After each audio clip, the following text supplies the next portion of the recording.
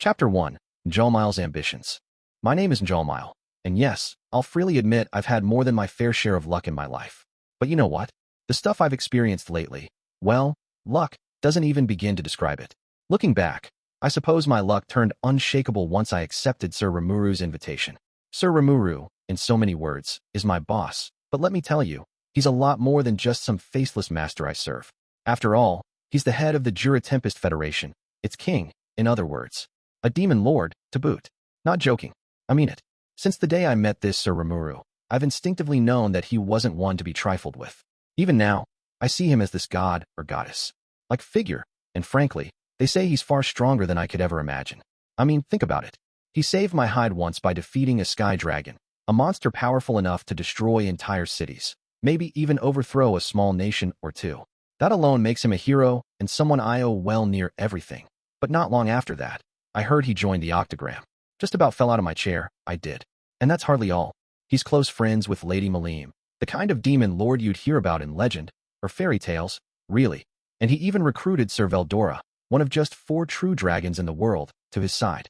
You know, I'm so exhausted from all these surprises that whenever I hear something new about him, it just makes me think, oh, neat, and that's all. But enough about Sir Rimuru. Let's get down to business. My principal ambition in life was to become a great merchant, one big enough that nobody would dare make light of me. I ran an enterprise in a small nation called Blumend, with another branch in the much larger kingdom of Inglesia. I became fairly well known in my field, and just when business was really starting to boom, I received a rather large-scale proposal. Fuse, the guild master serving Blumend, reached out to me, and that was how I wound up meeting Sir Rimuru for the first time.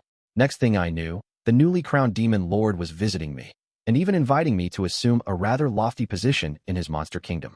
In essence, I'm now serving as Tempest's finance minister. My exact title tends to change pretty often, but the nature of the job doesn't. Basically, I take all the vast fortunes the kingdom accumulates and transfer them over to whatever department needs it, at my discretion. Back when I was still a merchant, part of the sales from my multiple businesses would come back to me as remuneration. From that I deducted investment purchases, labor costs, and what have you, and funneled what remained into my operating expenses. That was hard, but what I do now is hard in a different sort of way. The amounts of money I work with, I mean. My gross salary once upon a time was a proverbial drop in the bucket, or a drop in the ocean, really. As for what it is now, well, why hide it? It's 50 gold coins a month, and that's after taxes.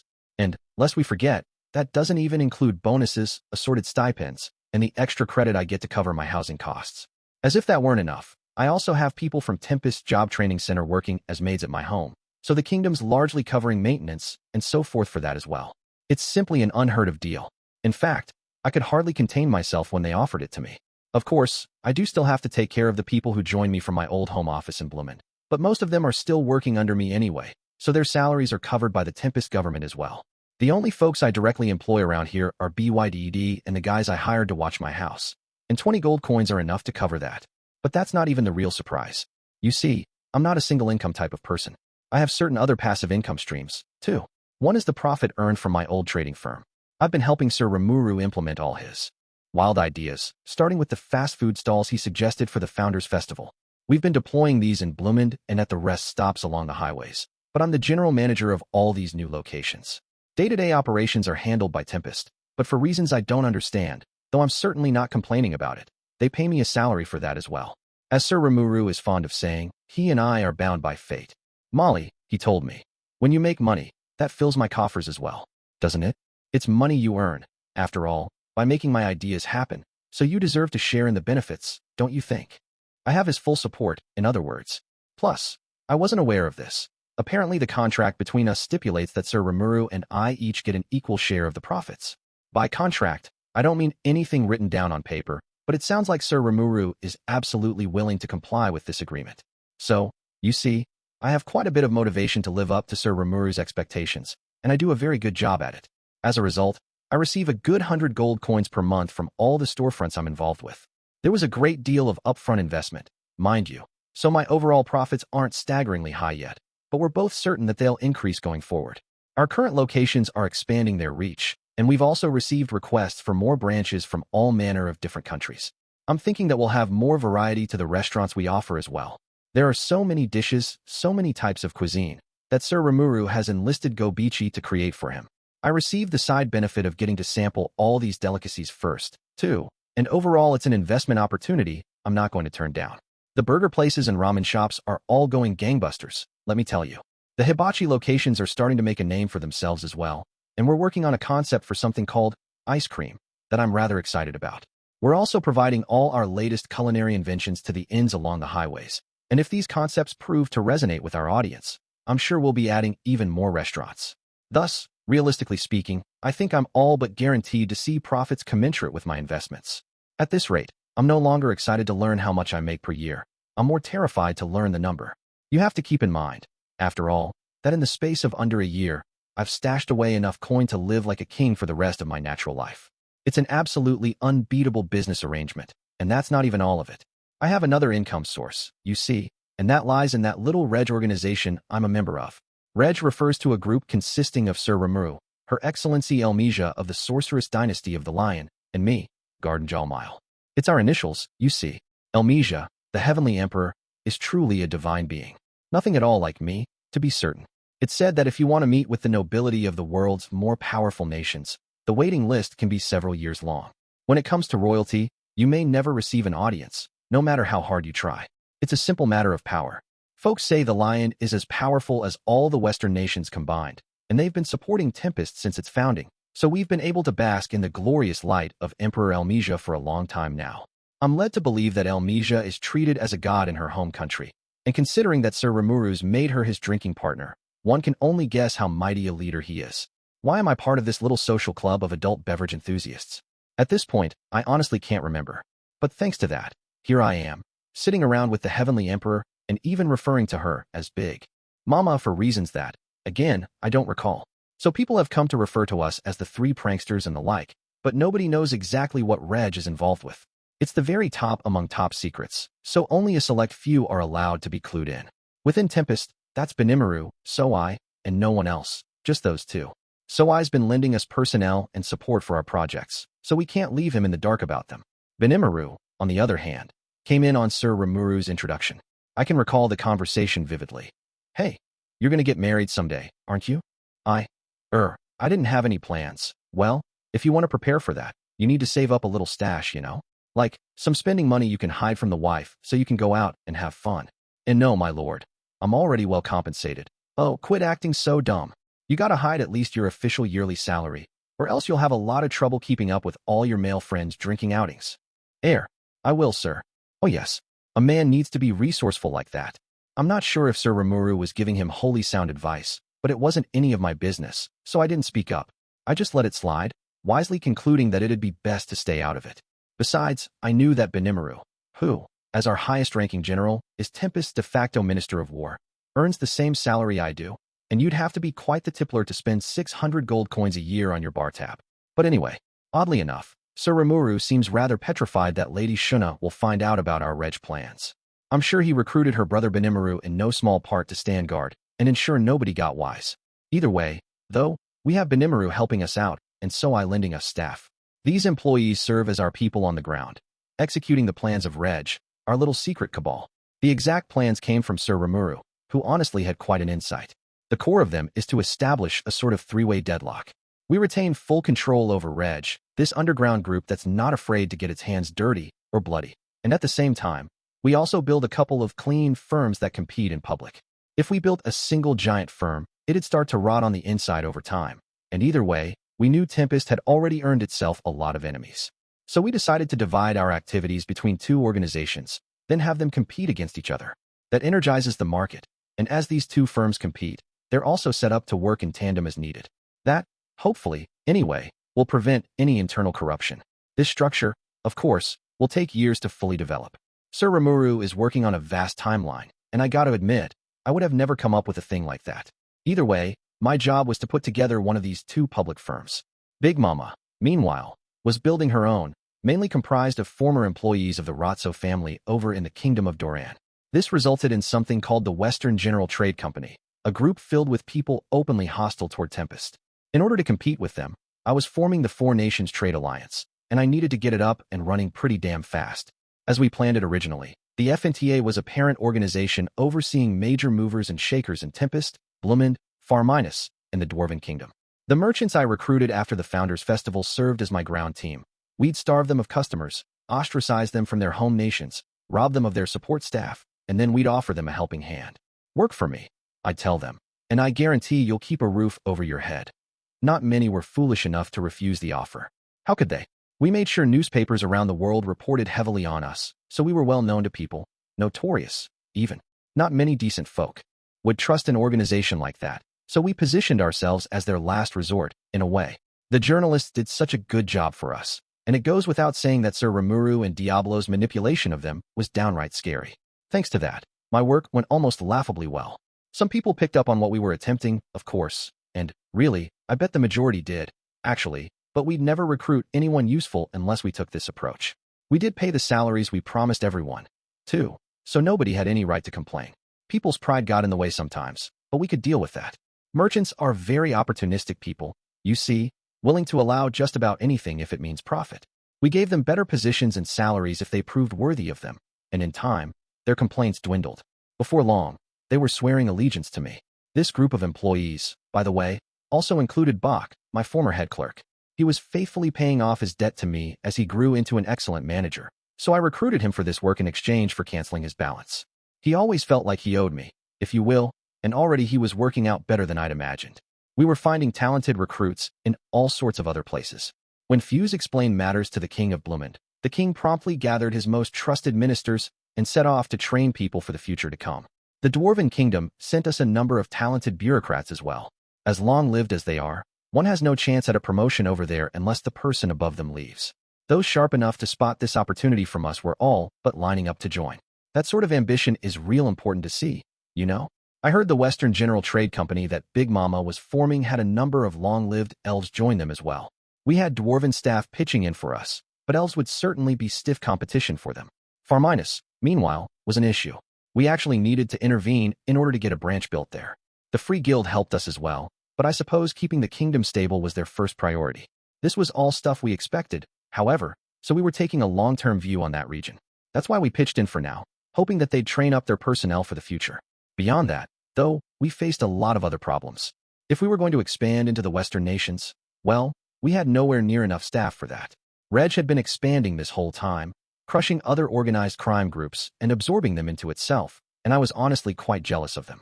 Those sorts of companies could get away with that, but what a company in the public eye needed was talented people you could rely on to get the job done. We're sending our recruits over to Tempest for education, but I'm afraid it'll be several years before we see them exercising their full potential. Besides, in my business, trust is everything.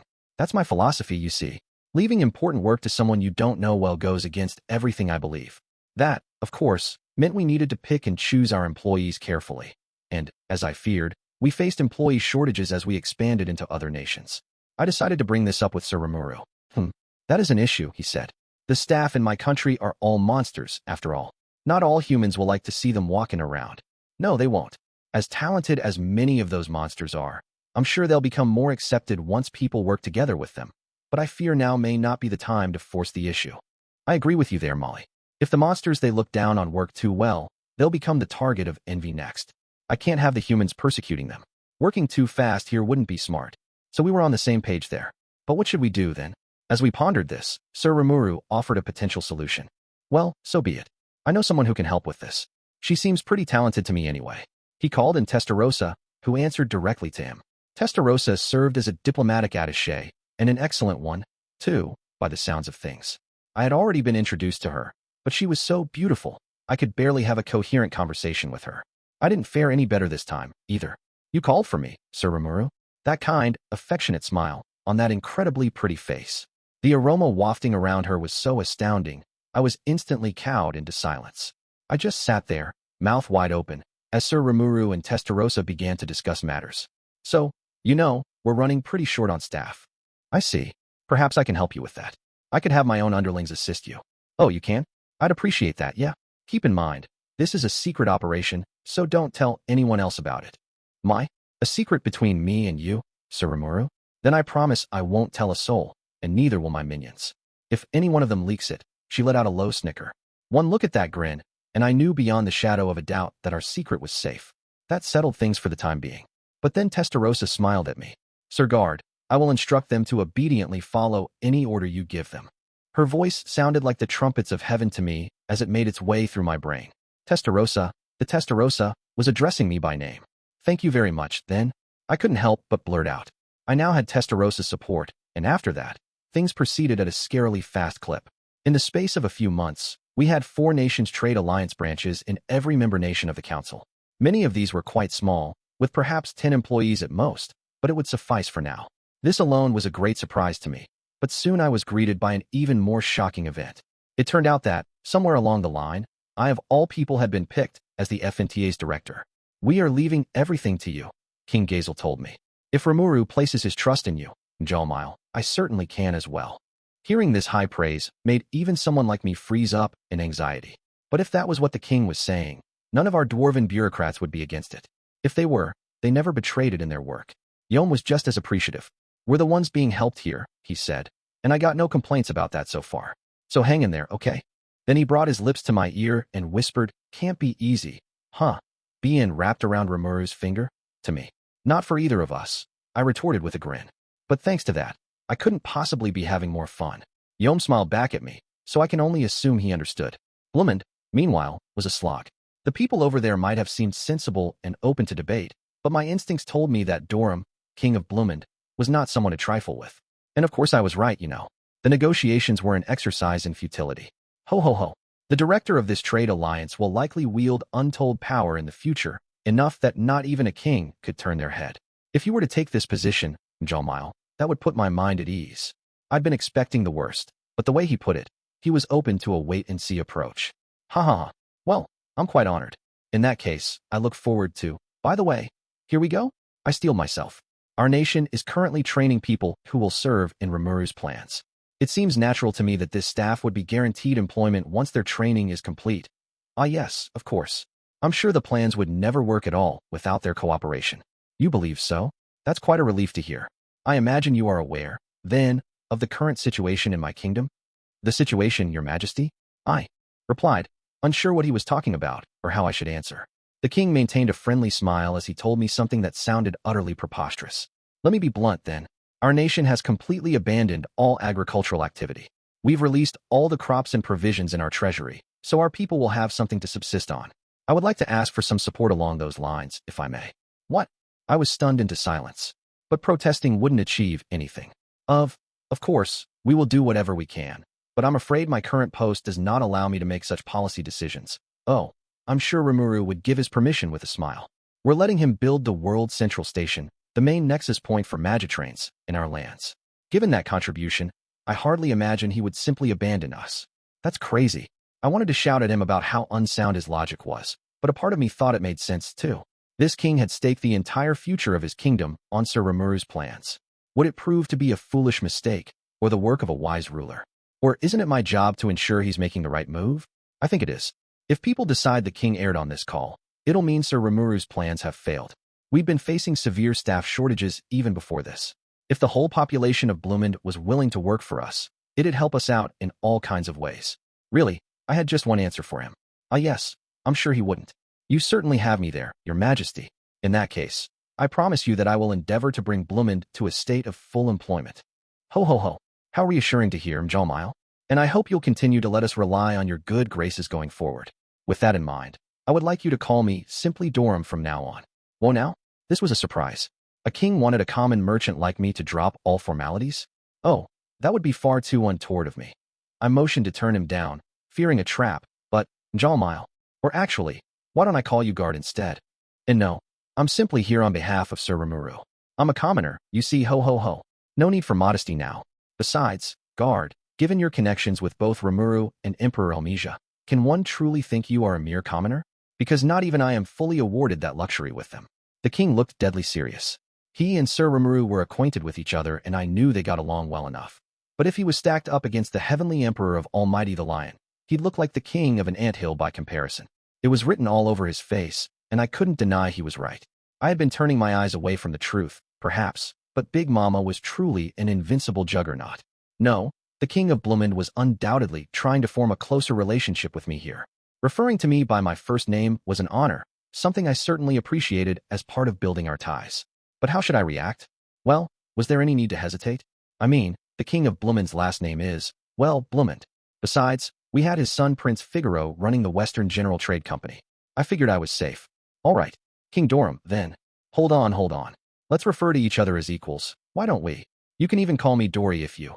And no, I'm afraid that's simply too off the wall. Or dangerous, even. You think so? I know so. Phew. But all right.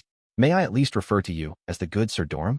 Carefully, I adjusted his title a bit, trying to satisfy his request. If someone saw this as too rude, I'd be deservedly thrown in the dungeon, but I trusted that wasn't going to happen. But Sir Doram just smiled back at me. Hee, you've made me very happy. Building such a close friendship with someone like you, guard, who has the Demon Lord's ear at all times, makes me feel more powerful than ever before. I look forward to continuing our relationship along these lines. Apparently, I was Sir Doram's friend now. I looked around the throne room, wondering if anyone was going to voice an objection to this. However, although the king had all his dour-faced ministers standing behind him, not one of them made a peep. In fact, they were smiling at me in relief. I could only take this to mean that Sir Doram was serious about all of it. He was investing everything he had into the Four Nations Trade Alliance, this multinational organization I was directing, really betting his entire nation on it, and on me. What an unbelievable gamble. Even I would have had trouble making such a momentous decision. Looking at it that way, the King of Blumend was truly one of the world's boldest figures. Yes, indeed, I look forward to building a long, fruitful relationship. And I'll try to prove to you that I'm not merely coasting on my lord's good name. With all the respect I could muster, I bowed to Sir Doram. After our meeting, I had some other practical business to handle in Blumend.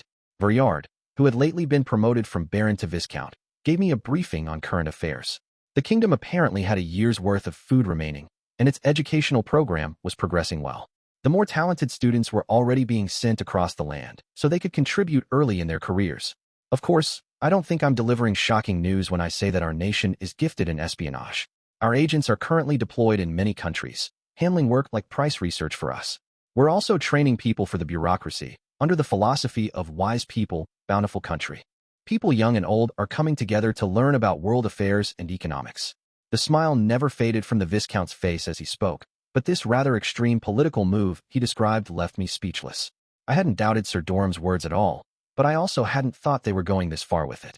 The king's subjects sounded just as resolved to this as he was. But I can't sit here acting shocked forever. Very well then. In that case, I will go over the current progress of our own plans. No point hiding anything. I went over all the stuff we were up to. First, the Magitrains. Development was proceeding well with them. We had laid tracks from the terminus in Dworgen through the plan station at FARAWAY. Construction had progressed to a point just a bit before Blumend in the middle. Crops and produce from FARAWAY were being sent to Dworgen, and there the Magitrains loads were replaced with industrial goods. These would get sent off to FARAWAY, which would take what it needed before the remainder moved on to Blumend, which needed to become a great hub for goods in time. Of course, I suppose sanitation and storage for food commodities will become important work in the future, then. Indeed it will. I'd also want to ask Blumend to work out where necessary goods should go, and who they should be sold to. Yes, naturally. I am stating as much to the employees we are deploying on the field. I had heard Verjard is friends with Fuse, but he's just as wily at the bargaining table, isn't he? And come to think of it, Sir Rimuru did tell me to watch for how sharp Verjard is. He certainly was right. Verjard's not someone I can let my guard down around. Excellent. So what are you doing with the land you're no longer raising crops on? We have plans underway for that as well. We've already procured the necessary land for World Central Station, which we plan to build near the capital. Most of the land around it will be left empty in all directions so the station can be more easily connected to the highway system. Oh, we also have land on the outskirts of the capital ready to serve as a logistical hub connected to World Central. You do? They were so well prepared, I didn't even know what to say. Soon, we were deep into frank negotiations, no longer trying to cow each other into submission. We in Tempest would provide a labor force to build the gigantic World Central Station and open a rail line to Dworgen. The plan was to then build new lines going to the Lion and Inglesia. As this was happening, we decided that Blumend would build an array of warehouses on the empty land they had prepared for us. Through this, we could already picture a future where Blumend was a vast, powerful industrial region. This would lead to a rise in land prices, no doubt, so it was vital that we secured the most favorable acreage urgently. Blumend was clearly going to become a trade hub in the future, and I planned to buy the best land possible before then. Now, I continued.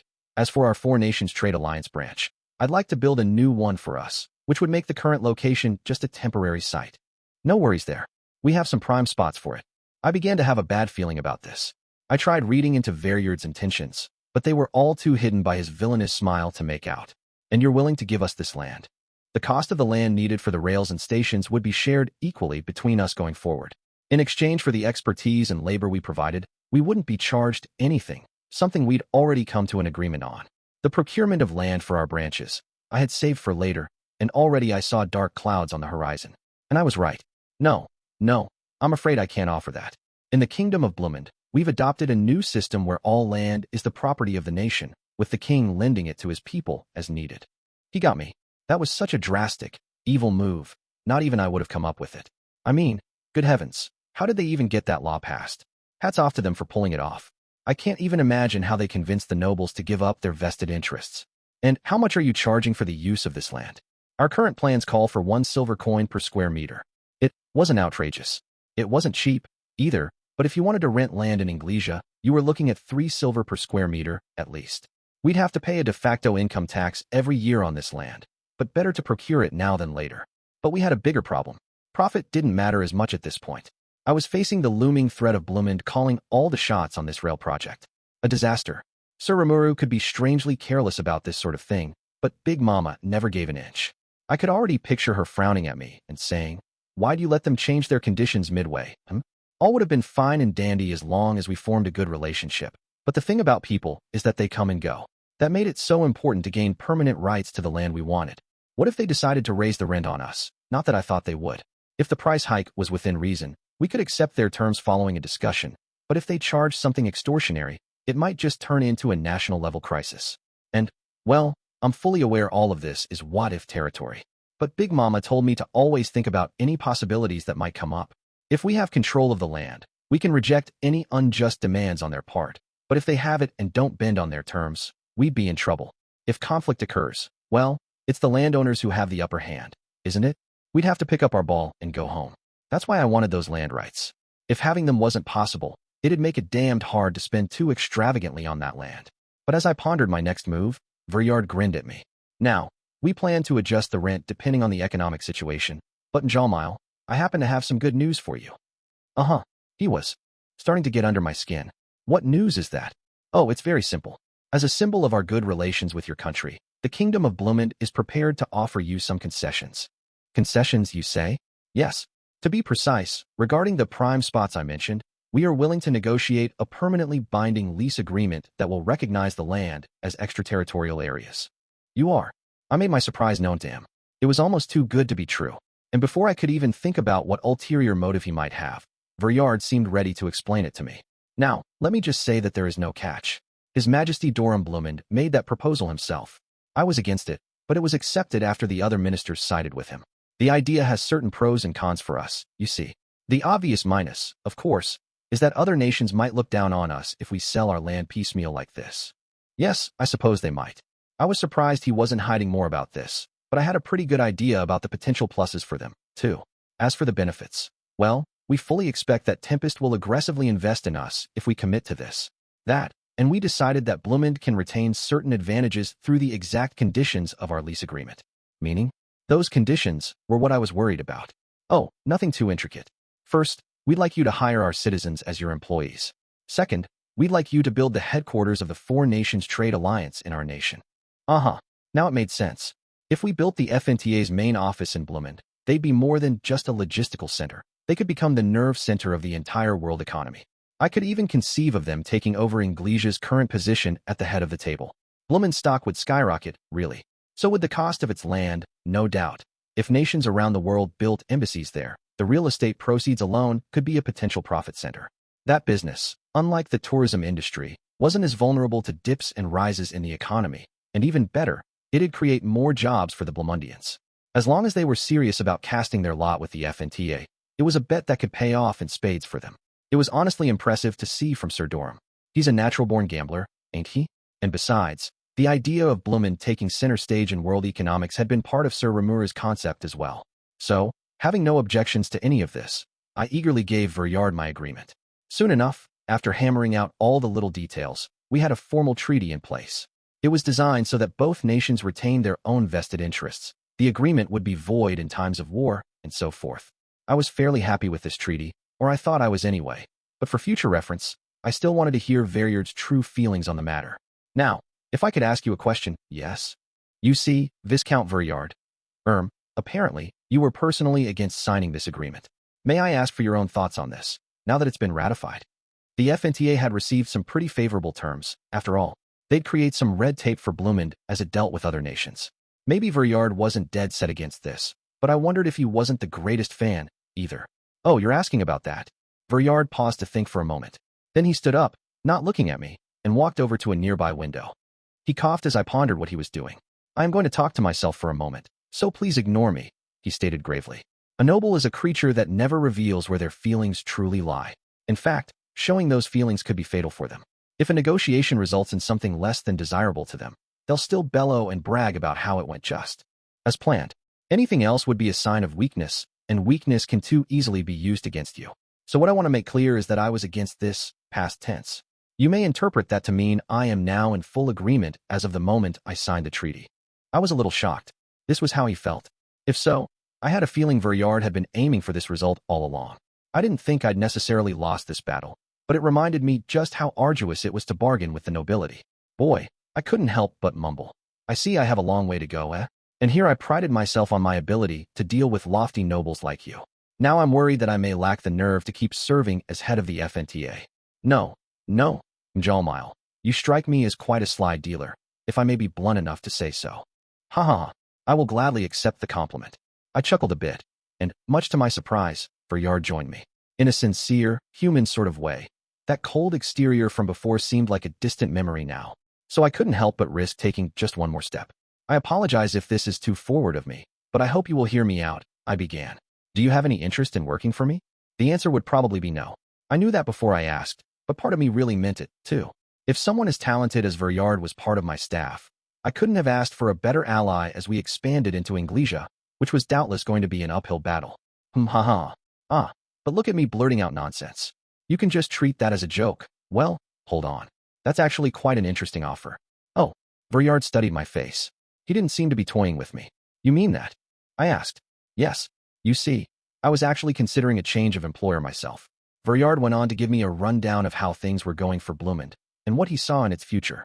As he reckoned, wise people, bountiful country was a double-edged sword. It'd provide peace and prosperity for the people of Blumend, but it could also weaken the position of the kingdom's nobility.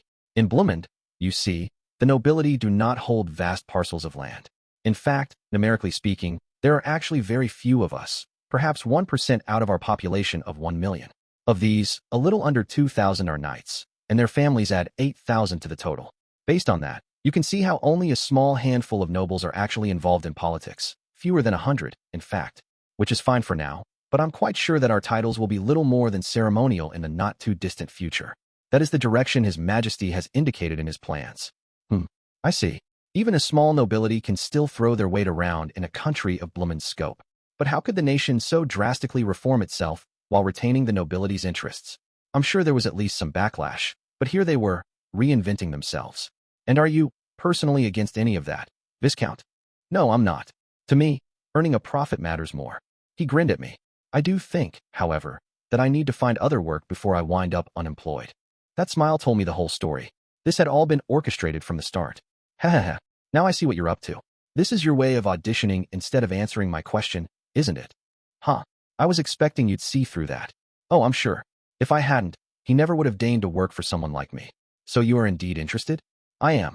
I would be delighted to work for you, MJÖLLMILE, but it would need to be strictly in an advisor role for now, if that works for you. Makes sense. He still has his noble title, so he can't make any major moves for a while yet. What I wanted most was Verriard's knowledge and experience anyway, so his serving as an advisor was just fine with me. Of course it does. Thank you very much for your open-mindedness. And thank you for the offer. We defiantly smiled at each other as we shook hands.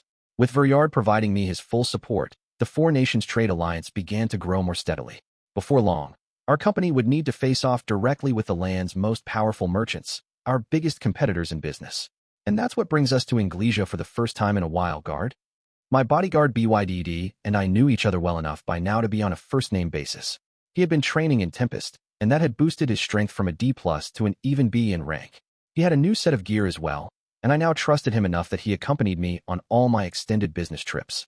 Gob Eamon was with me as well, of course, and by this point, he looked like a battle-hardened hero, one whose presence left people awestruck. He was easily an over A in strength, and I think he had even evolved into an ogre mage on me. An ogre mage? They were the stuff of legend, I'd been told, but Tempest was positively overrun with them. It was so absurd, I just accepted it as fact lest I lose my marbles. Right you are? I have a very important meeting today, and it will bring me into, slightly dangerous territory. Oh, sounds like you'll need me, then. Ah, come on, Gabiman.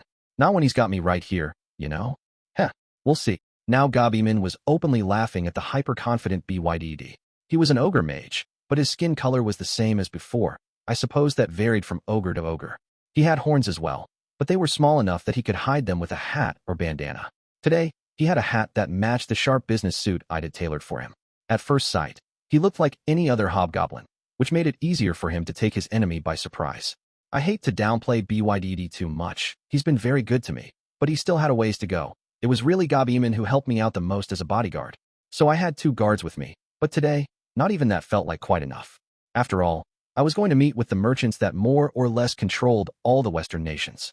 Not that I should have had cause for concern. Sir Rimuru, after all, knew about my plans for today. Whether our negotiations paid off or not, I knew I was as good as secure with him watching. Instead, I could sit back and be in my element. A meeting hall full of top businessmen and women from across the world, all here at my invitation. How much more exciting can it get for a man like me? And that, you see, is why I had myself and my guards dress in snappy business attire. A form of bracing ourselves for what's to come, kind of. So are we ready? BYDD and Gabiman briskly nodded. And so, stealing our resolve, we headed for the hotel hosting this conference. The automatic doors opened. May I have your name, sir? The man at the front desk asked with a refined, practiced gesture. MJÖLLMILE. My pardons, then. Just in case, would I be able to have a look at your personal identification?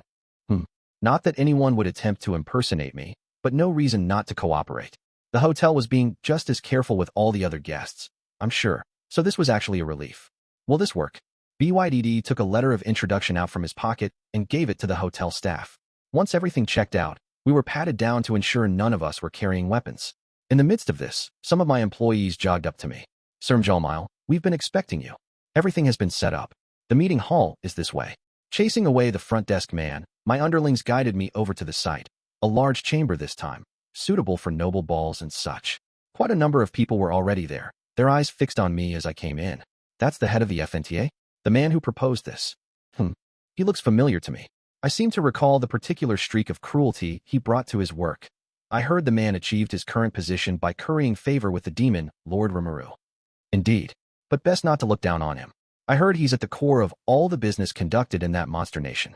He's taking in the smaller merchants who've suffered as a result, and now he's got a decent amount of power in the region. Who cares about some upstart like him? With the Rotso family out of the picture, I know King Doran has been positioning his kingdom for a potential comeback, but none of the other 5 elders have shown an interest in a takeover. It's over for all of them, I'm sure. Yes, and Prince Johann of Rostia was arrested by Inglesia's magical inquisitors. Nobody else is strong enough to restore their former glories. One story I heard was that Margrave Cider is in custody as well. Apparently, he was ordered to defend Inglesia, only to wholly abandon the request. He'll be lucky to see the outside of a cell ever again, let me tell you. So whoever can seize the initiative at today's meeting can expect to wield enormous influence in the next generation, then? Not that I'll hand that throne to any of the other attendees. And especially not a mob of country folk like the 4 Nations Trade Alliance. But Tempest is nothing to trifle with. No, it is not. Their fighting power is formidable, and one of their diplomats, a talent by the name of Testarossa, has all but seized the council for her own. Well, let's just see what they bring to the table. Absolutely. If that man proves to be talentless, we can step right in and take over his position. Simple. And what demon lord wouldn't pick the most powerful candidate for the job? I'm sure this one will as well. They weren't even trying to be secretive about this. I could hear the excited rumor-mongering from all across the chamber. Everyone was intensely curious about whether I had the acumen to back up my reputation, talking loudly to ensure all their frank opinions reached my ears. And who could blame them? I had far more than Rotso's former allies here today. I even had some crime lords from around the world, each with an iron grip on their local underground mobster activities. These were the kind of people who held a monopoly on the world's fortune, the kind of lofty leaders who'd normally never confer with each other. Indeed, the kind I'd never gained an audience with back in the day. The fact they were in on rumors about the 5 elders showed just how vast their network spread. These were the sort of people who'd spent their lives constantly outwitting and outfoxing their competition. Their greed was endless. Ratso's decline didn't scare them. They all saw it as an exciting new opportunity. I braced myself once more. I couldn't let my guard down for a moment around these guys. In the midst of this furor, someone decided to directly address me. Well, look who's here. MJÖLLMILE, huh? You've sure gotten too big for your britches, haven't you? Not even gonna say hello to me. Gay. This was Alecchio, bodyguard of Don Gabbana, a huge man in the prime of his life with equally huge muscles. He was clad in full-body leather armor that made him stick out like a sore thumb at this event, not that anyone dared to bring it up. They'd have been foolish to. Alecchio, after all, was a retired A-ranked adventurer with such a reputation for sheer violence that nobody in organized crime wasn't aware of him. We were acquainted, of course, although given the choice, I'd have preferred never seeing him again in my life. He's like a ferocious beast, is the only way to put it, one who's constantly starving and stalking his prey. Ever since I met him as a young man, he's been constantly pestering me for food and money and such. I'd like to yell at him about it, but he's a living personification of brutality, you know. And even worse, he's got Don Gabbana behind him. A towering figure, of noble blood despite not owning a title, and someone not even the Inglesia royal family can hope to defy. When Alecchio went too far one day and killed this wannabe street enforcer, the military police wrote the whole affair off as a suicide, and ever since then, nobody's even thought about crossing that maniac. I was certainly not going to rattle my saber against Alecchio, not when I was supposed to be discussing economics. As the man convening this meeting, I had to weave my way through this situation, even if I came out of it looking bad. So, with a smile, I faced up to Alecchio. Well, if it isn't Alecchio. What a surprise to see you in a place like this. Huh? Who said you could talk to me like that? You really have gotten cocky while I wasn't paying attention, huh? Oof. Scary. Alecchio wasn't raising his voice, but the sheer intimidation resonated down to the pit of my stomach. I almost wanted to pee myself, I tell you. People call me the Emperor of the Underground over in Bloomend, but faced with the real thing like this, I was reminded all over again just how low on the ladder I really am. Hey Alecchio, this is supposed to be a happy event for us all, okay? Maybe you could talk this over later. BYD was just as awed by him. I guess he knew about Alecchio, and that knowledge made him quake in his boots. Not that I'm one to talk. If anything, I was impressed BYD dared to speak to him. I don't think he ever tried opposing him in the past. Still, I can't say it was his best idea. And who the hell do you think you are? Thinking you can just step up and address me. Who gave you permission for that? Huh. Now his ire was pointed squarely at my bodyguard. Just as I'd thought, Alecchio had no memory of BYD. I doubt he saw him as anyone worth remembering anyway. Someone as small-time as BYD trying to speak to him was probably an unforgivable affront in his mind, and even if it wasn't, it certainly did little to improve his mood. Back in the day, I would have paid Alecchio some coin and shooed him away. That wouldn't work today.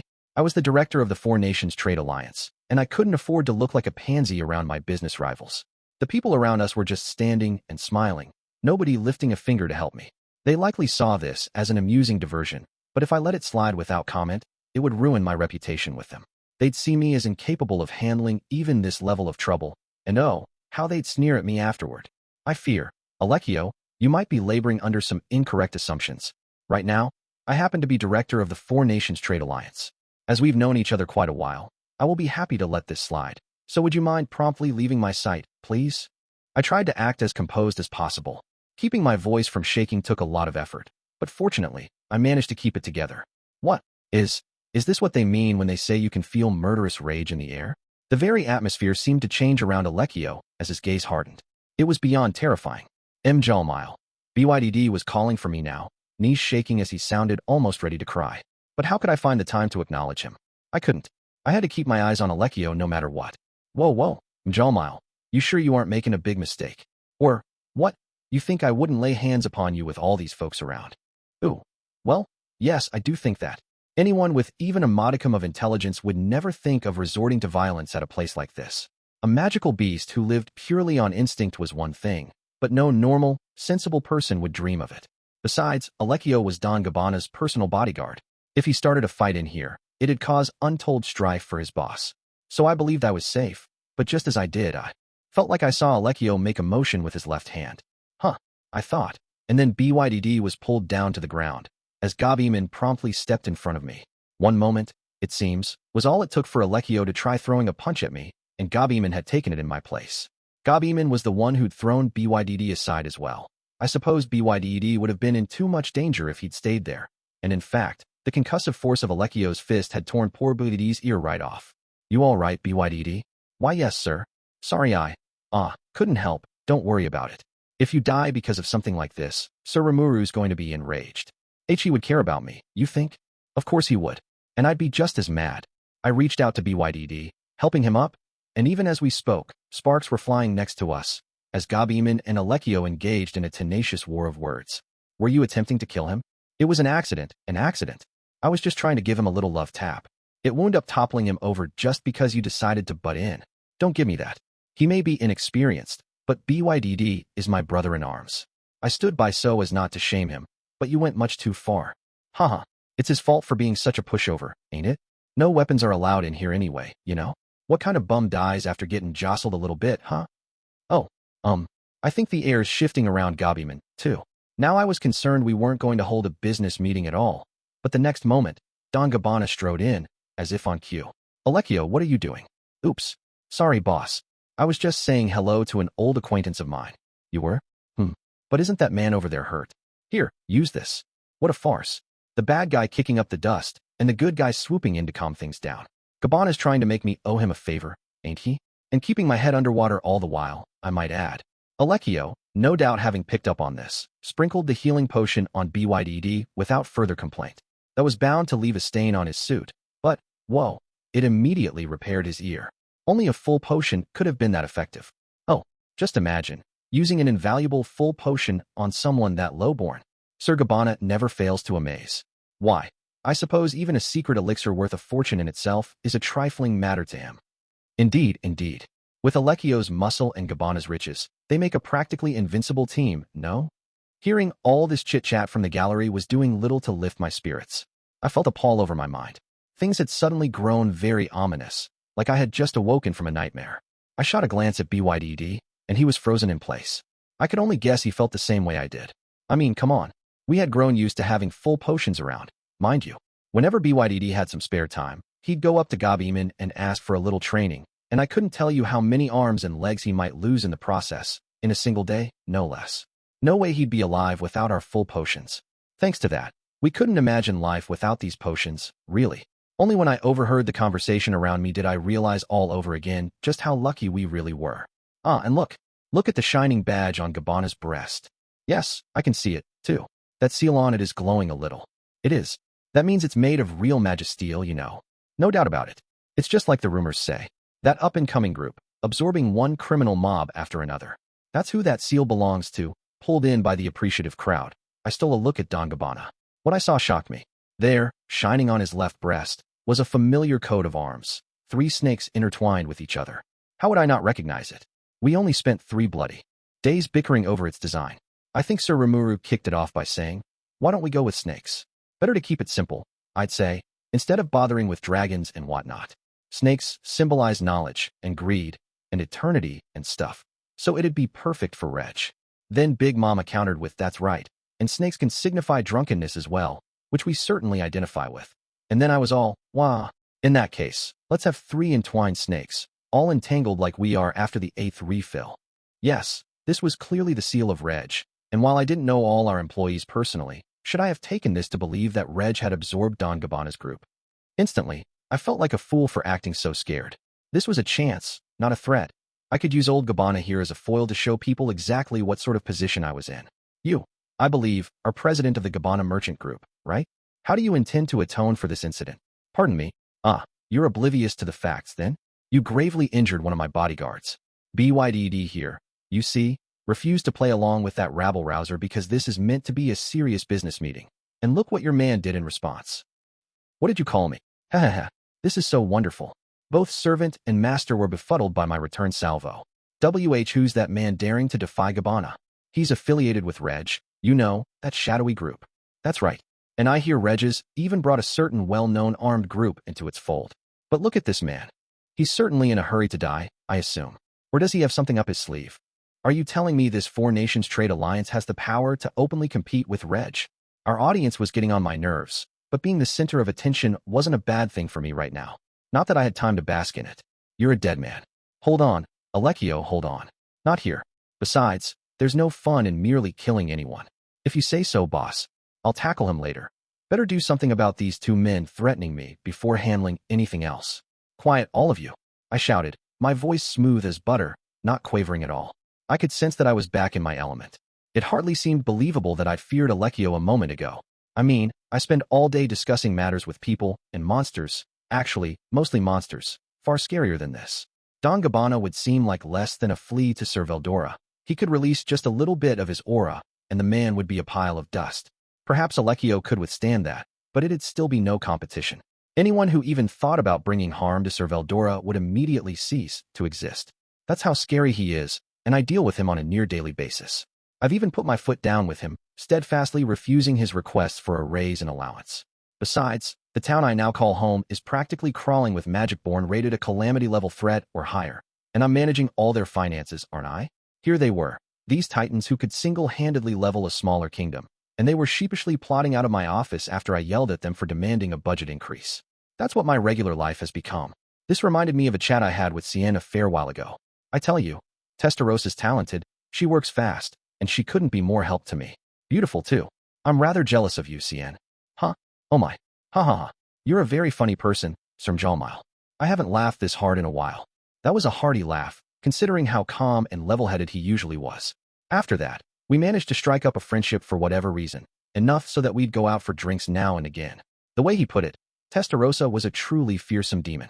I suppose she doesn't let on much with me. She's usually so elegant, with that lovely soft smile, so I never thought of her as scary at all. But I knew all about the events leading up to her takeover of the council, so I always tried to be prudent in my behavior. Sexual harassment is a crime. That's one of our office's slogans, you know. Regardless, I say all this to show that I have numerous kinds of crazy and amazing people constantly knocking on my door. Now that I'd recalled that, I had no reason at all to fear Don Gabbana or Alecchio. You damned. Both of them were fuming, faces red with fury, but I couldn't have cared less. And I think even BYDD was picking up on this reality, too. Hey, look, MJÖLLMILE'S too much of a gentleman to say it, so let me spell it out for you. You better not talk to him like that, okay? Because I'm one thing, but he's the sort of person you'd never dream of speaking to that way. Look at him, egging them on. But the entire room's eyes were on us now. We had the perfect stage. Let's take Don Gabbana down and establish exactly where I stand around here. I flashed the room a bold smile. I'm not exactly useful in a fight, but I get a lot of compliments about how threatening I can make myself look. Yes, BYDD is exactly right. Perhaps I shouldn't have let things slide at first. Indeed, perhaps I should have given you the discipline you needed from the start. You're absolutely correct, MJÖLLMILE. Then I wouldn't have had to take his abuse and get my sodding ear talked off. Indeed, sorry about that. So again, how should we settle this, BYDD? How about we start by receiving an apology, huh? Maybe we can reconsider if they show us the right attitude. Fair point, yes. So, Alecchio and Gabbana. If you apologize right now, I will pretend none of this happened. But if you insist on stirring the pot with me, well, that changes things, doesn't it? Because by my name as Guard MJÖLLMILE, Finance Minister of the Jura Tempest Federation and Director of the Four Nations Trade Alliance, I promise you that I'm not afraid to fight. So what'll it be, you two? I tried to grandstand as much as possible. Their faces stiffened. God damn you. Hold on, Alecchio. Calm down. I think there might be a misunderstanding at work here, but if we did something to anger you, I will gladly apologize. You said your name was Guard? Guard. I mean, Sir MJÖLLMILE. Don Gabbana didn't like being corrected like this one bit. But so what? I'd already beaten him. This meeting hall was full of powerful merchants, supporting the financial fortunes of Inglesia and many other nations. And now, in front of all these power brokers, Don Gabbana had to acknowledge who I was. I suppose he expected me to back down long ago, but he'd have to be disappointed. He was staring me down, his snake-like eyes full of murderous rage, but I wasn't scared in the slightest.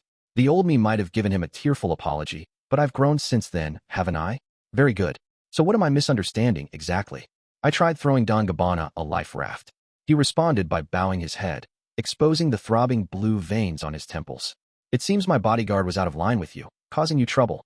I think he was a little too excited for his own good. So if you could overlook his behavior for me, pardon? You think you can just smile and say sorry after seriously injuring someone? My man BYD here suffered the shame of having his ear torn off, you realize? Yes, and I provided a potion so I tried to scoff as loudly as I could. And you think that cheap drug can smooth all this over? That tells me all I need to know about you. Sir Rimuru, worrywart that he is, provides me with enough full potions that I actually carry several on my person as a habit. They were cheap to me. That much was no lie. So I kept going on the offensive. Indeed, if that's all the talent you have, I don't think. You have what it takes to join the vast project I plan to propose. Leave this chamber at once. My thunderous voice made Don Gabbana wince. Then, in a cold, penetrating voice, he rumbled, "I hope you don't regret this," softly, so only I heard it, and took Alecchio out of the meeting hall. Complete victory was mine. The hall was deathly quiet, but the moment Don Gabbana disappeared from sight, cheers erupted. Some for me, some not as much. The common sentiment, I'm sure, was that nobody expected someone like me to kick Don Gabbana out of this event. While I had people's attention and momentum was on my side, I decided to go right into my opening statement. I followed it by revealing the make Bloomend a logistical hub plan Sir Rimuru and Veryard had discussed with me, successfully earning the interest of most of the audience. Interest, yes, but I didn't expect anyone to volunteer to join our plan right this moment. The reason was simple. I had just picked a fight with Don Gabbana, one of Reg's most public faces, and I'm sure they all expected a hitman would rub me out soon enough. If the main organizer was gone, well, they could all aim to become his successor afterward. And besides, if the core of this plan was no longer breathing, the entire project itself was in danger of collapsing. It was nothing the merchants here would jump into that easily, I suppose. But that actually worked in my favor. Simply surviving today built people's trust in me, after all. Plus, I was publicly pitting myself against the Reg, and given that I was the G in that acronym, victory was all but guaranteed. So I gave them my pitch as fervently as I could, and saw my audience react with just the kind of excited enthusiasm I was hoping for. The next morning, as we left our hotel, we spotted a carriage parked nearby, painted entirely black. Pretty gutsy move. This was a public place, you know. Get in. Alecchio growled at us. I grinned back at him as I climbed up, BYDD and Gabiman leading the way. You sure got guts, you know that, he said, blustering as he hopped in last. But he sounded like nothing but a sore loser to me. So where are we going? Somewhere good. Enjoy the trip. It'll be your last. Alecchio said no more to me after that, so I followed his lead as the wagon clattered on. We reached our destination after around 20 minutes. Judging by the distance from the hotel, we were likely in the city's more affluent neighborhood, just as I thought. I breathed a sigh of relief. If I had been taken into Don Gabbana's territory, that would have been cause for at least a little distress, but now there was nothing to fret about. No, we were at the location the Sons of the Veldt used as their Inglesia headquarters. I had assisted with its renovation, so I knew the site well. Okay, get out. You've got people more fearsome than you could imagine waiting for you. I can't wait to see you piss your pants as you grovel for your life before them. I turned a piteous eye on the ranting Alecchio. Honestly, I felt a little bad for him. Hold on you. Why were you looking at me like that? Well, fine, I'll tell you. After all, it'd be over for him soon. After all what, you bastard? What are you talking about? Even Alecchio had sensed something off about my attitude. I saw a little bit of concern on his face, even. Several men were milling about in front of the building before us. They ran up when the carriage stopped. Alecchio, one of them said, I have a message. What? We have some pretty high leadership waiting down below. High leadership? The Seven Blades. No, higher. Don't tell me the elders from the Sage Cabal are here, or the shadow forces of the Dark Sky Horde. These leaders are serving as guides. The three bosses then? Alecchio sounded pretty surprised, but I had never heard of any of these groups, so I couldn't imagine who they referred to. I inferred. They were all part of the Gabbana family, and probably new recruits, too. Not even I have a full grasp of all the groups Reg now has under its umbrella, which is partly why we end up with unhappy events like these. But it's not like the Western nations had this many powerful gangs in the first place. We've already guided Gabbana inside. Right? Let's go. So Alecchio, looking more tense than before, took us into the building. We were going into the basement, and it was actually quite luxurious down there.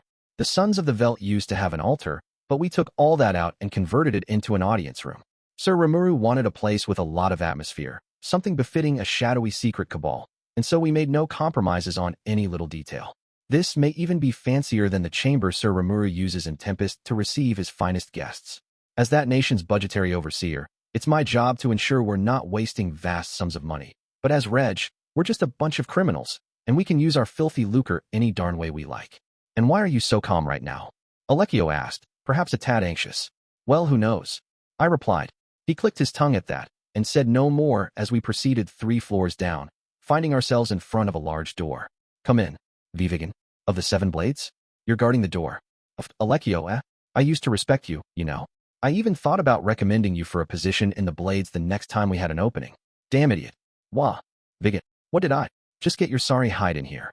Vigan glared at Alecchio's servants. And all of you, wait here for me. I'm only letting Alecchio and our guests in. That was valid. Best to keep the number of people who knew I was one of the bosses to a minimum. I silently followed his orders. Here we go, Alecchio said as he came in, the rest of us following. Viggen joined us at the rear, closing the door behind him. This door was magically enhanced, ensuring no conversations leaked out of this room. No matter what happened in here, no one on the outside would ever know. Despite being so deep down, the room was filled with dazzling light, the flames from an untold number of candles dancing around us. The candles were key, Sir Rimuru insisted, even if magic would be far easier. That kind of extravagance, he said, only adds to the allure. There were no real dividing walls down here, so it was more of a vast chamber than a room, really. That was why it could work as an audience chamber, but as a rule, only our top leaders ever went inside. In other words, the sort of people who knew my real identity.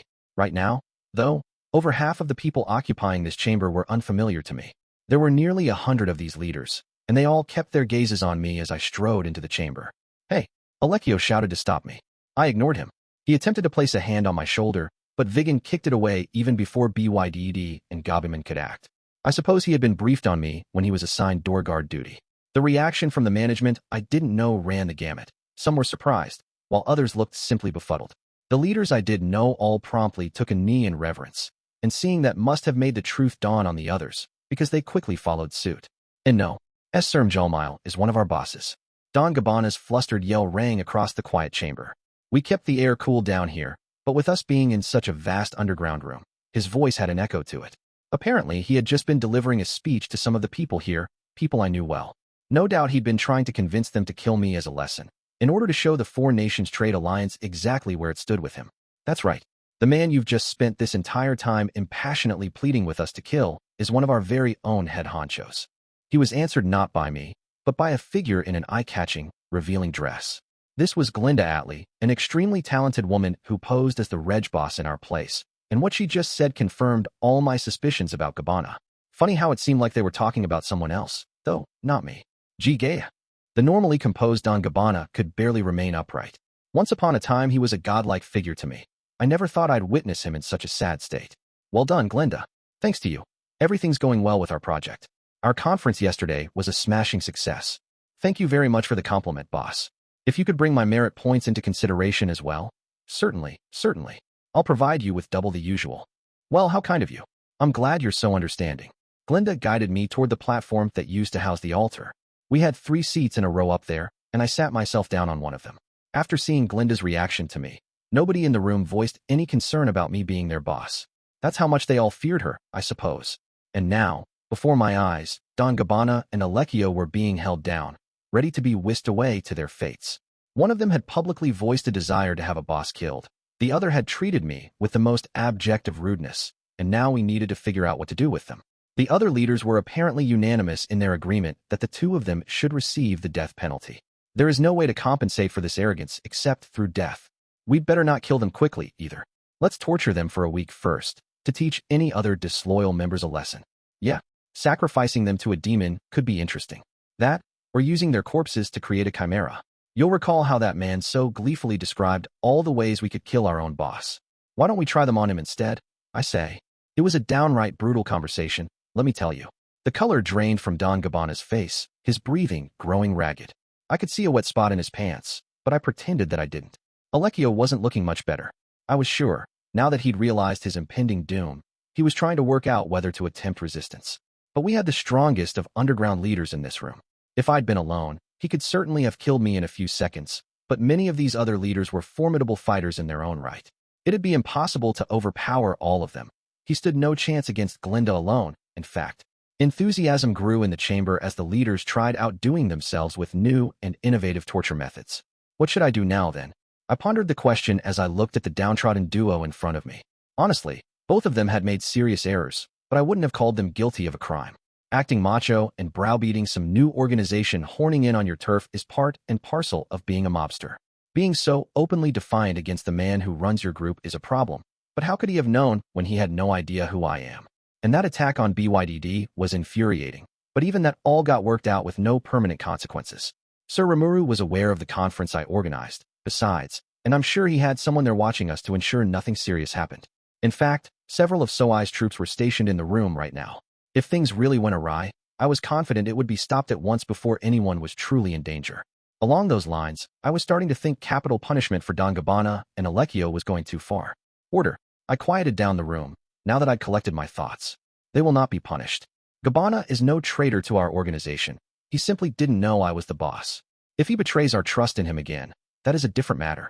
But I am going to overlook this particular event. I was still annoyed about a lot of things, but I needed to restrain myself. That was my decision, but not everyone was for it. You're being too lenient. It'd be a terrible precedent to set. This was greeted with applause from many people. Boss, one of the extremists in the room said, don't tell me you're an amateur in this field. Because to lifers like us, saving face is more important than almost anything else. If you let people screw around with you like this, nobody's going to want to serve you any longer. Indeed, some of the group were starting to openly question my authority. I didn't mind dissatisfaction about the decisions I made, but I really couldn't have this. Whoever said that just now, come forward. A young man took a step toward me, a fearless look on his face. This is Yang from the Black Nails. We fought together in the same mercenary army before, and I can affirm that he's a stern, severe man who never shows mercy to his enemies.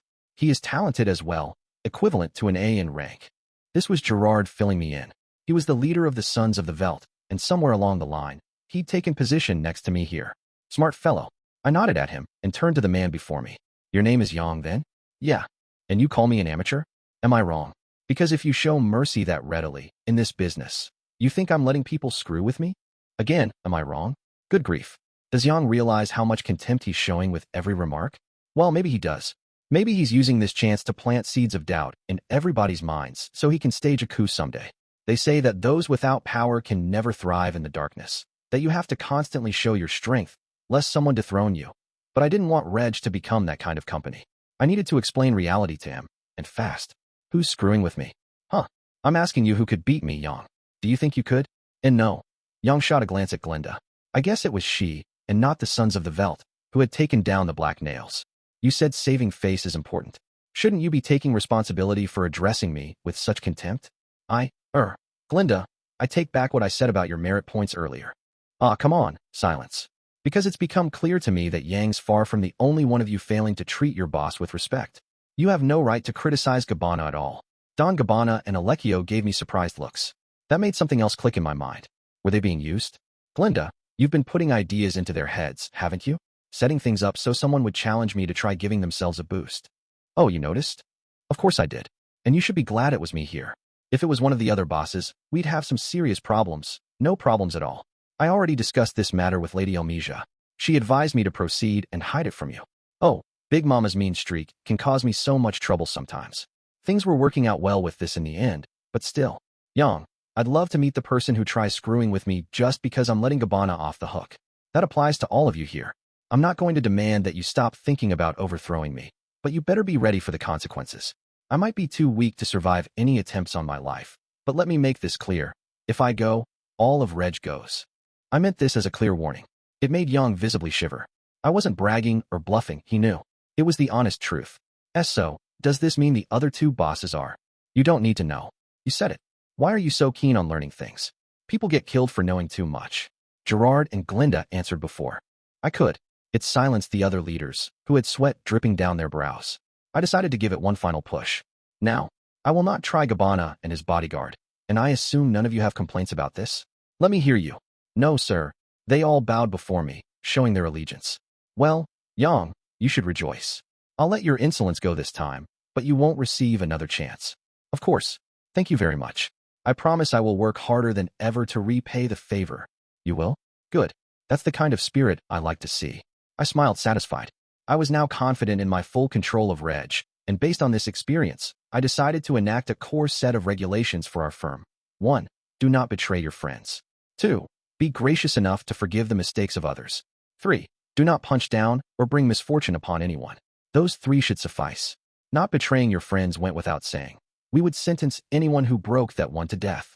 Forgiving others' mistakes was trickier, but we were positioning Reg as a last resort for people who were down on their luck. We weren't going to receive the cream of the crop, in other words, so I was asking our people on the ground to try and make up for any errors. Nothing was going to change unless the higher-ups carried out systematic reform, and I wanted to get this nailed down now, while all the top managerial staff were in one place. Finally, rule number 3 was the most important one. Reg was going to be an amalgamation of all the big forces in organized crime, but if we constantly tried pulling each other down, we'd never be able to take on our public merchant competition. I'm sure some people had made a lot of money with that approach, but going forward, it was completely prohibited. I wanted everyone here to realize that we wielded far more influence than before, and that meant we had to contribute to society in a fair way. We weren't a lawless mob. We were a chivalrous group, one that helped the weak and crushed the powerful. That was my wish, and it was Sir Rimuru's, too. Given our underground position, we certainly couldn't whitewash everything we got involved in like that, but I didn't want us to abandon our pride. If the top management is corrupt, the guys at the bottom have no way to defy them. That applied to me as well, and I wanted to be sure I didn't forget it. I know it's hard to change your ways immediately, I said to wrap things up, but you should see these as the rules Reg expects you to follow. Give our younger kids time to learn. They need to know there's more than one way to survive out there. The leaders meekly pondered this. They were used to doing all kinds of dirty things. It was impossible for them to change their thought processes that quickly. But with the right use of my, or, really, Sir Rimuru's, authority, I didn't think it was impossible. I suppose this is silencing the opposition with my power, but I'm dealing with people who believe that power is everything, so I think it's the right move to make. Hopefully it'll help foster change in everyone else, too. So the Gabbana family was set to be dismantled, its members reassigned to other organizations. Gabbana would be treated as my personal advisor. He'd work at our Bloomin' headquarters under a different identity. He was good with financial matters and certainly talented in other ways as well, so I'd hate to leave him idle. I decided to let him oversee our Magitrain project, which was a constant, aggravating thorn in my side. It's really Sir Rimuru's fault.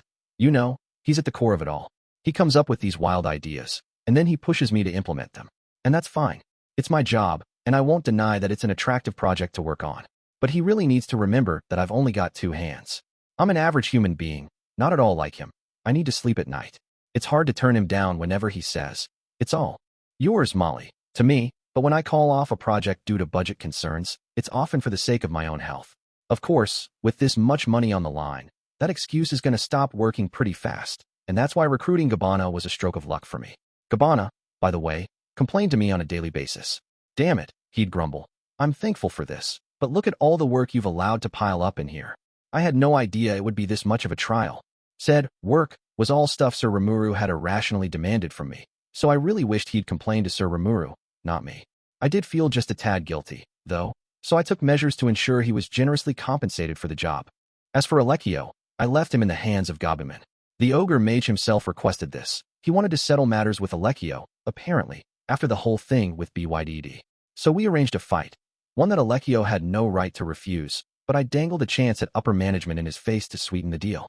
It ended, as you'd expect, with Gabuman dominating. Do you understand now? You're always going to find someone stronger than you. And even I would be considered merely above average in my homeland. Strength is not something to show off. It is hidden within your heart. It must be used for just causes, to protect the things you must never give up. That is what I was taught, and it is not too late for you, either. You ought to take this moment to reevaluate yourself. I'd like to think that speech, plus the trouncing he received, opened Alekio's eyes a little. And I was right. Soon he was volunteering to serve next to Gabuman. So things ended rather quietly for the 2 men who tried picking a fight with me. But we announced something quite different to the general public. We needed to leverage Reg to give the 4 nations trade alliance the flashiest debut possible, but we also needed to find some happy compromise to keep Reg from losing face in the process. Thus, for starters, we took the mansion we had purchased to serve as the FNTA's Inglesia branch and blew it to cinders. All the staff was evacuated in advance, but the fallout led to a lot of gossip among the general public. That, and the journalist Diablo introduced me to wrote some truly wonderful coverage for us. They portrayed Reg as this fearsome, ominous entity, while singing my praises as someone who can't be intimidated. And why would I bow to mob activity like this? I'm the finance minister of Tempest, for goodness sake. The breakup of the Gabbana family made for big headlines as well. And between all the coverage, I think we got across to people that the FNTA is a lot bigger than they thought. On top of that, we spread rumors that Reg and the FNTA had declared a truce to rest and regroup their forces. This theory came to be generally accepted by the public, and with that, the whole thing was over. So that was how we safely got the FNTA off the ground. But looking at the earnings reports from our branches, even I was left speechless. Between you and me, these branches were earning the equivalent of several dozen gold coins an hour. More than my yearly salary as a Tempest minister in the space of one day, I suppose. In the eyes of the public, I was earning more in an hour than most of them could expect to make all year. By the way, we also gave Rimuru and Soai payment for their services helping Reg, I think around 50 gold coins per month. Soai's agents working directly for Reg were earning vast amounts more, though, and all their necessary expenses were covered, too. The same went for Glinda and Gerard, the people we had posing as bosses. A boss needs a lavish lifestyle, after all, or else their associates will get suspicious. Finally, we also receive compensation from our respective governments. Essentially, Big Mama, Sir Rimuru, and myself were each entitled to 2% of the profits. This was paid yearly, but even now, my account was growing at a shocking pace. I consider myself a lucky man. Yes, but this lucky? It's all so scarily unreal to me. But my ambitions don't end here.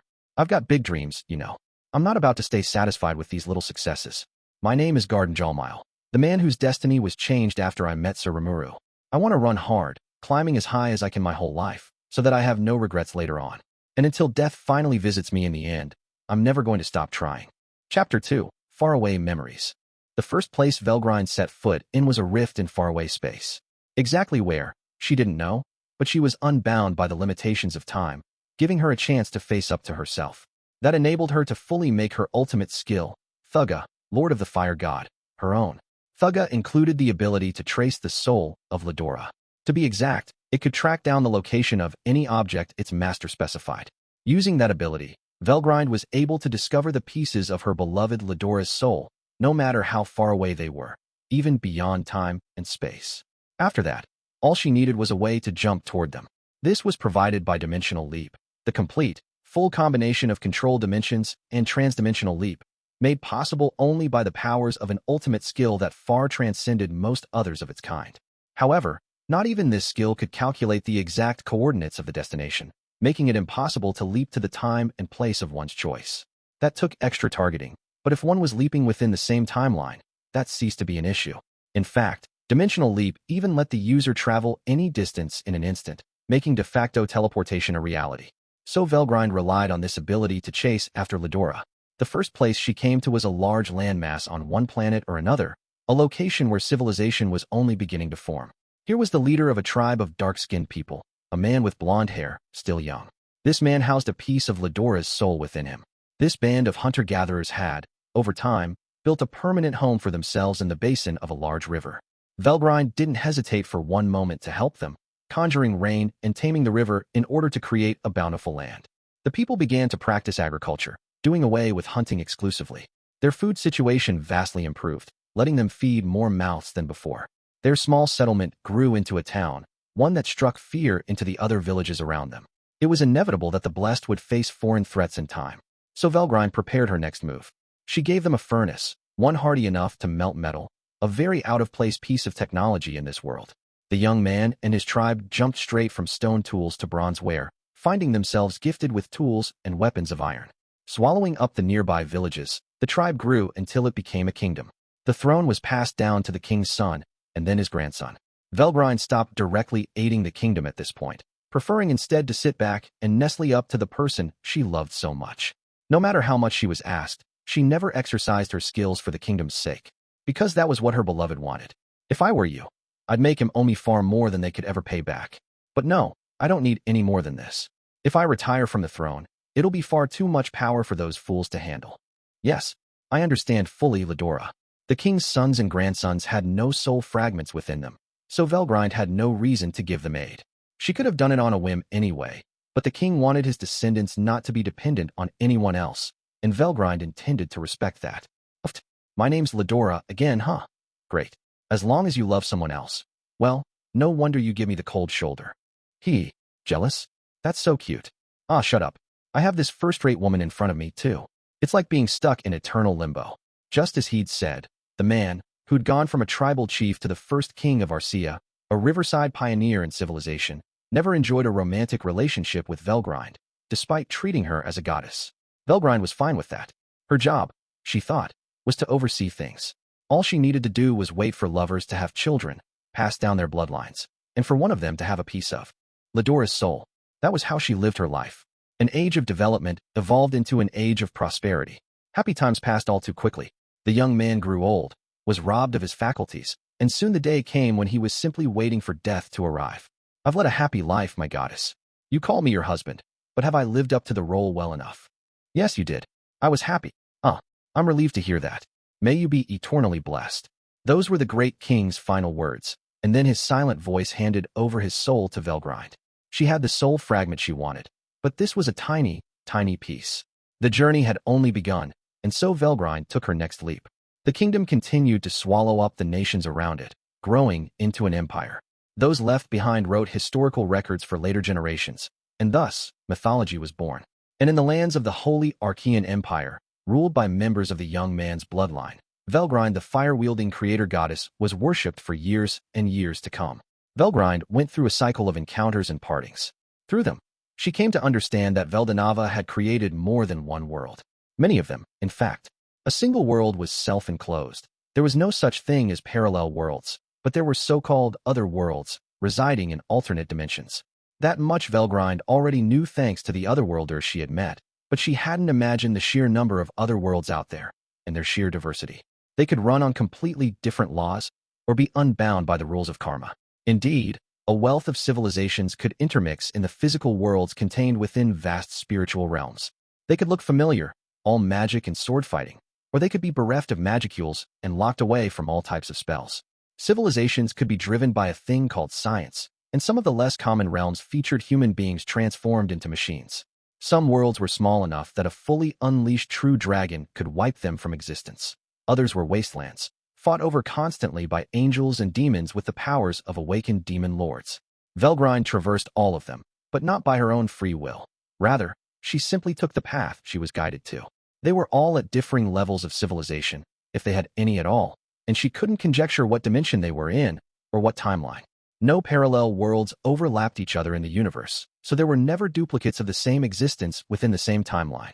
In other words, just because she'd gone somewhere once didn't mean that she could revisit it at any time. She could produce accurate space-time coordinates for herself within a single, given timeline in the dimension she existed in. But that was simply the point where she existed at that moment in time, and not even Thugga's dimensional leap ability let her make precise jumps. As a result, the knowledge Velgrind possessed consisted of all memories of all Ledoras in all worlds. There was a fleet commander serving a galactic empire. In a more magic-oriented world, there was the vizier of a small kingdom. In a magic-less realm, there was a globe-trotting swindler. In a civilized world, there was a scientist living in poverty. Velgrind would often be called toward people bearing pieces of Ledora's soul at a moment when they encountered considerable danger. Only when they were staring death in the face would their soul emit the necessary shine. She wasn't always on time. Sometimes they died as children. These were very sad scenes, but Velgrind accepted them, chalking them up to fate. Such tragedies, besides, let her gather the victim's soul fragment more quickly, so she saw no need to weep for them. Despite this, she never tried to accelerate the march of time with her abilities. Watching over all these disparate Ledoras was how Velgrind found happiness in life. She discovered early on that the bloodlines of these Ledoras didn't matter much. There was no pattern to their appearance. Either, one would have black hair, the next red. But in Velgrind's eyes, all of them were Ledora. So she spent untold numbers of years living this way. The number of soul fragments grew and grew, slowly regaining their beautiful whole. Velgrind could instinctively sense that only a very few remained. Either the next one, or the one after that, would be the last. So she kept on leaping, going wherever she was called. Here was an empire, and after her latest space-time voyage, Velgrind appeared in an ornate chamber. Silk robes appeared to be the standard clothing in this era, in deep blue hues, which suited her well. Now Velgrind regarded the other man in the room, the Empire's wizened emperor. "Who are you?" The emperor had lost his stamina to old age. He was lying down on a large, magnificent bed, and having this strange woman appear suddenly in their bedchamber would have surprised anyone. The fact he hadn't screamed in terror indicated that much of his courage, at least, remained intact. But Velgrind paid him little mind. "Oh, it's an old man again, is it? Ah, that brings me back. That look reminds me of that tribal chief." To her, old age didn't matter. It was just one of the many forms human beings took, an indication of their physical status. So she affectionately reached out to the old man's cheek, bringing her lips close to his ear. "Velgrind, that is my name. What's yours?" "Humph. You do not fear me? And your power? Is it divinity?" A sword had been thrust against Velgrind's throat. She blocked it with a single wispy finger, not bothering to even move her eyes. Not a single drop of blood was shed. The demon-destroying strike was fruitless. The attack hadn't come from the Emperor, of course, but one of the guardians attending to him. His name was Jinsei Araki, and as the Imperial Guardian who protected the land from man-eating fiends and evil spirits, he bore a blade with the power to dispel evil. He was the best swordsman of the present age, the current master of the sword style known as Oboro Shinmai-ryu. Still in his early 30s, he had been named Guardian of the Emperor despite his youth. But not even Jinsei's blade could hurt Velgrind. The reason why might have been obvious, but to Jinsei, it was beyond the realm of comprehension. I never thought my blade would be stopped. Minamoto, guard His Majesty for me. Yes, sir. Jinsei was speaking to Saburo Minamoto, a man in his early 20s. Much like Jinsei, he was guarding the Emperor from the shadows. He was a talented student who was third-ranked among Jinsei's pupils. Oh, you don't need to be that wary of me. I'm sure you're both masters of your technique, but to me, it's more cute than anything. Nonsense. Perhaps I can't stack up to you, but I will at least earn us some more time. Perhaps so. She shrugged. I'm sure asking for your trust is a bit much yet, but all right. Can you just keep him here for me, please? She didn't mind being maligned, but if it led to a greater burden on the Emperor, she wouldn't stand for it. By her estimation, His Majesty had only a short time left, and she couldn't bear the thought of her presence causing that last ember to be extinguished. At the very least, she wanted to care for him in his last moments, bringing tranquility to them. It was Minamoto who suffered the worst in all this. Just one glance from Velgrind, and he was frozen to the spot. The sheer dominance in that gaze made him realize the insurmountable difference in their skill. Actually, things went even beyond that. They now understood that this was something completely inscrutable, a foe that made all the demons and mystic beasts they'd engaged in the past seem like children. If Jinsei's sword, a blade he held the utmost of respect for, had failed, Velgrind was clearly no one to trifle with. But even that was failing to fully grasp the situation. Minamoto was frustrated. He had a duty, and there was no way to fulfill it. Still, he at least tried to summon what little metal he had left to glare at Velgrind. Are you one of the Yoma leaders, then? Striding forth yourself to put an end to all this squabbling. A great deal of lip-flapping to hide the cold sweat. He hoped to at least uncover the identity of this assailant, but Velgrind understood that well enough. You call them Yoma here? They exist in this world, too, then? You really do find them lurking everywhere, don't you? Are you saying you're not? That's right. Besides, the Yoma you speak of, I can't be sure they're the same as the creatures I know. Velgrind could instantly analyze any language from any world and speak it fluently back at its people. This wasn't dependent on any skill of hers. It was more of a latent bodily function, reading the thoughts that bounced between people in this world. But since similar concepts could sometimes be mixed up, she needed to carefully avoid making any mistakes. The term Yoma needed to be addressed, she thought. In her mind, the term translated directly to mystic, and the mystics she knew were the ones led by FARAWAY, the Mystic Lord. They were part of the so-called aggressors, races that exist in any and all dimensions, and they were an enemy Velgrind had clashed with many times in her long journey. The idea of running into them yet again made her groan, but she still held out hope that these Yoma were something else. Yoma are Yoma. That is the only way to describe them. Not even I know what they truly are. The Emperor, not Minamoto, answered the question. Realizing that Minamoto was immobilized, Jinsei opted for a change in strategy. While Minamoto occupied Velgrind's attention, he would move to evacuate the Emperor from the room. The way the two of them instantly switched roles on their feet, with no previous instruction, indicated just how deeply they trusted each other. The attempt to extract the Emperor was all but doomed to fail, but it was still a strategy worth trying. It was the Emperor himself who put an end to it. Your Majesty, it is fine. Somehow, this person fills me with a sense of nostalgia. And I am already in the safest location in the capital, protected by layers of defense. Where else could I possibly flee to? This person avoided all our security on her way here. I doubt I could ever fully escape her. He was right. The Empire, the conquering empire of Japan, to give its full name, was currently at war with a vast, powerful enemy, hence their current state of high alert. If someone had actually penetrated this far past their strict defenses, that was as good as being defeated. But more to the point, the Emperor couldn't find it in himself to fear Velgrind. Like he'd said, she reminded him of old times, times that filled him with a sense of relief. So he decided to trust in Velgrind. They would go over what was happening, and if possible, he thought, he could recruit her as their ally. They were still in the bedchamber, enjoying some tea and light snacks brought in by attendants. First, let me introduce myself. I've already given my name, but I am Velgrind. My name is Jinsei Araki. I am tasked with guarding His Majesty. And I am Saburo Minamoto, captain of the Imperial Palace Swordsman Guard. I see. Good to meet you. And you, Veldora? Velgrind demonstrated little interest in the bodyguards. She promptly turned her attention toward the one she loved. I never expected such a beauty to be attending to me at my advanced age. I don't dislike it, but I can't help but wish I were even a little bit younger. Even you can give out flattery, Veldora? What a rare experience. Heh, I didn't mean it as such, but very well. My name is Oharu. I thought I was better known than that in this realm, but perhaps old age has made me grow conceited. His name was renowned far and wide, as was his reputation as a wise ruler. But Oharu was his real, non-regal name, and not one normally spoken in common circles. Not even those relatively close to the Emperor used it to refer to him. but it was still a name known and respected by every one of his citizens. Still, to Velgrind, he was Ledora. Even if it wasn't considered taboo to call the Emperor Oharu to his face, she had no intention of doing so in the first place. You'd have no way of knowing, of course. I only came to this world at the very first moment I met you here. The you that I know is named Ledora, and I will keep calling you that. It was a shockingly rude way to speak to royalty, but one smile from the Emperor indicated that this was fully allowed. That is fine, Your Majesty. I don't mind. A small price to pay, if it earns me the favor of this goddess. However, I'm afraid I cannot allow you to stand by my side in public. No? Why not? I have my own position to uphold. If I am waited upon by someone who calls me a name no one's heard before, it would cause needless worry for my retainers.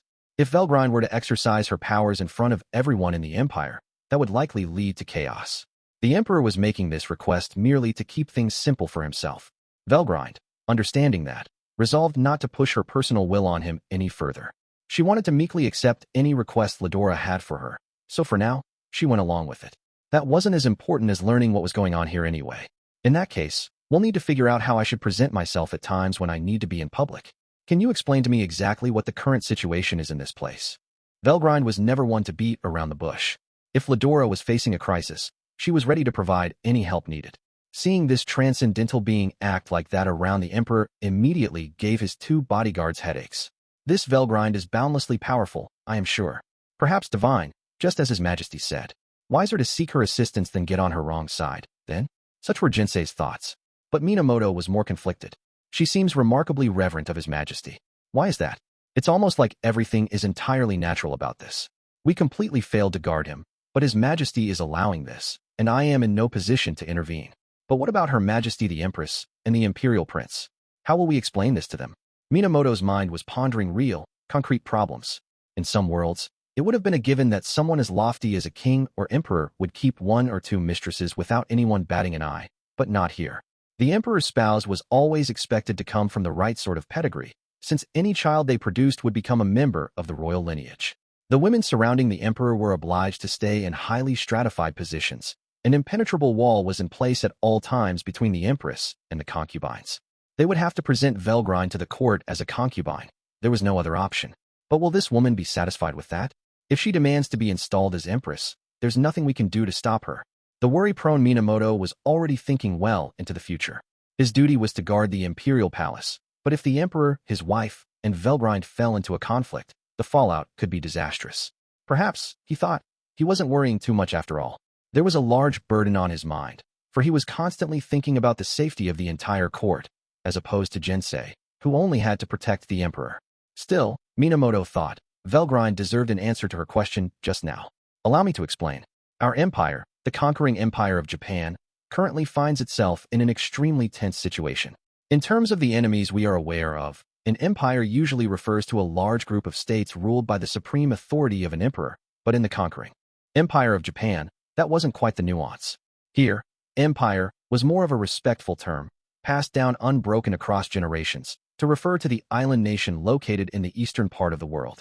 Its emperor and the guardians who served him protected this nation's citizens from those who sided with evil. But outside the country's borders, the world was in a deep state of chaos. The empire lay to the east. To the south, there was the United States of Assyria. To the north, the greater Rosayam dynasty. To the west, the Holy Archean Empire. And in the center, the Republic of Chinese fiefdoms. These five forces had arisen to become the great leaders in their respective regions.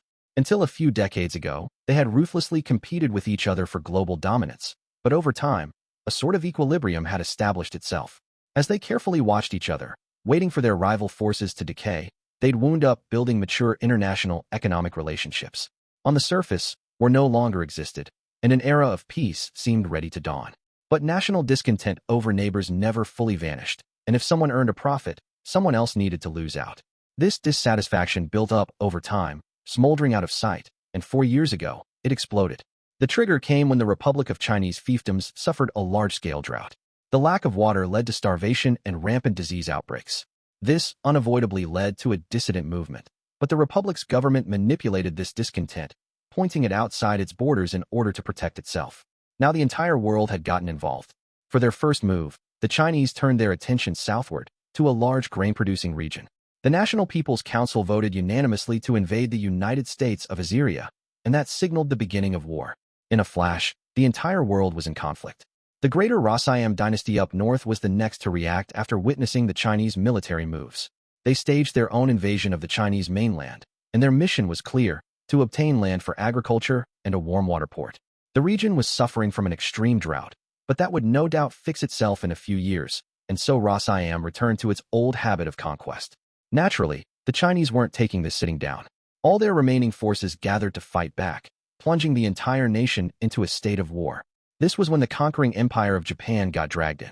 They relied wholly on these Chinese fiefdoms for their food supply, and so were forced to deploy their military to the Republic on a humanitarian mission. That was done in the hopes it'd bring the war to a quick end, but Greater Rosayam was incensed, and Japan's relationship with Assyria suffered. Japan had been forced to pick a side between Assyria and the Chinese, and it chose its main food lifeline. The Holy Archean Empire made no moves at first, but the relative peace there didn't even last a year. It was soon the empire's turn to face severe famine, forcing it to cut off the support it had been giving other countries. The bad news continued with an accident at an oil storage facility, and the resulting fire cost the empire 3 years' worth of fuel. The evidence left on the scene indicated that it was the work of saboteurs from Rosayam. The mood among the people took a sharp anti-Roshan turn, and the momentum finally drove the empire to start a military operation. One person had suspicions about all these events. This was Pulcinella, the mad priest and leader of the Holy Spiritualist Church. Spiritualism was one of the world's 3 major religions, alongside Buddhism and the Free Path, and Pulcinella, its most prominent figure, had spoken of a vision that told him of a great, evil presence behind the scenes. Affiliated churches across the land began to investigate this, and they managed to track down a Yoma that had allegedly played a major role, but by then, it was too late. So this Yoma manipulated people's greed and set off a bunch of old grudges. I'm afraid so, Minamoto replied. Looking back with a clear mind, it's simply too convenient a series of events. But once the anger of the people is ignited, it's not easy to douse the flames. And it wasn't just the spiritualist church, added Jinsei. All the world's leaders picked up on this anomaly within a year's time. But there are a lot of extremists in the military. They took action in response to the enemy's sabotage, and by the time we were aware of it, there was no way left to stop the war. The other nations were in a similar state. As things stood, matters were proceeding not at all the way the upper brass wanted them to. The forces that had been deployed were nearly out of their control entirely. Just the other day, out in the ocean, a massive fleet from the United States of Assyria waged an epic sea battle against the conquering empire's proud imperial navy. The result was defeat. The preliminary reconnaissance indicated that the two sides were evenly matched, but once the conflict was underway, they'd found that the Assyrian force was 3 times the size they'd anticipated. It was all the work of the Chinese fleet. They betrayed us, and unfortunately, their intentions are nowhere close to what we want. Not even the Chinese commanders were aware of this betrayal, so there was no way for Japan's intelligence apparatus to have detected it. It was already too late by the time they realized what was up, and now their military was severely damaged. But the defeat wasn't a total waste, either. There's a certain piece of intelligence my student risked his life to obtain. There is a man named Kondo who staged a brave, glorious suicide attack on the enemy fleet, but just before his death, he sent a telepathic message that the enemy commanders have been taken over by an unusually fierce Yoma. As Jinsei put it, Assyrian Supreme Southern Fleet Commander David Reagan and Chinese Eastern Fleet Commander Li Jinlong had both tapped into strange, mystical powers to interfere with Kondo. Realizing all hope was lost, Kondo kept gathering intelligence until the very end, when contact was finally lost. But now, Jinsei somberly said, I fear he lost his life in vain. Hearing this, Velgrind immediately understood. The Kondo that Jinsei spoke of had to be none other than Lieutenant Tatsuya Kondo, a man she knew well. Chances are, she thought, Kondo was so concerned about Ledora because Ledora felt the same as the other emperor he'd once served. Perhaps he'd instinctively realized that Ledora and Oharu shared the same soul. It was the first time Velgrind had ever felt any affinity for Kondo, and now, she could firmly believe that Kondo's loyalty was the real thing. Now Velgrind had to wonder about not just Ledora's lingering regrets, but Kondo's as well. Thinking back, Kondo had seemed frustrated about not being able to protect his home country. That was why he'd done what he did for Ledora, stopping at nothing. It was so he'd have no regrets this time. It made Velgrind ask herself if there was anything she could do for Kondo, as late as it was. There was only one option. She had to atone for his regrets. So Velgrind, her mind made up, focused on the conversation, taking it more seriously as Minamoto continued unaware. This Yoma, wielding the power to possess people's bodies, was swiftly reported to the world's top leaders. These leaders weren't on the front lines, however, and so they had no way to determine exactly who was being controlled. You could suspect someone if they began to act abnormally, of course, but it was hard to recall officers while they were engaged in an operation. The leaders considered publicizing these findings, but it was sure to cause general panic. Soldiers would start wondering if their commanding officers were Yoma. The entire chain of command might fall apart. It could also lead to witch hunts within their borders, which would be a disaster. That much, at least, needed to be prevented, and so their investigations continued in secret. In the end, they found that these Yoma, unlike your average Mononoke ghoul, engaged in organized group behavior. They were clearly looking to conquer, and they were active behind the scenes across the world. And also, they're incredibly strong. In our empire, we use what's called a kaikyu, an apparition scale, to measure the strength of mystical creatures. Even the weakest of these foes rank on the high end of this scale. It's unbelievable. These are truly fearsome foes, the type even an advanced swordsman or spellcaster may have trouble holding his own against. The apparition scale, from top to bottom, consisted of 6 ranks: Shinbutsu, gods and Buddhas; Kiryu, demon dragons; Tenyo, heavenly ghouls; high yokai, mid yokai, and low yokai. Those in the bottom 2 ranks were called Chimamorio, evil spirits associated with rivers and mountains, and everything between high yokai and Tenyo were Akirasetsu, the man-eating fiends. With these Yoma, even the weakest foot soldiers were Tenyo class. Kondo and the soldiers serving him had discovered this during their suicide strike on the enemy fleet, and while they'd been defeated by the ringleader, their intelligence had made it through. Kondo estimated that Reagan and Lee both ranked as Kiryu or higher on the apparition scale, and I firmly believe that is the right call. Why is that? Because Kondo was easily one of the most powerful fighters in the land of the rising sun. Even at the time of this final attack, Kondo's skill was first class. Mastering the Oboro Shinmai Ryu's ultimate move, Battle Will, gave him fighting ability on the level of a Kiryu class. If that still wasn't enough to earn him victory, that was likely because the battle was 2 against 1. Yes, that man certainly was of that caliber. Huh. Did you know Tatsuya, perhaps? I did, Ladora. Kondo personally served you in my world, too. Me? And, yes, you did say this Ladora possessed the same soul I do. Exactly. And even over there, Kondo fought for you, and died a noble death doing so. The Emperor fell silent. He looked unsure what to say. The loss of such a faithful servant filled him with a deep sense of disappointment. Oh no, not Kondo. Minamoto stood there blankly, like he couldn't believe it. That was how exceptional a sword fighter Kondo was. Part of him had wondered if Kondo was alive after all, if he could serve as their final option against the Yoma. Being faced with the truth made him unsure what to do next. A pity. I was hoping that Kondo was alive. Jinsei, Minamoto's teacher, retained his calm, detached demeanor, but on the inside, he was fighting hard to hide the sadness of losing that last little bit of hope. It was out of the question for a man in his position to act flustered, unsure what to do with himself. He kept himself disciplined, because he of all people had the greatest obligation to remain tranquil. Everybody believed what Velgrind told them. It was a funny thing to think, but as she told them all about Kondo's final moments, they could just sense she wasn't lying. But as she spoke, Velgrind also tried to gauge the strength of this current foe. If they could beat Kondo before his trip to our own world, then perhaps this Tenyo rank isn't all that strong at all. I'm fairly sure that they mean mystics when they say Yoma, but this sounds like it'd be no threat at all to me. But, I shouldn't let my guard down. I can't make judgments if I have no scale to work with, so let's wait and see how this works out. Velgrind was extremely confident, like any all-powerful true dragon should be, but having been defeated by Rimuru had taught her how to be watchful as well. She thought it almost impossible that these Yoma would pose her any challenge, but she reserved her final judgment for when she had more information. To tell the truth, however, her estimations at this point in time were both right and wrong. The magicule concentration in this world was low, so there were no particularly powerful monsters residing in it. The Shinbutsu class menaces were often monsters who happened to traverse here from some other world, and not even they could win against a force large enough to overwhelm them. Swordsmen or casters working in tandem had cut their numbers down to the point that one hardly saw them at all anymore. This meant monsters of that caliber couldn't survive long enough to build their magicule counts. The environment just wasn't conducive to the natural creation of strong monsters. At this point, Velgrind, unlike Veldora, could maintain a steady cycle of magicules entirely within her own body. She didn't need to replenish them from the air, and they were never expelled from her body. That was a skill she'd learned as she traveled through all the diverse worlds she had seen. As a result, she wasn't paying attention to this world's magicule concentration, so she hadn't picked up on that fact yet. It was normally impossible, after all, to go back the way you'd come when traversing worlds. Even if you had an underworld gate handy, you'd still be limited by the size of the portal. Someone like Velgrind, who could use her dimensional leap skill with no limitations, was a blatant exception to the laws of nature. Therefore, compared to the magicule-rich environment in which Velgrind was born, the standards for strength in this world were quite low. She did not have to wait long to see this for herself. After this conference with the Emperor and his guard, Velgrind had a general grasp of what was going on.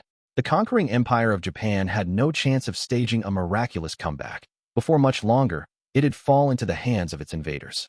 All the world's leaders were aware of the truth, but they were helpless to stop the rampage of the people and the military that represented them. So what is the enemy currently doing? The enemy's unified fleet, fresh from decimating the Imperial Navy Kondo belonged to, was currently an unknown, their movements a mystery. At least some of the Empire's ships should have survived, but all contact with them had been fully cut off. Normally, our fleet would have surrendered the moment its defeat was clear. The news of that should have reached the homeland by now, but still, nothing. By my estimation, I think they might have been seized by the Yoma. Our enemy is not bound by the laws of humanity, though, so perhaps they did not accept our surrender. I am wondering about Kondo's phrasing as well. He described it as a takeover of their bodies, which indicates this Yoma can possess people from the inside. If so, we're unlikely to have any survivors.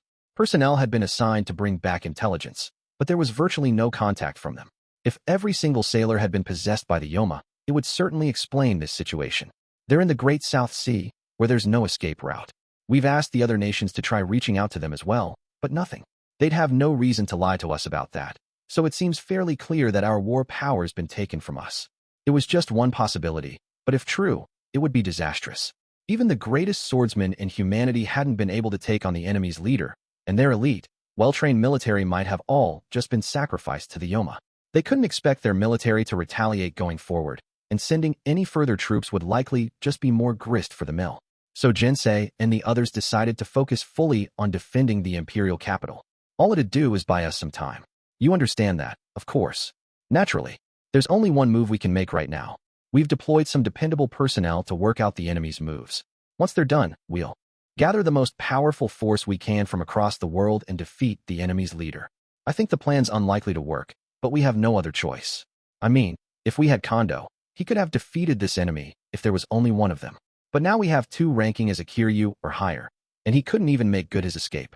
If we can bring together myself, my master Araki, and Amari as well, and join up with the great heroes of all the other nations, then perhaps we can defeat the Yoma leaders.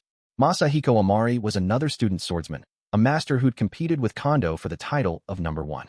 He was also an expert in spellcasting and an intelligence specialist, and he was out on a secret mission right now. And he was far from the land of the rising sun's only hidden talent.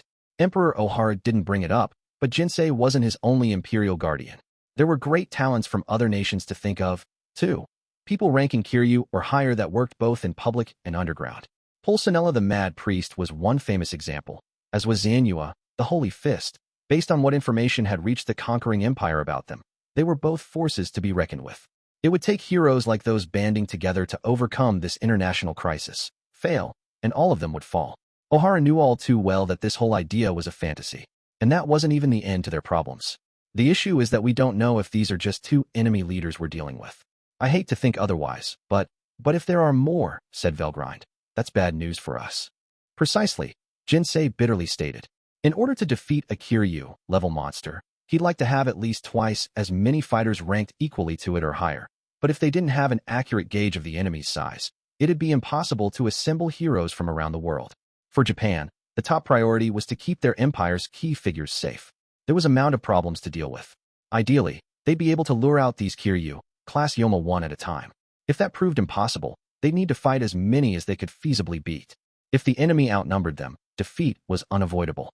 But then things began to change. Velgrind, watching Jinsei and the others fret over this, offered them an irresistible helping hand. Sounds like you have a lot of problems. But all right, I'll help you out. For starters, I want you to show me the extent of your powers. Huh? What are you? This is so sudden. Well, we can't form a strategy if we don't even know our enemy. Now can we? I want to know just how strong these Yoma are. What are you talking about? It's simple. Your name was Jinsei, right? If you were Kondo's teacher, you have to be at least as good as he was, I'm assuming? I only arrived on this world a moment ago, so I don't understand what counts as strong around here yet. So I'll start with you first, all right? Ah, now I see. Yes, I would outclass Kondo in terms of ability. I have special moves I have yet to show anyone in public, along with powerful finishers only passed down among my style's originator and his pupils. But I will say that Kondo was unwaveringly strong in his convictions. His spirit was amazing, and his drive to win was far greater than you'd normally see.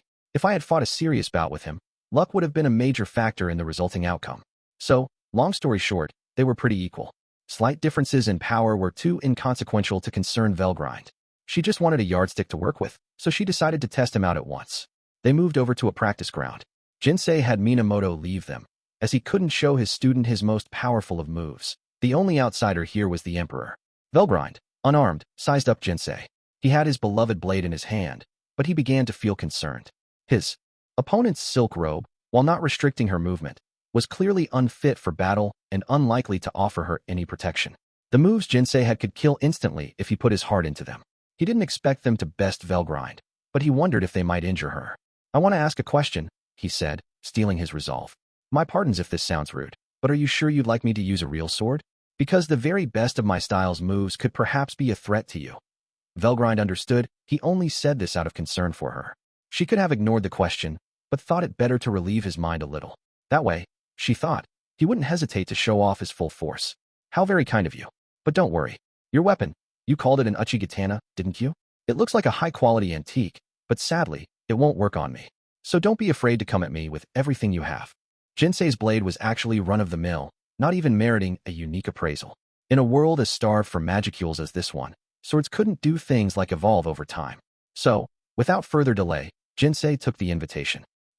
Focusing all his explosive fighting energy, he broke out the mightiest skill in the Oboro Shinmai-ryu, multi-layered blossom flash.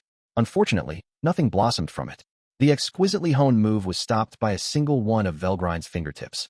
His blade whisked and swished through the air, almost looking like it was splitting apart into multiple weapons. Its speed was beyond what a regular person could perceive, but it was simply too slow in Velgrind's eyes. "If that's your full effort, then I've seen enough. I give." Simply calling it a difference in power seemed trite. It was like comparing heaven and earth, or perhaps even something beyond that, and the yawning gap between them was now obvious for all to see. It was a grave disappointment for Jinsei, but thanks to that, Velgrind now had the information she wanted. Jinsei's Hakusen was a secret art, one passed down only through the main branch of his sword style. It had never been taught to Kondo.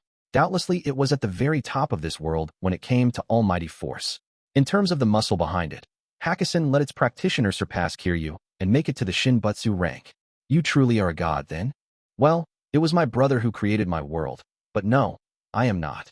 "Oh, we could certainly call that a god here, you understand." "Yes, the term god can be interpreted in different ways, depending on the time and place.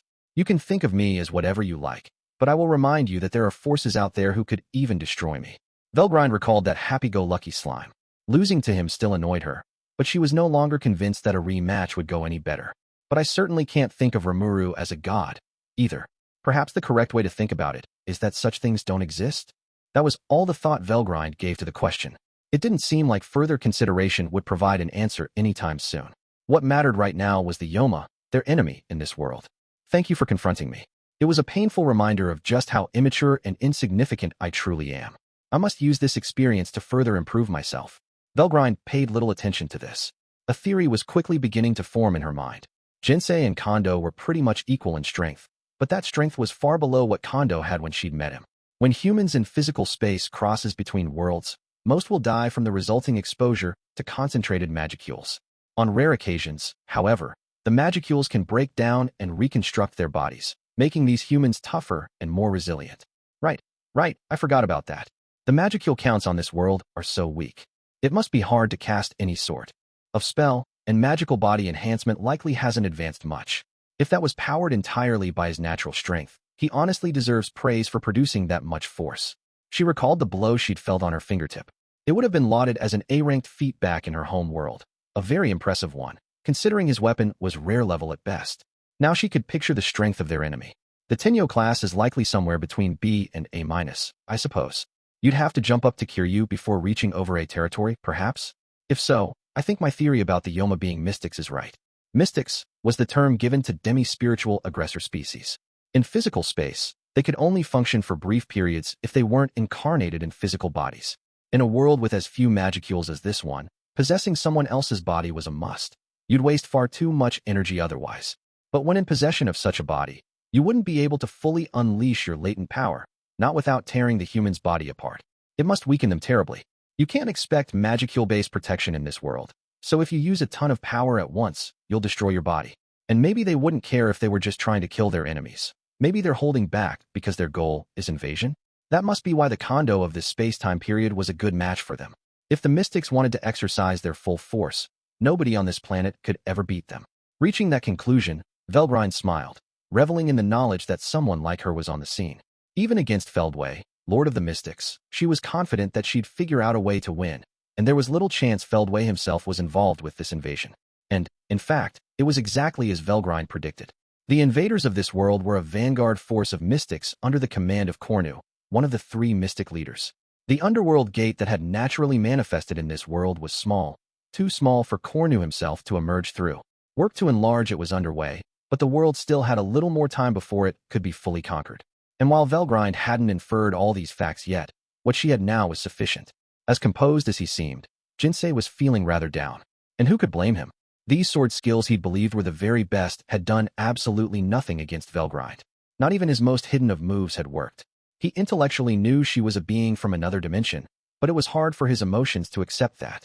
Still, he labored to keep his heart tranquil, exercising his finely honed mental strength to its limits.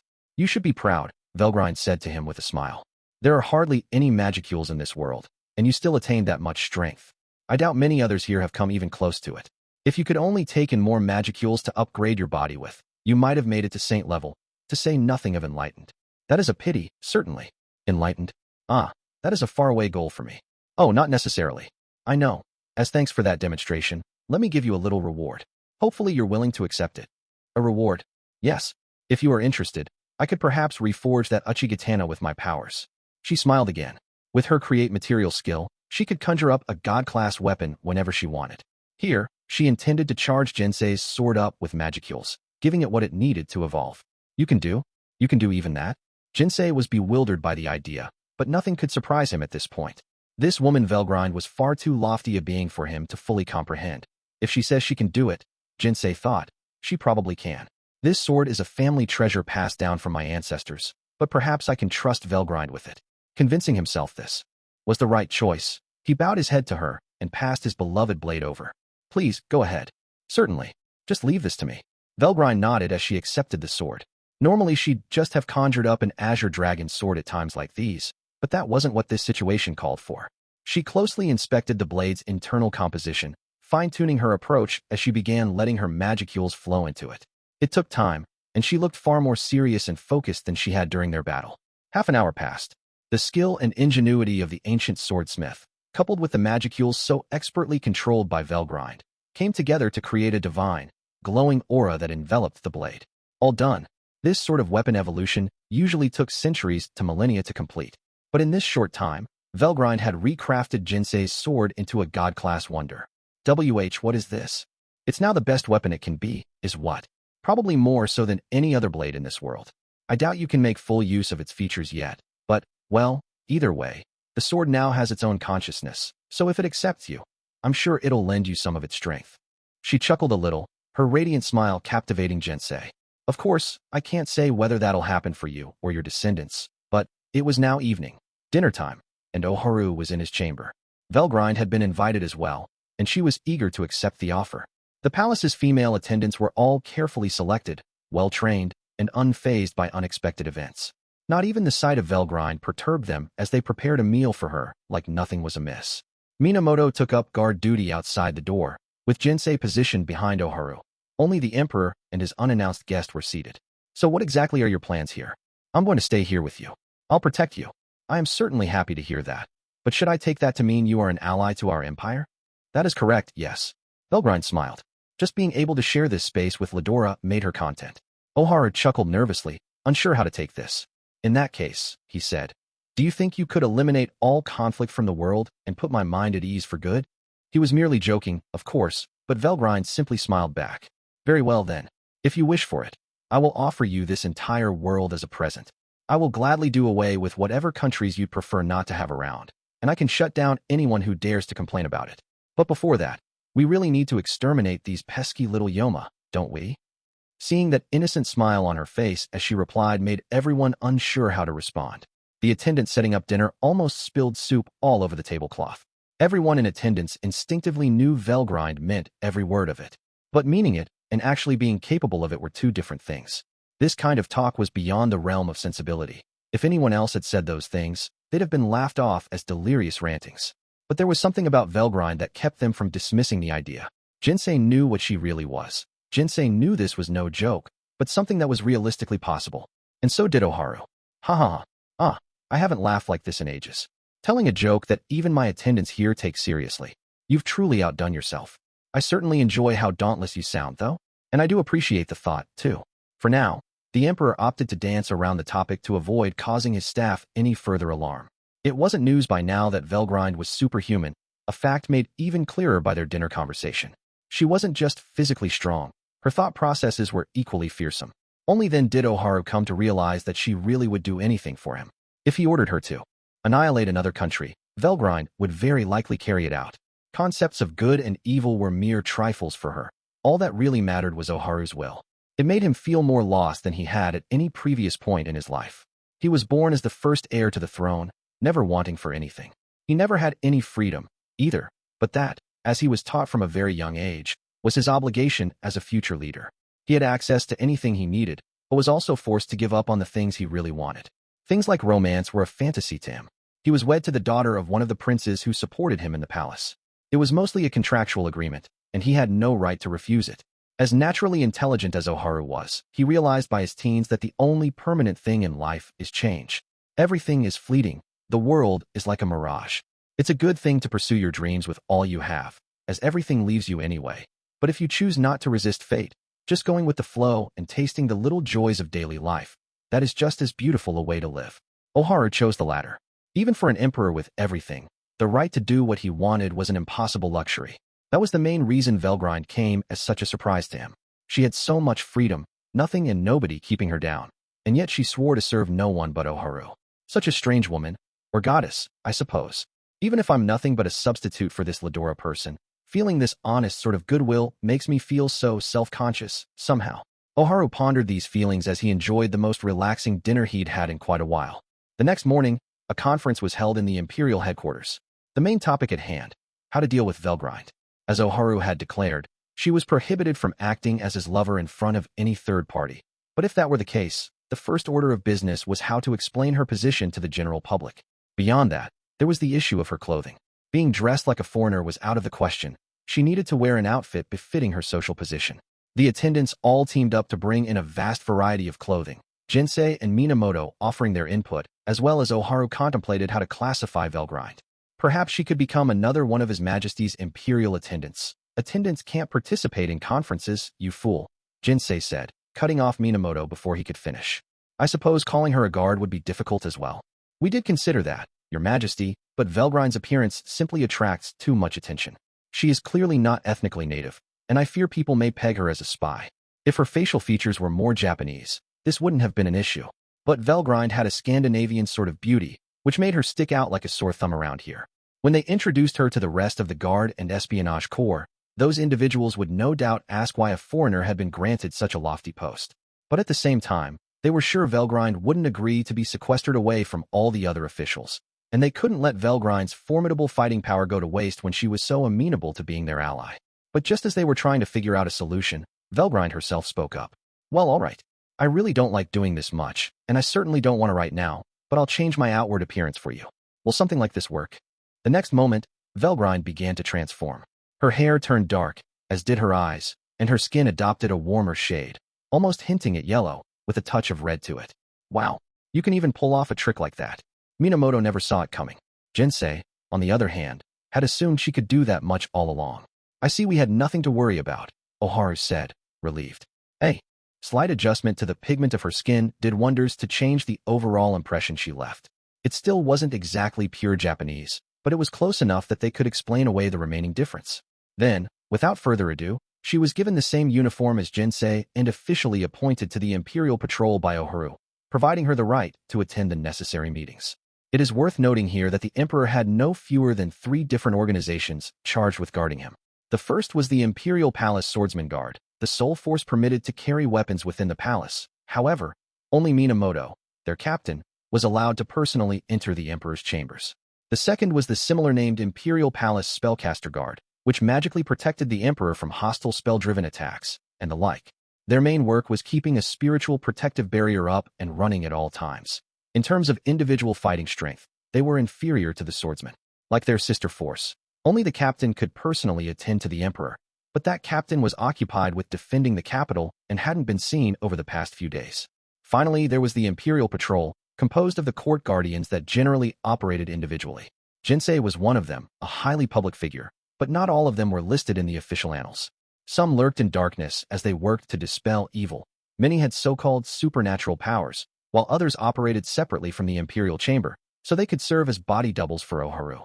The Imperial Patrol gathered together people that worked in a variety of ways to keep the emperor safe, and it was generally known that not all of them kept a public profile. Thus, Oharu thought that the patrol would be the best fit for someone like Velgrind. Right, I hereby name you a member of the Imperial Patrol, and with your current appearance, we likely won't have to explain much to everyone else. I will gladly accept the post, and I promise I'll act strictly as your servant around others. Velgrind, in her brand new military uniform, sounded remarkably eager in her answer. A sense of doom pervaded among the emperor's advisors, but no one had any other bright ideas. Even if some problem came up, they all reasoned, as they began their preparations, it'd be trivial compared to the ones the Yoma invaders posed. People began to gather in the Imperial HQ's meeting hall. Oharu was in a dressing room, watching them. This HQ was the Emperor's Supreme High Command, presiding over the Imperial Army and Navy, the two branches of the conquering empire of Japan's military.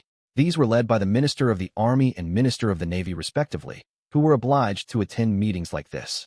They could send a representative instead, but it was very rare, as it was seen as insulting the Emperor. Over the past few days of conferences, the main item on the agenda had been reporting on the current situation. The decisive battle in the Great South Sea had ended with the Imperial Navy suffering a major loss. They weren't even sure what had happened to the survivors yet, something both branches were exercising all their powers to find out. That being said, the army was acting a bit like this was someone else's problem. They didn't have a way to deploy in the water, they claimed, but Oharu reasoned that they were failing to truly understand the threat involved. Damned fools, he thought. Now isn't the time to be competing against each other for glory. But as emperor, he couldn't say it. When you have as much authority as him, your words take on intense weight.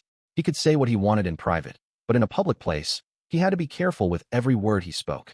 Even now, an army officer in attendance was wailing out loud, unaware of Oharu's inner conflict. Who are you? And how dare a woman enter this sacred imperial conference?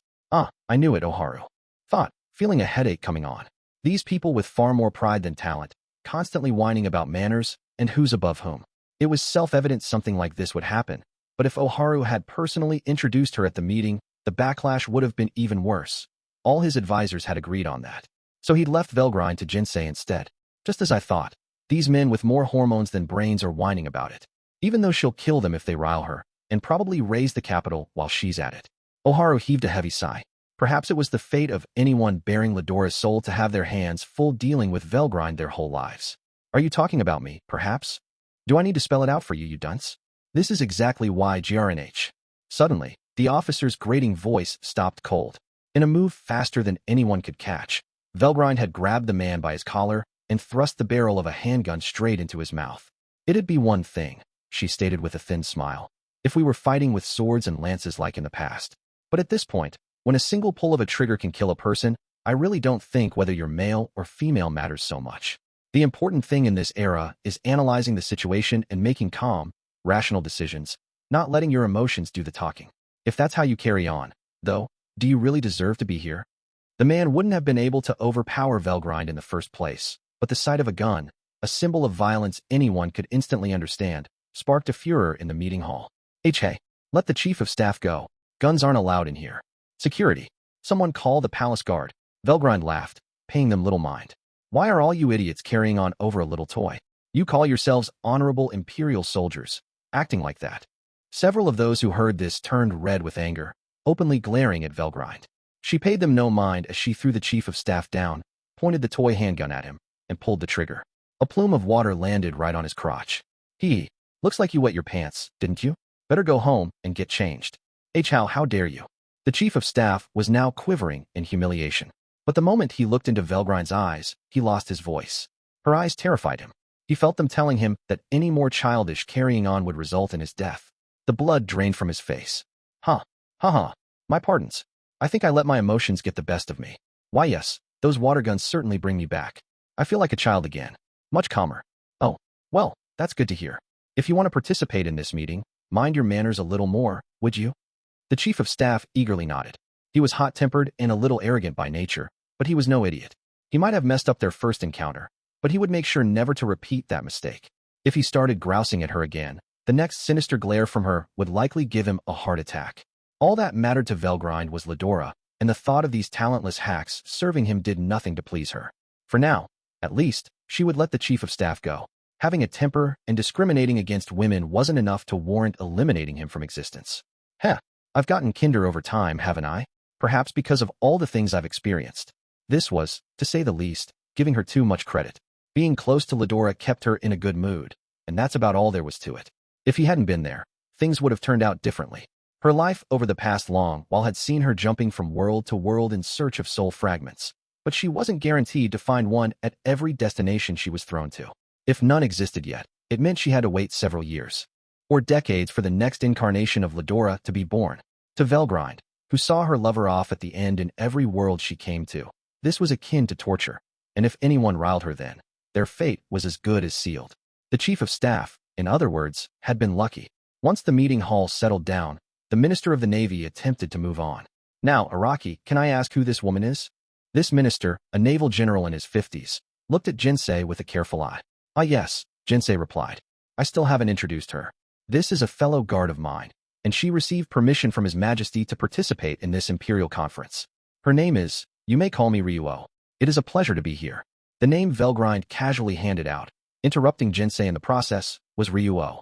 Ryu meant dragon, as befitted a true dragon like her, and O came from Ho-Oh, or Phoenix, the mystical creature that ruled over fire in this world. This, however, proved to be a major problem. Ryuo, as in Dragon Phoenix?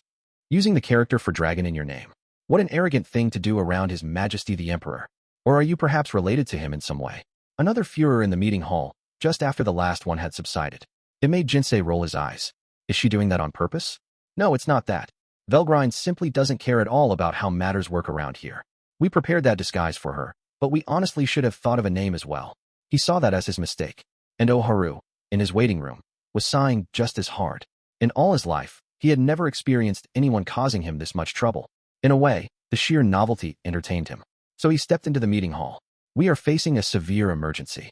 What is strange about myself revealing one of the cards I will play? He smiled at the attendees that noticed him. All of them were shortly bowing their heads. If these were the facts their leader laid out for them, they had no choice but to accept them. If they had any complaints, they certainly weren't about to voice them. So, with that stroke, Veldgrind's name in this world was Ryuo. Let us begin. With those few words from Oharu, the Imperial Conference was underway. I will start with my report, said a man as he stood up. This was a naval intelligence officer, and while his briefings had changed little over the past several days, today offered more of a surprise. The enemy fleet has reportedly stopped at the port of Atlantis. You're sure about that? Yes, sir. We received the report from our operatives on site, so it has been fully confirmed. Indeed, the chief military commander said. That's the largest military port out of all the resupply sites they have. But can we be sure this isn't some deception on their part? Quite true, added the naval minister. The Great South Sea is host to a number of archipelagos, after all. We've heard reports that Aziria has set up secret bases on some of them. But do we have any operatives working those areas? At the moment, replied the intelligence officer, we do not have people at all the many sites they have opened up. However, the size of the fleet that reached the Atlantis port matches the intelligence we had before their deployment, so I think it's safe to say there's no possibility of a detached fleet somewhere. We also have word that our Imperial Navy warships have been seized. I'm sure they want to take their time preparing this fleet so they can crush any further desire to keep fighting. The HQ was already aware of the Imperial Navy's massive defeat. Nobody was too shocked about that now, but the idea of so many Allied ships being in enemy hands made it hard for them to stay quiet. We're quite fortunate to know where our enemy is going, indeed. So, did any of our forces succeed in fleeing? Emerging unscathed by the enemy? How could they? The chief of staff brusquely pointed out. If they did, they would have contacted us long ago. He was calmer now, as he'd said, and his observations were wholly accurate. The chief of staff is right. It is safe to assume that all of our surviving fleet has been captured by the enemy. TCH. The army minister sighed. It's like giving the enemy more war power to fight with. But what could we have done? Countered the chief commander. We were dealing with Yoma, a complete unknown of an enemy. Even if I were there, I'm sure it would have turned out the same way. Yes, my pardons. I had no intention of insulting the Navy when I said that. But it is honestly frustrating. Your apology is most certainly accepted. We're all just as frustrated about this. The tension in the meeting hall was oppressive. It was the greatest crisis the Empire had ever seen in its history. Their force, allegedly the strongest in the world, had been taken out of the war by the enemy fleet. Even worse, so many of their ships, including their newest and most technologically advanced, had fallen right into the enemy's hands. The danger was unprecedented and filled everyone present with anxiety and concern. It was pointless to whine about it, but it was also only human to want to. The chief commander needed to behave more maturely, lest this meeting be thrown into further disarray. As the atmosphere simmered down a little, Oharu seized his chance to speak.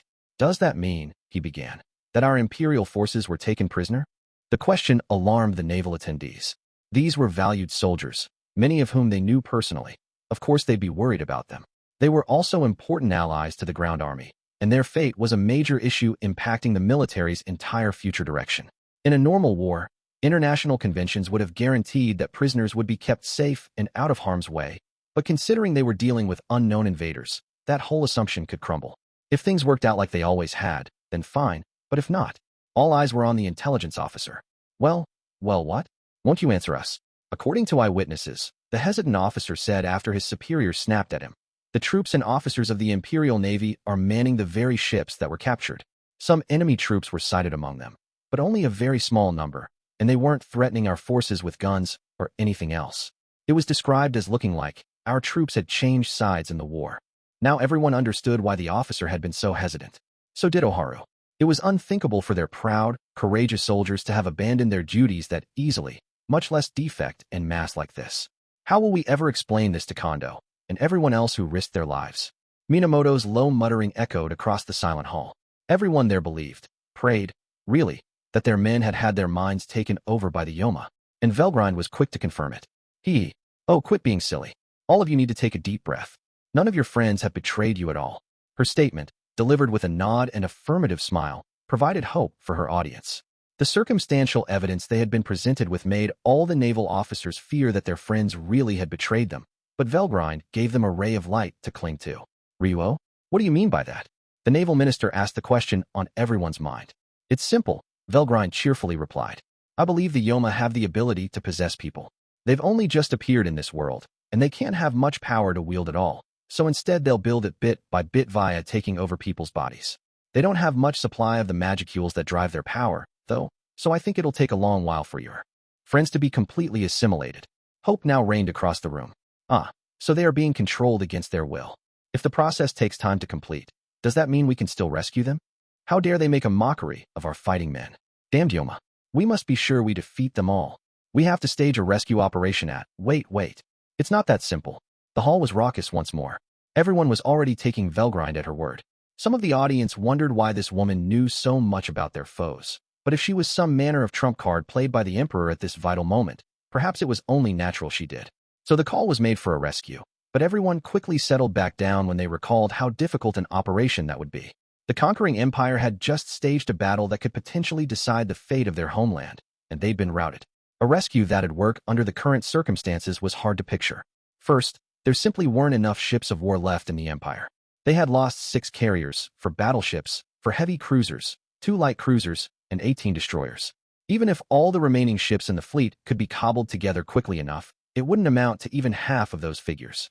And even if they had all of them running at once, it'd add up to a single fleet at best.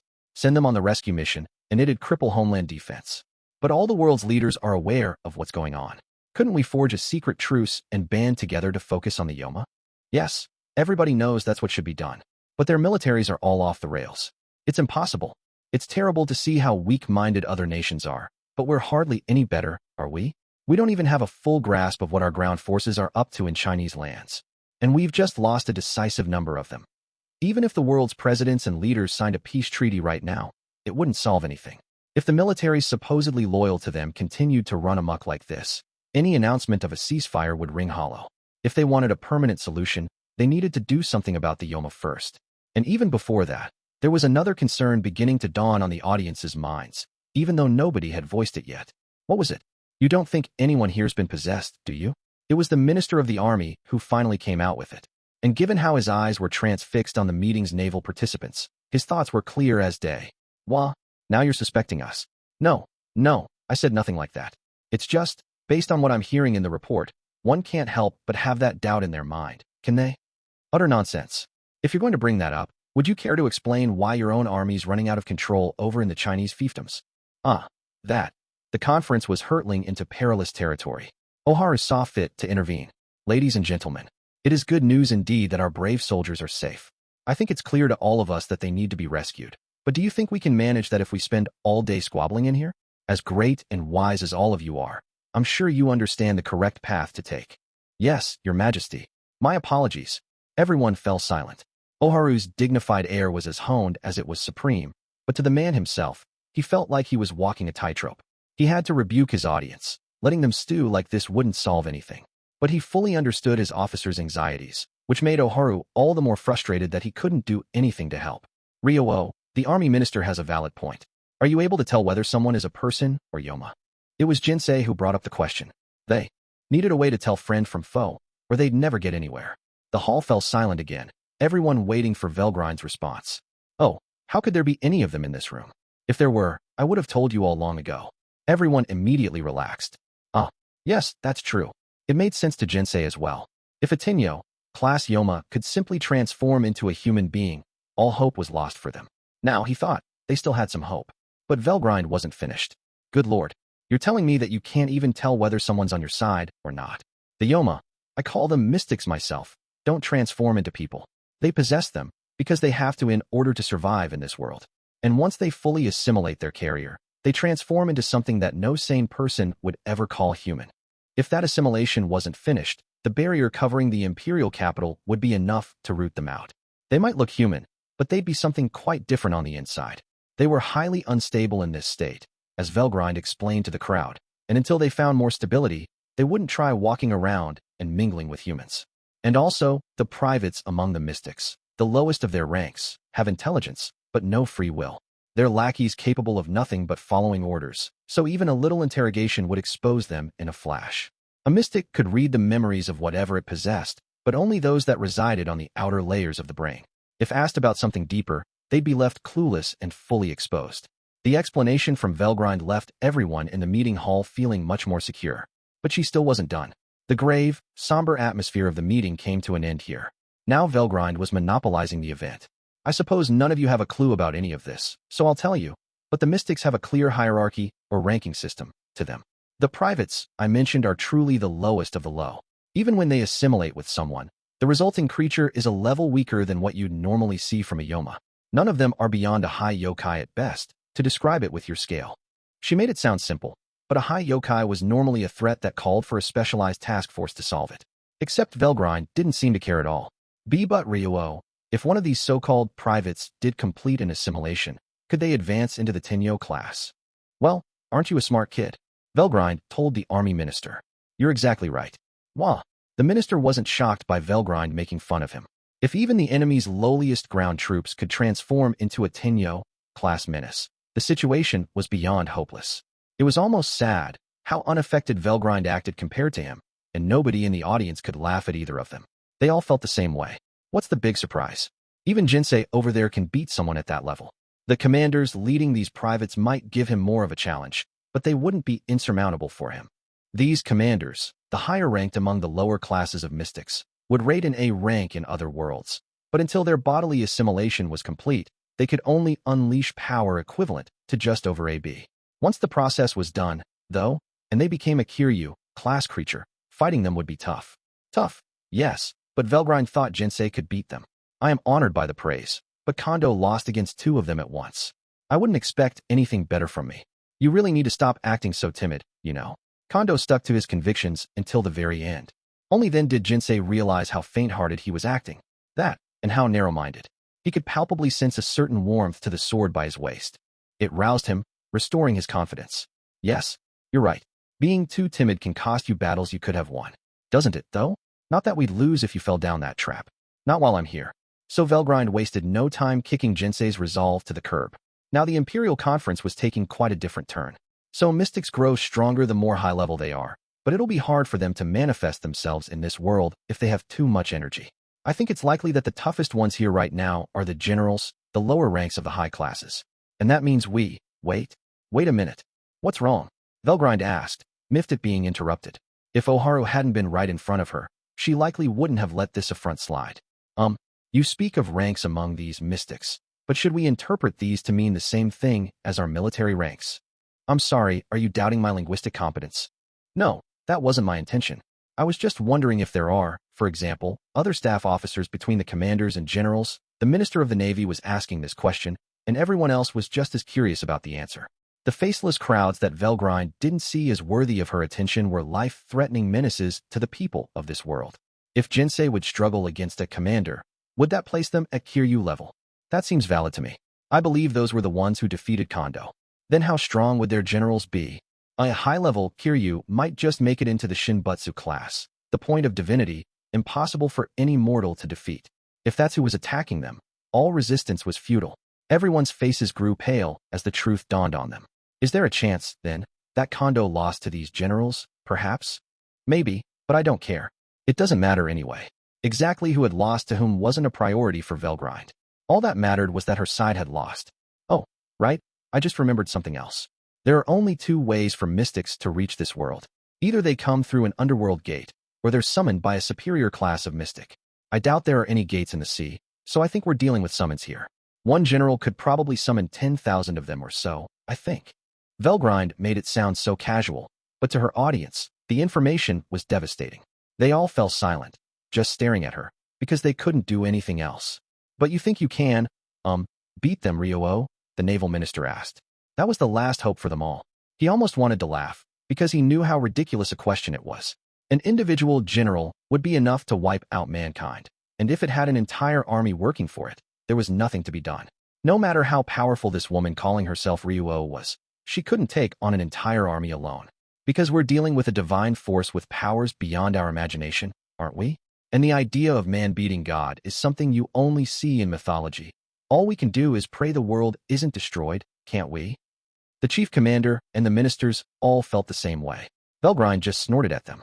You all really are a bunch of sillies, aren't you? The only mystic who could beat me, and even then only maybe, is Feldway, their king. Not that I'd go in expecting to lose, and I doubt he could manifest himself here anyway. Why did she know the name of the enemy's king? The questions never stopped coming, but no one was brave enough to point it out. Given what they knew about this woman, nothing seemed strange any longer. But there was one thing they needed to confirm. I certainly would never doubt your strength, Ryuo. That's why I wanted to ask you. It was finally the commissioner of education who drummed up the courage to speak, after having remained silent this whole conference. He was one of the 3 chief directors of the army, often playing a mediator figure whenever meetings like this fell out of order. Velgrind looked at him. What is it? Our nation is on the verge of total collapse. I was wondering if you would, step up to take on this foe. No, I've only got one body, you know. That was a lie. With her parallel existence skill, she could easily protect the emperor while engaging his enemies. But there was no reason to tell anyone that. She was appointed a court guardian, and that meant she was dedicated to protecting the emperor. She had been given that role as a way to gauge the response to her presence. Relying on someone else to swoop in and save you would stifle all future growth. Any country acting that way was doomed to fail sooner or later. It'd just be a matter of time. Velgrind was a caring person, and she hadn't abandoned this country or mankind in general. Velzard wouldn't have bothered keeping such weak-spirited creatures alive. Velgrind wanted to take care of everything here until Ledora died, but what happened after that didn't matter to her, or at least, that would have been her thought process before she'd embarked on this journey. Now, though, she had gained a broader perspective, another change brought about by meeting and interacting with Rimuru. What mattered to Velgrind now was protecting Ledora, the people he loved, and the bloodlines they kept passing down over time. So, with each cycle, she took pains to ensure the people she left behind after she departed weren't totally helpless. It was hard news to give, but she was declaring to the audience here that she wouldn't move at all for them. But don't you worry. I promise you that I will keep His Majesty protected, so you guys just try as hard as you can, all right? In other words, prove you've got some guts in you. Now that they knew the enemy's strength, the conference moved on to their future measures. With Velgrind's cooperation, the Emperor's safety was assured. The officers in this meeting, being no fools, understood what she was saying between the lines. They would all try figuring out what to do themselves, not asking her for any more than that. I want you to keep a careful eye on the enemy fleet's movements. Understood. I will redouble our efforts to ensure we don't lose sight of them. How much time do we have until the Yoma fully complete the takeover of their hosts? Well, if they had a lot of magicules, it wouldn't even take a week, but over here, I'd assume a good couple of months. Given her Ladoro-appointed post, Velgrind was obliged to truthfully answer the questions presented to her, not hiding anything. It helped the conference reach a valid consensus instead of flailing around for ideas. I imagine the enemy fleet will need at least a month before they can finish the resupplying and repairs required to leave port. Given how the timelines match up, is it safe to assume they'll go on the move 1 month from now? You think so? It may take time for them to reorganize the crews they captured, but the Azerian and Chinese fleets currently in operation could go out to battle right now once they're refueled, couldn't they? If that's all they need, it's a bit under 2 weeks from Atlantis to our empire. They might be hampered by weather, but no they won't. Being able to control weather conditions is a given. You can assume they'll travel at maximum speed for us. Rewrite. By this point, the officers were beginning to grasp Velgrind's personality. She was incredibly pompous with them, but also very helpful and caring in her own way. She gave honest answers to their questions, offering advice as well.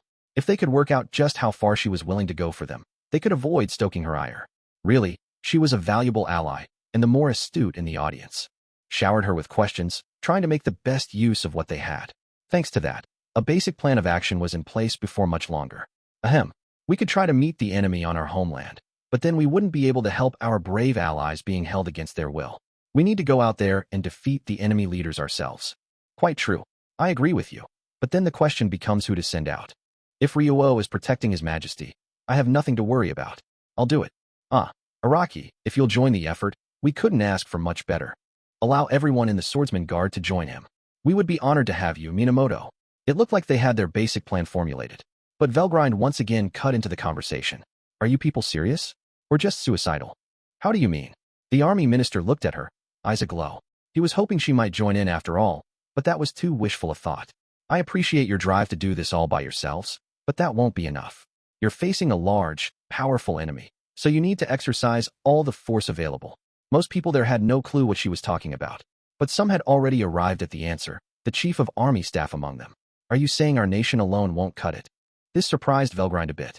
He'd been the first man to try picking a fight with her, so she'd assumed he was a lot more careless than that. Good thing I didn't give up on him from the jump, she thought as she nodded. Certainly, the naval chief of staff added. Now is no time for countries to be fighting each other in the face of this worldwide crisis. All of us here understand that, but as we went over earlier, militaries are going out of control worldwide. It's frustrating. I think we really need our rival nation's support. Minamoto replied. If we go in with a half-hearted force, the Yoma will just possess us anyway. That's why we're using a small team of elites. We'll need other nations to provide only their elites as well. This was met with broad agreement. It's the only way. This isn't a war any longer. It's a battle for survival against the Yoma, and we can't afford to be choosy about our methods. We need to drive them away before we can work out our own war. Right? It's no longer just our empire's problem. Indeed, we need to reach out and get everyone on the same page. There was no other approach to take. Such was the feedback they gave. Good job. You're all weak, so you need to use your heads more. Velgrind, hearing that, gave them a satisfied smile. But to the bureaucrats in the room, the idea was preposterous. Wait just 1 minute. I'm sure every world leader knows that things can't stand as they are, but I just don't think they'd all suddenly want to reach out and join hands. Yes, that would be asking a lot. If we suddenly came out and proposed an armistice, nobody's going to give their immediate approval. I'm sure we would turn down similar offers. This was sensible. If something were to happen during this armistice, it could send everything tumbling down. For any truce to stick, the involved nations needed to rein in their militaries. And that was far from the only issue, either. Would the citizens ever go for it? What if some nation took advantage of this to hatch some sort of scheme? Once you started suspecting your fellow man, there was never any end to it. And while some cautioned against being paralyzed by too much doubt, they needed to address these concerns before they could ever hope for everyone to come together. As things currently stood, building a united front seemed beyond possible, but Velgrind just smiled at them. So you're just going to give up without even trying? Well, if so, that's fine with me. I'll protect His Majesty anyway, and the capital he rules over. It was clearly meant to provoke. The diplomatic officer in the room had no defense. All right, fine. In that case, I will begin to make contacts. Let's try to be as sincere as possible and at least set up an opportunity to discuss matters. He was almost rebelling against Velgrind, but that was the whole reason she'd phrased it that way. And it had worked. We need to, yes. We're all going down otherwise. We may go down anyway, but I'd at least like to show a little backbone here, yes. Right, exactly. Even if we lose, we have to resist with everything we've got, or I'll never forgive myself. I feel bad for our citizens, though, and my family. We need to deal with it. We're fighting the Yoma, not a nation we can forge a peace treaty with. It's a battle for survival of the species, and if we lose, our nation's history is over. We must do everything we can right now, or we'll all have to live with the regret afterward. Now all the officers were worked up, ready to do whatever it took, and Velgrind couldn't have been happier. There you go. You need to start taking action and stop debating whether it's possible. Besides, if you mess it up, I'll figure something out for you all. She smiled a bit, keeping that piece of knowledge to herself as everyone else worked out what to do. So began the final resistance of the empire. Atlantis was the smallest of the land masses that formed the United States of Assyria. Located on the far east side of the nation, it had a tropical rainforest climate, with thick jungle taking up most of its square footage, but that wasn't all that made it unique. It also had a metal-producing mine and an oil field, and these bountiful assets buried in the ground had turned Atlantis into the largest military base in Assyrian territory. That was the beginning of the tragedy. There had once been some ancient ruins near the military base, but they'd had the misfortune of having an underworld gate to another world open up right over them. Long ago, the indigenous people of this land had conducted a ritual, a ceremony meant to help them communicate with the gods. It had created a slight rift in space-time, and the mystics that discovered it had stepped up to craft a stable underworld gate from it. These mystics possessed the locals, using them to welcome in the Assyrians, and now they had seized the base the Assyrians had built, using it as a beachhead for their own invasion. A man in khaki camouflage was commanding a large, racially diverse crowd of people. His black hair was brushed back, his eyes squinted and cold, and there was a glint of intellectual drive behind his glasses. This was actually a former aide of Cornu's from back when they were in the heavenly realms. He had been a cherub, in the service of the angels, before he'd undergone an evolution into a mystic. He had no name, but called himself Masahiko Amari, which was the name of the man whose body he'd taken over when he'd appeared in this world. Some of the three mystic leaders bestowed names on those who served them, but Cornu didn't value his bonds with his own team enough to bother. Race didn't matter much to the mystics, but Masahiko Amari was Japanese. He was a secret agent sent into Assyria to investigate their military base, a figure powerful enough to challenge Kondo for the title of best in his native land. He was talented, but unlucky. He wasn't aware that Kondo had been defeated, and by the time he fully grasped the nature of his enemy, it was too late. Hopelessly overpowered, he was defeated and possessed, and given how his body had been strengthened through the use of battle will, he was a perfect vessel for a mystic.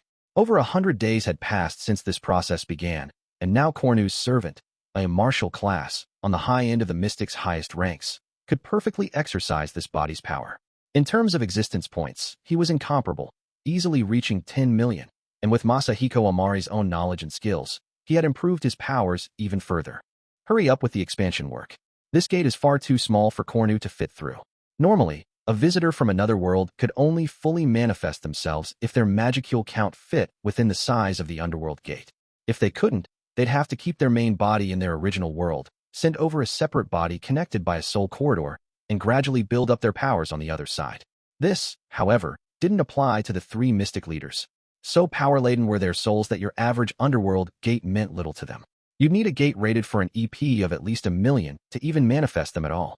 If you left your main body in the other world, by the way, you could revive your separate body even if it died, but since it had never fully manifested, it would lose a great deal of its strength, perhaps over half. The only things passed on to the new manifestation were its memories and experiences, and you'd need to find another physical body to possess. Clearly, then, this mystic approach to world invasion had its pluses and minuses. But if they could expand the size of the underworld gate, this separate body could return to the mystic's original world with its physical form intact, simplifying the process for full assimilation. And thanks to a constant construction effort, this gate was now much larger than Velgrind had predicted. Its EP rating was at around 100,000, allowing mystics at the staff officer level to fully manifest themselves without any problems. Prisoners were lined up in front of this gate, their minds fully dominated, and one by one, they were possessed by Yoma. Taking on physical forms this way had one key advantage for the mystics. It let them seize the name granted to the body they took. As half-spiritual life forms, they were inherently unstable, but taking on a physical body and name allowed them to establish a clear, unbreakable sense of self. The influx of knowledge they gained from the jump would turn them into decently useful pawns in war, even for the low-ranked privates among them. I'm not sure there's that much need for urgency, Mr. Amari. Everything's going according to plan. We've thoroughly investigated the war-waging power of this planet, but there is hardly anyone that would pose a threat to us. Amari was being advised by David Reagan, who was possessed by a general, class mystic, almost as powerful as potential demon lords. Like Amari, he had fully completed his physical manifestation, giving him an EP north of 600,000.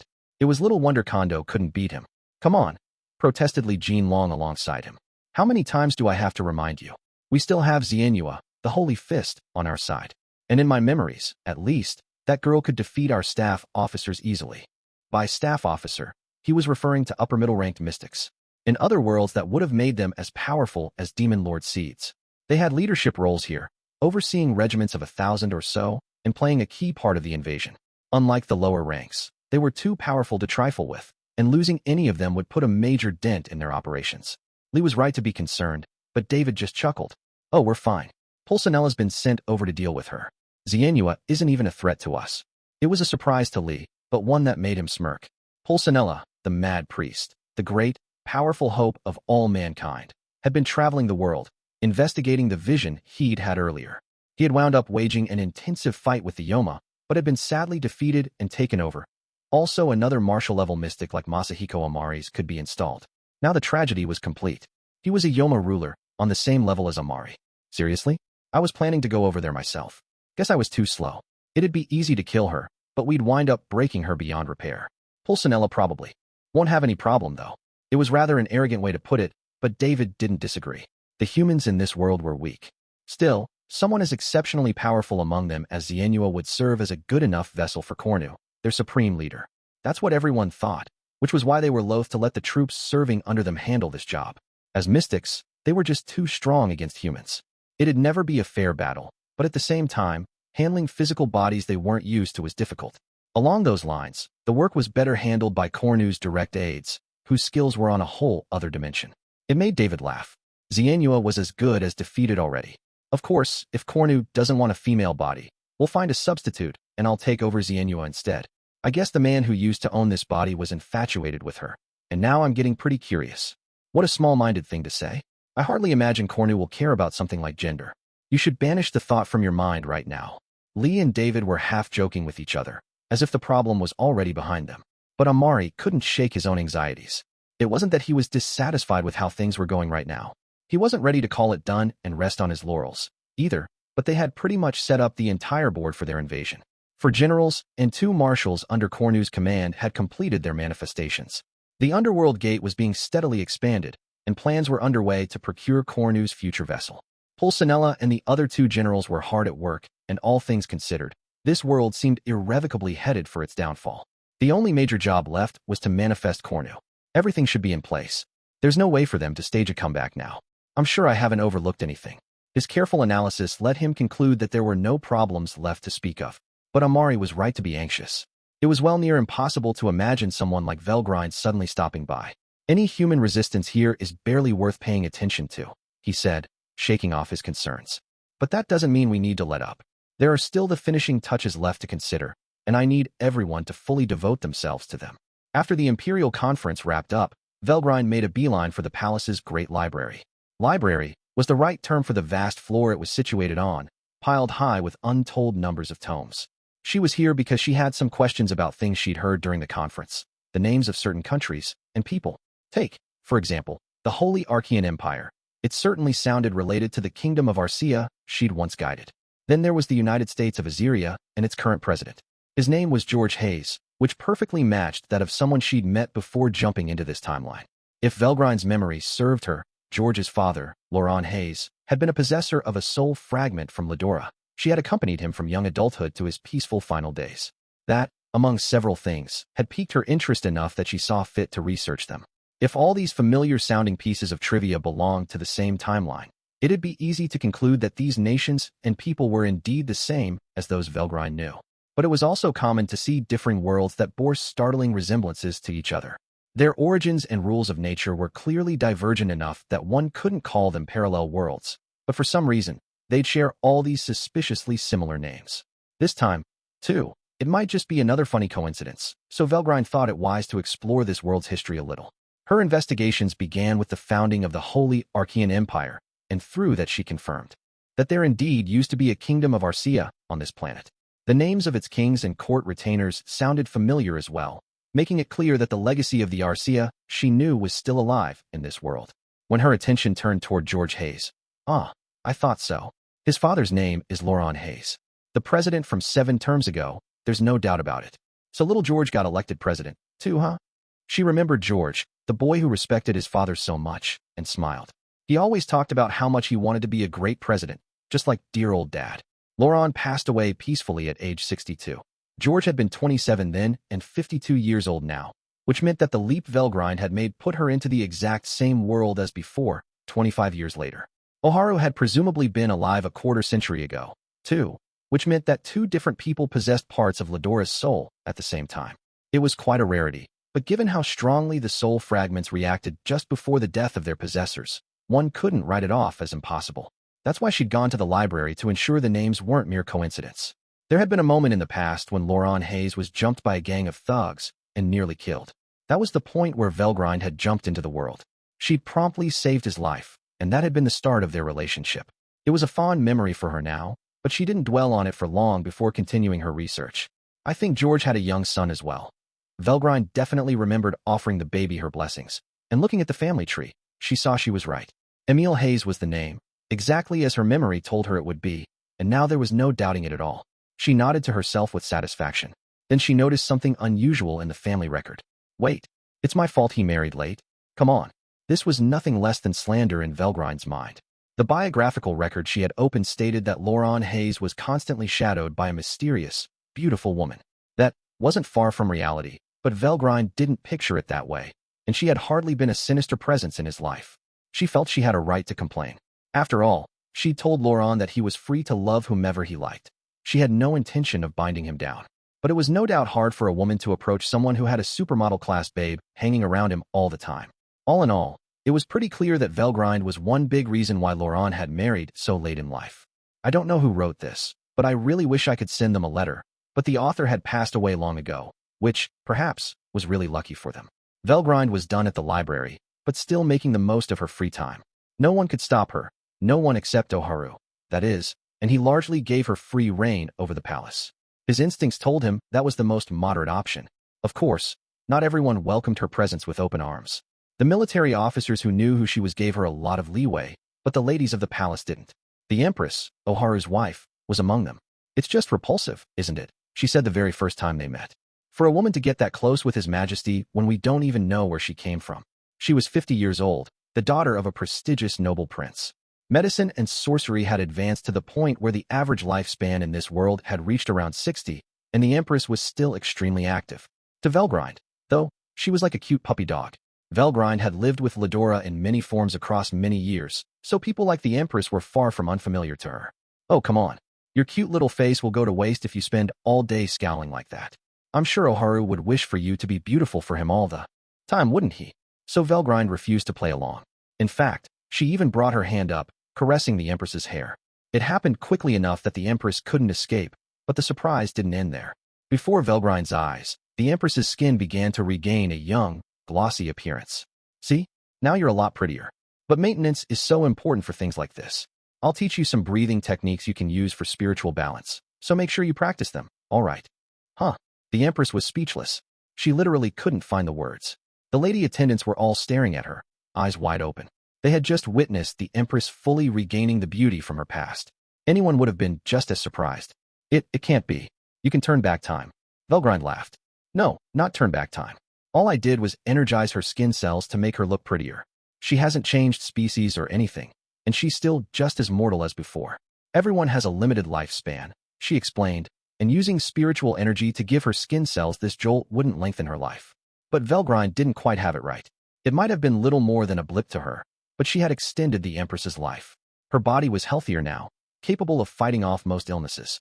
Her digestion had improved, giving her almost perfect anti-aging traits. It would ultimately grant her over double her potential lifespan. And if she kept up the breathing methods Velgrind taught her, she'd be able to make the most of all those years. I think I may have been mistaken about you, Ryuo. Never one to look a gift horse in the mouth. She instantly became a fan of Velgrind, as did her attendants. Me too. Yes, so was I. Yes, so please, I would love it if you could teach me this breathing technique as well. None of them were going to turn down some free youth, either. Velgrind was now a few days into her stay in this world, teaching the palace ladies how to meditate, enjoying high tea, and living a truly elegant life. The military, on the other hand, was busy. Talks with the administrations of all the other countries were proceeding slowly at best. There was still no sign they could arrange an international summit anytime soon, and without any progress to report, Oharu hadn't presided over any new imperial conferences. Pointless meetings just took up time. It was better for them to devote their efforts to something constructive. Oharu agreed with that idea, and Velgrind wasn't about to object. But she was growing unhappy. She was losing valuable time. Even now, the Yoma were likely working on their preparations. If they didn't hurry, figuring out how to hold a summit would be the least of their worries. It had forced Velgrind to take center stage and fight before humanity could come together to fend for itself. And, that's fine and all. But if that's how it shakes out, me shooing away the mystics isn't going to end this war. The thought depressed Velgrind. Everything would become so needlessly complicated in that scenario. So she decided to lend a bit of a hand. In the end, she really did like being helpful, despite it all. Does it look like the negotiations are going well? She asked the question as she strode uninvited into the Foreign Ministry's intelligence office. It was just past noon, but things looked chaotic here, and Velgrind's sudden appearance did nothing to mollify the bureaucrats that manned it. Not that she cared, of course. Ryuo, we really can't have this. Only authorized people are allowed in here. No more talking, please. We're 3 days in on this. Have any countries agreed to talk with us? That, as the ministry officer reluctantly explained, the Republic of Chinese fiefdoms had agreed to a summit only if the other warring nations also participated. The Greater Rossiam dynasty held the same stance, but this was the same as saying no, in the most passive way possible, because the response from the United States of Assyria and the Holy Archean Empire boiled down to now's not the time. Given the current circumstances, it was unthinkable for the leader of a nation to leave its borders, and none of them were in a position to hold a summit anyway, whether conducted live or over the phone. That's how things are right now, the haggard-looking official said. So we're trying to be as persistent as we can in reasoning with them. Velgrind rolled her eyes. Well, I'm glad to see you're taking your time with this. But fine, I'll help you a little bit. It was the classic hot and cold treatment people like Masayuki would have been well familiar with. But the stodgy bureaucrats here didn't take much of a liking to it. However, well, look who thinks she's the boss of us now. You might be powerful and pretty, but intelligence is our business, and I'd prefer if you didn't butt in. As annoyed as he was, even this official had to admit the truth about Velgrind's beauty. But while he might have had good reason to not want amateurs commenting on his affairs, his reaction was ill-advised. But if I leave it all to you people, you'll run out of time before the enemy starts to move. Just let me sit here. So the now livid Velgrind pushed the official away and took position by his communications equipment. A quick look around made it clear how it worked, so she promptly took action, reaching out to the United States of Assyria's intelligence department on the first try. You can hear me, right? She began, not bothering to ask who was on the other side. Quit hounding us, replied a strained voice. We passed on your nation's requests to the higher-ups, but the president is a busy man. You have to understand that there's no time for negotiations. They might have been the enemy, but they were being used by the Yoma just as much. That must have been why they were at least making an effort to respond instead of flatly dismissing Velgrind. But they still hadn't set up a meeting, and the simple reason for this was that Assyria was in a state of internal chaos. Japan understood that well enough, so it hadn't pushed the matter very much. But Velgrind didn't care about any of that. Whatever. Just put little George on the line for me, all right? You're president. You don't understand, do you? And you can't go around calling our president Little George, either. I keep telling you that we're busy. Tell him Velgrind is calling, and I think he'll come right over. What? The voice seemed a bit confused by this, but Velgrind ended the call without further comment. She personally knew the president of Assyria, their enemies, and naturally, she wanted to take advantage of that. Now she had to see how they'd respond. If they actually relayed the message to President Hayes, things would start to go quickly. If not, she was planning to make a personal visit. She knew where he would be, in the same spot as 25 years ago, although it only seemed like a few days to her. And since physical positions remained constant even in other timelines, she could move right over via spatial transport without problems. I think I'll head over if they don't respond to me within 1 day. Next, Velgrind sent out a message to the Holy Archean Empire. She had thought about how to negotiate with them as well. Precisely working the virtually magical communications terminal in front of her, she immediately opened up a channel, called for someone on the other end, and began making her one-sided demands. Give this message to your emperor for me. Tell him to agree to the requests sent by the conquering empire of Japan. Do it, and we'll provide you with another sacred treasure, a sword, a spear, a bow, you name it. Velgrind herself has personally guaranteed it, so we want you to work fast. The recipient of this snippy message had no idea how to react. As far as he knew, he didn't take orders from anyone calling themselves Velgrind. He had no reason to agree to this, but this was an official international communications channel. Ignoring her wasn't an option, but a communications officer like him couldn't meet with the Emperor just because he wanted to. He honestly thought the request was ridiculous. Still, he reported this call to his boss regardless. He did so because she had used the term sacred treasure. The Holy Archean Empire retained a fighting task force, a national power whose name was renowned even in other nations. They were called the Seven Sacred Treasures, 7 people gifted with supernatural abilities in battle, and they were particularly famed for the weapons they possessed. These weapons were conscious creatures, and only when someone was selected by them as their owner could they become part of this group.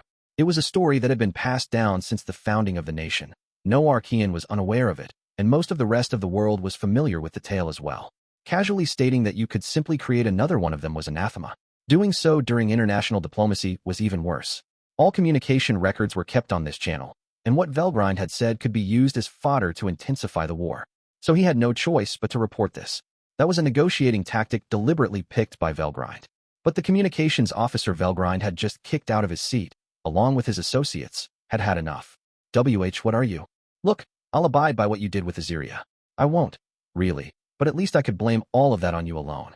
But there's no way we can back away from what you told the Archons. Why ya? And how underhanded of you, using a false name like that. They're bound to find out the truth soon enough. This is going to be a huge problem. It certainly didn't seem like a false name to Velgrind, but to someone who didn't know her, it must have sounded like she was trying to con the other nations. They had her wrong, but she didn't feel like explaining things to them, so she ignored their protests. Whining about it now was pointless. It was up to the other parties to respond. So Velgrind finished making her moves. All complaints about them were cast aside, and she decided to have some tea made and enjoy an elegant break as she waited for word from those she had contacted. Meanwhile, the head of the Foreign Ministry's intelligence department was silently fuming, ready to try Velgrind for high treason depending on how the other nations responded. That stupid girl. She's strong, I'll admit that. But she can't trick me. I kept quiet around His Majesty, but she's waiting for when we're at our weakest so she can swindle us with her lies. She had pulled the wool over everyone's eyes at the Imperial Conference, but in retrospect, the things Velgrind told them all were patently ridiculous. If she was telling the truth, there was no hope left for humanity. He couldn't tell exactly how powerful she was, but there's no way they could ever beat an army with mythical strength. The thought had begun to make Velgrind seem like a villain in his mind, the denial phase of the grief cycle writ large, not that he was aware of it. His rage was ratcheting up his anxieties, and just when he was almost at the end of his rope, Velgrind? Hi, Velgrind. It's me. The message came from the United States of Aziria, and it came at startling speed. And who could it be but, well, hello there, little George. I heard that you're president now, aren't you? I sure wish Laurent was around to see what a fine man you've become. Ah, it really is you, Velgrind, replied President George Hayes. I'm so glad to hear your voice. I never thought I'd see you again. Everyone overhearing the conversation was stunned into silence. The department official Velgrind had tangled with earlier, on the other hand, was simply confused beyond belief. What? Velgrind? Wasn't a fake name? Wait. No, that doesn't matter. Ryoo is personally connected to the president? This makes no sense to me. He had looked down on Velgrind as this impertinent, compulsive liar, but in an instant, he was almost feeling respect for her. Velgrind herself, however, didn't care what any of them thought. Now, George, I'm sorry to ask you for favors out of nowhere, but is it okay if we catch up later? There's something really important that I want to take care of first. Have they told you about what's going on? Yes, and you're right. I have things I want to discuss with you as well, though. Can you hear me out before we move on to this business of yours? Of course. You're Lawrence pride and joy, you know. I almost feel like a mother to you in a way. Thank you. I'm happy to hear that. Now, as for the current situation, I think we need to sit down and brief each other so we're all on the same page. I agree with you. Should I take that to mean you'll carry out my request? That won't be a problem, no. When shall we hold this meeting? I'll tell you once I check with Ladora. I mean His Majesty the Emperor. Oh, yes, you said there was one other person from my father's generation, didn't you? Well, all right. I can't remain on constant standby, but I'll arrange things so I can sit down and talk whenever you can. And just like that, Velgrind had secured a promise from the president. It wasn't much longer before a call came from the Archons as well. Is Lady Velgrind on hand? Right here. That's me. Thank you. My name is Bright, and I serve as leader of the 7 sacred treasures of the Holy Archean Empire. I am deeply moved to receive the honor of a conversation with you, my lady. But before we begin, there was one thing I wanted to confirm. What is that? Are you truly the goddess that we worship? Huh?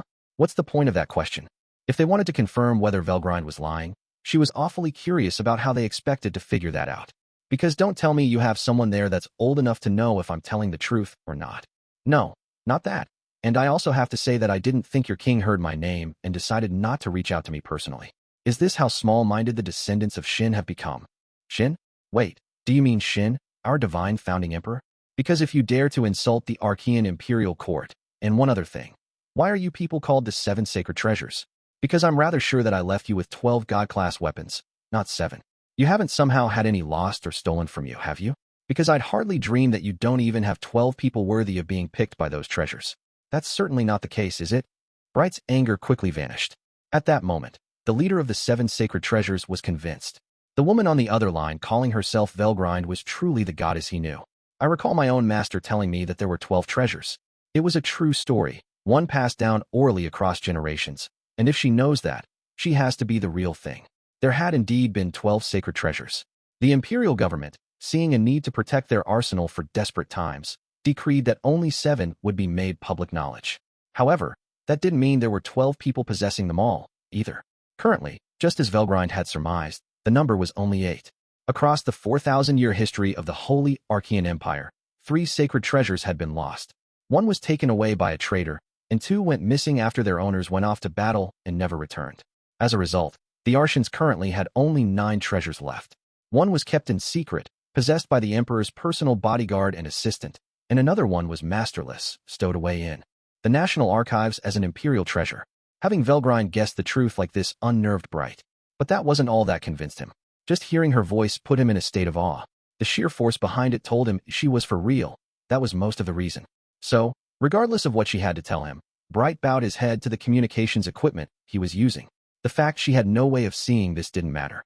It was respect for Velgrind that drove him to do it. I sincerely apologize, my goddess. I will immediately report to the Emperor of Arcia and give him your demands. Oh, you will? Well, no more time wasting. Then, all right. Get moving. Yes, my lord. Velgrind wasn't done complaining yet, but she let Bright off the hook for now. She had achieved her goals. Now she had 2 nations doing her bidding.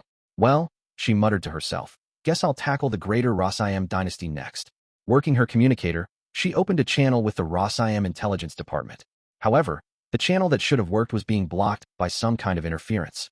That's strange. Hey, you over there, when was the last time you made contact with Greater Rossiam? Early this morning, the official she'd pointed at hurriedly replied. We make regular contacts with each other 6 times a day, in the daytime and evening. Being at war, they kept this window open regardless of the time difference. This was based on an agreement between all the countries involved, meant to speed up negotiations depending on the state of the war. Normally, it'd be used to work out the terms of an armistice, but for now they exchanged information on the Yoma over this hotline. Given that they had all let their militaries run out of control, they needed a firm grasp of current affairs so they could work out how to explain matters to their citizens. Was there anything unusual up to now? Not in particular, sir. No progress, the hesitant official said. But no abnormalities, either. The time was almost here for their regular afternoon contact. It was doubtful that the other side simply wasn't on duty, and given their dedication to retaining backup communications equipment, a mechanical error was hard to picture.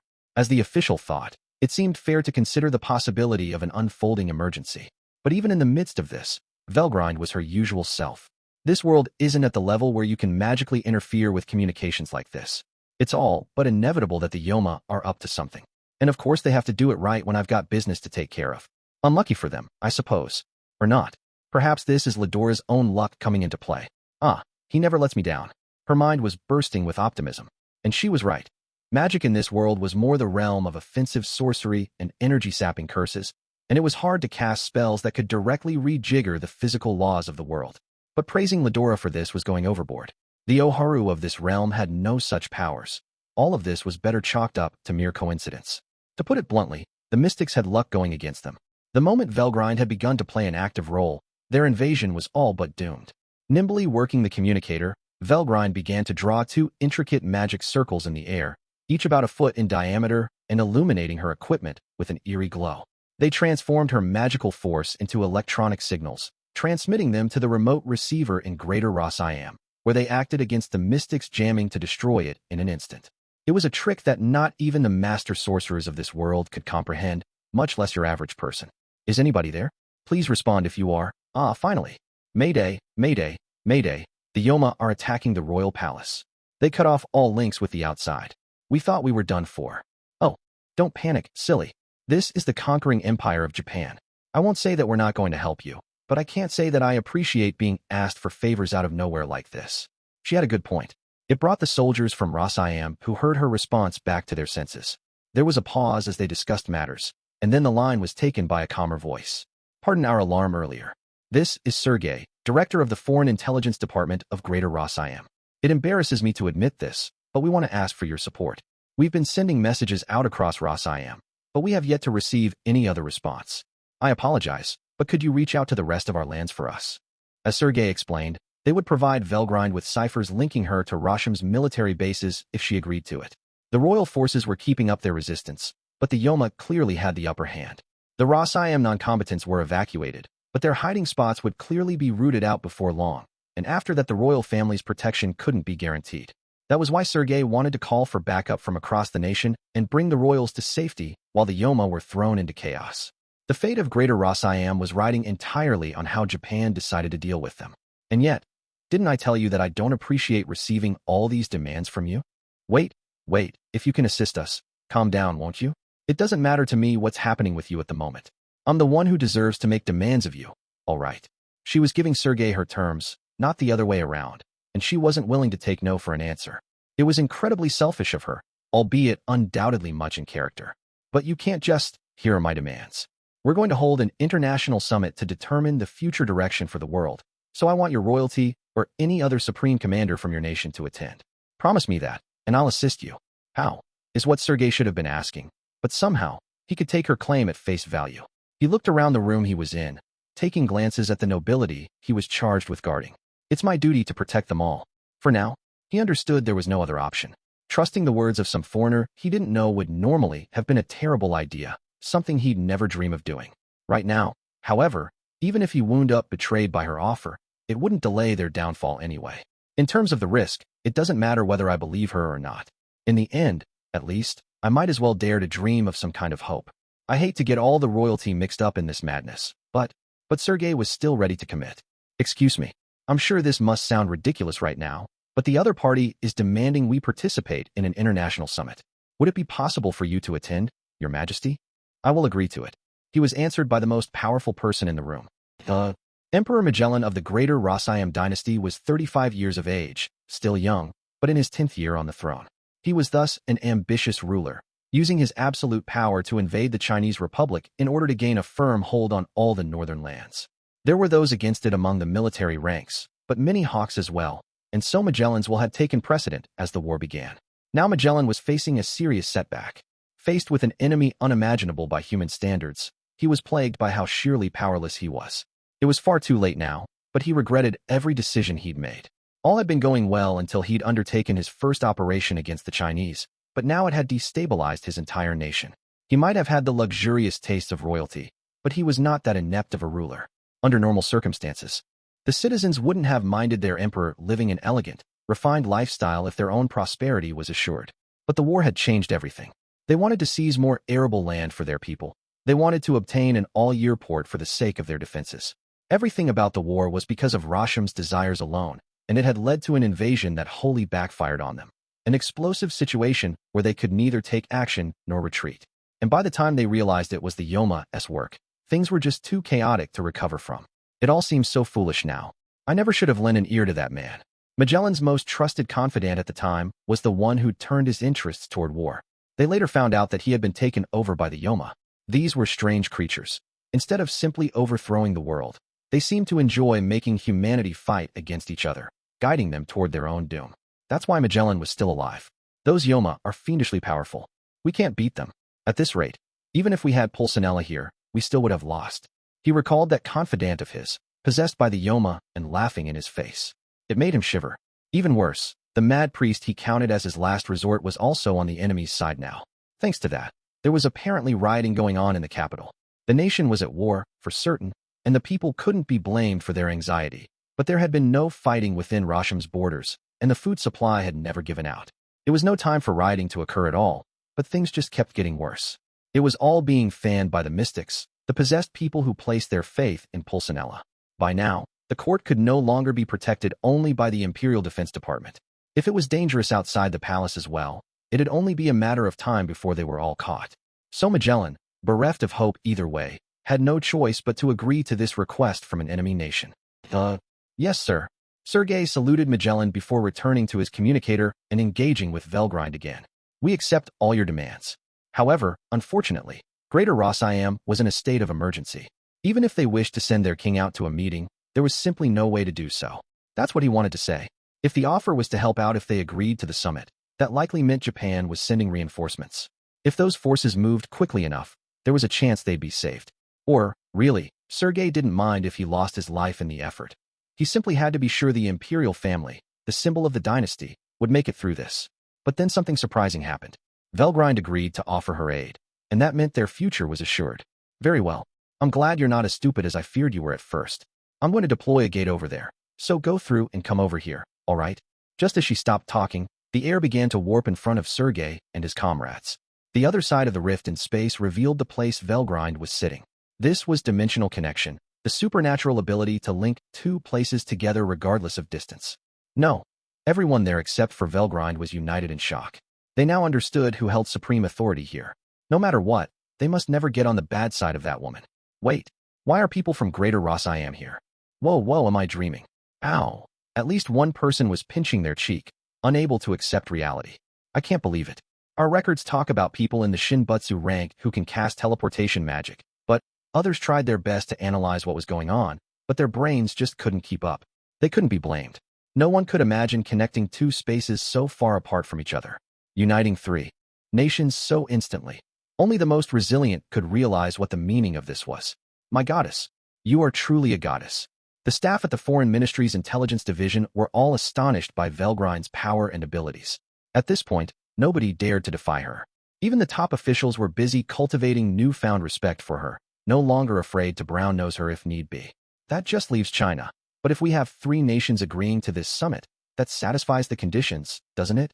Yes, my lady, it does. Okay, so you guys can handle the rest of the negotiations yourselves for me? Certainly. Nobody was foolish enough to refuse, of course, the officials all staking their pride on successfully reasoning with the Chinese. Velgrind nodded and turned toward the befuddled Greater Rossiam leaders in the room. So is this all of you? I'm sorry, but anybody outside the room you were just in is beyond what I could agree to. If we destroy the Yoma quickly enough, though, I think we can save all of them. They could do nothing but eagerly nod at this. Not all of the imperial court had made it through the rift, but they cared more about saving their own hides than whoever was left behind. There was no way they could pin the blame for any of that on Velgrind. We thank you for your assistance. Sergei, overcoming his confusion first, thanked her. It made Magellan realize that he needed to do the same. Allow me to offer my appreciation as well. Once this is all over, I promise you may accept whatever you want as a reward. Velgrind snorted a bit, not sounding too interested in what he had to offer. Emperor or not, she acted just as arrogant around them all. I don't need anything, thank you. I'm sure you can't fulfill my wish anyway.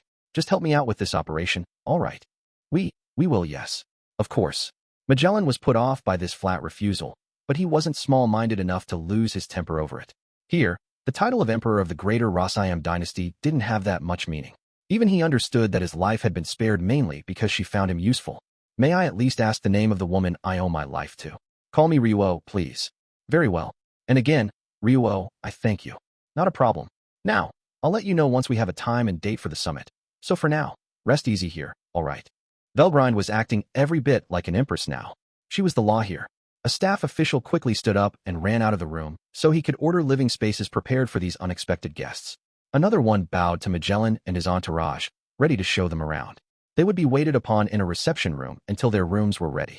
All this role assignment was done without any previous discussion. Their teamwork was a sight to see. Even Velgrind was a little impressed. Then the most self-important of the Foreign Ministry's officials decided now would be a great time to try buttering her up.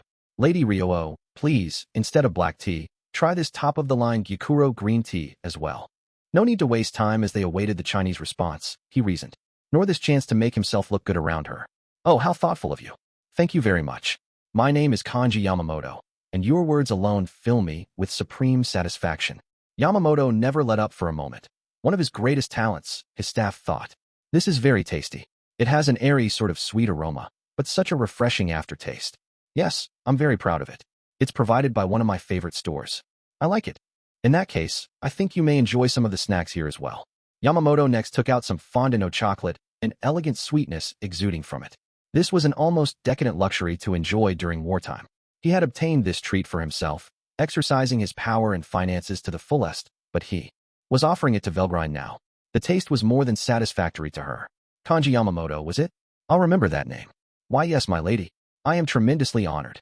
She was making this offer despite never having bothered to remember the name of any other human being in her life. She could be surprisingly vulnerable to brazen bribery like this.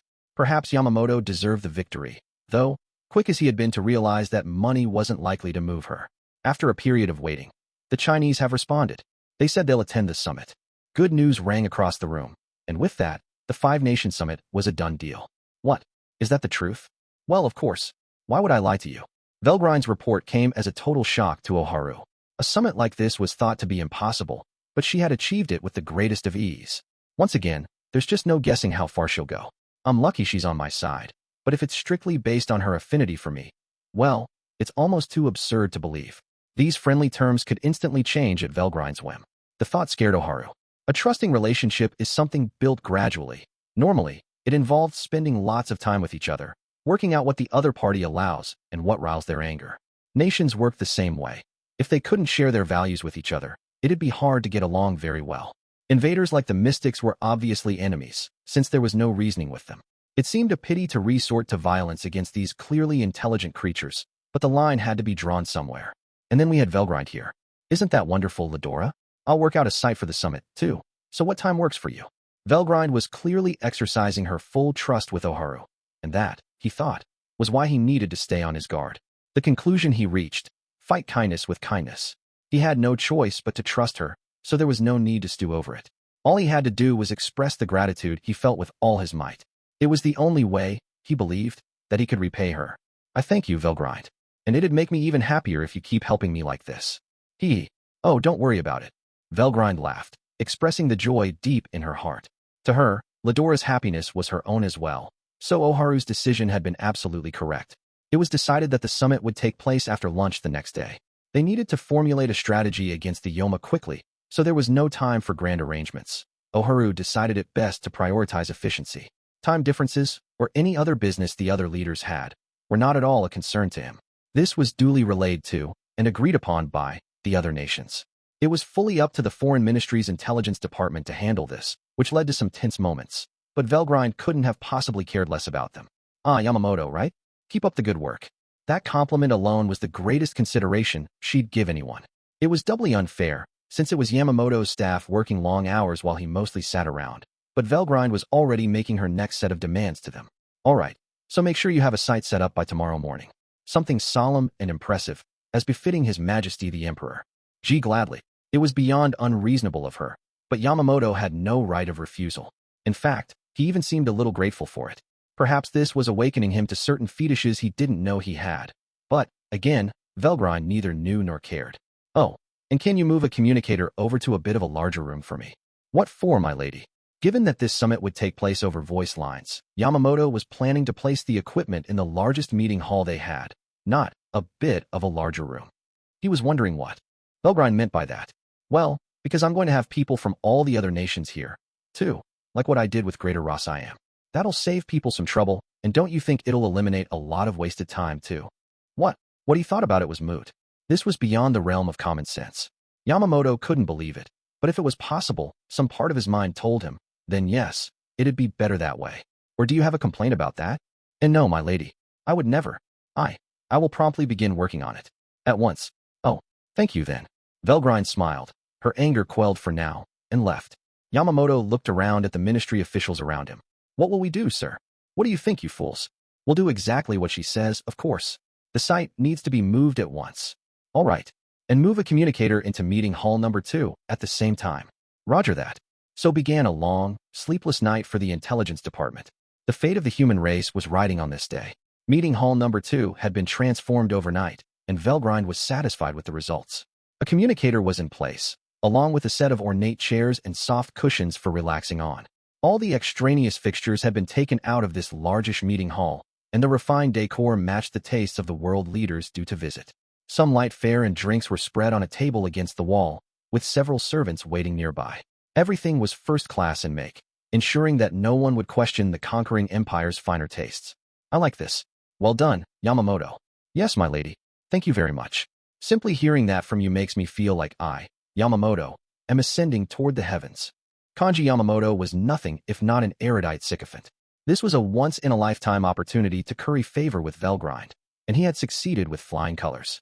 Velgrind, after all, had always been a connoisseur of the finer things in life. Impressing someone like her was a feat in itself, and the military officers who stopped in to look were amazed he'd pulled it off in a single night.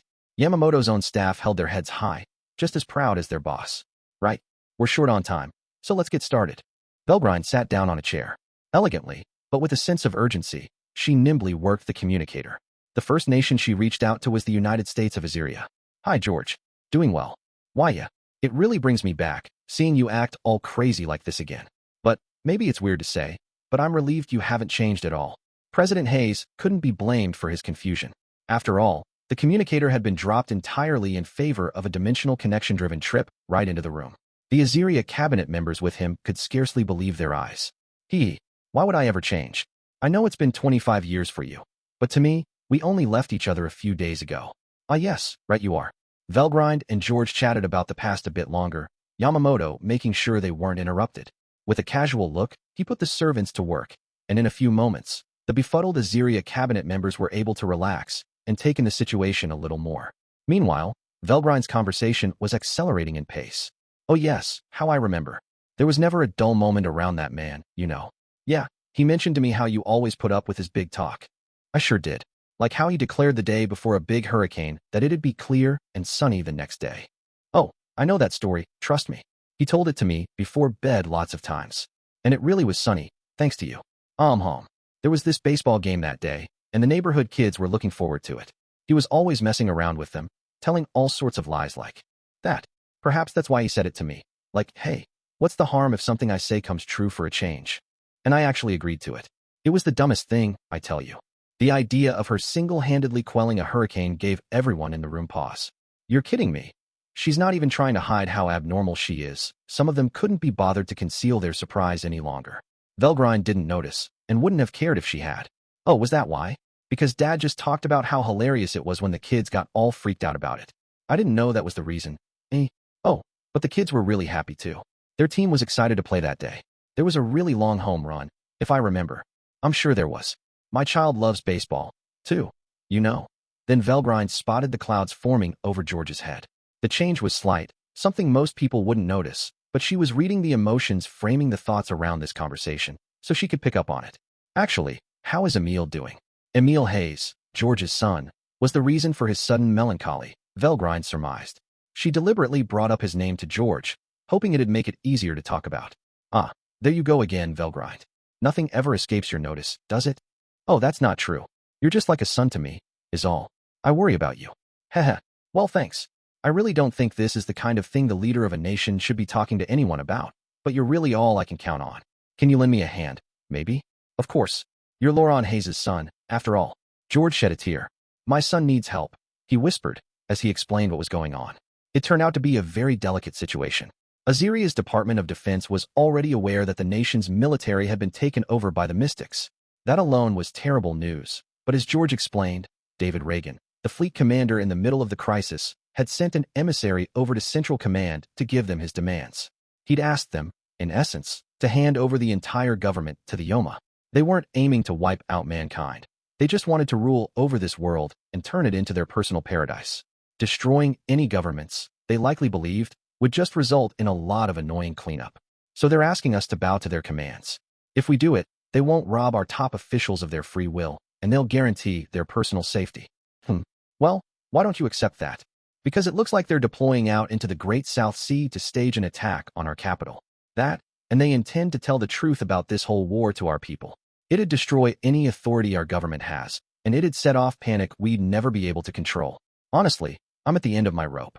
They had been offered a choice, and opinions were split over which option to take. Either one, though, didn't hurt the Mystics at all. And besides, Velgrind thought, The Yoma wanted to enslave humanity, procuring the healthy bodies they'd need for the numbers of mystics they expected to immigrate here in time. A supply of fully controlled slaves would be ideal, and since this world had 5 different superpowers, destroying one of them would teach a lesson to the others. The humans far outnumbered the mystics. Even a 10th of them would be more than enough physical bodies for the invaders' needs. I see. I'm sure the Chinese are in a similar situation, and I think Siam must have refused the offer, because the royal court's door is about to be taken down by rioters. I'd say Japan had it relatively easy by comparison. It's only a matter of time either way, I'm sure. The combined Assyrian-Chinese fleet is coming soon, isn't it? Yes, not that it's a problem with me around, but you were going to tell me about Emil? The Assyrians and the Japanese officials in the room, Yamamoto included, weren't so sure Velgrind should just wave off the fleet like that.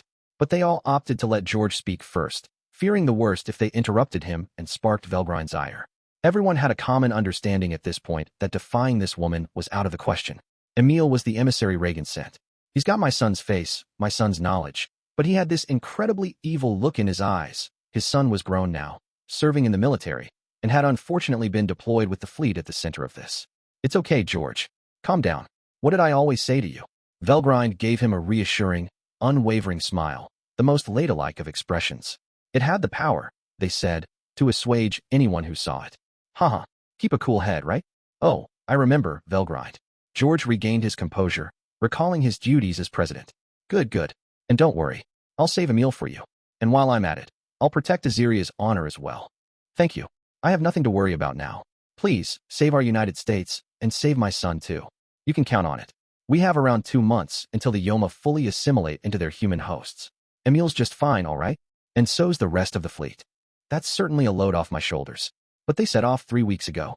We only have a few days left before the attack. Oh, it's all right. That's what today's summit is for. All right. George nodded back. I promise we won't hesitate to help in any way we can. I just hope this summit bears fruit for us. He stood up, the rest of them silently watching Assyrian cabinet joining him. Their conversation was over, and the guides opened the door at Yamamoto's signal. We will take you to the waiting room now. Listening to Velgrind's powerful words made everyone in the room feel relieved. They all voiced their thanks as they filed out. The next group Velgrind summoned was the contingent from the Holy Archean Empire. They had just crossed the ocean using dimensional connection, something they didn't understand at all, and one could only imagine how flummoxed they must have felt. No, voiced one minister. We were in a safe room only a tiny number of people know about. How did you? Well, the indignant Velgrind said with a snort. If you didn't want people to pinpoint your location, you need to isolate it as much as you can with a barrier or whatnot and cut off all contact with the outside. Not that you can hide something like that at your level, but contact with the outside? Oh, did you follow our transmissions to identify where we were hiding? A younger man in the group spoke up. He had a god-class bow on his back, so Velgrind assumed he was one of the 7 sacred treasures. That's right, she said, not too interested in him otherwise. The Artians were up in arms about this, but she wasn't about to put up with it. Something like that was child's play for Velgrind, and she wished people didn't carry on about it all the time. So you're Velgrind? A more arrogant team member asked. I am Zangu, current emperor of Arcia. I understand you've been posing as the goddess Cardina, the one who bestowed her blessings upon our founder Shin. He was young, in his early 20s, a beautiful man with blonde hair, blue eyes, and a well-balanced frame. His full name was Zangu Urin Dolt Arcia, emperor of the Holy Archean Empire, in the flesh. Cardina? Oh, right, they called me that too. Something about how they were too lowly to call me by my real name, or whatever. I had no idea my nickname was the one that stuck. Don't tell me the real one didn't survive in the records. You refuse to admit it, then? What a farce. Or do you think your beauty gives you free rein to rant and rave all you want? Velgrind was lying. He was convinced of it. But that attitude of his was a major problem. And if the leader of a group is in the wrong, it often takes more than an apology to make up for it. Some underling going on like this could have the blame pinned entirely on them, or someone higher up could show enough remorse for everything to be forgiven. But if the highest person on the totem pole made the incorrect choice, it could lead to events they'd never be able to take back. Bright, leader of the 7 sacred treasures, almost had his eyes pop out when he heard Zangus speak. You idiot. After all the explaining I did, you still don't understand how fearsome Velgrind is? And before that, right after we had this wondrous supernatural thing happen to us, I think it should be crystal clear that it's the work of the gods. He had reason to be so perturbed. Dimensional connection was clearly nothing a bunch of puny humans could achieve. Whoever could conjure such a spell must be either a god or someone close to it. Angering someone like that was ill-advised at best, and it was his own emperor doing it. no less. Brett had no idea how to make up for this. But he wasn't the only one reeling at this. Kanji Yamamoto was just as aggravated. Whoa, was the Emperor of Arcia that brainless all along? What are we going to do about this? Because he's going to anger Ryuo before long. And then who knows what terrors we'll see? Yamamoto's mind raced. This was his problem, too. So the first thing he did was give a message to one of his assistants. Bring His Majesty here at once. But, sir, say no more, fool. I know it would be disrespectful of us, but he's the only man who can stop Ryuo. The assistant stopped protesting. It was clearly the right thing to do. Right away, sir, he softly said before zooming off. Normally, Kanji Yamamoto was the worst kind of middle manager, acting like some supreme being while doing little actual work. But when it came to judging whom not to cross in his line of work, he was a born genius. He had leveraged that skill well, and it had brought him safely through this crisis so far. But as everyone in the room sensed the danger, the emperor that had triggered all this remained as casual as ever. Ha, cat got your tongue. Now that you realize I won't be tricked that easily? Well, it's understandable, I suppose. I know a con artist like you wouldn't know this, but I'm not like the foolish rabble around me. You see, I too have been accepted by one of our sacred treasures. I have the 7th position among their ranks, in fact, and that is the man you were attempting to hoodwink. Zengu was tremendously proud of himself, and he was telling the truth. A god-class sword was hanging from his waist, and it was faintly glowing. Velgrind had noticed it, of course. She just hadn't spoken until now because she was so aghast. Are you kidding me? You have me right here, and that's how you react? Could someone this incompetent really be descended from Shin? But as she lamented over this, something dawned on her. Clearly, from the way he'd refused her when she'd first reached out, this Zengu hadn't trusted Velgrind from the very beginning. It was in a king's nature to be very cautious, so she hadn't chided him for it at the time. But if Zengu still doubted her despite being told of these secret matters only someone there at the time would have known about, it was a real pity, in many different ways, too. Being so mistrusted despite her revealing these secrets was, well, unthinkable. And if these secrets were common knowledge, it showed the Emperor wasn't keeping his confidential information very secure. Either scenario was unacceptable, and if the Emperor was this slow to pick up on that, it was a serious issue that called all his qualifications into question. Incompetent? Are you referring to me? You don't even understand that? What a pity. But you have gone through over 4,000 years of history in the meantime, so I suppose any bloodline would deteriorate. Velgrind grinned. Zenga's outlandish behavior exasperated her, but she still wasn't petty enough to get angry over this much. But Zengu himself was livid. Ha, so not only do you try to keep up the act, you mock me to my face? Foolish girl. Let me ask you this then. Not only do you dare to claim the name of a goddess, you even brag to us that you can copy her powers? Well, if you can create a sacred treasure, let's see you do it right now. But beware. Fail, and you'll be exposed for what you truly are. I don't really want to. I won't listen to excuses. You're the one making impossible promises, and you're the one who needs to pay the price for them. Oh, but I won't kill you. You do seem decently powerful, and you certainly have the beauty to match. I'll make you into my personal plaything, so don't you worry. There was no end to Zenga's foolhardy ranting. Everyone except him and Velgrind were holding their breath, waiting for what would happen next. Clearly Zengu was in the wrong, but the fact Velgrind was being patient with him despite all expectations to the contrary gave them a glimmer of hope. They all looked at her, praying that this would somehow end peacefully. Well, you really can't do any of that, can? I would like to say a few things to you, but all right. I did make that promise, so I'll give you what you want. Velgrind, cutting Zengu off, produced an azure dragon sword, pooling her magicules together and building it with create material. Will this suffice? I doubt you can use it to its fullest, but it has god-class abilities, I will assure you. Wah! Zengu, instinctively accepting it, was instantly charmed by its glow. It was the mark of the real thing. There was no more doubting her words. As a king, Zengu wasn't entirely inept. He was extremely arrogant at the best of times, but not a tyrant. He even had enough of a conscience to listen to the words of the people he ruled over. This was the first meeting of the 5 superpowers in ages, so he was being more high-handed than usual today, lest anyone think he was a pushover. That was Zengu's mistake, and at long last, he had come to realize it. Then it's really true? No, it can't be. It's all just so ridiculous, isn't it? Someone from mythology, thousands of years ago, just showing up in this modern age? That's impossible. His mind succumbed to confusion. But as he did, Velgrind, perhaps cutting him some slack because he was descended from a former Ledora, treated him as gently as possible. If this had been some unrelated person, the talking would have ended long ago, and there would likely be blood all over the walls. But Zengu, despite having all the luck in the world, simply couldn't accept it. In fact, no, wait a minute. If a goddess from mythology actually exists, who would be more appropriate to be at my side? Yes, If I can get my hands on her, all our problems will be solved. It was an outlandish idea, but he sincerely felt he was snatching victory from the jaws of defeat. Hehehe. Yes, now I see. Velgrind, my goddess. You've traversed across time to meet me, haven't you? What a gallant thing to do for love. But very well. Allow me to reply to your feelings for me in kind. I swear that I will love and cherish you for the rest of my life. He was horribly mistaken, and he had a room full of witnesses watching it all. Velgrind was bewildered. Huh? What kind of joke is that? Heh. No need to be shy now. We will have to wait until the end of hostilities to hold the formal introduction, but once everything is taken care of, I will gladly accept you as my true empress.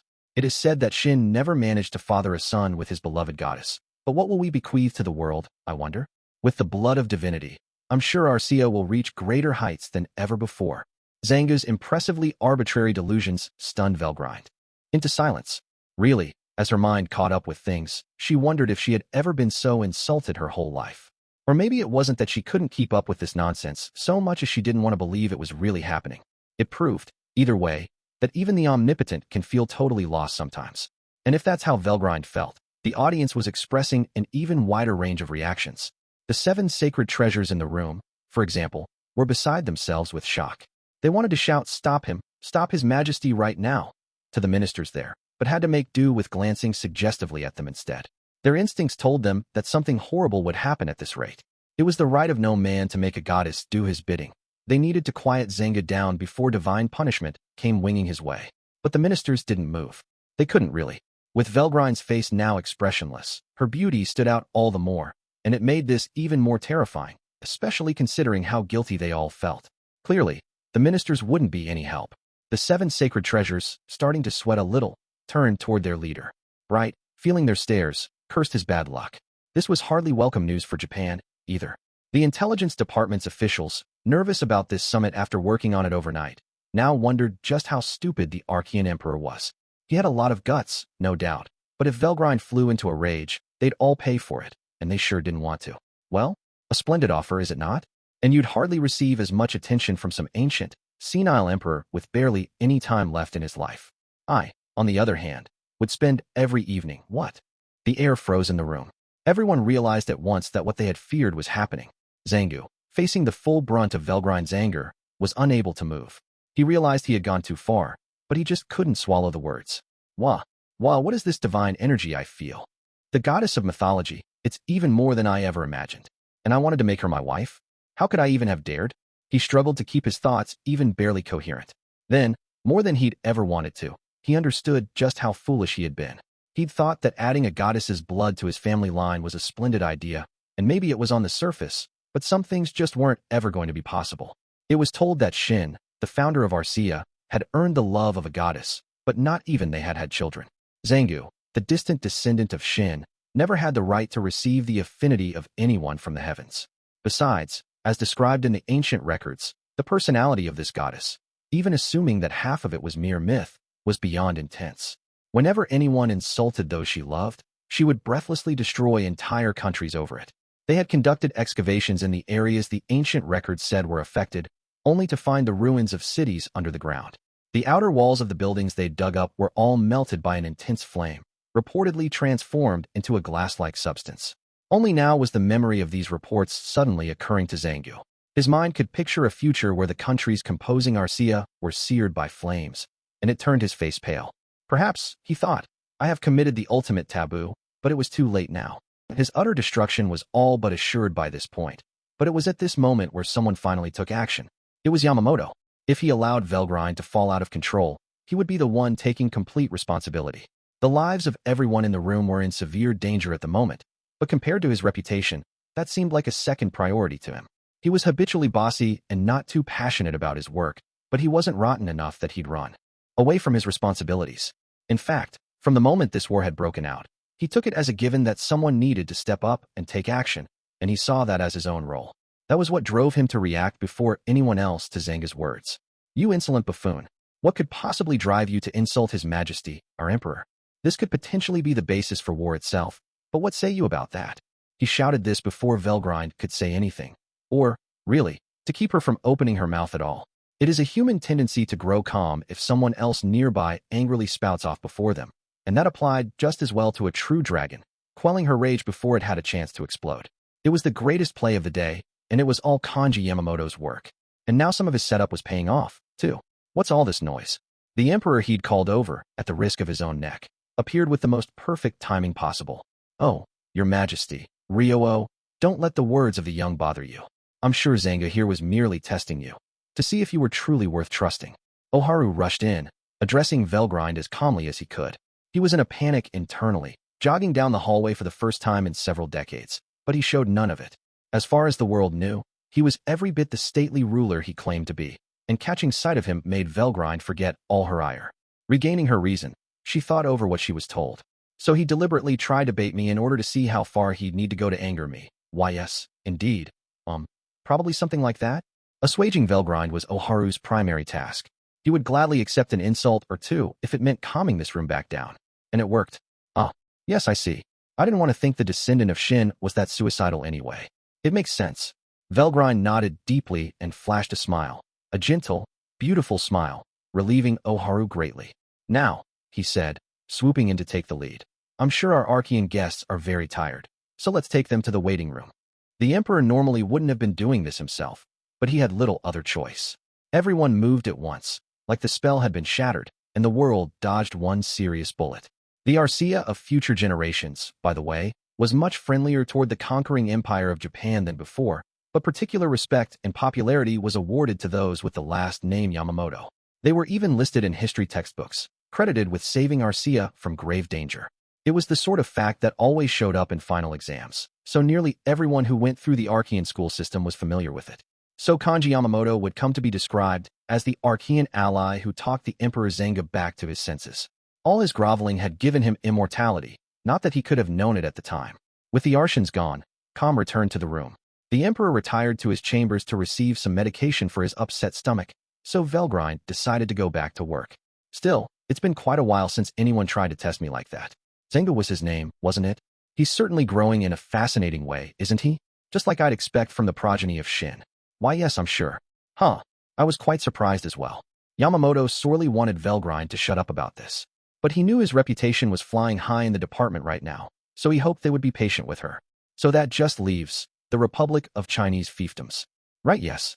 As allies with the conquering empire, the Chinese were the last to agree to talks, as long as the other nations were committed to them.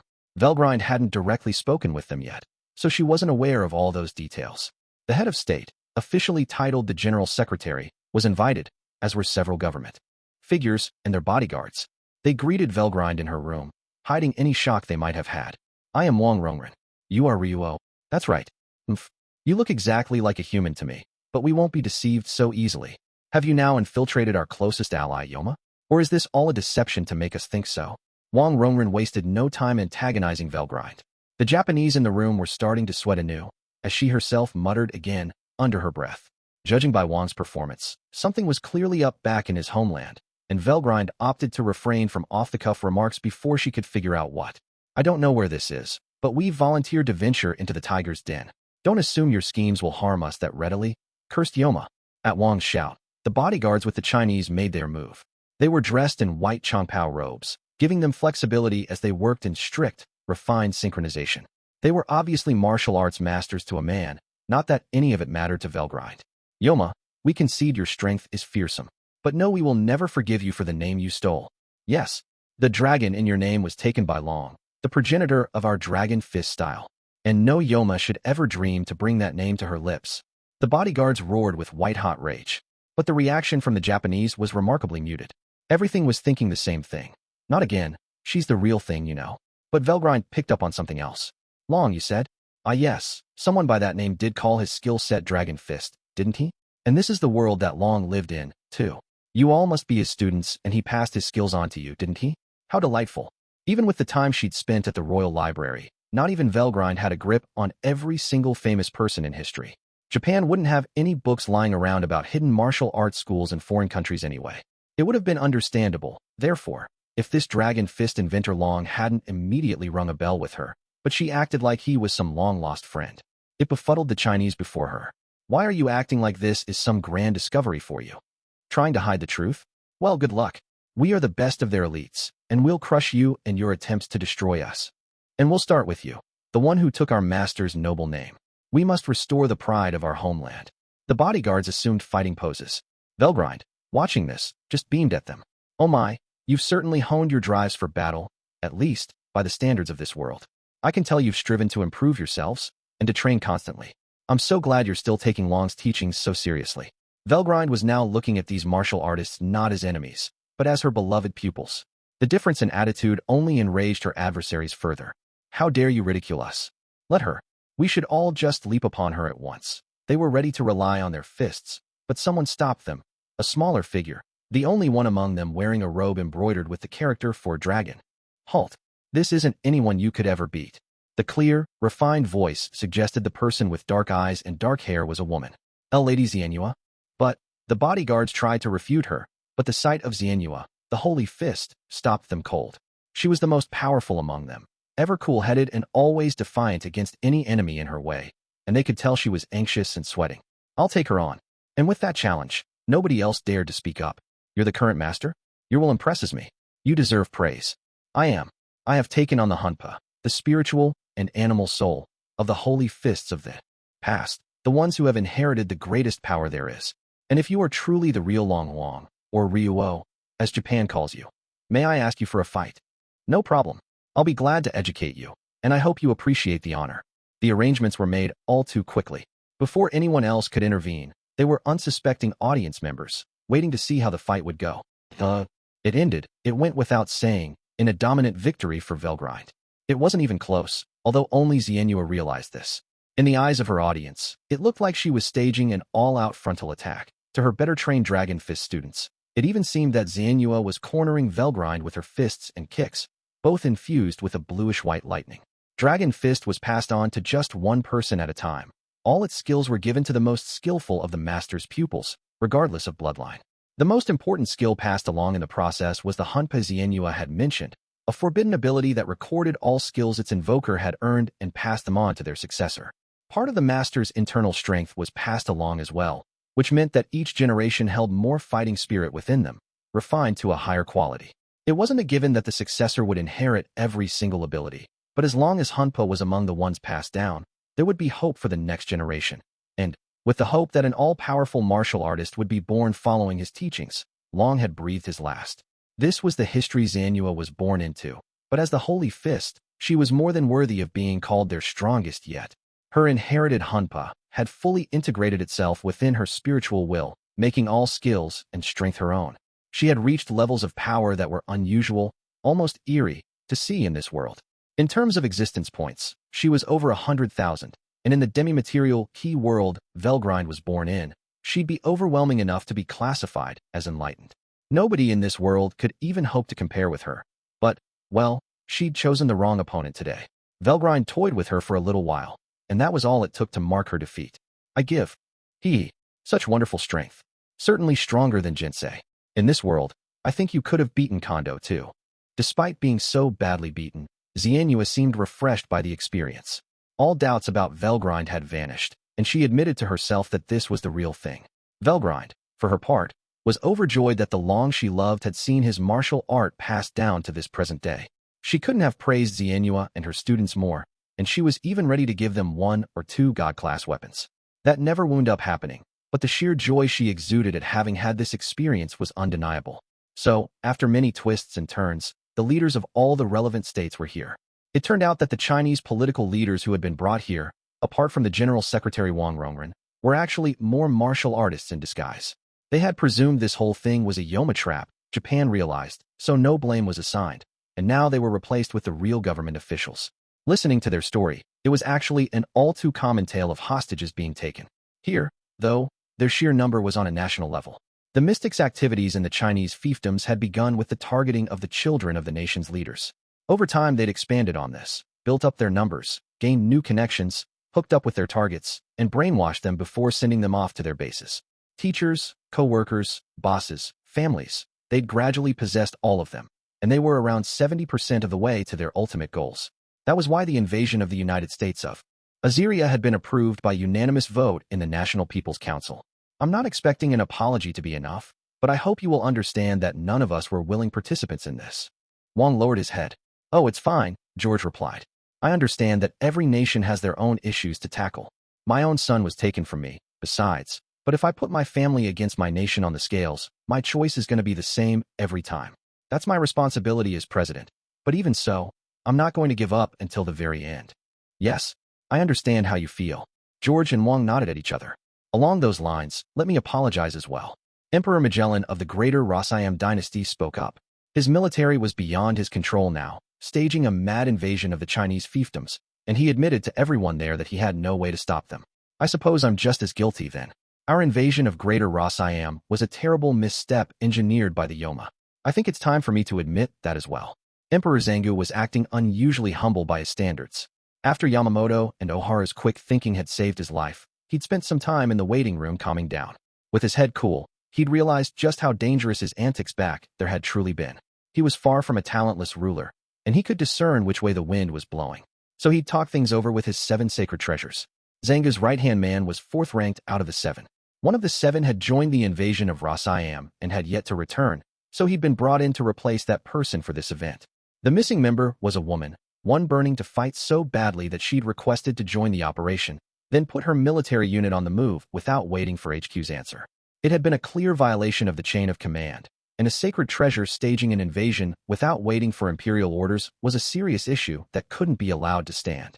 She had once been steadfastly against any opening of hostilities, but had recently demonstrated a clear change of heart. It greatly confused those around her, and she was soon placed under suspicion. Following her most recent crime, however, the government decided to stage a search. As much as they hated to make a hero and sacred treasure their enemy, they had failed to find conclusive evidence that a Yoma had taken her over, but as they concluded, it had to be accepted as fact. It was a gut-wrenching, pride-destroying decision. Velgrind and Xianyua's battle had taken place in the courtyard that was visible from the waiting room. The 7 sacred treasures working together couldn't defeat the Holy Fist, but for Velgrind, it was like taking candy from a baby. The treasures understood there was no reason to keep on bluffing about their own strength, and Zengu agreed. Thus, without any further ado, the Holy Archean Empire renounced its ambitions to conquer the world. Heh, I just remembered. As the myths say, anyone who earns the goddess's blessings will rule the world. If that is the inevitable truth, that would make Oharu our generation's mightiest ruler. It was Zanga's clear understanding of this that made him pledge his full allegiance to Oharu. So the summit began with a flurry of apologies. If I may also speak. No, I understand the conquering empire of Japan's position well enough. Right? We of the United States regret forcing you into a decision as well. Oharu attempted to join the fray, but Wang and George wasted no time cutting him off. The others in the room, including Yamamoto, standing motionless against the wall, could read their leaders' minds like a book. Yes, I can see their motivations. If they try to pin blame on His Majesty Oharu for this, it's sure to raise his hackles, after all. Yamamoto took a glance at Velgrind, thinking about how he'd have made the same choice in their shoes. After this spate of mea culpas, the summit moved on, its leaders working out a strategy against the Yoma, but everyone's eyes quickly turned toward Velgrind. So Ryuo, what sort of strategy do you think would be effective against the Yoma? Japan's army minister hated to ask the question. It was terribly embarrassing for him.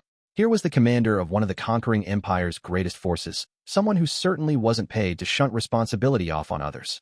This time, though, nobody was going to criticize him. All the world leaders awaited Velgrind's reply. They had no other choice, for they lacked any sort of firepower that could resist these enemies which were beyond human knowledge. As they turned toward Velgrind, their only hope, the woman herself couldn't have been more casual. She turned toward the army minister, as if she thought the answer was obvious. You understand that any military deployment is meaningless, right? Yes, regrettably. It might keep them from approaching our homeland, but we'd never fight a naval battle with them anyway. We could place everybody here into our ships, and we'd still never be able to resist the Yoma. The minister was right. If the fleet came close enough to Japan itself, the fleet's cannons could target Japanese cities. That made it worth building a naval defensive line, but either way, it'd be pointless if they had no chance of winning. They weren't sure the Yoma would even try destroying urban areas. If they had the power to possess people's minds, they'd likely prefer to co-opt the cities for their own use instead. If so, they had no reason at all to stage some grand naval fight. Precisely, Velgrind said with a nod. Guns don't work on Yoma, and no foot soldier will provide any resistance. That narrows it down to 2 choices. What are those? Either leave all of this to me, or try a little harder by yourselves. One of those. To the proud military men and women in the room, the choice Velgrind presented was simply humiliating. But the reality was that nobody had anything to counter her with.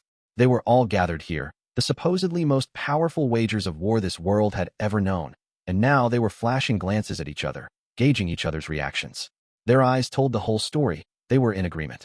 Jinsei Araki and Saburo Minamoto, proud swordsmen of the conquering empire, were the first to speak. This is our issue to solve, after all. I have no intention of trying to act proud here, but it would be pathetic of us to rely on Ryuo for everything. If there is anything I can accomplish here, I want to risk my life on it. I agree with my companion. They were followed by the 7 sacred treasures of Arcia. Well, I don't want Japan seizing all the glory. I want us to play a role in this, too. We can't have His Majesty Zenga come out and fight himself. I hope he can leave this to us. Exactly. The Emperor has duties he can carry out only if he is alive. This is a job for us to handle. The 6 members besides Zengu were ready to contribute. Xianyue the Holy Fist was just as resolute. Long, my lord. If you are willing to offer the human race your protection, we have nothing to fear. Even if we are defeated, with you on our side, we are all but guaranteed victory in the long run. So please, allow us comparatively smaller presences a chance to grow and prosper in battle. She meekly bowed her head. That made her the 9th warrior to have volunteered for this effort. But there was one more remaining. Is it all right if I join you? This was codename Billy, head of the Secret Service of the United States. He was here to personally guard President Hayes, and by any account, he was a professional at warfare. Despite being just 26 years old, he cut an intense, masculine figure, complete with a scar on one cheek. He was proficient in casting magic as well, and he handcrafted the bullets he loaded his gun with, ensuring anyone he shot met their maker, even ghosts. But while it was a courageous act from a courageous-looking agent, compared to the other 9, Billy was clearly a notch below them. His physical abilities were nothing to write home about, and even his weaponry wasn't particularly noteworthy. He certainly beat everyone else in the room who stayed silent, too timid to think they could help at all. But could he really help in a combat situation? That was questionable. Billy was fully aware of that as he nervously awaited Velgrind's answer. George saw fit to back him up. Yes, Billy has proven to be extremely talented in his guard duty. He saved my life multiple times, and Emile is just as fond of him. I'll withdraw him from contention if he'd just get in the way, but if possible, I'd like you to take him along. Giving up such a trusted member of his personal staff likely meant exposing himself to more danger than before. George was fully aware of that, but with humanity facing extinction, he couldn't find it in himself to simply do nothing. Billy, he figured, could hold his own against the lower-level Yoma. He honestly believed this, and so he made the offer in hopes of expanding their war power. This group would form a team that'd raid the Yoma as headquarters. They'd destroy the portal Velgrind called the Underworld Gate, eliminating the invaders' threat right at its core. Everyone was resolved to do this, but Velgrind just gave their suggestions a measured smile. If you had opted to leave everything to me, I would have protected only those I wanted to protect. But I'm glad to see you have the enthusiasm to fight, and in appreciation of your resolve, I'll help you a little bit. All right. In fact, if they had agreed on the former option, Velgrind was fully ready to leave the human race to its own fate. She could even see herself taking her favorites, like Oharu and George Hayes, and transporting them into some other world to live in. Goddesses can be finicky like that, but these representatives of the human race had made the right decision, so Velgrind responded in kind. Codename Billy, you said? All right, I'll let you on the team. I have no reason to turn you down. Your strength is on the same level as Minamoto over there, and if we can do something about your weapons, I think we can make you both a much deadlier presence. Her mind made up, she asked Minamoto and Billy to surrender their weapons to her. Minamoto dutifully gave her his beloved blade, Billy his favorite Smith & Wesson Model 27 revolver. Velgrind accepted them and immediately engineered their rebirth as God-class weapons. This is just. Both men were awed by how plainly more lethal their weapons had become. Jinsei wasn't so surprised, having experienced this before. He just nodded, his expression serene. The others in the room weren't so calm.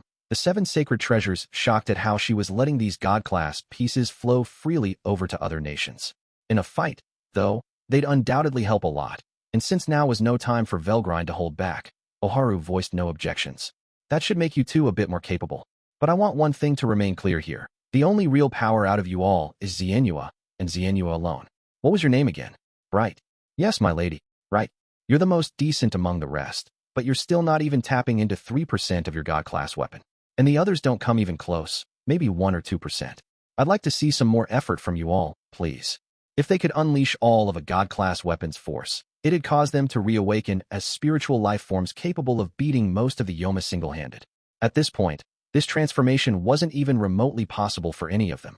Velgrind, after all, had designed the sacred treasure's weapons so the blood descendants of Shin had access to their powers. They could all use this equipment well enough, but they weren't able to unleash its true firepower. Still, there was no need to be ashamed of that.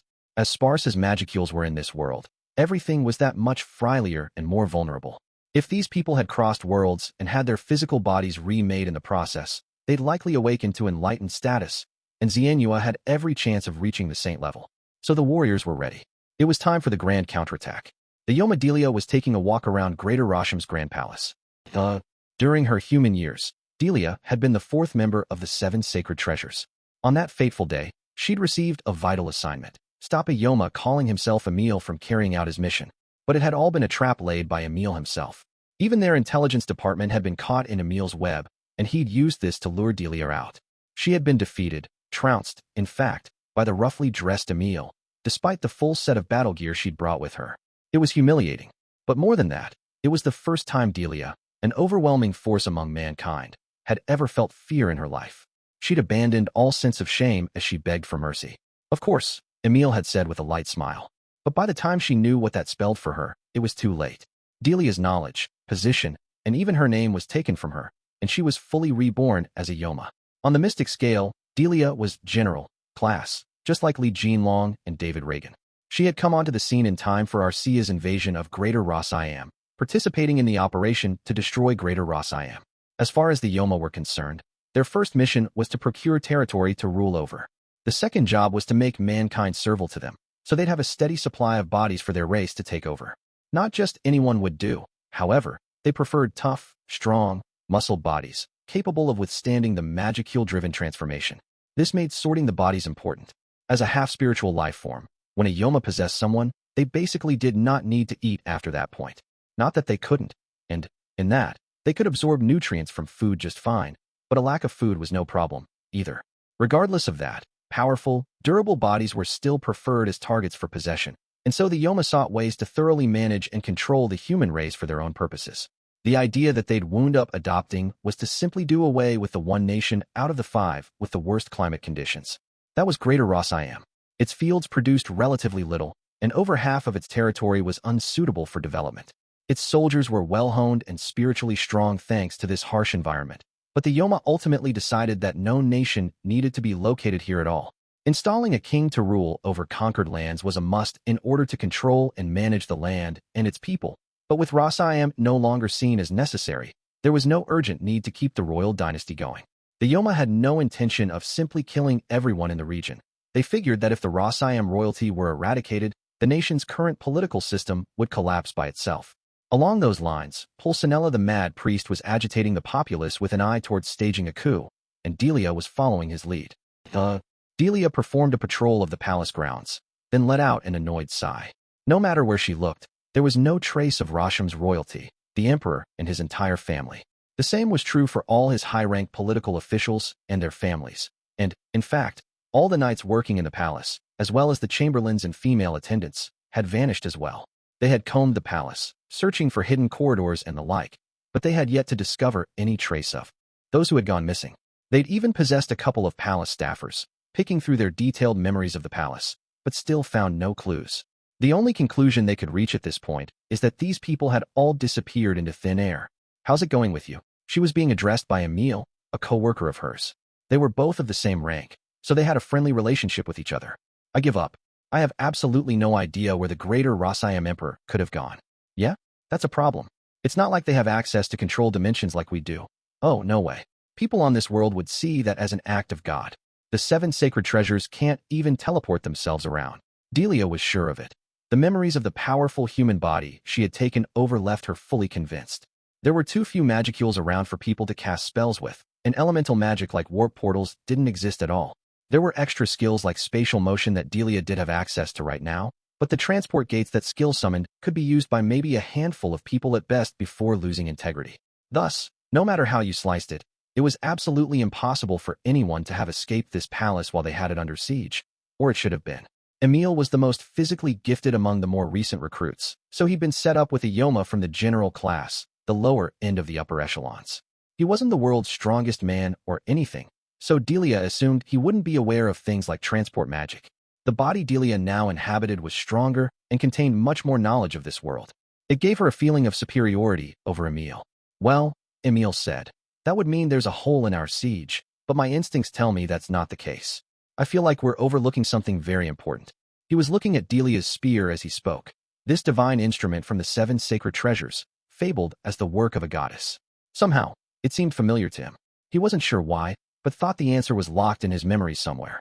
Yoma can read the memories of the humans they take over, but while important knowledge was one thing, the repeating cycles of human life, the day-to-day conversations and experiences, took up so much of the mind that examining them in detail took too long.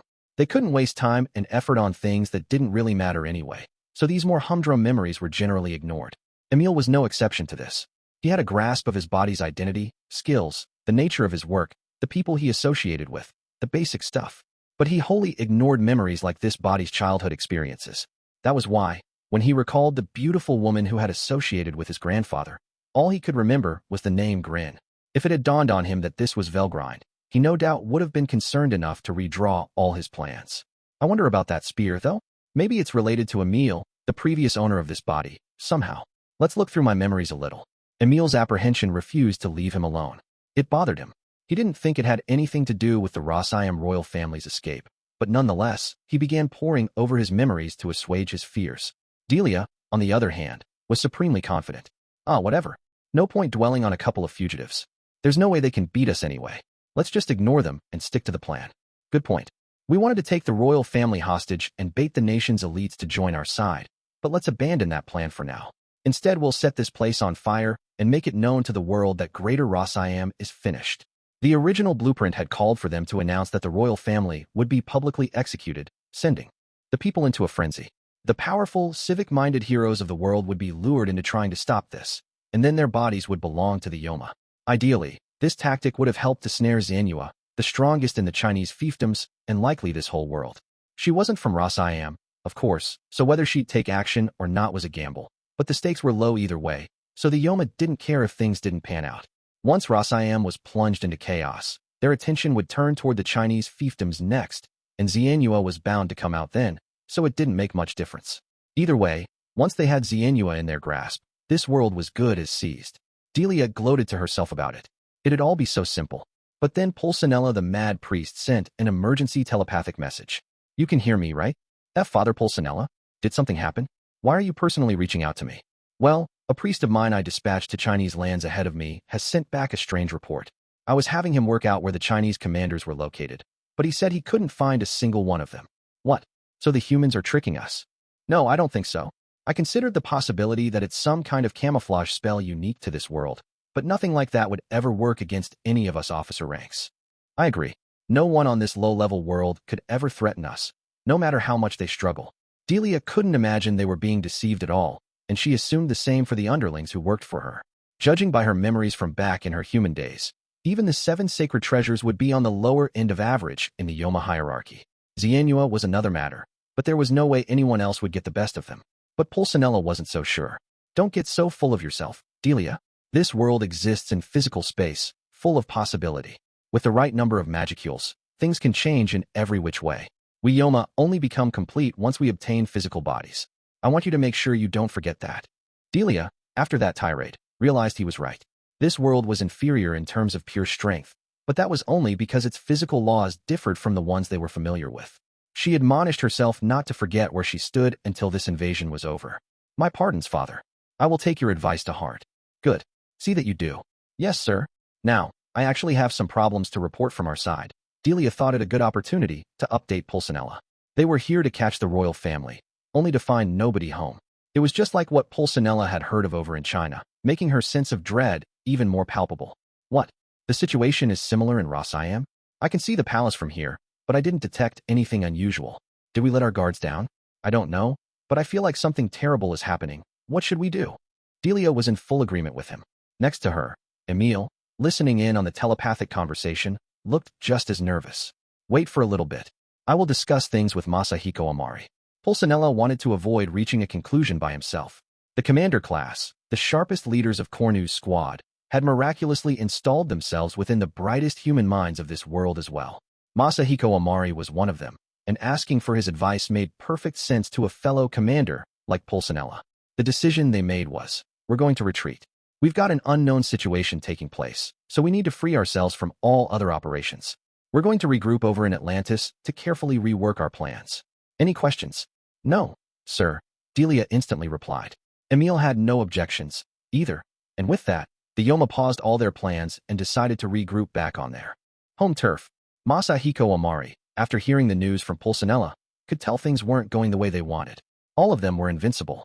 Looking at the situation, both as Yoma and from the perspective of the humans they possessed, they were one step away from conquering the world. Once they built their rule over the human race, they'd top it all off by summoning Cornu. And from there, they'd start reworking the planet itself, making it into a stellar base for their future conquests. Space was a big place, but not as large as the universe they'd come from. Now that they had physical bodies, they could feasibly conquer this entire dimension in the span of thousands to tens of thousands of years. As they did, they'd develop a new underworld gate to the next dimension, with an eye toward yet more pillaging. Now, however, they were running into snags.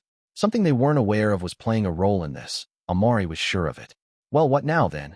Li Jinlong and David Reagan both reacted to the blurted-out phrase. Something wrong. You look pensive. I thought everything was going as planned. Is there a problem? Amari looked back at them and explained the situation. The royal family of Ras Siam and the leaders of the Chinese fiefdoms had both disappeared for unknown reasons, and he believed some external force was behind it. Wahaha, aren't you overthinking it a little? It's a cause for concern, to be sure, but is it really enough that we should pause our entire operation? Li openly laughed off the threat. David audibly wondered whether Amari was being too weak-willed, but Amari wasn't moved. We're strong, that much is true, but we're not omnipotent. Let your guard down for even a moment. You realize, and this entire invasion could fall apart. We need to take this opportunity to gather as much information as we can. Contact our people in the remaining 3 nations and have them brief you on matters. We have to look into what's going on with the other world leaders. With that order, the trio went their separate ways. After his 2 compatriots left, Amari leaned back in his office chair, thinking to himself, it's the same thing in Arcia.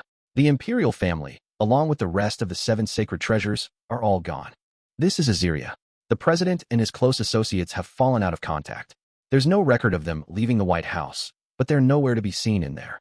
Security's been stepped up inside the conquering empire of Japan. I attempted to enter the administrative zone, which includes the palace, but it wasn't possible for me. Before he gave his orders to Lee and David, Amari had already been moving his own teams on the ground. Whenever something bothered him, he liked to take immediate action to address it, and his suspicions were quickly confirmed. Aziria and Arcia are fine, but I'm wondering about Japan. I think I had one of our company officer class Yoma performing spy work over there, but perhaps Jinsei would be a challenge for him? No, that's impossible. Fighting is one thing, but Jinsei's no counter-espionage agent. As Masahiko Amari's teacher, Jinsei was a world-class sword-fighting talent. He wasn't a spellcaster, however, and without Amari around, the Imperial Palace Spellcaster Guard would have trouble dealing with the Yoma's undercover maneuvers. It'd have been one thing if the Yomas stormed the palace, were discovered, and it resulted in a battle. But if they couldn't even get anywhere near the palace, that was highly unusual. Well, what now? Pulcinella and the others had been ordered to return at once. They would be teleporting in once they'd finished wrapping things up. David and Lee would have caught up with the news by then, so they'd likely all be discussing their future plans shortly. But that wasn't what Amari was concerned about. What am I anyway? The human Masahiko Amari had been possessed by a commander-class Yoma. The assimilation process wasn't complete yet, but he had gained enough access to all of this body's capabilities. Or not.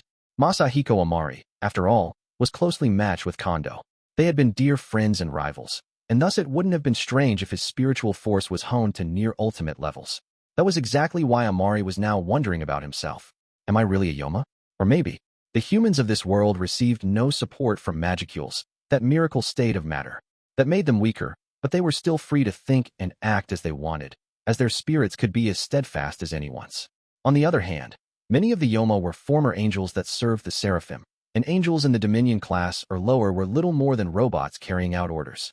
Their senses of self were stretched thin at best, and even now, there was a chance that the humans would possess them, not the other way around.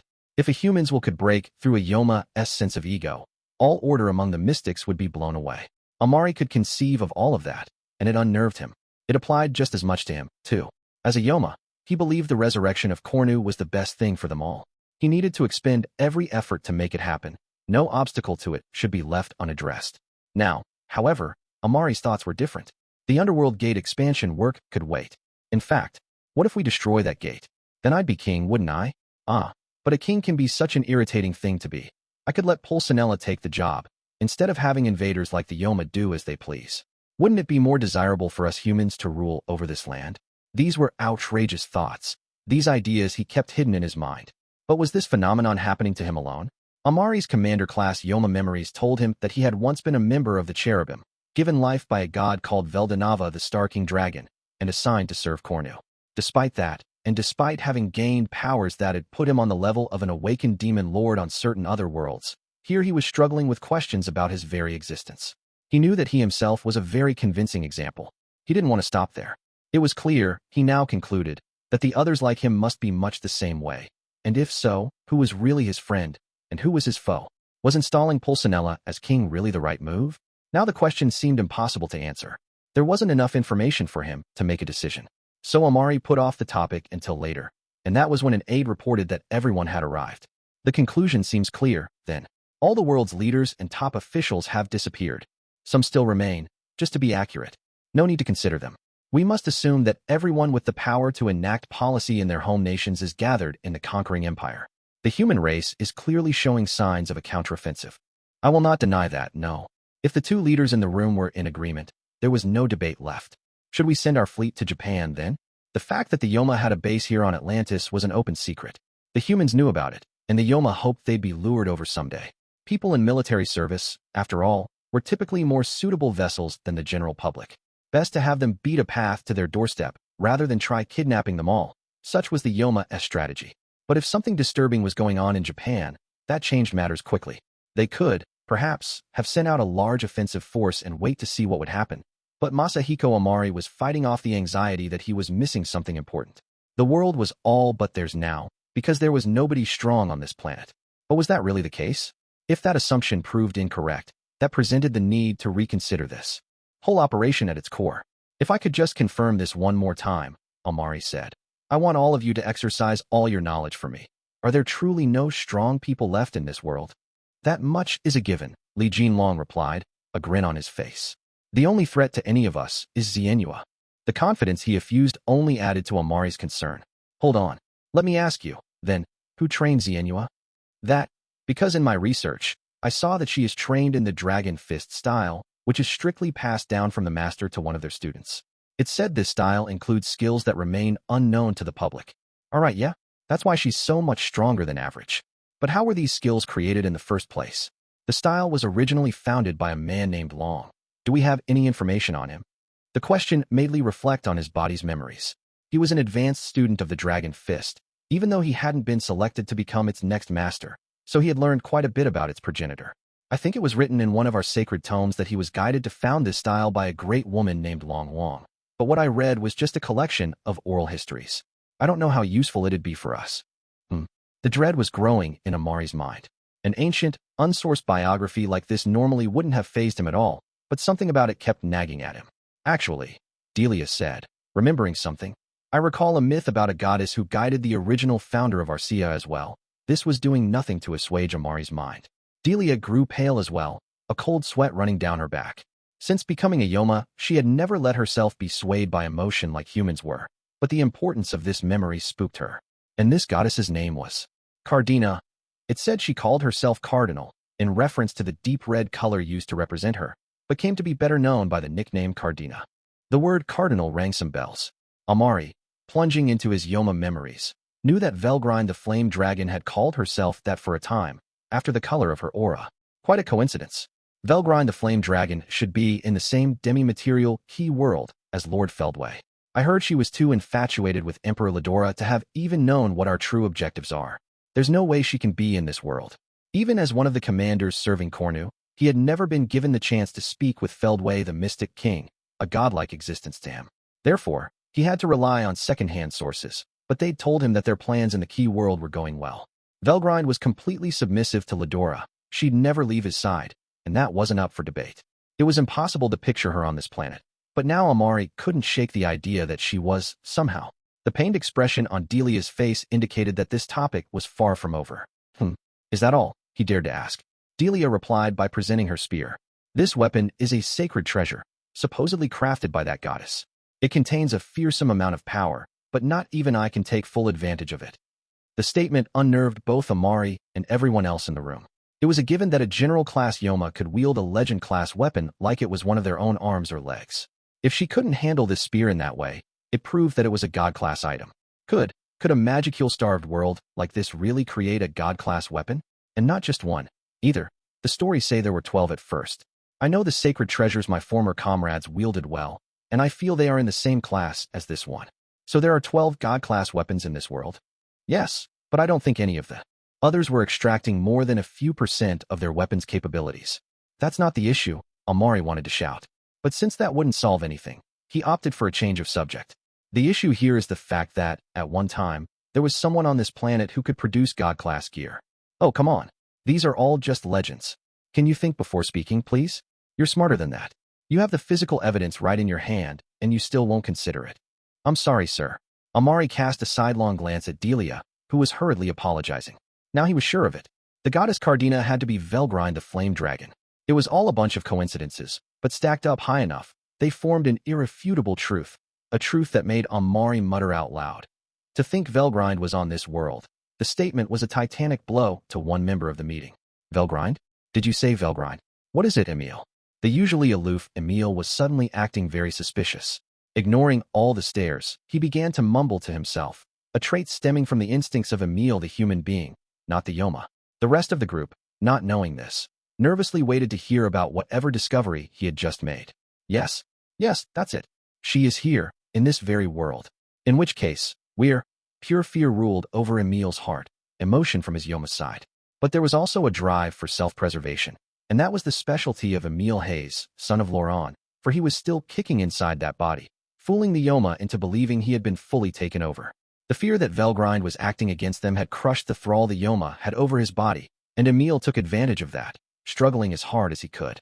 In his mind was a recurrent image, the memory of a beautiful, smiling woman that he'd loved like a grandmother, like a mother, and like a big sister. A memory of an embrace, one that provided absolute comfort at all times. The name of the woman who'd held him at a young age was Velgrind. So Emil called her name, seeking whatever assistance he could find. Help me, Grin. This screamed request wound up becoming the key that changed everything. You called for me, Emil. I'm here to save you. She suddenly appeared, saying those words. As tightly guarded as the Yoma base was, it almost seemed unfair how little that affected her. This, of course, was Velgrind, and considering how she'd even managed to half-destroy Ramirez's labyrinth in the past, the Yoma's barriers may as well have not existed. The Yoma couldn't be blamed for their stunned silence. Even the normally calm and collected Masahiko Amari hadn't expected something like this. He was sure Velgrind had a hand in this world's history, but he hadn't expected to encounter her like this, before he could even do anything about it. Velgrind, why are you here? You know my name, I see. Of course. Didn't you work together with our Lord Feldway to help Emperor Ledora with his conquests? I guess if we're connected by key worlds, we can sync up our timelines like that, huh? What? Forget it. If you don't mind, I've got some errands I'd like to take care of right away. Masahiko Amari was thrown into disorder, but the cool-headed part of him kept thinking. If they had picked up on Velgrind's presence sooner, they could have at least taken some measures against her. But the threat had never even occurred to them. This is a huge failure. But why? Someone on her level shouldn't be able to cross dimensions at all. We're expending every effort to enlarge the underworld gate we have, but we still haven't managed to call in Sir Cornu. Velgrind was in existence on the same level as Cornu, perhaps even higher. Her magical count was too colossal for Amari to even fathom. But how had she come over to this world? He had no idea, nor did he know what her objectives were. If at all possible, he wanted to avoid hostilities right now. But, errands. Oh, just a simple request. Give up on invading this world and retreat to your own, all right? Do it, and I'll let this whole thing pass. Velgrind delivered her ultimatum with a smile, but there was anger sandwiched between the words. These beings were trying to hurt the people she loved, and she hated them. Amari could tell. This is awful. She's already pegged us as the enemy. But I don't understand. Wasn't she allied with Lord Feldway? Wait. Synchronizing timelines. His astonishing brain worked at astonishing speeds, figuring out the truth lurking within what Velgrind had told him. Oh, she came here from another timeline. I don't think she knows our situation, but she didn't seem surprised by my talk of Lord Feldway and Emperor Ledora. It seems fair to assume she is aware of all events up to the present moment. And judging by how Sir Cornu hasn't changed his orders, something or other must have happened at a future point in time. It's likely that. It was likely, Amari concluded, that she had jumped into this world's past from her key world. It was laudable how sharp his brain was, but sadly, he wouldn't have time to reap the benefits. I'm not here to negotiate, all right? You annoy me. She wasn't even trying to be approachable. Amari needed to make a choice fast. Velgrind, meanwhile, was perfectly calm as she brought a hand up to Emil, whom she had pulled over toward her at some point. Her aim was clear at a glance. She was trying to separate Emil from the Yoma that was a step away from full assimilation. The Yoma resisted with everything it had, but it was likely just a matter of time. And if that was how it was, Amari thought, best to use that time as effectively as possible. We're aiming for a world where Yoma and humanity live hand in hand, you know. It's a pity you don't understand that. No, because intelligent creatures aren't about to understand each other's one-sided desires anytime soon. Heh, no doubt. But I'm afraid we can't give up. That's your answer? It certainly is.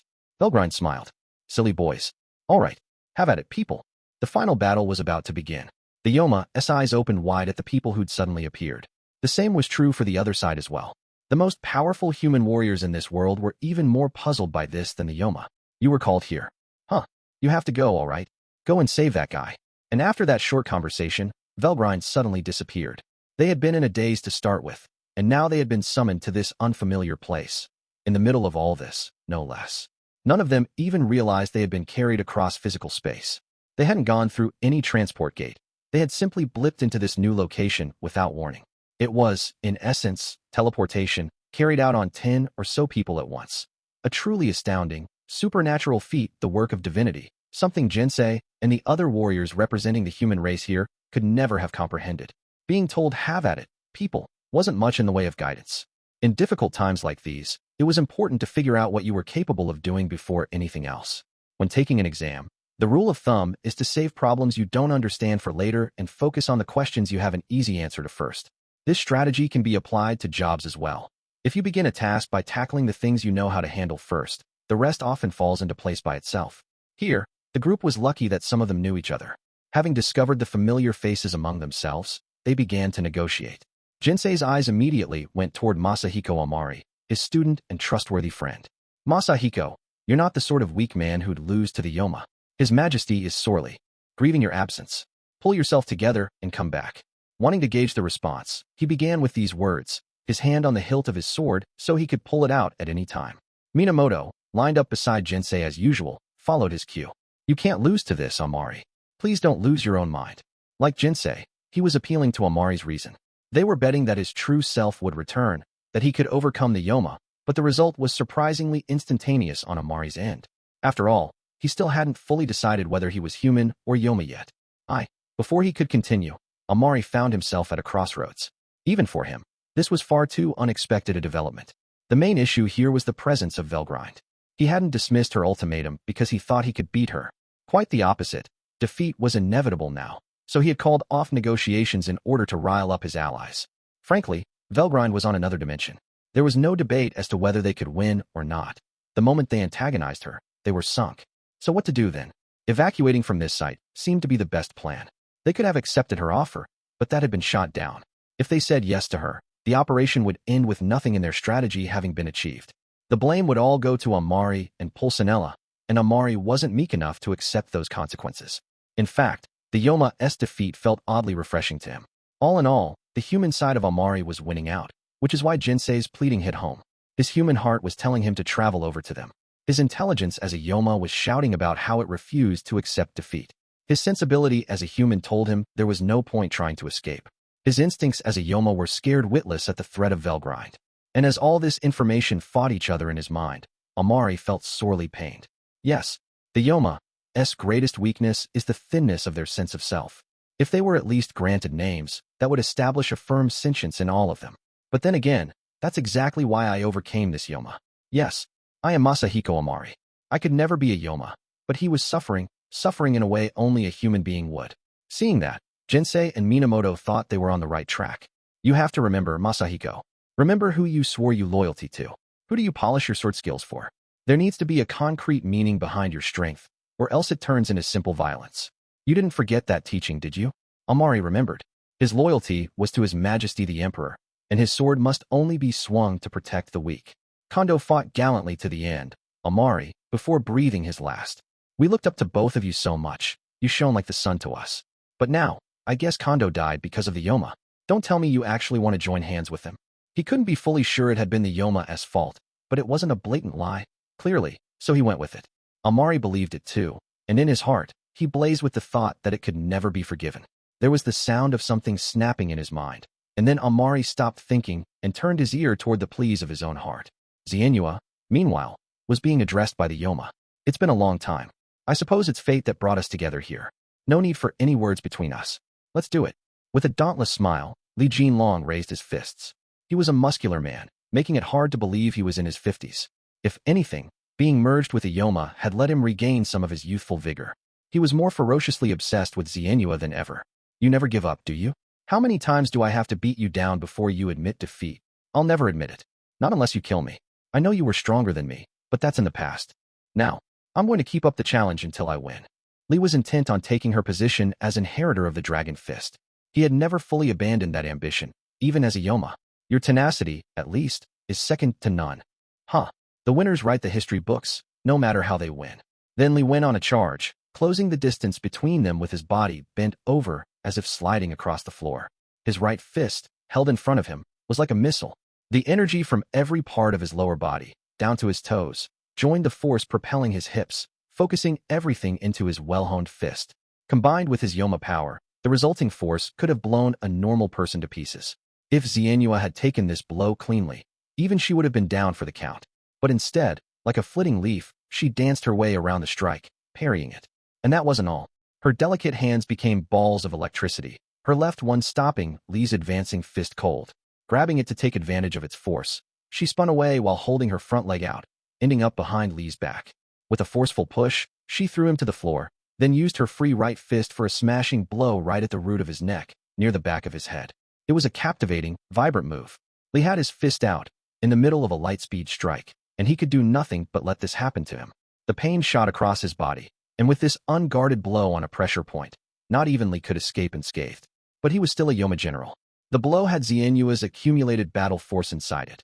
Any normal Yoma would have instantly been annihilated, but he still managed to stand up.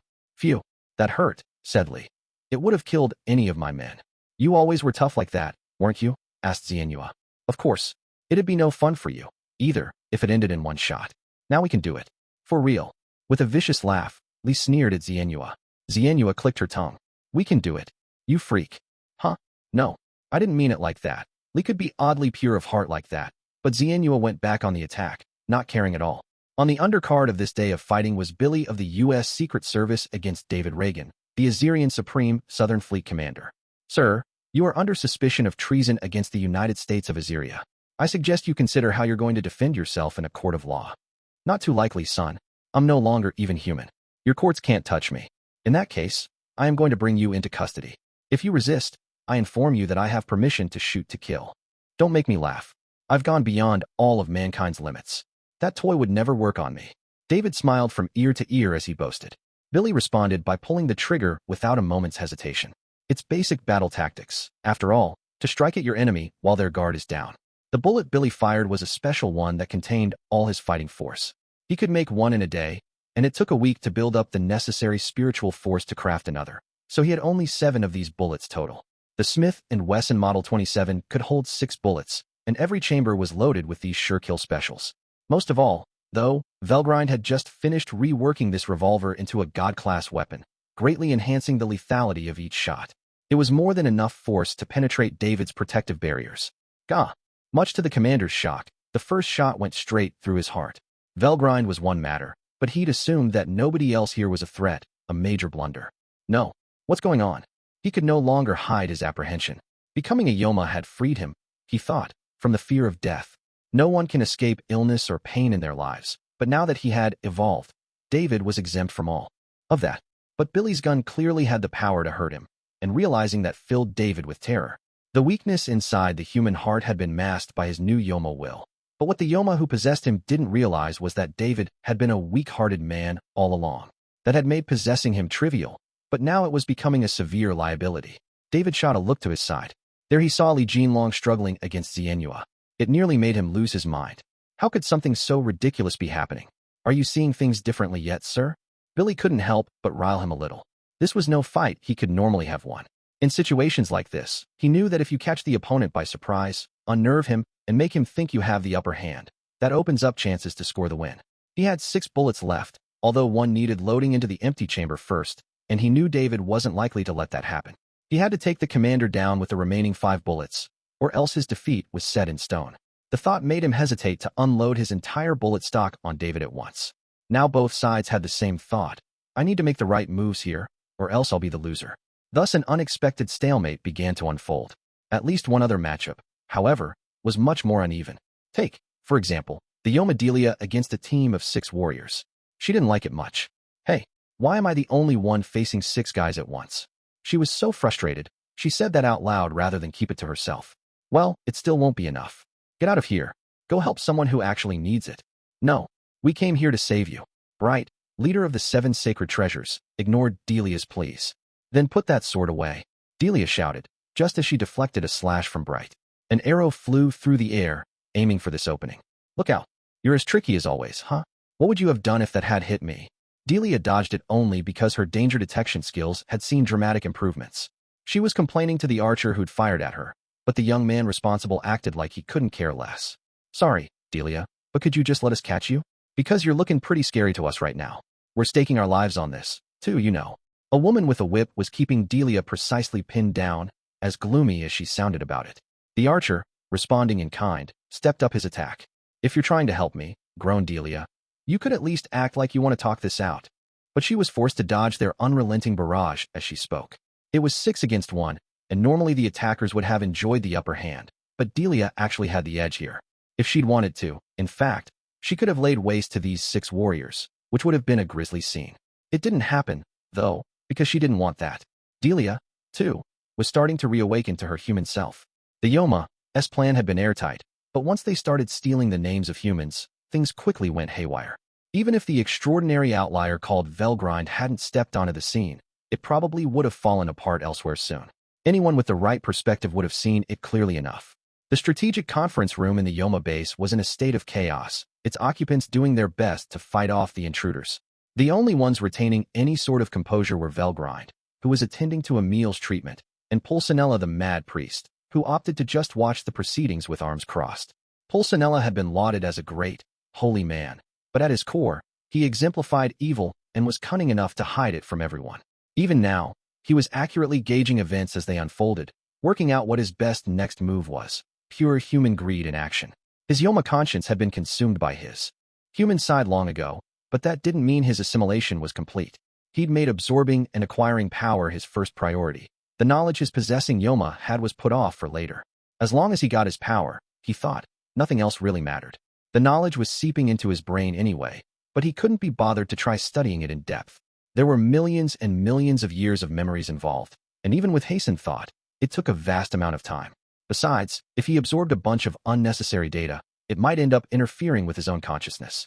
Those were the concerns behind Pulcinella's approach to possession, but it would prove to backfire on him. Why?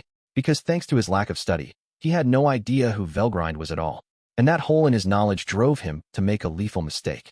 Instead of working out how to deal with Velgrind, he put his own greed first. I imagine Masahiko Amari is cunning enough of a man. He must have realized by now that if someone destroys the underworld gate, they can become king of this planet.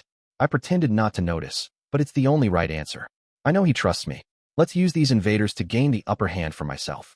Pulcinella's plan was to take advantage of this chaos to break down the underworld gate and kill Amari. That, he thought, would qualify him as king of the world, and he thought this fighting was an excellent chance for him. The Yoma that possessed him had constantly fought on the front lines as one of Cornu's commanders, so it possessed the extra skill life drain. Unlike Luminous's energy drain and Yuki's life stealer, this skill let him capture and use the energy from dead enemies. The amount he could capture was limited to under 10% of his own magicule count, and the skill couldn't be invoked in battle, so it wasn't all that convenient. Still, it guaranteed that the more he fought, the stronger he got, a nice side effect.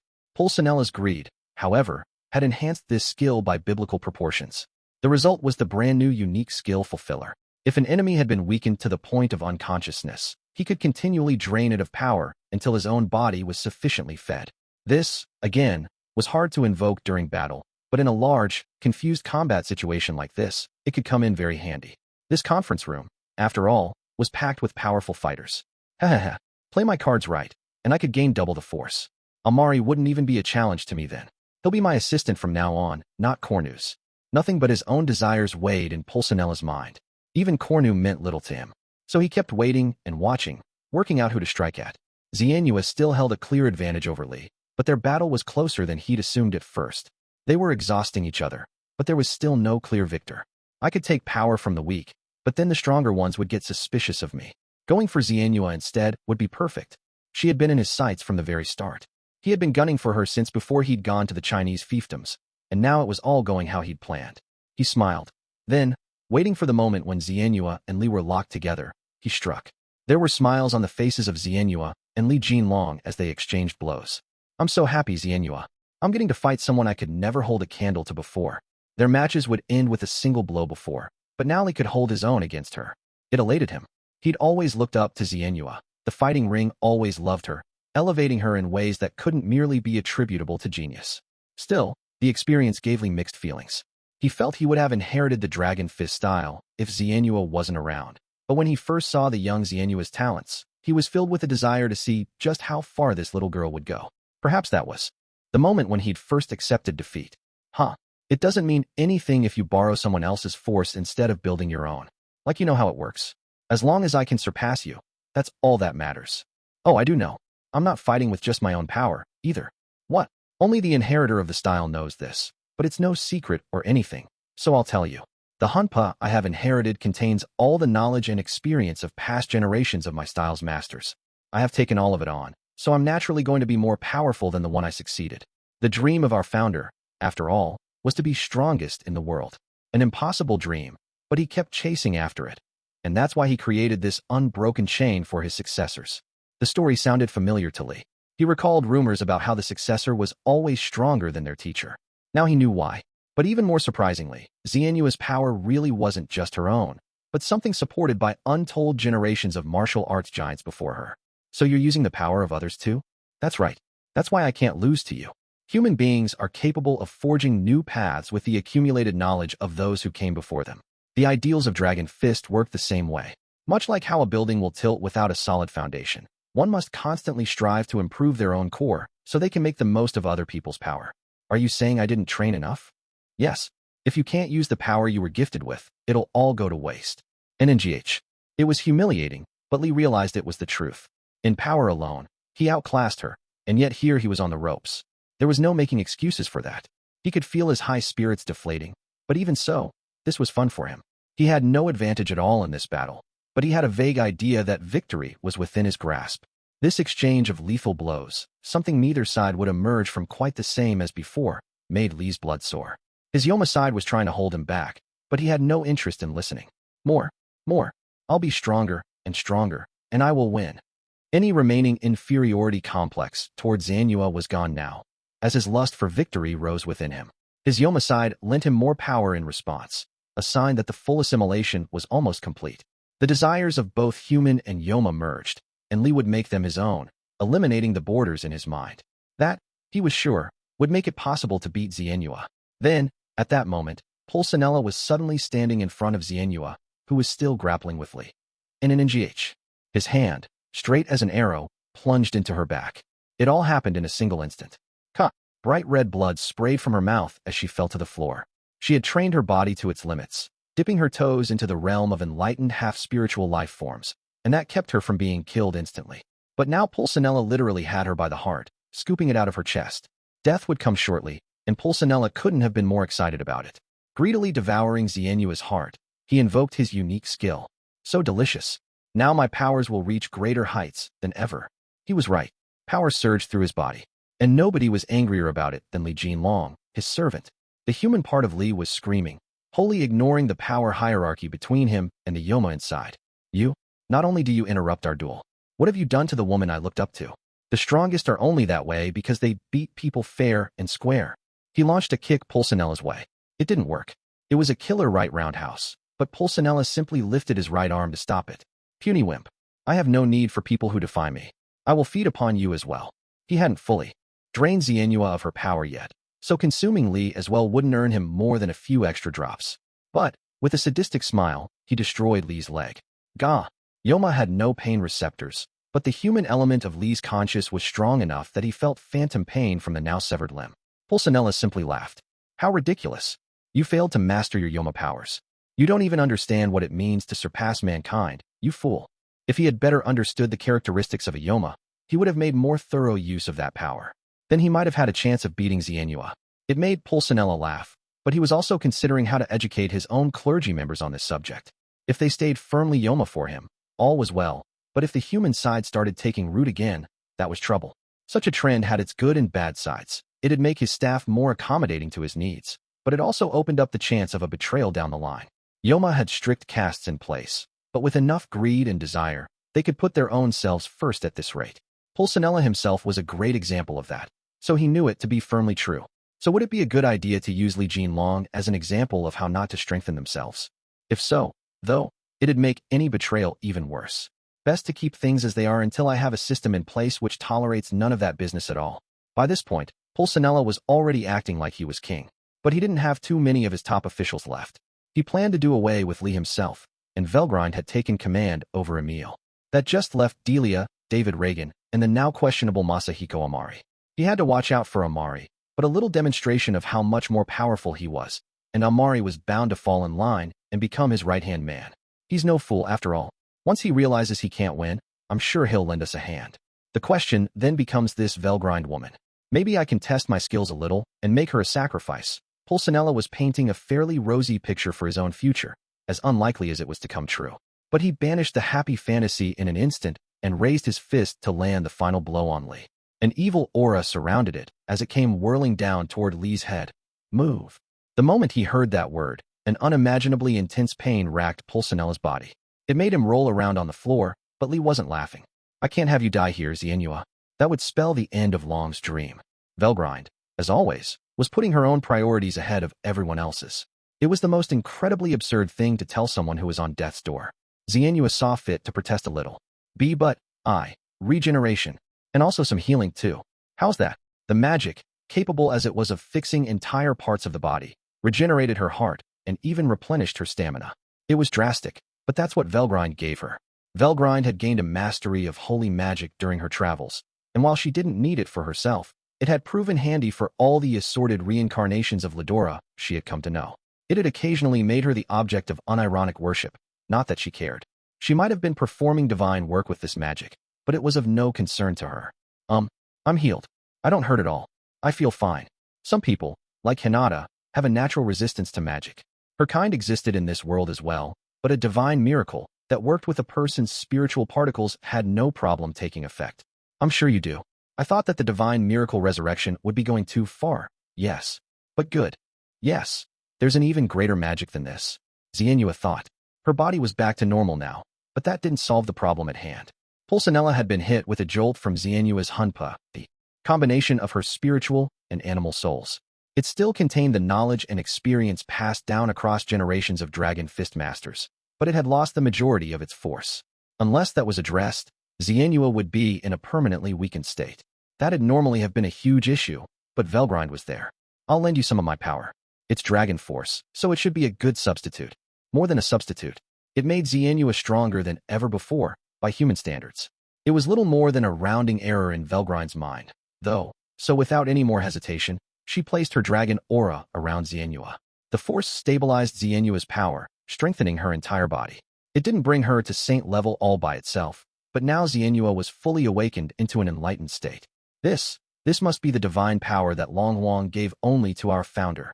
Li, left reeling at all of this, sounded oddly happy about the turn of events. His expression was exactly as it had been back in his human days. Hahaha, that's how I like to see that kid. It's hard to aspire to be someone unless they're high up in the sky. Once again, he considered himself Xianhua's greatest rival. Even from his perspective as a Yoma general, she looked so much more powerful to him. And while Xianhua was too elated to notice, becoming enlightened had just greatly extended her natural lifespan. She would eventually become the Dragon Fist Master, one of the world's guardians, after reaching a height that not even Long himself could dream of, but that's another story. Pulcinella, whom Velgrind had so rudely thrown out of her way, couldn't understand what had happened to him. It might not have been up to the standard of Cornu of the three mystic leaders, but he was sure the power he'd just gained was absolute. Instead, here he was experiencing the most unbearable of pain. What's going on? Why am I feeling pain like some human being? The reason was simple. Velgrind's dark red, cardinal aura could burn anyone who touched it to ashes. She had been going as easy as possible with him, since she had no intention of killing back there, plus, she assumed, having a brush like that would hopefully teach him to avoid any more foolishness. But he was more drunk on the idea of himself as king than she'd thought. He'd failed to see reality, and now he was stepping into territory he never should have found himself in. A surprise attack? How clever of you. Those were the words of a tried-and-true minion, one who failed to realize just how yawning the gap in ability between them was. Not even Velgrind could have imagined anyone addressing her like that. So, not giving him any more thought, she turned toward her next concern. Billy and David were still facing each other. Velgrind, sneaking up behind the ladder, slapped her hand down on his head, a cardinal aura-infused blow that instantly vaporized the Yoma inside. It was an astonishing show of force, but that was par for the course for her. As she did this, Pulcinella stepped up. Realizing he was in trouble, he barked out an order to Delia. "Give me your spear." "Huh. You can't access its full power anyway. It'd be far happier with me than in the hands of some worthless coward like you." As faulty as that logic was, it didn't stop Pulcinella from snatching the spear away. He could promptly feel its power. It made him laugh. Now, for certain, he could end the day victorious. Delia was thrown to the ground. Her former teammates ran up to her. "You all right?" Bright asked, speaking for the entire team. Delia, hearing this, let a tear fall down her cheek. "Don't be stupid. I'm not human. I'm a Yoma who invaded this world, but you're crying. Those tears are all the evidence we need to know you're still human. Bright. Besides, you still have all your memories, yes? Just chase that Yoma out of there. Come on. You're too brazen a woman to let a Yoma beat you." There, at that moment, Delia could clearly hear something shattering in her heart. "Hold on. Katarina, you better apologize before you keep that cheerleader act up." "What do you mean, I'm brazen?" "Oh, I'll stand by that." A tearful Katarina replied as she held Delia. "You're too brazen to go down this easy. That much I believe." The rest of the 7 sacred treasures joined her. There was no need for any more words. Seeing her friends shout for joy, one after the other, Delia smiled from the bottom of her heart. Pulcinella, watching this, just sniffed at them. Lord, this is why humans are so worthless. David, too, had regained his sanity thanks to Velgrind. Delia was the last person still faithful to Pulcinella, but apparently her human consciousness had won out in the end. Even worse, by the looks of things, Amari couldn't be trusted to do much better, either. His human side seemed to have the upper hand now, and Pulcinella doubted Amari'd be fighting alongside him. Nonetheless, he didn't see any problems. He was still powerful, and he had just gained one of the world's most powerful weapons. This spear, it truly is a god-class menace. It's not even trying to recognize me as its master, but it's still strong enough for me. I can easily use this to take care of this annoying Velgrind woman. He was endlessly optimistic, if nothing else. But it was simply hopeless, how little he knew his place. Even in his mind, however, there were alarm bells ringing. Now he was poring over the knowledge that the vanished Yoma had given him, searching for something related to Velgrind. If he could examine it closely enough. I suppose I can only rely on myself now. Very well. I will simply take care of you personally. I'm sorry, are you referring to me? You truly are a foolish woman. Who else would I be, ref? HRRGNNGH? He'd openly demonstrated his intent to kill. That was ill-advised. Velgrind had let him go this long because she just wasn't interested in him, but now she recognized him as an enemy. Despite it all, Velgrind had still tried not to kill him with the shot she'd just landed, knowing there was a chance he could come back from his Yoma self. The problem with Pulcinella was that he had done little more than take over the will of his Yoma. The core of it was still there. The blow she'd just given Pulcinella had shattered that core for good. "Well," she said, beaming, "that's the end of my job. It looks like that man over there won against the Yoma himself, so that means nobody's possessed any longer." Before all of this began, there had been 6 mystic leaders in this conference hall. David and Emil had had their Yoma powers plucked out by Velgrind, making them regular human beings again. Amari, Lee, and Delia had overcome their Yoma without external aid. Their mystic powers were still there, but that wasn't any problem in Velgrind's eyes. Finally, Pulcinella had just had his Yoma core destroyed, which likely meant those powers were gone. But something wasn't quite right with him. "Ha. Well, thank you. Thank you very much. Now the hateful seal that was blocking my powers has been removed." He had fully taken in his Yoma powers now. They were starting to externally transform him. His skin turned a shade of light blue, his eyes glowing red, and unlike the other low-level mystics, he was even growing wings like an angel. The gear his Yoma possessed had transformed into the holy robes he wore. This garment was untold numbers of years old, making it among the best the legend class could offer. The spear he took from Delia had transformed as well, into a kakura, a staff crowned by a set of metal rings. The weapon had accepted Pulcinella as its owner, and while he lacked the magicules to fully unleash its powers, He felt like his magical energy had been doubled. Now Pulcinella felt like he was at the very peak of his life. But his foolish arrogance had grown with his strength. Now he truly felt like nobody could stop him. It almost offended Velgrind. Is he really that much of an idiot? She thought, but she decided to let him be. Being an absolute font of strength, she saw no need to panic. Pulcinella, not realizing this, began to laugh loudly. This feels so comfortable. With this power, perhaps I could best Lord Cornu himself. That was how omnipotent he felt at the moment. His powers had, in fact, risen to the level of an awakened demon lord, and he felt like he had surpassed all limits placed on him before now. But he was measuring these achievements using a very tiny yardstick indeed. Forget it. He's at least 10 times more powerful. It wouldn't even be close. He was making such a stupid mistake. Velgrind couldn't help but interject. Pulcinella, the target of this derision, was enraged. Well, he said, a sad thing some fools here don't understand how the world works. Speak for yourself, thought everyone else in the room. It was at this point that Velgrind realized Pulcinella was talking about her. She didn't understand why, though. His attitude seemed to indicate he thought he could beat her, but she couldn't guess what basis he had for that. She had known the Yoma for a long while, so she couldn't believe that someone among them wouldn't be aware of who she was. Maybe it'd have been understandable among the lowest-level mystics, but a high-end one, a former angel connected to the 3 mystic leaders, no less, should have been quivering with fear at the mere mention of her name. Against the strongest of true dragons, that was simply a natural response. But Pulcinella's reaction was just too unnatural. It gave Velgrind pause. She wondered if she was making some sort of mistake. You know, I've been curious. You're being awfully rude. When you said fool just now, you weren't referring to me, were you? After her long journey, Velgrind had grown surprisingly patient. She would describe herself as a graceful, piteous woman, and even if that wasn't quite true, she had certainly cultivated a gentler side of herself compared to before. That was why she asked that question instead of flying into a rage. But Pulcinella took this as a cue to get carried away. You don't realize? You may have some strength, but you really need to stop being so full of yourself. Because outside of this world, there is an even greater world. Wow. He really doesn't know. Now it dawned on Velgrind. Pulcinella had overcome his Yoma self and was moving of his own free will. At the same time, she pitied him. Masahiko Amari had been taken over, but had used the experience to gain as much Yoma knowledge as possible.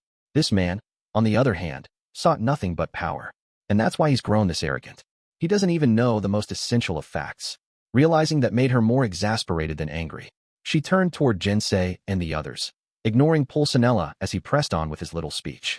What do you think is best to do with this man? I broke his Yoma core, but his power's still intact. At this rate, not even I can fully handle this. By handle this, she meant taking his powers away from him. But Pulcinella took it the wrong way. Ha. Of course you can't. It's a little bit too late to get cold feet, isn't it? He took those words to mean that Velgrind couldn't defeat him. No matter what he faced, he always saw things breaking his way.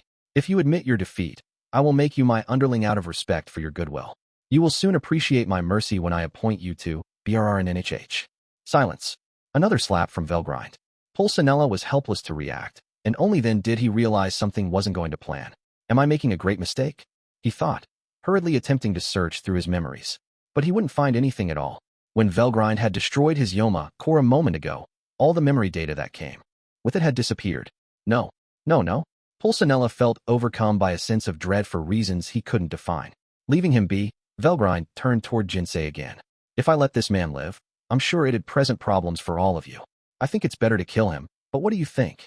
Whether Pulcinella lived or not was of little importance to her. But no matter what she chose, she couldn't just leave him like this. Things would be fine as long as Oharu was alive and Velgrind was around to protect him.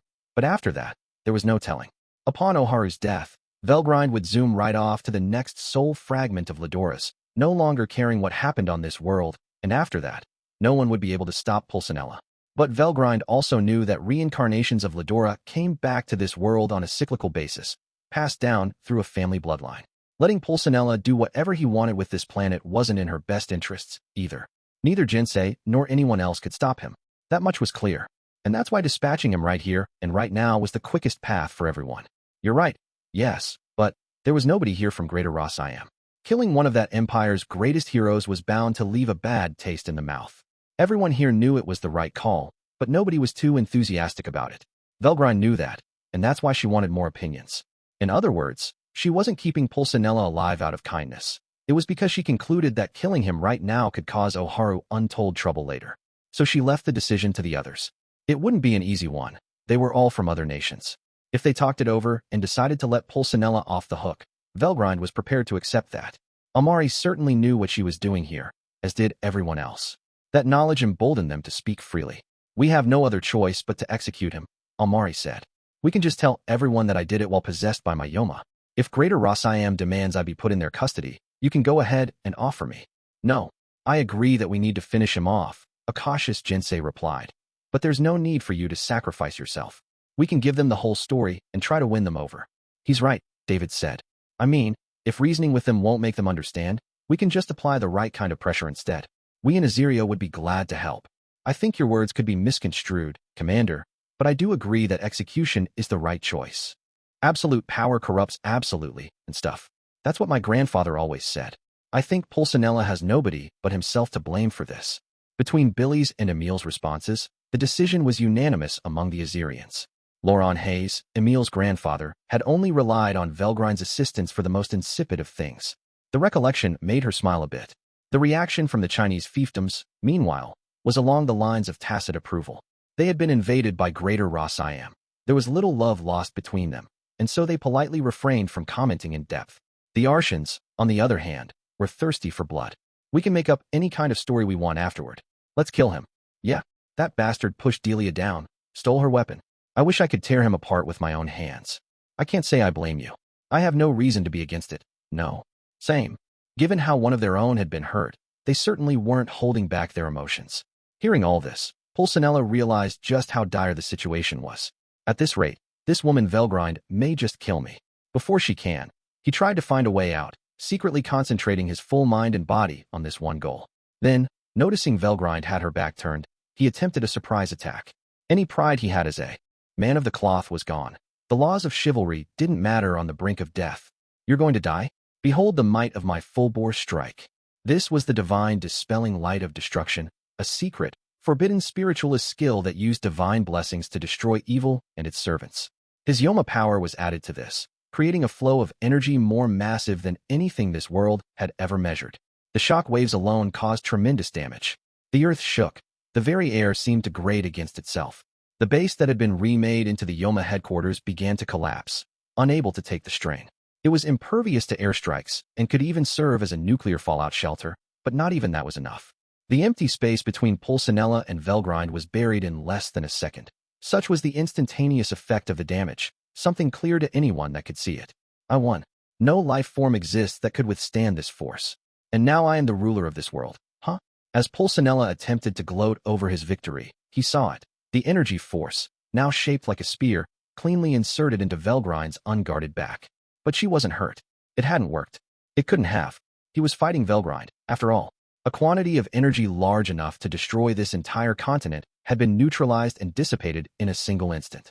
Can you wait quietly until we reach a conclusion, please? She said, as if nothing had happened. And then Pulcinella knew. He could never defeat Velgrind. If he had given up at that juncture, perhaps things would have wound up differently. But there was no point theorizing about that. Because Pulcinella, never knowing when to quit, was about to tap into something he never should have. Well, what can I say?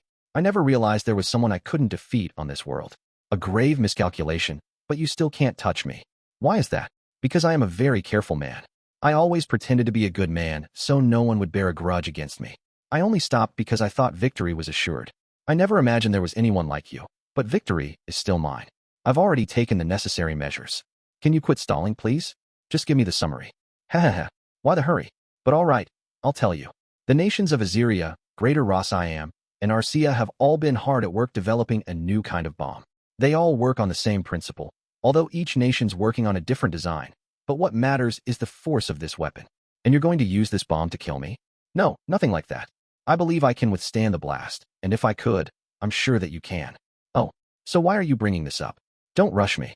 I can certainly understand your anxieties, but Pulcinella was now teasing Velgrind, greatly irritating her. She knew that was on purpose, but she played along. Pulcinella was the kind of coward who'd attempt a sneak attack while they debated whether to kill him or not. Taking him out right now was clearly the correct option, but she decided to hear him out anyway. The reason for that was simple. It was to keep any future trouble out of her life. If he was going to lay his scheme bare for her right now, it was only polite that she listened to the whole thing. That, and she was sure things would be fine no matter what kind of trick he had up his sleeve. It was thus with a placid mind that Velgrind kept listening, but the next thing he had to say took the smile off her face. But here is my plan. I am going to steal these bombs and set them off above the capitals of each nation. I already have my people in place for it. It's too late to do anything now. It was a literal bombshell announcement. Are you crazy? If you do that, it'd claim so many innocent lives. You have to be kidding me. If you take out the leadership of all the nations, it'd destroy all sense of order. The Yoma's basic plan was to raise the human race to serve as their bodies, not destroy them. What are you even thinking? Pulcinella's lips twisted into a smile at all the shouting. Ah, how lovely to hear. Yes, I suppose I can't blame you for panicking. It deeply pains me as well. Much as you said, Mr. Amari, it is best to help humanity grow and thrive. But the fact is, there are far more people than there are Yoma. Being possessed by one should be all it takes to help you survive this era of war. None of it will affect us at all, and we'll just collect the survivors and raise them instead. The plan had been delayed quite a bit, Pulcinella admitted. But, as he boasted, there was still nothing to stop it. The logic was highly questionable, but he wasn't terribly off the mark, either. It made Amari grow quiet. Jinsei looked just as pale as he turned toward Velgrind. Pulcinella had done all that talking in an attempt to stall for time, no doubt. The plan was ticking right along, even as they spoke. Now, there was nothing Jinsei or anyone else could do. The only possibility left to them involved relying on Velgrind's teleportation. There would be a lot of casualties, no doubt, but they needed to be sure each nation's top government officials were brought to safety. They were all evacuated to the conquering empire of Japan at the moment, fortunately, so Jinsei assumed Velgrind could guarantee their escape. That's why he gave her a look, but he instantly regretted it. What he saw there was an angry goddess. Pulcinella's scheme had brought her wrath to the forefront. It pains me as much as it does you to see innocent people die. Pulcinella continued, failing to read the room. If I could, I'd try to avoid that as much as possible. But what do you think? Why don't you let me go for now? If we agree not to interfere with each other, I'll gladly give you Japan. No, half the globe, even. Given the threat of those bombs, he thought he had ample material to negotiate with. But that was just wishful thinking. Lowlife, I didn't mind how you targeted me, no matter how low you stooped, but I will not let you do anything that gets my man involved. You will never return to the cycle of life again. I will crush your soul and grant you eternal suffering. Velgrind was, at the core, a vengeful woman. She was strong, and that gave her an above-it-all attitude in most situations. But flip the switch, and she'd fly into a rage. Wait. I told you. I have no interest in wait. Listen to me. My people are going to set off the bombs unless I order them to stop. I have them on standby right now above the capitals of all 5 nations. Please, let's all just take a deep breath and, will you shut up already? I took care of that long ago. Pulcinella couldn't parse this. Neither could anyone else in the room. What she meant was a total mystery. It didn't exactly seem like a bluff. It had the ring of truth to it. But how could she have protected 5 different countries while remaining in this conference hall? That, of course, was because Velgrind had parallel existence, a skill that made such a feat completely possible. She would never leave Oharu's side for any reason, which kept the conquering empire safe. She could also travel instantly to any point she had visited before, and she had been to Aziria, Arcia, Ras-Siam, and the Chinese fiefdoms. That eliminated any potential problems. All she'd had to do was send out some parallel existences, bring them to each nation, find the Yoma hiding in them, and blow them away with their bombs. And the task was already done. No, that's impossible. That's completely impossible. Pulcinella frantically tried reaching out to his agents. The result was silence, and indeed, they had been silenced well before now. Faced with this reality, his face twisted in terror. Now, in a very literal way, he understood just how boundlessly dangerous the beautiful woman before him was. Please, forgive me, nah. It said there is nothing scarier than the smile of an angry woman, and everyone there now knew this to be the truth. No. Cardinal acceleration. Behind the fleeing Pulcinella, there was a flash like a supernova. Enveloped by searing rays of heat, Pulcinella's soul was crushed to nothing. And that wasn't the only damage. Velgrind had intended to keep it as small-scale as possible, but it had had enough force to wipe out a good third of this continent. The survivors could only stare blankly. The goddess before them seemed so beautiful and so fearsome. By the way, Velgrind's cardinal acceleration wound up causing damage in areas quite removed from this world as well. The shock waves from it, riding in via dimensional combo, went across time-space boundaries to even reach Cornu of the 3 mystic leaders, the Yoma boss that had possessed Pulcinella. Trying to open, then enlarge the underworld gate on this world had come back to haunt him, and thanks to that, Cornu lost his entire army and sustained injuries so grievous that they would take several decades to recover from. The fallout was nothing short of shocking, but that was none of Velgrind's concern. Well, I suppose goddesses have always been like that. Clearly, Much of the fault belongs to the humans that angered her. These were the first impressions offered by Oharu after being briefed on everything that had taken place. I'm sorry. I thought I was turning it down pretty low, but, I guess I pack a lot more of a punch than I thought. Trying to say that in a cutesy voice wasn't going to help matters. But Oharu didn't call her out on it, and if he wouldn't, no one else was about to. Velgrind had done it, and there was nothing left but to forgive her. Fortunately, although devastating, didn't even begin to describe the damage. Pulcinella was the only one who had died. However, the area between the Azerian naval base the Yoma had used as their headquarters and the hidden cove they'd used as a military port was completely obliterated. The shock waves shook the ocean, leading to large-scale natural disasters, but Velgrind quelled them before anything serious occurred.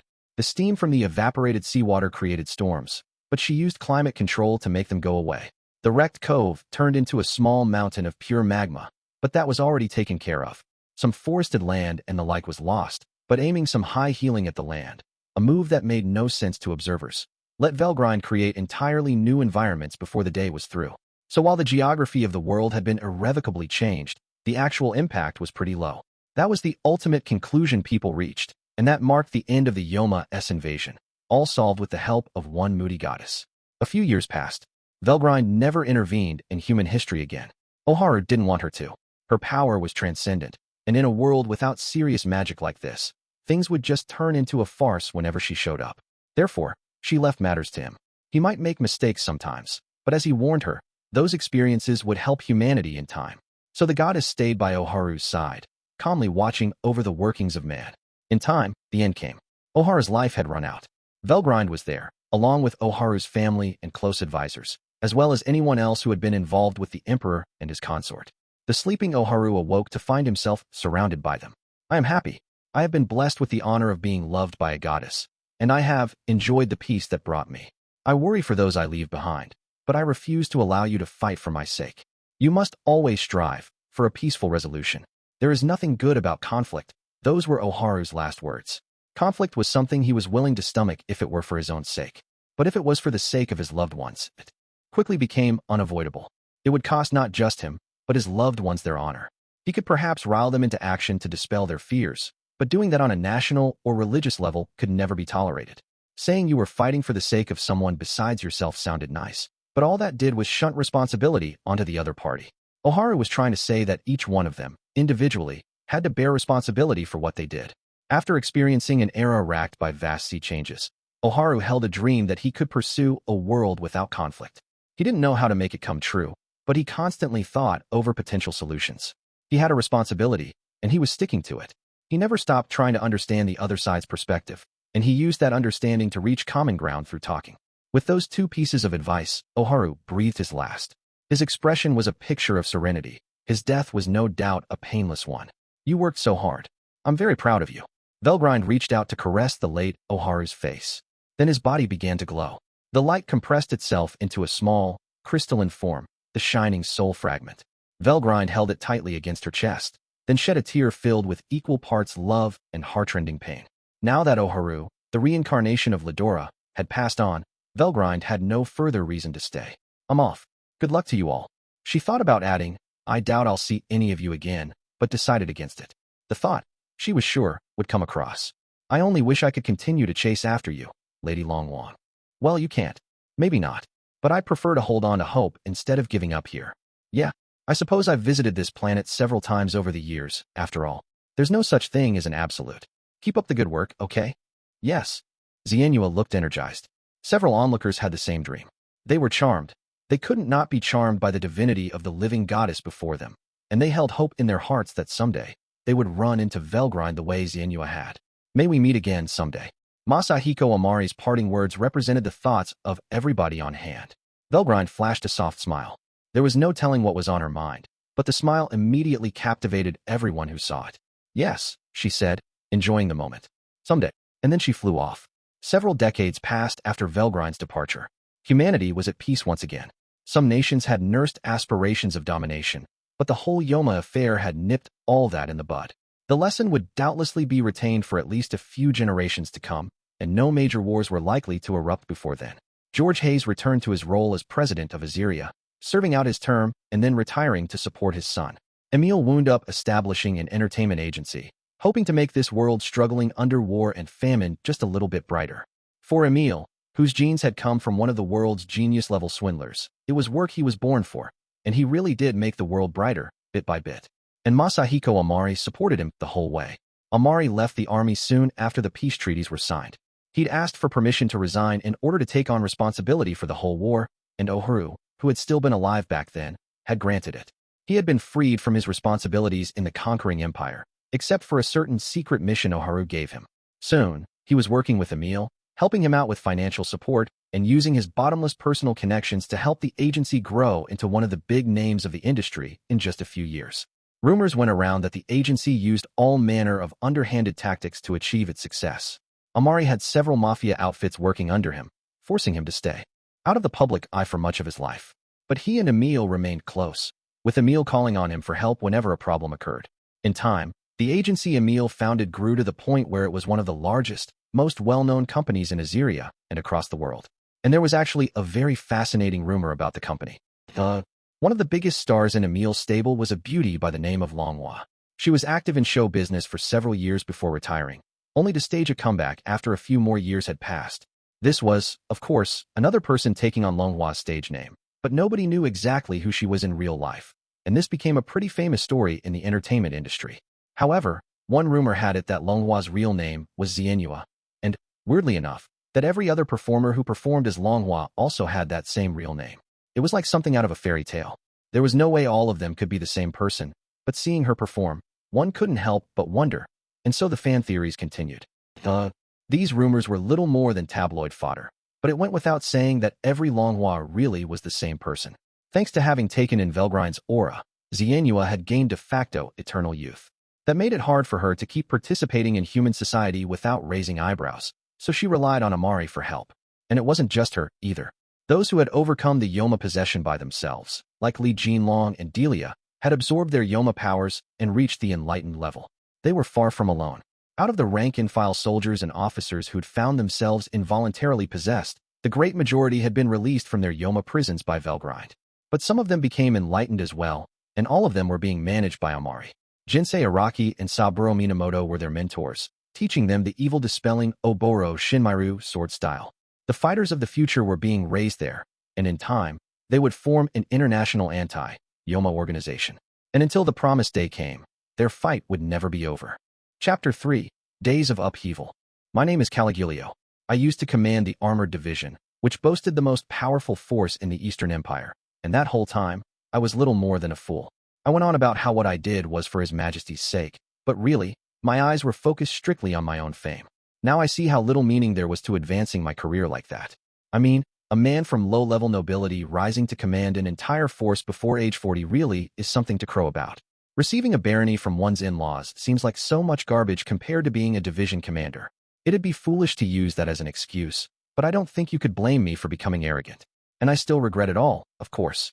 Still, I should note that I started my career getting chased out by my in-laws. I was born into a knight captaincy, my family having selected me to marry a baron's daughter from the main family. I was happy, I suppose, until I was cheated on and forced to accept a separation. My wife, or my ex-wife, was irreplaceable to me at the time. I thought she was the most beautiful woman in the world, and I thought I was the happiest man in the empire. She said she felt the same way, so I thought she was the one who picked me, but I was wrong. I was complacent, really. But a year later, when my father-in-law died, I was unceremoniously tossed out. I still remember it now, or it shows up in my nightmares now and then, that is. But there's no way I could ever forget how she looked when she addressed me. It was a good dream for you, wasn't it? A dirt poor knight, getting to play a make-believe noble. But that's in the past now. My father ordered me to marry you, but now I'm finally free. And it's your fault, you know. You couldn't even father any children. I was so desperate, I wanted to scream. I couldn't understand what she meant at the time, but the bottle she thrust before me told the whole story. She had been drugging me the entire time. Maybe I could have lodged a complaint and filed legal proceedings. But I was fighting a baron and his family. My ex already had a lover on the side, a wealthy merchant, and that made things even worse for me. He had already paid off all the baron's servants to talk trash about me. So the merchant got the noble title and my ex got a life of luxury. All that even though my father-in-law had lectured me about how a noble must remain proud, even if he lives austerely. I'm sure he never liked living that way. But that's all water under the bridge now. Back then, I never thought about bringing my complaints to the people from the main family that took care of me. like family, too. My own parents died in an accident when I was still a boy, so nobody stuck up for me during any of this. So, sure, I guess it was just a matter of time before the Baron kicked me out of that place. Looking back, I think I might have gotten a lot of motivation from the whole experience.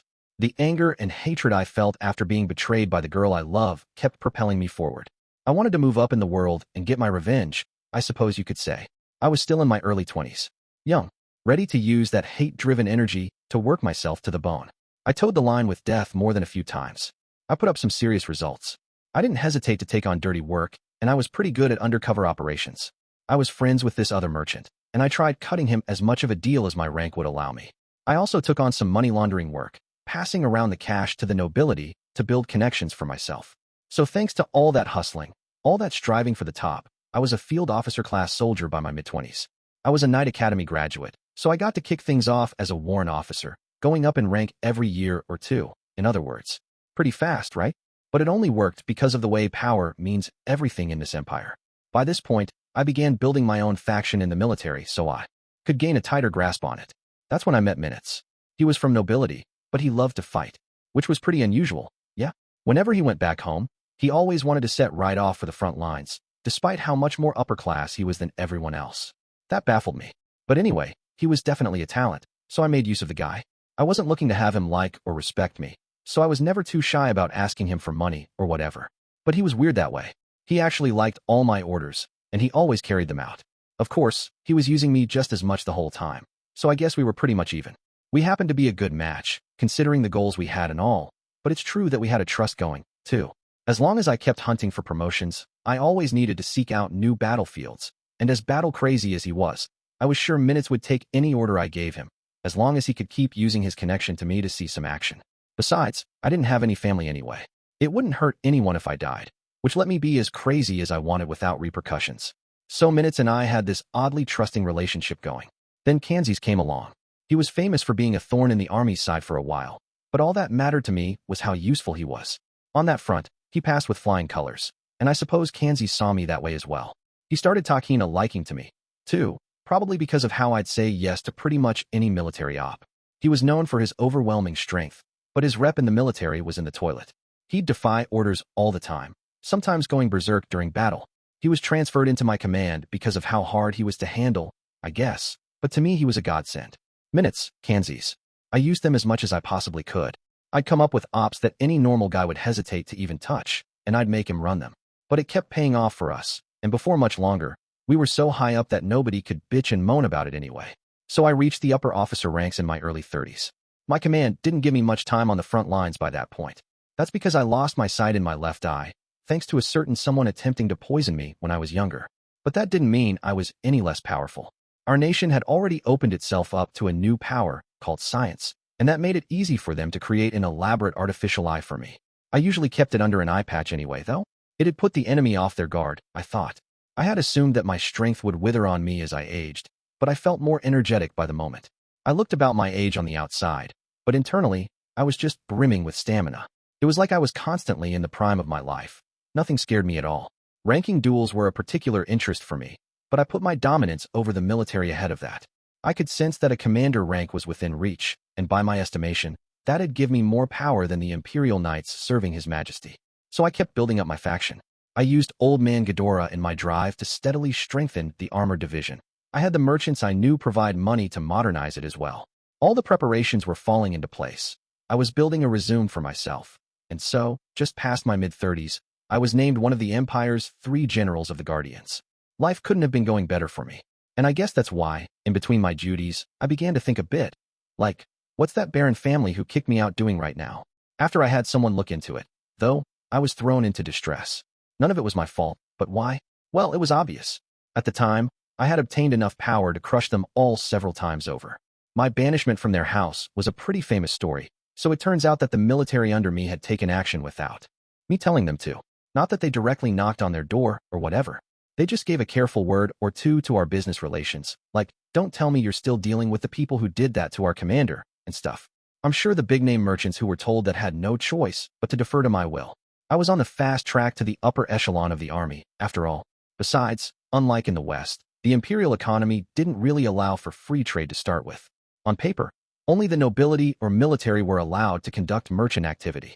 Nobles had the right to name merchants to serve as their employees and conduct business in their name. These merchants could then earn a salary through the profits they earned in business. That, I'm sure, is why the man who took my wife wanted a noble title so badly. That way, he could keep up his merchant work for whatever high-end noble he was working with, setting up his sons or daughters with noble marriage partners all the while. That title would then earn him the legal right to conduct business on his own.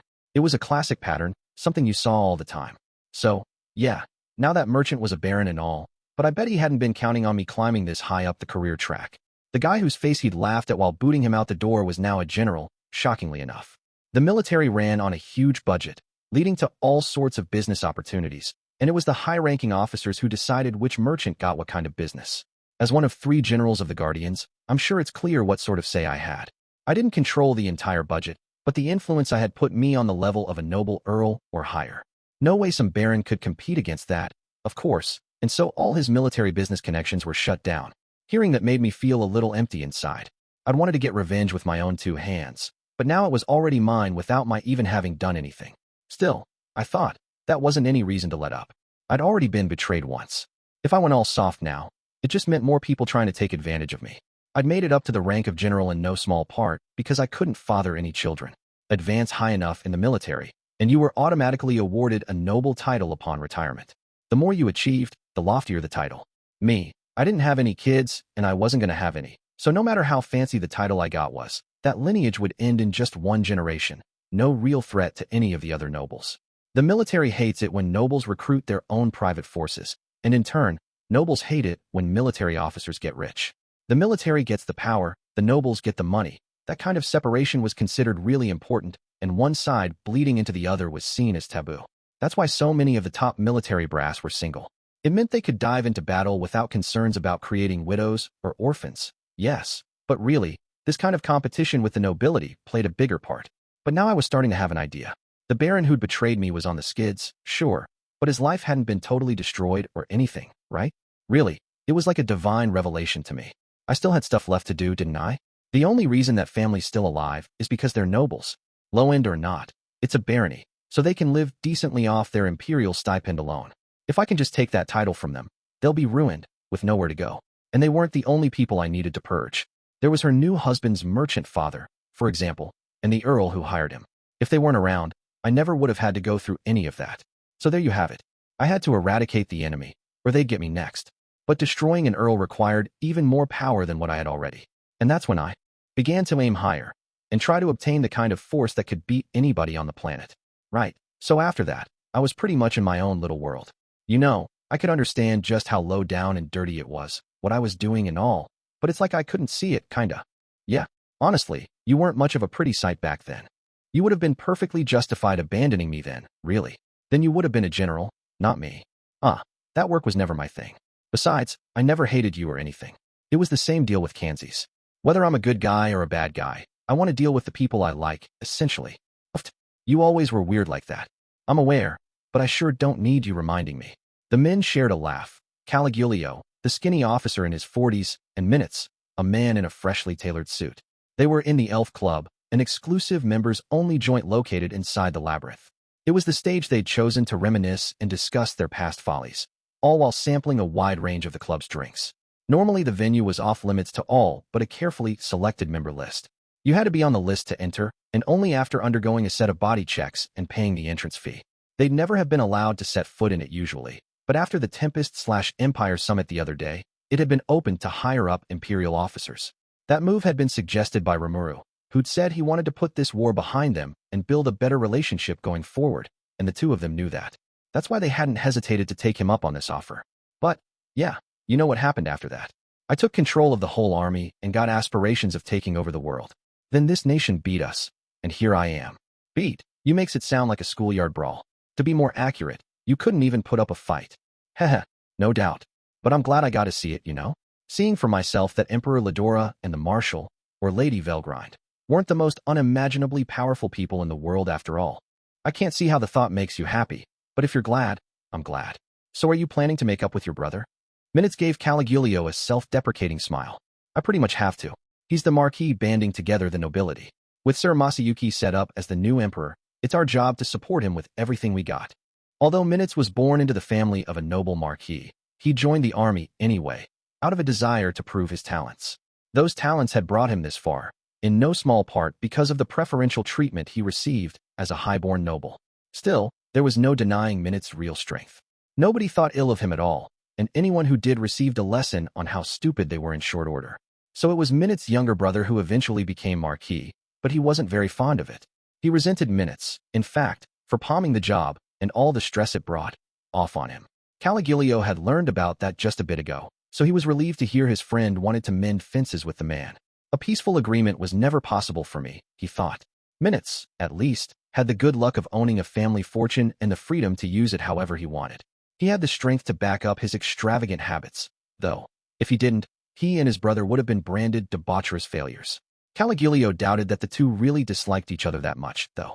Minutes' brother said it wasn't fair, the lot he received in life, but so would anyone else put in that position, really. It took someone like Minutes to get away with abandoning his noble title like that. Yeah, I'll be counting on your support for that, Mr. Prime Minister. Minutes might have escaped his noble obligations, but as part of the new Masayuki-driven administration, he had been appointed Prime Minister, one of the most powerful posts in the whole empire. The conversation between Masayuki and Rimuru had gone something like this. Why, we were in that big meeting and all, and I didn't want to rock the boat, but the more I think about it, there's just totally no way I could be an emperor. I've never even studied politics before, and, well, okay, I did in high school and stuff, but that was just, like, skimming the textbook for the stuff I needed in the test. Haha, no flaking out on that now. No, of course not. You see how I'm muddling through this well enough. You can grow into the role just fine. You're being way too optimistic, Rimuru. Seriously, quit joking around with me like this. Haha, you'll be fine, you'll be fine. Everyone will help you out, too. You've got the biggest, not my problem look on your face right now. I can tell. That, and I bet you're glad you have another friendly monarch you can schmooze with. No. Besides, like I said, you got a lot of people you can lean on, don't you? Like Minutes over there. I think he'd be pretty reliable. Minutes, sitting nearby, made eye contact with Rimuru, a serious mistake. He was pretty sure Rimuru was acting entirely on a whim, but either way, he had stood out too much in that conference for his own good. Being branded a capable man by Rimuru, he was promptly assigned to be an advisor to Masayuki, and that, once the dust settled, had evolved to the position of Prime Minister. Great. All Minutes could do about it now was laugh. He had Masayuki personally pleading with him for assistance, and it wasn't the kind of thing he could just turn down. Besides, when push came to shove, Minutes really liked Masayuki. It was better than getting browbeaten under Velgrind's gaze all day. This, of course, led to one little problem. The post of Prime Minister was already occupied. Minutes figured he could make this man his assistant. However, the Emperor had the exclusive right to name his cabinet, so if the current Prime Minister wanted to complain to Minutes about it, he was barking up the wrong tree. He might have anyway, of course, but Minutes didn't care. He had come to know far scarier people in his life, and if the old minister gave him any guff, he'd just point him in their direction. Yes, I suppose this will work out in time.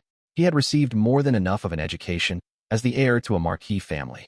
He may not have realized it, but his performance was hardly unsatisfactory. It might have been a slog at times, but as Minutes saw it, he was capable enough out on the field. So he decided to bounce Caligulio's jab back at him. Don't make me laugh, Mr. Secretary of the Military. And I'll remind you that you're the only surviving division commander left, so you got a lot of work to do. Under Emperor Masayuki, the Empire's military would undergo a massive round of reform.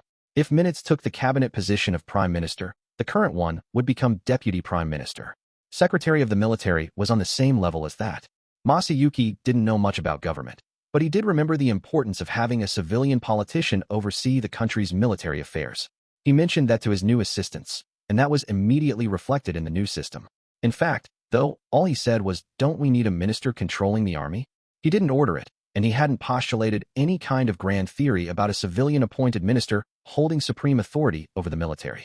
As a result, the Secretary of the Military was still selected from among the army's commanders, a somewhat skewed take on the idea, and now Caligulio was now both Secretary and Commander of the army. That was the concern behind Minutes' observation, but Caligulio laughed it off. No need to worry about that. We won't have a war for a while too. Come, and besides, as long as I'm running the army, I won't rattle my saber at any foreign country. Those were his honest, resignation-tinged feelings. Given the geography of the empire, there were no longer any neighboring states they could war with. The Jura Tempest Federation and the demon Lord Malim's domain were off-limits, of course. Fighting the armed nation of Dworgen at this point was unthinkable. The dwarves were backing them at the moment, and they needed to build and maintain a peaceable friendship with them. An airship invasion of the Western nations was plausible enough, but it was doubtful the demon Lord Rimuru would ever allow it. There really was no adversary left for them to point their spears at. The only ones were already within their borders, the powerful nobles that controlled the regional militaries, who might not know their place and could potentially be plotting rebellions as they spoke.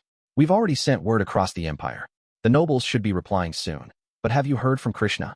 He hasn't made any notable moves yet. Your brother's factions have all sworn their loyalty to the new emperor, and I think that's keeping the other factions in check for now. Well, even if the nobles did reply, it'd be the same thing. I don't think it'll be enough to silence the sons of the emperor before Ledora, or the families with blood relations to him. I'm sure. We just sent out word that Emperor Ledora has passed away, so I'm sure some people will mistakenly assume their turn's approaching. That would only come with Lady Velgrind's consent, of course, but they'll likely allege that the imperial household law no longer has any teeth and should be ignored. The fools don't even realize how angry that'll make Lady Velgrind. Caligulio thought Minutes was right. The idea of rebellious nobles refusing to fall in line with this new emperor didn't scare him at all, frankly. His and Caligulio's victory was all but assured. The real problem was the hit the nation would take power-wise. The faker who'd taken the place of Emperor Ledora, not that Caligulio thought he was that, given how he'd been serving him his whole life, had been in cahoots with an unknown invader called the Aggressors and attempted to throw the world into chaos. They had fought one of their leaders, a man who called himself Cornu, so they knew full well what the threat was. Velgrind had come along to save the day, but if not for her, the whole empire would have fallen. The being that had once been Emperor Ledora had wanted powers along the lines of a god's. After all, they couldn't dismiss the possibility that he'd seek to use the empire's people as pawns in this endeavor. Of course, nobody but a few people in the empire knew what the emperor's face looked like, so if someone claimed to be Emperor Ledora, they could just reject him post-haste. The enemy wasn't likely to try something sneaky like that, after all. The Ledora that Caligulio knew was never one to open diplomatic talks with his enemies. Now is certainly no time for the nation to be fighting amongst itself. No, it is not. I'll put out some feelers along those lines. If you could, thanks. I want to gather up the remaining Imperial Knights and reorganize the Imperial Guardian Force at once. This would be Caligulio's first big job as Secretary of the Military, and it was more difficult than even he could have imagined. He had to begin, for one, by figuring out just how many of them had survived. Caligulio didn't even know exactly what missions the Imperial Knights were assigned to. Their locations were unknown, so before anything, he had to get in contact with them all. Some would want to leave the force, no doubt. Krishna was one of them. He was practically worshipping the demon lord Rimuru as a god, and he had already declared his intentions to quit his post and go live in Tempest. Caligulio had asked him to remain in service until things calmed down. He was too good of a man to lose, but he seemed ready to defy that order the moment he had a chance. It was Adelman who ultimately stepped in. It's important, he advised Krishna, to clean up your own messes. If you leave while the empire is still in a state of chaos, I'm sure it would sadden Sir Rimuru as well. Yes, Krishna shouted back. That was an extremely convincing argument, Sir Adelman. The only thought on my mind was that I have been saved, but I need to bring Sir Rimuru's mercy to the ears of all the empire's innocent citizens. That wasn't exactly the reaction Caligulio had expected, but Krishna was back at his post and hard at work, so he left it at that. No point dwelling on the details. But Krishna was far from the only officer looking for a change of career. A hefty percentage of the Empire's soldiers were starting to voice a desire to remain in Tempest.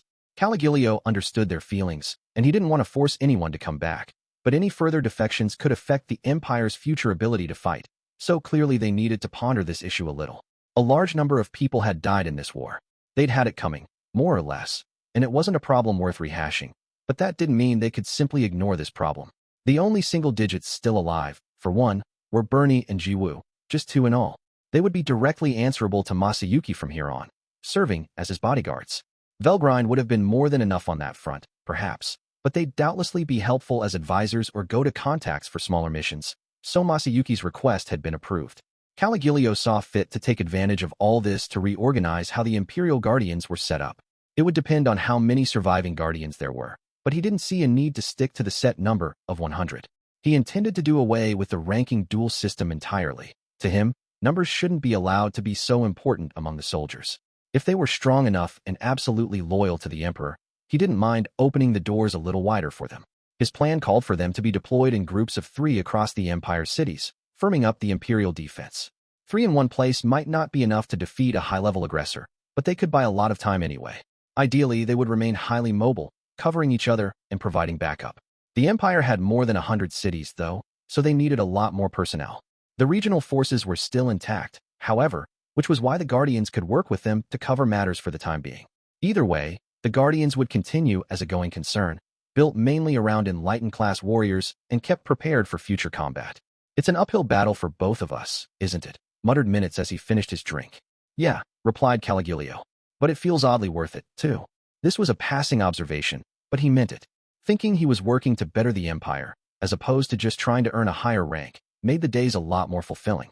Plus, now that I've heard Lord Rimuru's plans, we need to restore order and stabilize the government immediately.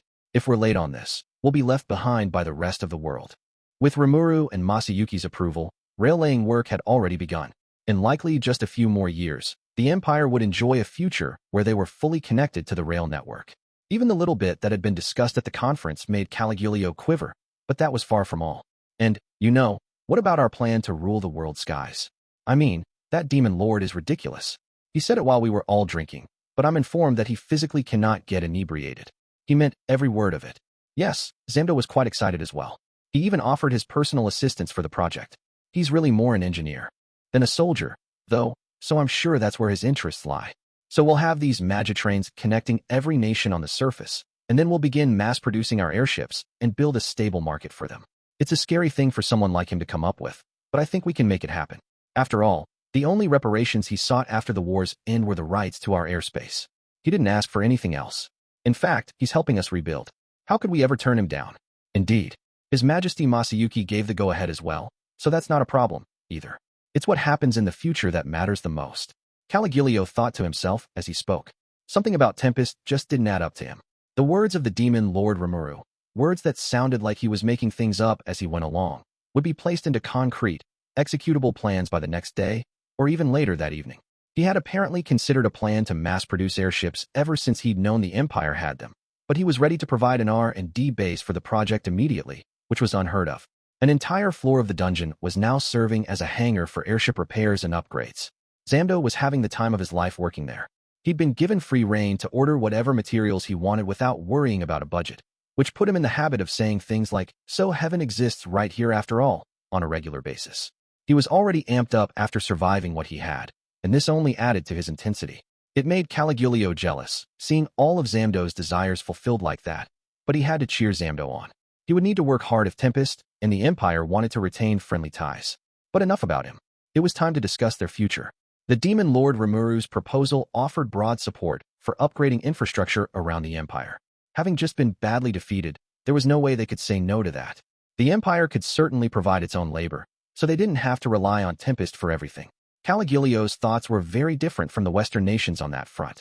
As long as he wasn't clouded by his own desire, he was capable of intelligent, impartial decisions.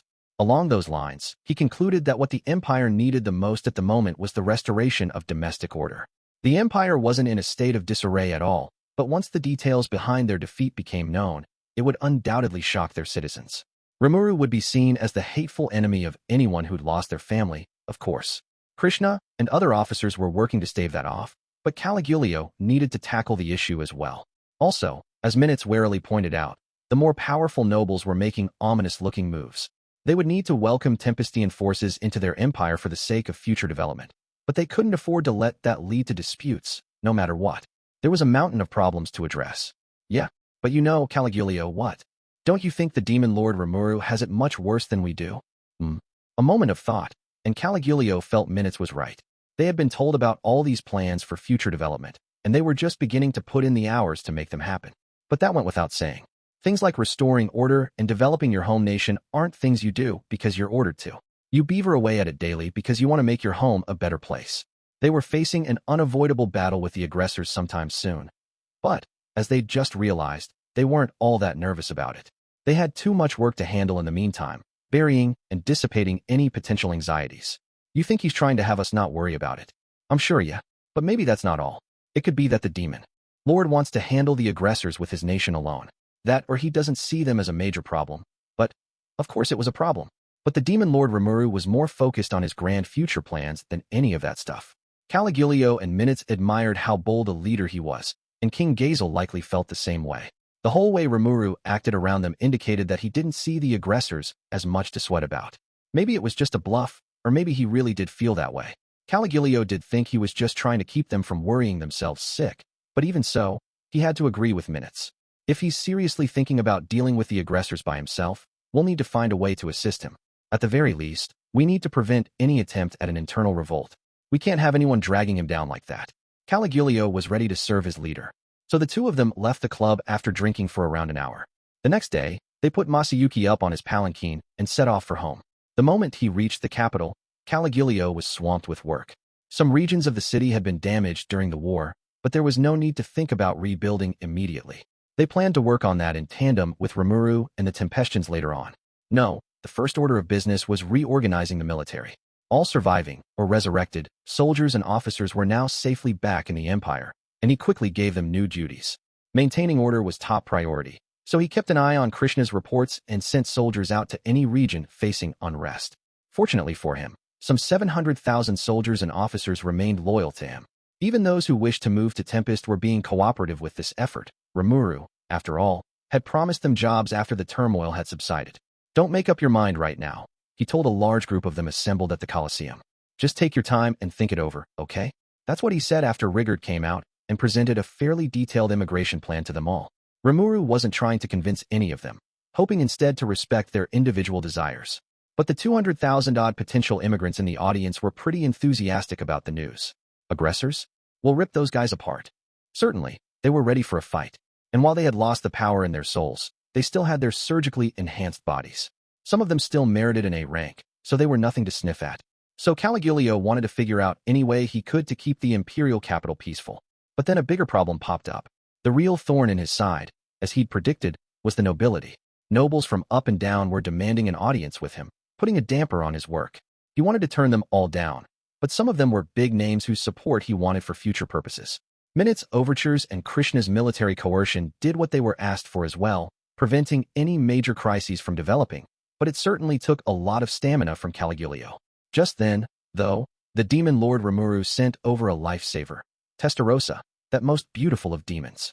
The first job Testarossa took was delivering a speech to win over the masses, a talk that would soothe the frayed nerves of a shocked, defeated populace while fully ignoring the nobles. Caligulio worried that this was no job for a demon, a race practically born to strike fear in people's hearts. But he didn't need to, surprisingly enough. Demons lived off people's emotions, and if you wanted to cleanly remove the terror and anxieties from the minds of an entire populace, they were the most qualified group you could find. What a surprise. Here you are, Blanc, or Lady Testarossa, who put the Empire through so much pain and strife, and look at how much you clearly care for our people. Why wouldn't I? That is the job assigned to me by Sir Rimuru, our overlord. Well, yes, naturally, but I was expecting you to be rougher. Or, I'm sorry, I mean that I didn't think you'd take such a reserved, moderate approach. Caligulio chose his words carefully around her, sweating. He regretted being too honest, but Testarossa didn't let it bother her. We can't afford to have Sir Rimuru gain a bad reputation around here, after all. Of course I'd be more careful with how I hold myself, but that winds up thinning out the effect, too. Trying to strike the right balance is tough, you know? If you eat up all of someone's emotions, that usually has a bad effect on them in some way. The observation made Caligulio wince. He certainly didn't want that, but Testarossa wouldn't make that sort of rookie mistake. She had ordered Moss to keep close track of her underlings, so success was basically a given. But she had a point too. Taking the moderate approach made it difficult to fully control the emotions of a crowd. Between having lost close relatives in battle and a new emperor, many of the Empire's citizens were simply too frazzled to remain calm. Not all their sadness had gone away, and the buds of anxiety and dissent were still there to grow. Caligulio had peacekeeping forces in place at key places around the city, ensuring that any rioting or conflict was prevented before it could begin. If anyone defied you, it would be a lot cleaner and easier to just kill their whole clan. But, very funny. She wasn't joking, Caligulio thought. It made him respect Rimuru, the one who'd sent Testarossa over, all the more. Blanc always meant business. So, in time, the citizens began to simmer down, with none of them foolish enough to attempt an armed rebellion. Seeing things progress to this point was a relief, but Testarossa already had other ideas in mind. She decided that, as the most effective and quickest way to provide mental care for the people, they had best introduce the new Emperor Masayuki to them before long. In other words, stage a coronation. If he could give a speech as well, Testarossa reasoned, the citizens would view it as the legitimate dawn of a new era. Huh? Me? Is that a problem? No. Never mind. Masayuki gratefully accepted the idea. There were tears in his eyes, but they were meaningless before Testarosa's smile. Oh, what are you doing, making Masayuki cry like that? It was Velgrind who butted in. My. Testarosa calmly replied. What a regrettable way to put it. I'm not into that sort of play at all. The two beauties exchanged smiles. Their gazes smashed into each other, creating a fearsome pressure in the room. It was Masayuki and Caligulio who took the brunt of it. Masayuki held out, praying that he could leave soon. Caligulio, on the other hand, tried a little impromptu meditation, easing his heart to overcome this storm. But no matter what either of them truly wished for, the coronation was now a done deal. Countless citizens completely occupied the main square in front of the imperial palace. Masayuki was there, looking down at them from a balcony on one of its highest floors. He had come here via Velgrind's teleportation, making this basically his first public appearance in the empire. He was now dressed as an emperor should be, and as long as he kept his mouth shut, one could perhaps detect an air of dignity about him if they squinted hard enough. The appointed time was here. Caligulio began things with a few opening words, followed by minutes, the prime minister, offering a rundown of recent events. The empire had faced a major defeat, and as a result, the previous emperor Ladora had passed away. The new emperor, Masayuki the hero, had already been crowned, and through his actions, peace had been reached with Tempest. They would build a friendly relationship going forward, and they had also opened official relations with the Dwarven Kingdom, and so on. In order to prevent a recurrence of Michael's castle guard skill, they needed to convince the people that Ladora was at the root of all the empire's problems. If they could refer to him as dead and reduce the number of his believers, that'd be even better. That was the context behind introducing Masayuki as the new emperor, but a large number of people had trouble swallowing this, openly asking why someone not even related by blood was taking the throne. Velgrind stepped up to answer them. Please quiet down, you silly fools. My name is Velgrind. Velgrind the Cardinal. Hearing the name of the Empire's guardian dragon gave every one of its citizens pause. Could it be? They all thought in unison. By the laws of our imperial household, I hereby name Masayuki the hero as our new emperor. As she spoke, Velgrind unleashed her overwhelming dominance. An almost visible wave rolled over the audience. The famed cardinal aura, its divinity clear as day in anyone's eyes. Then, like it was an afterthought, she motioned in a certain direction, speaking to the people. Behold, as we salute our new emperor. The moment she fell silent, the divine area of fire began to spew lava. The massive volcanic eruption was easily visible from the center of the city. It was a little too gigantic to be called a salute, and while it was akin to playing with matches to Velgrind, it shocked the common citizens speechless. Now there was no doubting it. Some of them might have had doubts. Maybe they'd set things up in advance, employing magic or explosives to trigger the eruption, but it was a divine, sacred mountain doing the erupting. Engineering that without the permission of the flame dragon who called it home would lead to wrath too horrible to picture. No one who called this capital home would ever have attempted anything so stupid. And that wasn't all. Several bolts of molten lava shot out from the volcanic crater, reaching all the way to the capital, but they were all deflected by an invisible protective wall. It could be nothing but their guardian dragon in action. And my God, it's her. The dragon god herself. Our empire's guardian dragon has manifested herself before our very eyes. The excitement was palpable. As time passed, they began to realize just how monumental these events were. Velgrind herself had given her approval. At long last, they realized that Masayuki the hero was now truly their emperor. And while Masayuki's center of popularity still lay in the Western nations, he was also well known around the empire. Whoa, are you serious? You mean Lightspeed Masayuki? Isn't Masayuki the most powerful of heroes the world has ever seen? Hell, no wonder the demon lord Rimuru couldn't say no to him. Praise was raining down, as if read off a script by a team of talented actors. That was Masayuki's power for you. He was famous everywhere, and now his unique skill had been powered up, extending over a broader range and having untold impacts on everyone that knew him. The result was the sort of cheering he had grown accustomed to. Masayuki. Masayuki. It was in perfect harmony, like the voice of every imperial subject was united as one. That's Emperor Masayuki to you. Sillies, Velgrind thought.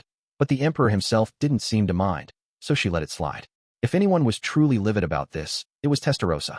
The citizens had the completely wrong idea that Rimuru wouldn't dare try to cross Masayuki, a thought that made her furious to the core, but she was the one who'd inadvertently led them to that conclusion. She couldn't complain about it to anyone here, so she just had to smile and put up with it. So Masayuki now had the people on his side. It went far easier than anyone had anticipated, and thanks to that, The name of the divinely ordained emperor of the Nazca Namrium Ulmuria United Eastern Empire became known to the entire world. The capital's residents, driven by new hope, regained their old energy. The pain of those who'd lost loved ones wouldn't be forgotten that easily, but even they were now taking new steps, moving on with their lives. The normal routine was returning, and to Caligulio, nothing could have been more joyful to see. But there was still a long way to go before he could truly relax. With the emperor having been officially named, those bothersome nobles were starting to show signs of activity. The nobles were minutes' duty, and Caligulio wanted to palm off all responsibility for them on him. But that was just him being selfish, and the nobles didn't care who they reached out to as long as they were connected to the new emperor. That's why he kept getting hounded for appointments. He looked toward Testarossa for help. "This nation's nobles," she matter-of-factly replied. "I don't think the great majority of them are any big problem." Caligulio didn't know what she meant, but he interpreted this to mean that Testarossa was making some key below-the-surface moves for him. Minutes was doing his job as well, so Caligulio decided to focus on what he could do instead. Then, before even a few days had passed, the requests for audiences began to dwindle. Excuse me, Lady Testarossa," but he assumed she was intimidating them into submission, but was too timid to ask. This stately lady elegantly enjoying some tea before him was Blanc, a demon feared by the Empire for ages. He still found that hard to believe, but it was the unvarnished truth. And no matter what vile, terrorizing method she'd used, he wouldn't find it strange at all. "Oh, well, that's mean. Why are you looking at me like I just threatened your life? I haven't done anything bad to you." All villains think that way, that they're different, somehow. Caligulio suddenly felt very small. Even though he was in his own office, it'd be impossible for him to say anything like, "How could I not be afraid?" to this virtual queen of the underworld. "No, ha ha ha. I don't have any suspicions about you or anything. I'm thankful every day for all the help you provide me. I was simply wondering what sort of methods you employed to keep the nobility at bay. I'd prefer if you didn't worry about that and just stuck to your own work, please." Testarossa took a sip of tea, then let out an elegant little sigh. "But all right, I'd feel guilty if I took all the credit for it, so I'll tell you. Let me begin with the conclusion. The nobles weren't any problem at all." "Yes, but why?" is what I was curious about. First, the nobles of this empire are divided into 3 large factions. You're aware of that, of course. "Yes, my lady. There's the military faction, led by Minut's brother, the Marquis. There's the old money faction, which plays a central role in the emperor's support. And finally, there are the countryside nobles. The military was the keystone of the empire, one of its largest organizations, and many nobles tried to curry favor with this unmovable institution. That made them one of the largest, most powerful factions, but despite the fact that a marquis, 2 ranks down from the top, was leading it, relatively few of its members were from high nobility. The old money faction, on the other hand, mainly consisted of the sort of highly connected nobles that had links to the emperor. They symbolized the concentration of power among their ranks. If you weren't at least an earl, you wouldn't even have a chance to speak in public among them. The regional nobles, meanwhile, were the least organized, just a rabble who'd come together because they wouldn't be allowed to speak up as individuals. They were only a group at all because they happened to share the same goals, and little more. Testarossa nodded at Caligulio's rundown. "Right, exactly. Now, starting with the military faction, Minutes already has them wrapped around his finger, doesn't he?"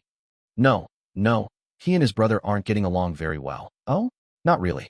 He was just all pouty is all." "Huh. He had his elder brother take the Marquis title for him, and he found the responsibility to be crushing. He was just rebelling a bit, getting to grips with his position while still retaining his good name." Testarossa smiled a bit. "It's something weak people do all the time." "Is that true, my lady? How did you even find that out?" "Not telling, sorry. You've heard the expression, what you don't know can't hurt you, haven't you?" The truth was that Moss had investigated all that in a single night. He had no free time, what with Testarossa using and abusing him. Really, despite being a demon peer and lauded as the king of Ash, he arguably had it the worst out of anyone in Tempest. But he had no one to complain to, so he just kept his head down and dealt with the harsh work conditions that were placed upon him. Moss had snuck into the Marquis' residence and read through the journal hidden in his office. He'd then informed Testarossa of the secrets he'd found inside. Even the Marquis' strict security may as well have not existed, as far as Moss was concerned. He'd also uncovered a few useful tidbits of information that could help improve their relations. These he casually dropped in Minutes' lap. This was clearly a criminal act, but to someone who didn't have a clear understanding of what bad was, it barely counted as a crime. "Ah yes, ha ha ha. I'll trust in you. Then, Lady Testarossa, it'd be boorish of me to inquire further, wouldn't it?"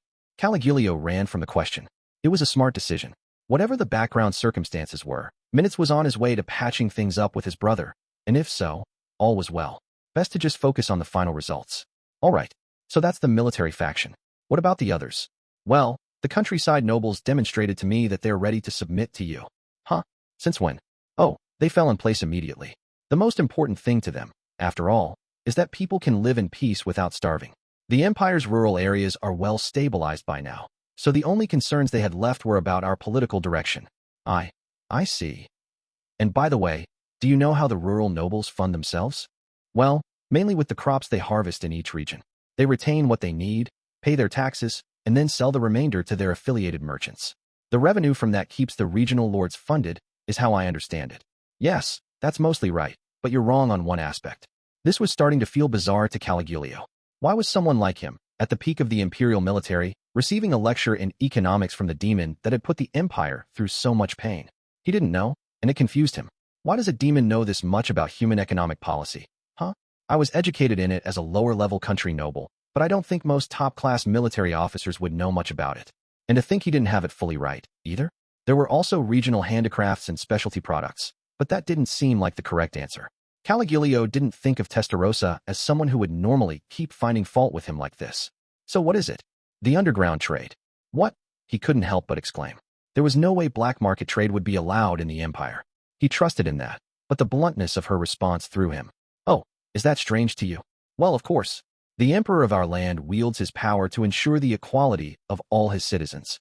The nobility is a different matter, of course, but even a commoner can rise up in life through military service. I know all that.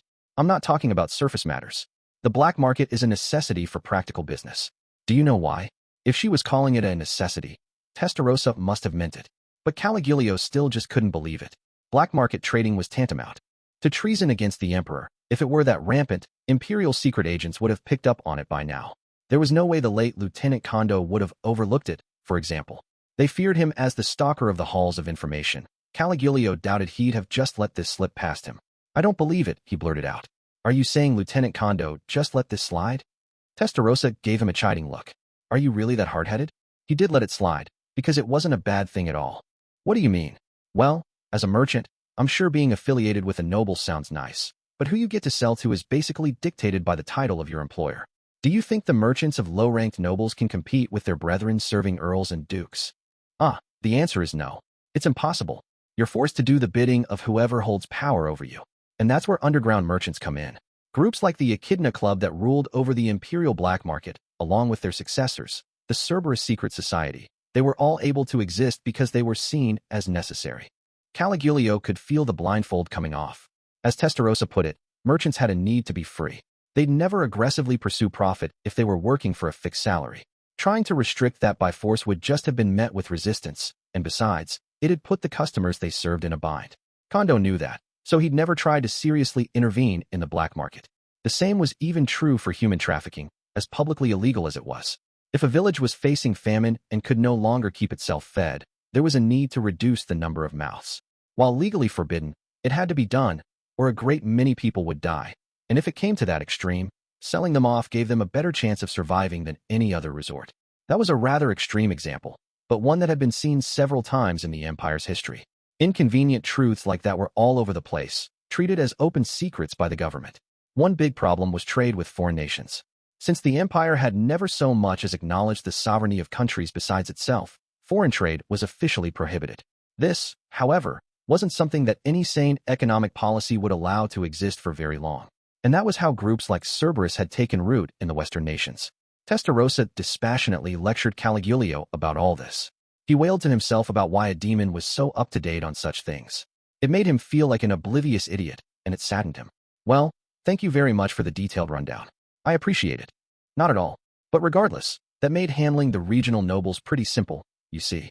I explained to them that free trade would be fully allowed going forward, and they all lined up to join our side. Plus, as Sir Rimuru proceeds with his plans, we'll be laying rails between the Empire's regional cities as well. That'll ensure the wealth gets spread across more of the Empire as a whole, instead of being concentrated in a small handful of cities. Between all of that, they readily pledged their support for Emperor Masayuki. Caligulio was certainly convinced. The Empire was home to some cutting-edge scientific advances, but they didn't have the time or money to connect all its cities. The reason was obvious. The great majority of the imperial budget went to R&D and the military. The transport of food and goods was also important, but the supply network only extended to the cities near the capital. Deliveries from the far regions were instead made via magic or airship. Now these left-behind cities were a part of Rimuru's development plans. And once they had been informed of this, it was easy to win the favor of the regional lords. This negotiation hinged on a huge amount of money and labor streaming into these regions, but Rimuru and Testarossa could make all of that possible. They had researched the economic conditions of these lords, using that knowledge to their advantage in the talks. Caligulio was impressed. They weren't a disloyal lot to start with, but with this thorough of an approach, they were receiving fabulous results. He resolved to revise his own approach in the future. So that just leaves the old money. Indeed. And, knowing how you work, I presume you've built a dossier outlining all their illegal deeds. By this point, Testarossa had Caligulio's full trust. He didn't know what kind of scheme she had hatched, but if she said it was no problem, he was certain that she was right. Don't put words in my mouth now. You don't see anyone foolish enough to commit outright felonies these days in the Empire.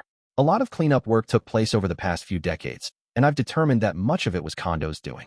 So the real villains among the nobility had already been purged. Testarossa had been stationed in the Empire for a while now, but she felt that people around here were generally calmer in spirit than they used to be. A little research gave her the reason. It was because the truly abhorrent crimes had largely ceased to be committed. All that remained were necessary evils like Cerberus and small-time villains that could be safely ignored. But how did you cajole the old money to our side, then? Well, I actually have a conference scheduled for this afternoon. I plan to reach a final agreement with them there, and I'd like you to join me, please. That was a clear order. Testarossa was supposed to be serving as Caligulio's assistant, but he didn't mind this at all. Faced with this obvious difference in talent and skill, all he could do was nod at her words. Only 4 people were in the reception room. Minutes, the organizer of this meeting, Caligulio, the secretary of the military, Testarossa, the diplomat from their partners in Tempest, and Mitra Hilmenard, head of the old money, nobles, and their current negotiation partner.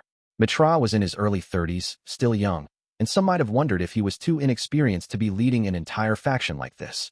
But that didn't apply to him, for he had virtually every talent one could think of. Mitra's mother was once queen, the partner of the emperor before Ledora. This made her Ledora's biological mother. The empire's imperial palace employed a unique system where the role of empress, the legal wife of the emperor, was not a position anyone could take. That role in the emperor's life belonged only to Velgrind. Instead, several queens lived in the inner palace, competing against each other for supremacy. These women were voluntarily offered by the nobility, and their bloodlines were all impeccable in terms of noble rank. Whichever of these queens became pregnant with the emperor's child first was deemed the winner, welcomed in as the official queen of the empire. Their child, after all, was promised to be the heir to the throne.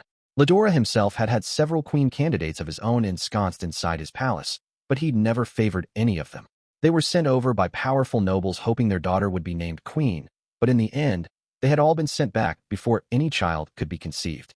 There was discussion about the new emperor inheriting them, but it was decided that Masayuki had no need for this system, and this decision was made by a figure whose identity would likely remain a mystery for all time. Regardless, Mitra's mother was one of the winners of the inner palace. She had completed the major feat of delivering Ledora, earning her the loftiest of reputations for all time. As a reward, she was offered 2 options. She could either stay in the palace, exercising her extensive influence while Ledora grew up, or she could accept a staggering monetary payoff and marry herself off to the clan of her choice. No stops were left unpulled when handling the emperor's mother. Her words held great authority across the palace, and even if she left that palace, she was never to be disrespected. Thus, she didn't hesitate to take her leave and marry the Duke of Hilmenard. The child that resulted was Mitra Hilmenard, which meant Ledora was his half-brother. This gave Mitra unshakable power, enough to make people kowtow the moment they caught sight of him. He had a villainous visage, a face that suggested brutal violence might come at any time, and it daunted anyone who saw it. He had no eyebrows, and one glance from him could strike fear in the hearts of whoever it landed on, robbing them of any desire to defy him. He was neither over nor underweight, and he wasn't particularly tall, but his sheer dominance was a force to be reckoned with. Even the very highest of nobility felt something ominous about him. They suspected he was up to unscrupulous dealings in the black market, or that crossing him even once would make their lives forfeit. That was what made him so qualified to lead the old money faction, that force of dignity which refused to bend to anyone else. In a fight, Caligulio would undoubtedly beat him. That was true even before the general had gone through his awakening. But it took more than sheer muscle to survive in this world. You couldn't expect a decent life unless you had ample food, clothing, and shelter. And if you rebelled against Mitra, you were guaranteed to lose all three. What a monster to negotiate with, Caligulio thought. I had aimed to run the military someday, but now that I'm doing it, it's all too clear how hard a job it is. I can't believe I have to try dealing with freaks of nature like this. Minutes was here, so it'd likely work out in the end, but if it were a one-on-one negotiation, he'd have been on the ropes. But this time, they had a valuable helper on hand. Lady Testarossa, huh? She frightens me profoundly, but I couldn't ask for a better ally. And now that I know she's the fearsome Blanc herself, I don't think anyone could ever beat us. Mitra before him was a scary sight, but Testarossa was scarier. That thought helped him regain his serenity. Newly calm, he recalled what the demon had told him a moment ago. Well, hold on 1 minute. Lady Testarossa said most of the nobles wouldn't be a problem. Does that mean Sir Mitra is one of the problems? But that's strange. Kondo, after all, would never show any mercy, not even to His Majesty's half-brother. Does that mean Sir Mitra isn't up to anything nefarious after all? He doubted it. It just seemed so impossible in his mind. Mitra scared people precisely because he was seen as this untouchable villain. If he made everyone fear and revere him like this at first sight, there's no way he'd be someone normal. The clock reached the appointed time, bonging loudly, the signal for the conference to begin. So you're the hooligans attempting to usurp the throne? Let me hear why you've called me here. This pompous question was raised by Mitra. One moment, Your Grace, replied Minutes, catching the blow. That is all a misunderstanding. What is? It's the truth, is it not? We are following the official procedures of imperial household law. I would like very much for you not to call it usurping the throne. Oh sure, don't get cocky with me just because you have Lady Velgrind as an ally. Don't be ridiculous. Minutes bellowed. Not even someone as calm as him could shut his eyes to this affront. Certainly, from an outside perspective, it must have looked like Velgrind was siding with the Empire. But that was a very wrong assumption to make. The truth was actually the other way around. They were only able to maintain this peace because they'd finally managed to get on Velgrind's good side for once.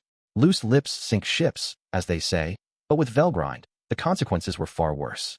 She could destroy entire nations, literally wipe them off. The map. Keeping her happy was entirely up to Masayuki, and while he seemed to have a gentle disposition, what if he was more selfish instead? It made Caligulio shudder to think of it. Sir Mitra, Prime Minister Minutes is telling you the truth. Lady Velgrind is a friend to Emperor Masayuki, but she is not an ally of our empire itself. If Emperor Masayuki wished it, she wouldn't hesitate to destroy our entire country. Yes, exactly. And I've even heard her state that if a nation ever burdened Emperor Masayuki, she would immediately burn it to ash. We cannot afford to anger her, no matter what. You expect me to believe that? No, I can't blame you for not believing it. So, please, let's begin by hearing your opinion on this subject. Ha. You mean whether I side with the Empire or oppose it? Not that. What? Minutes promptly answered Mitra's arrogant question. He then proceeded to tell Mitra his true feelings. Listen to me. I don't want this to get out, but I'd like you to understand how I actually feel about everything, Your Grace. That is why I want to tell you the truth. Quit beating around the bush. If you want my opinion, just ask for it. In that case, let me ask a question first. Duke Mitra, do you want to rule over the Empire? Or would you like to join hands and help us out? What? Not even Mitra had expected this. He had been expecting a tough negotiation, but this sounded like they were perfectly okay with handing the Empire over to him.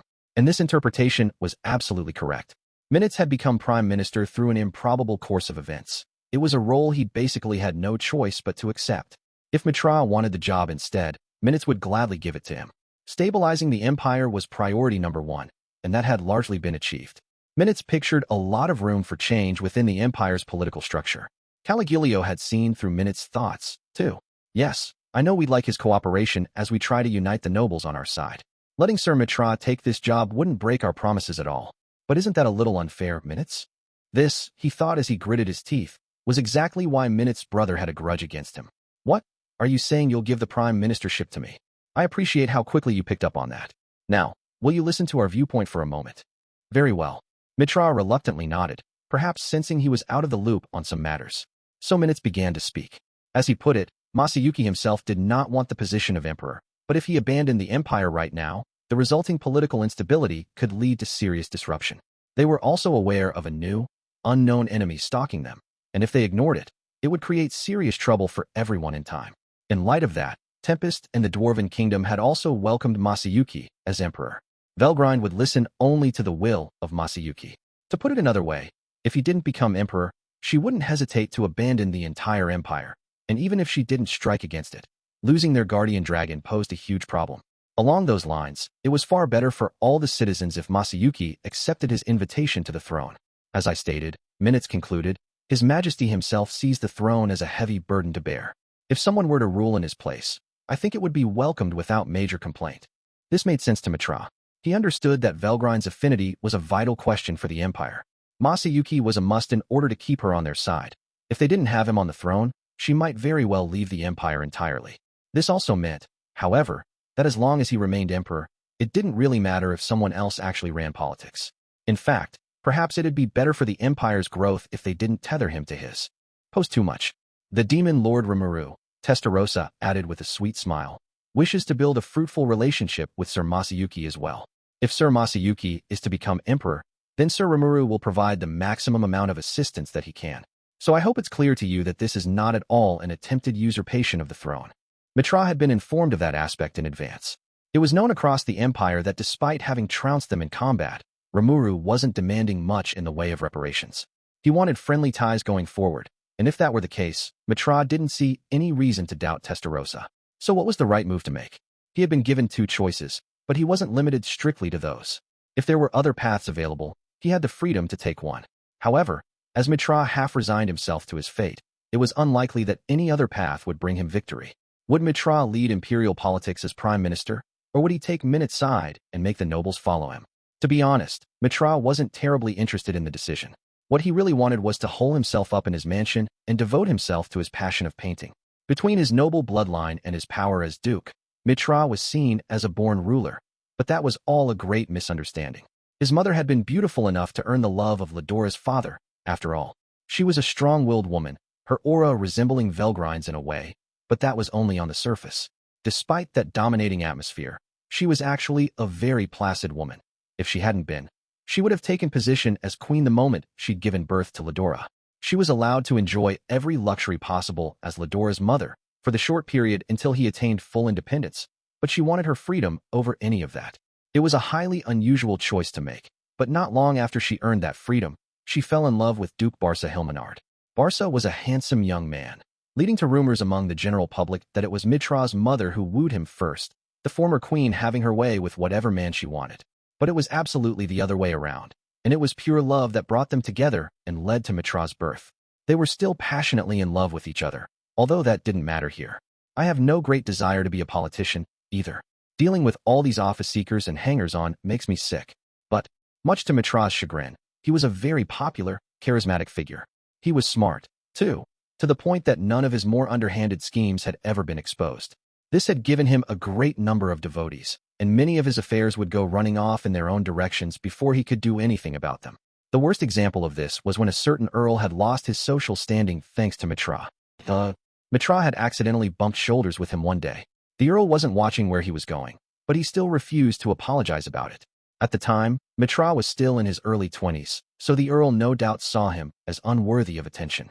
He might have acted differently if he'd known Mitra was the son of a duke, but that's just speculation at this point. "You," he bellowed. "I'm an earl, you know. Where are your manners?" Mitra still recalled how he'd just stared at the earl in response. If he's this angry over something so small, he thought, perhaps he has a calcium deficiency? He had just learned the term from an otherworlder friend of his. What a bother, he muttered to himself. He wasn't a duke yet by this point, which meant the earl outclassed him. At the same time, he'd been taught that he should never bow his head to someone below his family's title, so he legitimately wasn't sure what to do. That's why he said those words, and things really did become a bother. "You're bothering Sir Mitra. What is a mere earl doing, haranguing Sir Mitra like this?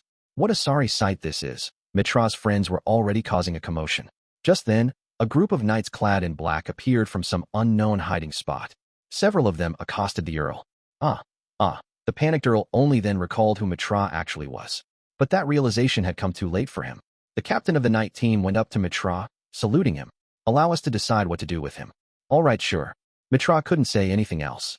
The newspapers the next day were filled with evidence of assorted injustices and fraudulent behavior on the earl's part.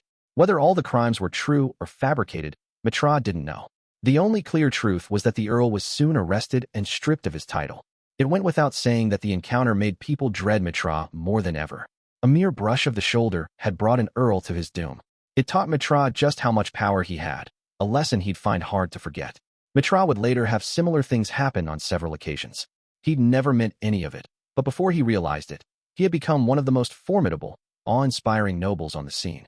From those experiences, Mitra knew the power of his words. It turned him into a quiet man. On this occasion as well, his dukedom's talented intelligence officers informed him that Veldora had, indeed, disappeared. Whether he was dead or just fleeing the throne didn't matter. What did matter was whether Velgrind, the Empire's guardian dragon, would preside over Masayuki the hero as the new emperor. As the report he was given stated, the identity of the mysterious marshal is believed to be none other than Velgrind the Cardinal. She is attached to Sir Masayuki, and that likely means he has inherited the soul of the true Emperor Veldora. Anyone with even the slightest reasoning ability would have understood the hopelessness of trying to defy this. Unlike most royal families, bloodline wasn't a major factor when it came to imperial succession. The public might attach a lot of importance to it, but to the true power brokers in this empire, it was known that Veldora's soul was the most vital factor. Mitra, as a duke, was naturally aware of all this. If we play this wrong, it'd mean more than the end of my noble line. If my followers decide to riot over it, it'd be their lives at stake. I need to brace myself and take action. Mitra was an intelligent noble, and this was the obvious choice for him. Ideally, he'd like to keep a healthy distance away from politics while retaining the influence he held over the nobility. If he could keep hold of his noble title, money would never be a problem for him. His stipend would be enough to let him paint in peace without forcing himself into government work. It certainly wasn't impossible. So that was Mitra's ultimate dream. Plan B for him was to retire back to his homeland, focusing on the administration of just his countryside dukedom, sticking strictly to serving as lord of his dominion. That'd work, too. It'd keep his days somewhat occupied, but there'd still be time to paint.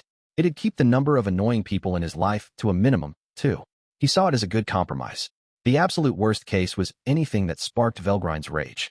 That alone had to be avoided at all costs, and that's why he was fighting so hard over this right now. So Mitra had decided to propose a plan of action. He'd use his notoriety to exile himself from the capital. He'd be his usual, arrogant self, enough that people would think he was just too much trouble to bother with. If enough of them turned against him, they could then contrive some sort of story, at which point he'd pretend to fly into such a rage that he'd give up his seat.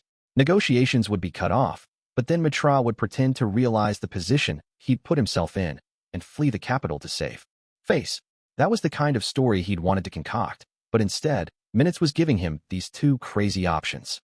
Do you want to rule over the empire? Or would you like to join hands and help us out? The answer was no to both questions, but saying that, he thought, was a bad idea. So Minutes continued talking. Testarossa, the diplomat from Tempest, joined in as well, trying to justify their position. But Mitra didn't need all that explanation. He knew all of it in advance. It was vital in any negotiation, after all, to come in with a firm grasp of all the facts. Well, what now? I don't want to choose either of those options. Get involved with national politics in the current state of affairs, and I'll just work myself to death. I'm sure of it. If I put in any more hours than I already do, I won't just lose my painting time. I'll have no time to play with my beloved daughter, even. Mitra did, indeed, have a 3-year-old daughter, as cute as could be. He also had a newborn son, but what troubled him was his wife's behavior. The moment his son was born, she'd stopped so much as looking Mitra in the eye. She was the daughter of a marquis, and a woman Mitra had fallen in love with at first sight. He'd asked her to become his wife, and they were living together the very next day. But now she was distant, always brooding over something, and it had unnerved him as of late. Their marriage had begun with some sense of cold formality at first, but given the circumstances, that was to be expected. She had given him the son he had long waited for, and he wanted to take his time and help the love between them grow. But, yes, I have to steadfastly refuse this, or I won't even have enough time to talk to my wife any longer. I don't care that much what happens to the empire, but I have to keep my own family from falling apart. Mitra steeled his resolve once more. He wanted today to end with an amicable agreement, but now he'd have to inject at least a little strife into it. It was time for his answer. This is pointless. You're not usurping the throne. Save that nonsense for someone with the time for it, please. And, Lady Testarossa, was it? What right do you have to comment on our empire's internal affairs? I know the empire lost to you in the war, but we've already established peace with you, in exchange for our territorial airspace and a treaty between our two nations. We now have diplomatic relations with each other, but do you think you have the right to interfere with our very sovereignty? Going this far all at once was a risk, but Mitra still committed to it. The person he was rebuking was the chief diplomat of Tempest, a nation with a terrifying amount of soft and hard power. She was the demon lord's fully ordained representative in foreign lands, and Mitra couldn't deny the possibility of another war if he angered her. He was fully aware that Testarossa was actually the demon Blanc, and that he was being astonishingly rude with a great demon feared by the entire empire. Umph. I won't tell you to leave this room, however. I'm sure that your leader has an interest in the future direction of his friends, after all. Well, I'm deeply obliged to you then. Mitra had been hoping to anger her, but she just shrugged it off. It threw him. I thought she'd reject me out of hand if I went this far. What's she after? He didn't want her flying into a rage on him, but her staying this calm was just as unexpected. Getting her too angry would be forfeiting his life. Saying what he had just now made him feel like a few years had been shaved off his lifespan, so going any further required due consideration. What now? Should I take another step? It was one boundlessly scary step to take. So he decided to aim his saber elsewhere. I am the half-brother of the great Emperor Veldora, you realize. We don't even know if he's alive or dead yet, but here you are, deciding by yourselves to name this total stranger Masayuki to the throne. And now you're shameless enough to ask for my assistance? I completely fail to comprehend what is going on in your mind. Mitra kept talking, raising his voice a little. Depending on how she reacted, he'd need to change his tune at a moment's notice. The real battle was now in progress. But unfortunately, his bet backfired on him in the worst possible way. Oh dear, are you voicing displeasure about my decision? Because if you think you can avoid any consequences because you're related to Veldora, I'll need to teach you how wishful that thinking is. Jige, Lady Velgrind. A silent scream emanated from Mitra's mind. He was so shocked, he thought his soul was going to leap out from his throat. This was beyond merely losing a debate. He was completely cornered. He knew it was all over now, and the thought made him feel oddly relieved.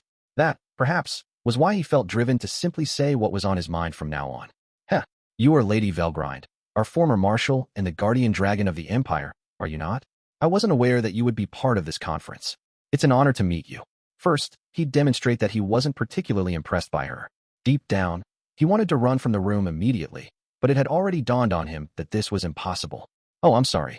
I don't feel I'm worthy of the throne or anything, but considering all the people who call the Empire home, I think installing me as Emperor would be the best option we have. Now Masayuki was there, too, coming through the door right after Velgrind. This hadn't factored into Mitra's plans at all. The way things were going, he was forced to assume that his life was forfeit by now, but something still bothered him. Ho, you seem rather unconfident, Your Majesty. Do you think you could take the place of my half-brother like that? He was trying to talk down to Masayuki as he spoke, but he half meant what he said, too. If he was going to be executed either way, he thought, he might as well try to bluff a little more.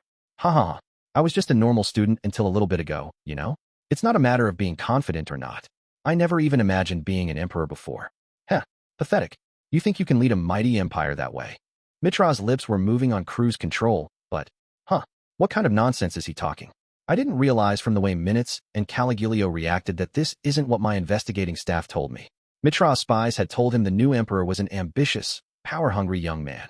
He had overwhelming support from the citizenry, and even the demon Lord Rimuru, who couldn't have cared less about the empire, was reportedly an avowed fan of his. The nervously chuckling young man in front of him didn't seem to match that description at all. What's going on here? Mitra unconsciously turned toward Masayuki again.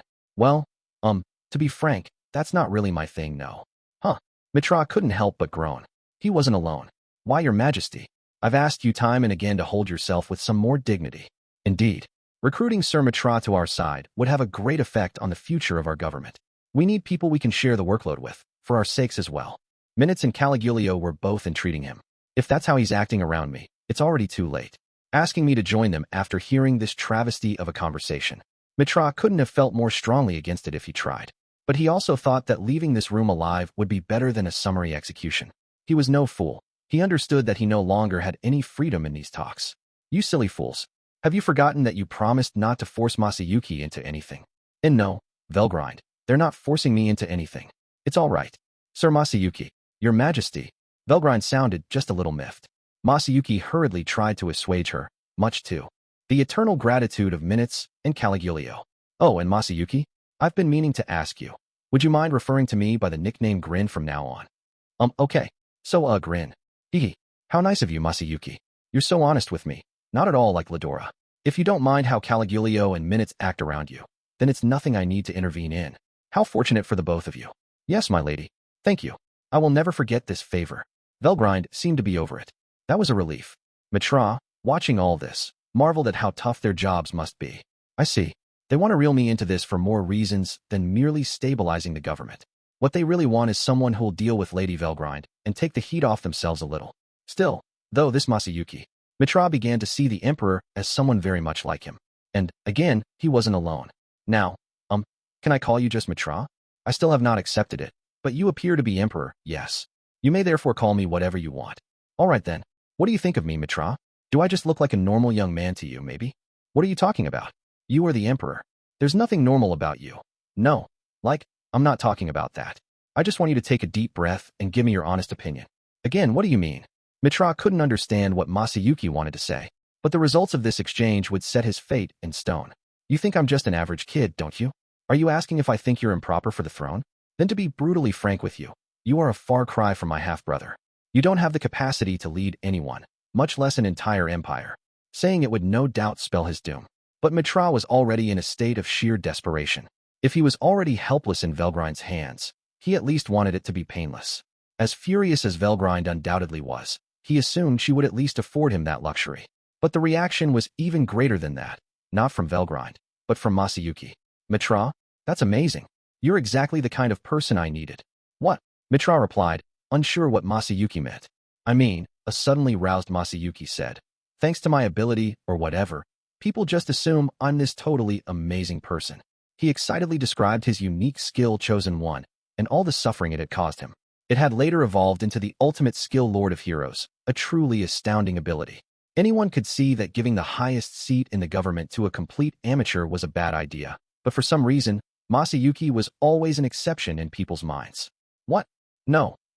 What I'm saying is that having someone like you who understands what I really am, it makes me so happy. Tears began to fall from Mitra's eyes. Masayuki. No, your majesty. The young man's pain was not unfamiliar to him. He understood it well himself. And that wasn't all. As he now realized, if he was capable of understanding Masayuki, perhaps the opposite was true as well. Hey, no majesty stuff, please. I just thank you for seeing who I really am. Yes, exactly. Yes, I understand you very well. I've experienced much of the same pain myself. Oh, listen to me. There was one time when all I said was, what a bother, and that was enough to get a man arrested. Honestly, there were times when I thought about never saying another word my whole life. That was impossible, of course, but it's really hard, not being able to say what's truly on your mind. I totally understand you. In my case, I try doing that, but it just doesn't come across right. It gets interpreted in all these funny ways to just boost my reputation even more. It's like, give me a break. I wake up one morning, and now I'm emperor. A scary thought, yes. Right? It really is scary. My old friend Jinrai was just the worst when I first met him. He understands me a lot better now, but he actually tried to pick a fight with Rimuru on my behalf, you know? I can't count the number of times I wanted him to quit saying my name all the time. Yes, that's very familiar to me. That's why I didn't bring anyone with me here. I'm too afraid to. There's just no telling what might come out of their mouths. It had happened on more than one occasion, an out-of-line remark from one of his attendants leading to a breakdown in negotiations. For this one, at least, he simply couldn't afford that risk. It's so common, isn't it? I thought I was the only one this whole time. Haha, we've both had it hard. Now Masayuki and Mitra were chatting like they'd forgotten anyone else was in the room. They were all smiles now, and the buds of friendship were already forming. I suppose that carrying Veldora gave your mother some manner of immunity to it. I've lived for a very long time, but I've never seen anything like this. Velgrind was just as surprised. But, out of respect for their newfound friendship, she decided not to remark on it. With Masayuki and Mitra now fast friends, all ill feelings were banished. Mitra was now promising his cooperation, but since he didn't want any direct involvement with politics, he would remain leader of the noble old money faction and provide Masayuki with behind-the-scenes support instead. He wanted to keep his valuable free time, and as they spoke to each other, it became clear that this was the best way to move forward. I will continue to manage the nobility dissatisfied with the current situation, but should I find someone with the right talents, I will endeavor to suggest that they offer you their assistance. Thanks. We're really short on good people. That would be better for the military as well. Needless rebellion could cause us to lose good personnel. If you're helping us out, Sir Mitra, we can take our time to win over any potential rebellious elements. So things worked out fairly well in the end. With that, the conference was over. One moment. Testarossa said as Mitra stood up. May I have a word with you, Sir Mitra? His heart skipped a beat. He recalled the venom he'd spat in Testarossa's direction as well. He thought that had faded into the background, given the amicable terms they'd come to. But perhaps he was just kidding himself. Yes, he said, trying to keep his voice calm as he sat back down. Our conversation just now left me curious, so I did a little investigating. You have a secret skill, don't you? Huh? No, I have nothing like that. Mitra tried to deny it once he realized the topic wasn't what he thought it would be. Testarossa cut him off. Oh, don't get me wrong. It's an unconscious type.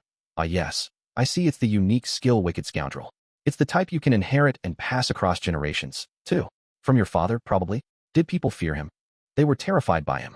Mitra had been told that this was the destiny of every eldest son in the Hilmenard family.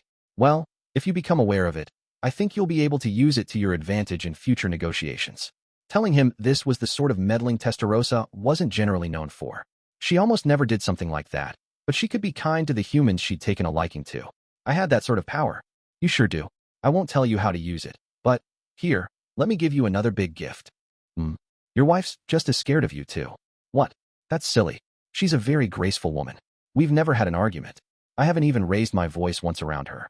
Mitra laughed off the idea. Testarossa gave him a chuckle. Oh, it's very true. It's a piece of information I kept in my pocket, just in case it gave me an advantage. In this negotiation, your mother was probably immune to it, so it wasn't any problem for her, but the same can't be said for your wife. That's impossible, but she's still family to you, Caligulio told a disturbed Mitra. You understand that, don't you, Sir Mitra? Right, yes, Minutes added. You just had a second child, didn't you? I'm sure your wife loves you very much. Velgrind, however, was there to immediately shoot them down. As cruel as it was still the truth. Oh, you silly people. That second child is the son that you've been eagerly waiting for, isn't he? From your wife's perspective, she's given birth to a lawful heir, so now her job's done. Have you even told her your true feelings? How do you mean? Have you ever said you love her? Have you ever told her out loud, thanks for giving me this child? Come to think of it, Mitra couldn't recall doing anything like that. His face turned pale as he realized his foolishness. Putting your love into words like that, Testarossa said, is actually a very important way to ensure your love lasts. Why don't you take this opportunity to express to her exactly how you feel? Mitra eagerly nodded at her. I'll be on my way then, he said before darting out of the room. He made it home just as his wife was about to leave the house. He had just barely made it in time, and, understanding well the warning Velgrind and Testarossa had given him, he heeded their advice. It saved him from having to experience a painful divorce. Ever since then, Mitra was eternally thankful for the two of them. He vigorously supported the new emperor in whatever he did, becoming one of the empire's staunchest supporters. With that, all three major noble factions were in the pocket of the new emperor Masayuki. They had anticipated that it would take several years to stabilize the new government, but they wound up pulling it off in just a few months. The night after I befriended Sir Mitra. So Lady Testarossa was right all along. Pretty much. Some of that was luck, but having the demon Lord Rimuru's support counted for a lot. So did Lady Velgrind's presence. I was enjoying a celebratory drink with Minutes at a restaurant in the Empire. Our concerns with the nobility were now largely taken care of, and the only problem that remained was the aggressors.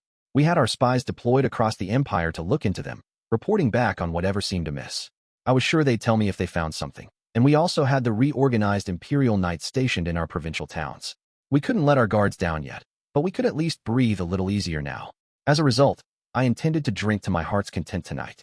We had a lot of fun, talking about the things we'd gone through and discussing our future hopes for the Empire. Looking back, I never thought I'd become this friendly with Minutes. He was a reliable worker, but I never meant for us to become close personal friends. Now he's an important war buddy of mine, a trustworthy friend helping me support Emperor Masayuki. We were carrying on into the evening, getting just the right level of tipsy, when Minutes broached a new topic with me.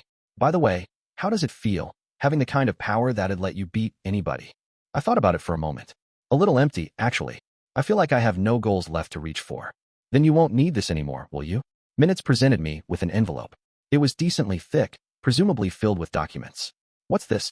Don't open it here, he softly stated before emptying his glass. He stood up, placing the glass on the table. Whoa, are you done for the night? Yeah, that envelope contains a report on you. I did some digging a few years back, so I'd have something on you just in case. You can have it, though. I sure don't need it now. There were a few points that bothered me, so I'm having a little extra investigation done right now. It was kind of a surprise to me, though, so maybe you're better off not knowing. If you're not interested in your own past, go ahead and just burn it without reading it. Minutes offered no more explanation than that. He just waved and headed out instead of answering any of my questions, never even turning back as he left. I was alone now, and in no mood to drink any further. Minutes' words stuck with me. These papers definitely had something to do with me. Some weakness of mine? I had no family, and I'm not going to deny that I've had shady dealings in the past, but I never participated in anything that'd earn me prison time. Minutes would know that, I assume. The only guess I had was that it involved my former wife, my past, and all that. And come to think of it, I never did complete my revenge. By now, I could easily crush anyone I wanted, whether they were an earl or not. That I could do it any time, sense of useless pride had caused me to give up on the notion entirely. Yeah, it might be a good idea to face up to my past already, I muttered as I left the restaurant. It'll help me turn the page. So I returned home to my office, and I opened up Minut's envelope and read through the contents. No way. What I saw was shocking enough that I couldn't help but mumble that out loud. Seeing the name, Earl Bullduff, made me realize that I'd even forgotten the name of my target for revenge. That was fine, but what was written beyond that was hard to believe. This Earl Bullduff was now the leader of a sect of countryside nobility, one small enough that I was safe ignoring it in general. The member list included the name of the barony my ex-wife came from, and the entire roster consisted of barons, viscounts, and other low-end nobles. I'd have known about this sect if they were larger in scale, but considering they didn't even number 10 people, they must have escaped my attention. However, there was no overlooking this. The nobles that joined this faction have likely had their family inheritance compromised. I hurriedly read on, wondering what this meant. All the families involved had been run by virtuous, upstanding men in the previous generation. They never dealt with criminals, and they ruled their lands properly and with respect. That's why they've been cornered so easily. It is believed Earl Bullduff forced an affiliated merchant to take on vast amounts of debt, allowing him to make this merchant do his bidding. Thoughts began to race through my mind. If this was true, Earl Bullduff could never be forgiven. But even before that, Mamia, I couldn't help but shout her name. What if Mamia had actually loved me all along? Once I had that thought, I could no longer sit still. I hurried for the door. "Yes, sir. Are you going out this late at night?" "Some business came up. Assemble my private guard at the airship dock. Get me an agent from the Intelligence Bureau, too." "At once, sir. The head butler of my household is a very capable man." One look at me, and he knew this was serious business. Saying nothing more, he quickly executed my orders for me. I had a solid set of evidence gathered for me before sunrise. The report minutes gave me was accurate. There'd be no talking his way out of this. But one person was pathetically crying at me, refusing to accept reality. "It's over for you," I said. "And no, who do you think I am? I'm Bullduff, part of the 8 wise rulers, famed across the countryside. What right do you have to arrest me?" Even at this point, the foolish man refused to admit to his crimes.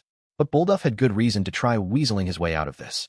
The nobility, after all, were given legal immunity in the Empire, which made it impossible to arrest them without a warrant released by the Imperial Palace.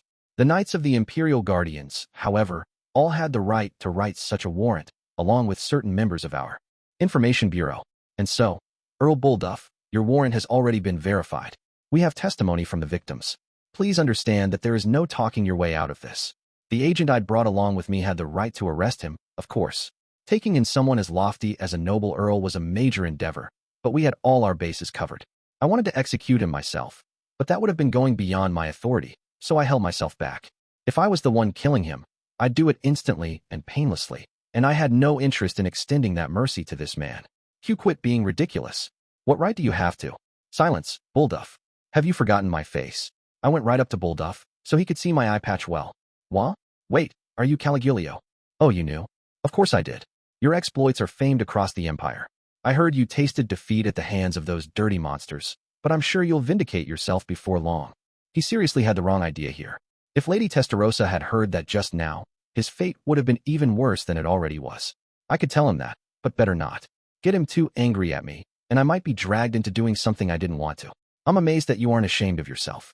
You were laughing the whole time while I was kicked out of my barren family, weren't you?" That's a misunderstanding. I hadn't explained anything to him yet, but that statement was tantamount to an admission of guilt. "This is stupid," I said, my expression remaining unchanged. "The Empire's Supreme Court will decide your fate. You'd better be ready for it. Their inquisitors aren't nearly as nice as me." Bullduff turned white as a sheet. "Wait. Please wait. Sir Caligulio. I'm sorry.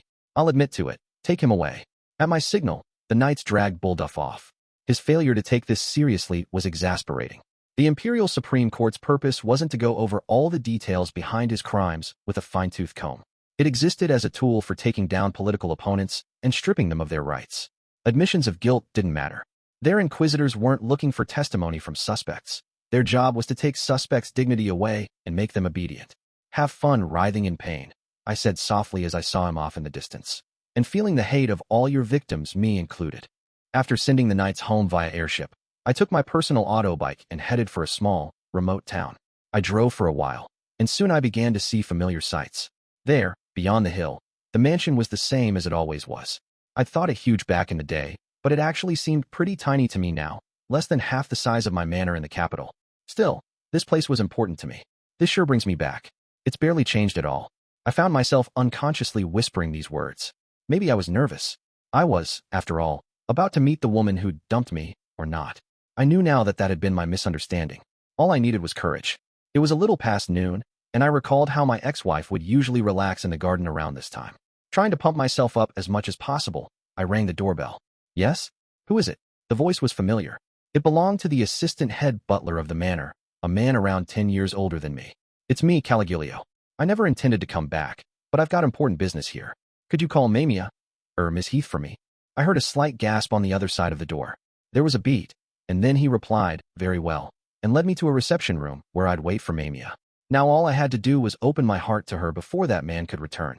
By that man, I'm talking about Baron Nest Heath, the person who kicked me out and took over the Heath family. He was out, called over, to the house of his friend Viscount Zook, so he should have been currently traveling to the next town over. I knew this because I'd arranged it. I had sent the knights out last evening to arrest Bullduff's cronies, and as I had, I'd ordered them to keep their hands off Zook for the time being. On purpose, of course. We already knew that Zook was Nest's superior, so once he learned about Bullduff's arrest, he was bound to reach out to Nest. Now, just as I'd hoped for, Nest was on the move. A round trip between this town and the next one took a half day on the fastest horse. I had heard he'd left early in the morning, so he was unlikely to return until after dark. I needed to get everything settled before then. Sorry to make you wait, Sir Caligulio. I suppose I should say long time no see to you. My first taste of Mamia's voice in ages made my pulse accelerate. There's no need for formal titles between us. Are you doing well? Mamia was notably thinner. She had makeup on, but she wasn't trying to hide the bits of gray starting to appear in her hair. I deduced that she didn't have the money to beautify her appearance, which made a few facts apparent to me. This was a sudden visit, I knew, but a nobleman's wife would normally have paid more attention to her appearance than that. Of course, she's always my Mamia, no matter how she looks, but Minutes' report stated that Nest liked to spend extravagantly, and what I saw indicated that he didn't value her much. It sorely angered me. Oh, I hardly deserve the right to drop yours, Sir Caligulio. I am merely glad that you seem to be fine and healthy. Her attitude toward me was still hardened. She was nervous, unsure what I was doing here. So may I ask what brings you here today? Are you finally going to execute me? I saw that coming. What are you talking about? My husband left here this morning in a great rush. I'm sure he was up to no good. You must have some evidence against him, don't you? And I'm the woman who betrayed you. I can't think of any reason why you would have mercy on me. Her eyes looked beyond fatigued, bereft of all hope. We had been separated for 20 years. I had gone through a lot in the meantime, and this was true for Mamia, too. I didn't know if I had the right to ask what she'd been through, but still, I had to clear up this misunderstanding between us. I do have a reason.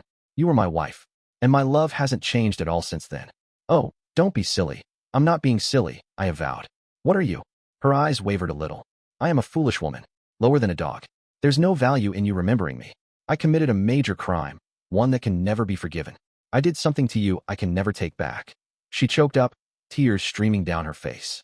She put up a bold exterior, but her words made her recall exactly what she'd done. That's right. Now I remember. Why had I hated Mamia so much, forgetting the one most important thing? My father-in-law, the Baron, was a fine man, a lord that I respected. I took in his one and only daughter. How could I have been so stupid? You did nothing wrong. I was a fool. I failed to notice that man's little trick, and I hurt the one person I swore that I'd protect. I spoke slowly, making sure I was understood. Mamia gave me a surprised look. Now, I was sure she would listen to my story. I didn't want to waste the opportunity. It still pains me to this day that I chose not to believe in you. I understand what you and the Heath family are dealing with. Could you trust me one more time? What is the meaning of all this? Like I told you, I have no right to do that. And you have the right to do away with all of us. No, I'm the one without any rights. I abandoned you all. That was my crime. I swore I'd become a knight who protected you, and now look. So give me another chance. I watched Mamia closely, hoping my request came through. Am I really allowed to believe in you again? The tears never stopped flowing from her eyes. I wiped them with a finger and firmly nodded. I'll never abandon you again. Mamia flew into my arms, and I held her, swearing this from the bottom of my heart. The servants of the Heath Manor were assembled for questioning. At the time, everyone who had worked in this house took collective responsibility for protecting Mamia.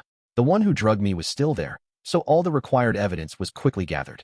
I wish I had been told about this, I said to the head butler, who had officially taken the position after his father died. We were coerced, he replied, speaking on behalf of everyone else. He took over the family's debts for them, but he said he'd turn them over to a criminal enterprise. If he did that, it would endanger the lives of both the lady and the master of the house. So when he told us that, we had no choice but to play along with the scheme he presented to us. I truly apologize for this. It's all thanks to how weak-minded we were. So it was pretty much just as written in Minutes' report. Back then, I didn't have the strength I have now. I think I was a talented knight, but my powers would maybe have ranked a B at best. It would have been impossible for me to have protected this house alone. It's all in the past. It's the future that matters. Yes, you're right. I will accept all responsibility for this. So please, try to be lenient to the rest of the staff. The head butler bowed low as the other servants voiced their apologies. That alone showed how ethical and upright a person my father-in-law had been. Please, don't get the wrong idea. It was my fault, too, and I'm not going to push the responsibility on anyone else. Just keep supporting us, all right? We were all at fault here, really. They felt a collective responsibility for the family, and I wanted to join them in that. Sir Caligulio, there were tears in the head butler's eyes, too. But, right after that, he raised an eyebrow, thinking about something. I'd have understood if you wanted to support the lady of the house, but did you say US? He noticed, Sir Caligulio, what do you mean by that? Now Mamia was asking, too. Here was the moment of truth. The idea of being rejected here mortified me, but I drummed up my courage and began to speak. Well, I mean exactly what I said. We're all at fault here, meaning that the divorce itself was a mistake. We need to take it back. Don't you agree with me? I spoke as calmly as I could, despite my emotions. Honestly, pushing this line of logic was a stretch. My and Mamia's divorce had been filed with the relevant imperial judicial office, as was her and Nest's marriage certificate. That was all a done deal, and normally it'd have been impossible to overturn, but I was sure Minutes would figure out a way for me. You mean we'd go back to being a married couple? Exactly. Not a fan. I felt like my heartbeat was drowning out my voice. Are you sure it's all right? Because what I did, that's what I want. And I'd like you to accept the offer. But the drugging. She wanted to say she drugged me, I'm sure. But that had all been taken care of. His Majesty Rimuru had fully restored my body, and he had informed me that all my reproductive functions were intact. Any lingering effects of the poison, I think, were long gone. No need to worry about that. I'm pretty sure that's no longer a problem for me health-wise. So would you like to try life as a married couple again? It was a request I made with all my heart. I thought proposing marriage to someone once was good enough. I'd never expected to do it twice with the same woman. But if I couldn't make this work, I was sure life would continue to feel empty. I waited for Mamia's response, more nervous than I had been before any battle. Her eyes began to shine, as a smile unraveled over her face. She was beautiful. The beauty she had lost over the past 20 years immediately came back. I'd be glad to. My empty heart was filled with joy, and at the same time, the servants cheered for our reunion. I had completed my goal. There was still the matter of dealing with that little man Nest, but his position as the Baron of Heath would be erased as well, so he'd meet his doom soon enough. He would go back to being a merchant, which meant he'd no longer be immune to arrest. His crimes still belonged to him, of course, so I doubt he'd be seeing the light of day again. And since those crimes had been committed on a noble family, his own relatives would likely be implicated, too. I was sure his father was going down with him. Everything is going well here. You can go ahead and put him in custody. Yes, sir. We'll capture and take care of Viscount Zook ourselves, then? Yes, please. I'll let my staff handle the little details. That wrapped that up. I had patched things up with Mamia, and I now returned to being the Baron of Heath. I guess I should congratulate you on your marriage? Sure. It's not exactly remarrying, though. Minutes and I were drinking again at our preferred restaurant in the capital. Hee. Well, either way, I hope things work out between her and you. Thanks. And thanks for handling all that paperwork for me. Yeah, you better be thankful. It was tough. If people brought up statutes of limitations and stuff, I wouldn't have been able to turn anything around. I needed to be a bit forceful at times, which I'm sorry about. I did hear you had some difficulty. Yeah, kind of. But you don't have to worry about it. Think of it as my wedding present. Minute smiled. I appreciate it, I replied, stifling a laugh. He then peppered me with questions about our married life. Oh, stop praising your wife to high heaven. What's wrong with that? I'm just telling you, marriage is wonderful. You should stop living the rich bachelor lifestyle someday, you know. You need to find a woman who'll be your life partner. Shut up. Quit trying to mess around with my private life. Ha. Well, you should have been there when I drummed up the courage to finally say it. That's the 5th time you've said that. So what? If you want to hear about it that badly, I'll tell you as many times as you want. Damn, you're pretty drunk, man. I didn't expect you to get this hostile. I had a feeling that I was rambling on about her, not caring about his reaction. But it didn't really matter, I thought. No point dwelling on it. After some more chit-chat, we got down to business. So those documents you gave me, Did they help you out? You said you wanted to have something on me, just in case. But that was a lie, wasn't it? Oh, you noticed? Of course. We're talking about something that happened 20 years ago here. Over 10 at the time you did that investigation, even. So how did you get all that private information in such exacting detail? Not even the IIB could do that extensive a job. Heh, I thought you were drunk, too. You're pretty sharp, pointing that out. With minutes having admitted to it, I was now sure about my convictions. Was it Lady Testarossa? You got it. She gave them to me. Said they might be useful. She's one fearsome woman. You said it. She struck me with nothing but terror. What kind of information network would you need to have gathered that much info on me? I mean, we're talking Blanc, the demon that menaced the Empire for years upon years. The Emperor's guard supposedly sealed her away after the Bloody Shore incident. But at this point, I'm sure that was faked, too. She let herself get sealed off. Or maybe sealing her away was bound to fail anyway. That was what made Lady Testarossa so strong. That brain of hers. She was even a thorn in Lady Velgrind's side, I heard, despite the huge difference in power. That told the whole story, really. The outlook of our military is, if you attempt to take on Lady Testarossa, you'll likely lose on the strategic front. It wouldn't even be a fight, in other words. You better keep that in mind as you work out how to deal with Tempest going forward. Oh, don't be stupid. I know that full well without you telling me. Even if we're not at war, I'm sure every negotiation with her going forward is going to be an ordeal. I have to praise the insight of Sir Rimuru for naming someone like her his chief diplomat. I suppose I didn't need to give Minutes the warning. We were in agreement with each other, which was a relief. But either way, I imagine we're going to keep our cooperative relationship with the Monster Nation active. For as long as Minutes and I are alive, at least. What happens after that is the key question. The administrators of the Jura Tempest Federation have lifespans that are basically infinite compared to ours. With our empire, meanwhile, people will be constantly leaving and joining our government. Lady Velgrind is indifferent to politics. She might reluctantly offer assistance if asked, but I still worry about future generations. With Mamia as my wife, I've restored my desire to cherish my family life. With that comes the concern that some unforeseen disaster may strike the Empire later on. We really need to work out a way to ensure we don't wind up at war with Tempest again.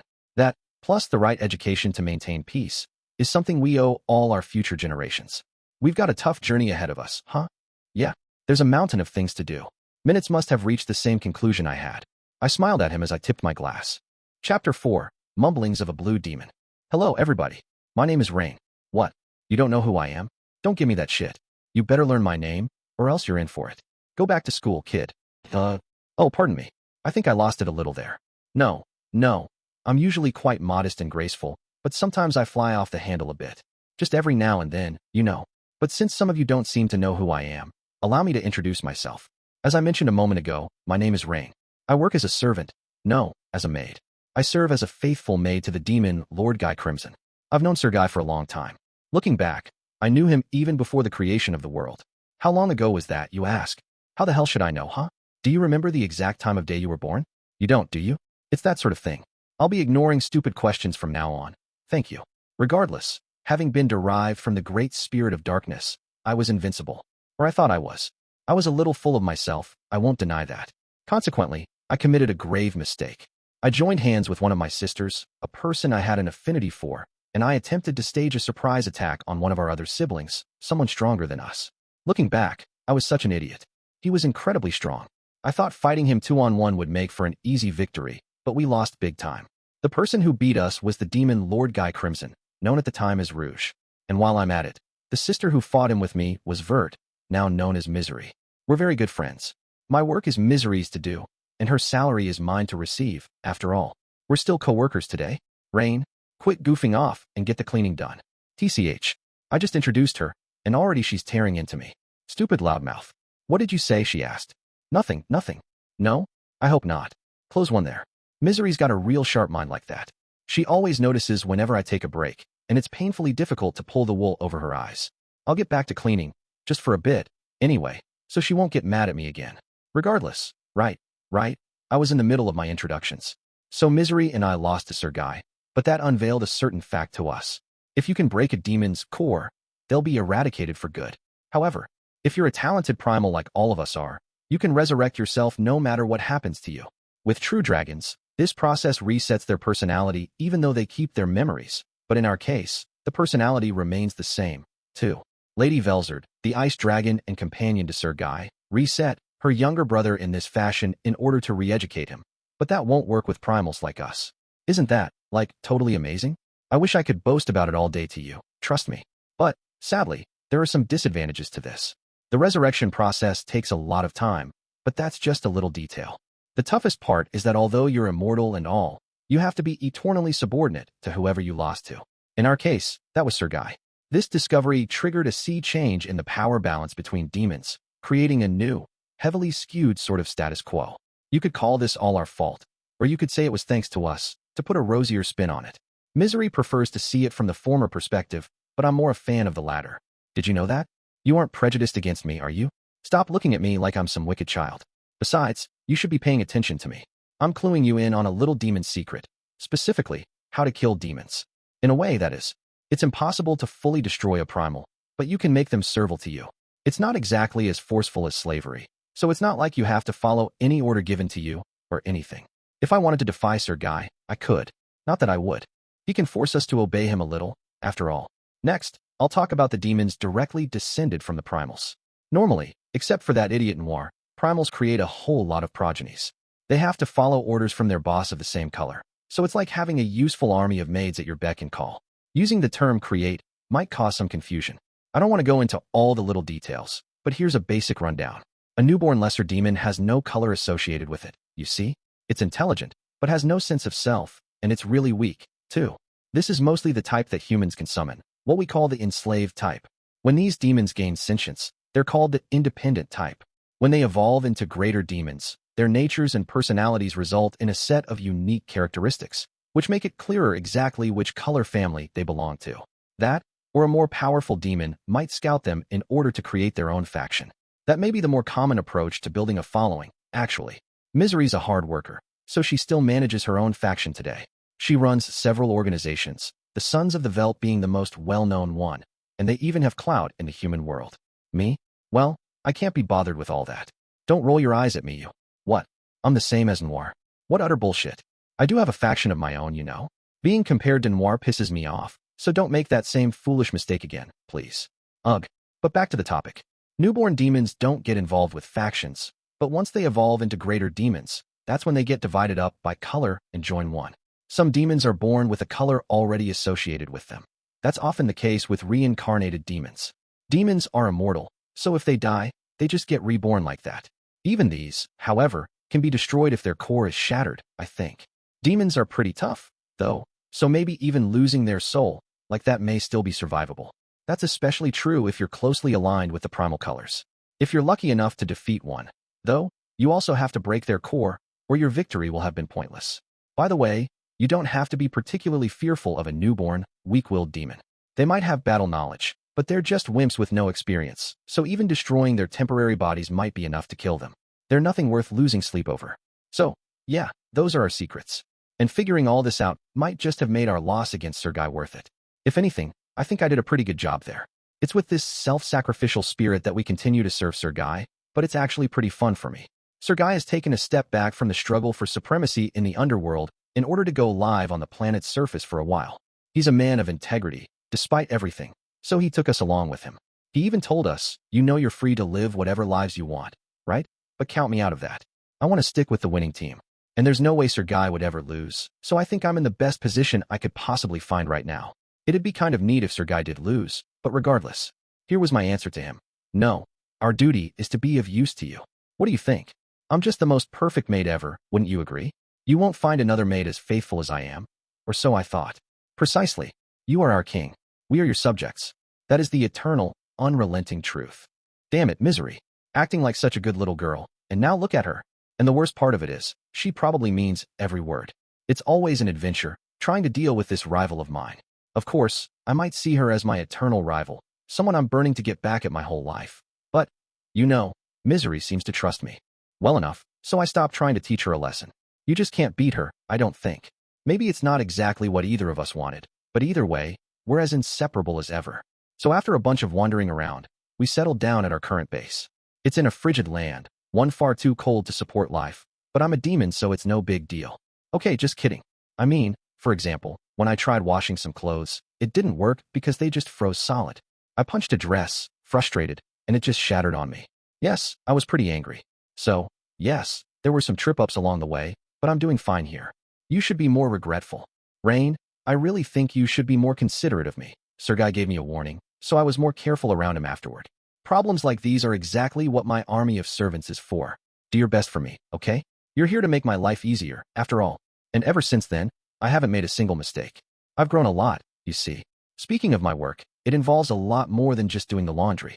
Some people call me an omnipotent maid, and that really is how talented the two of us are.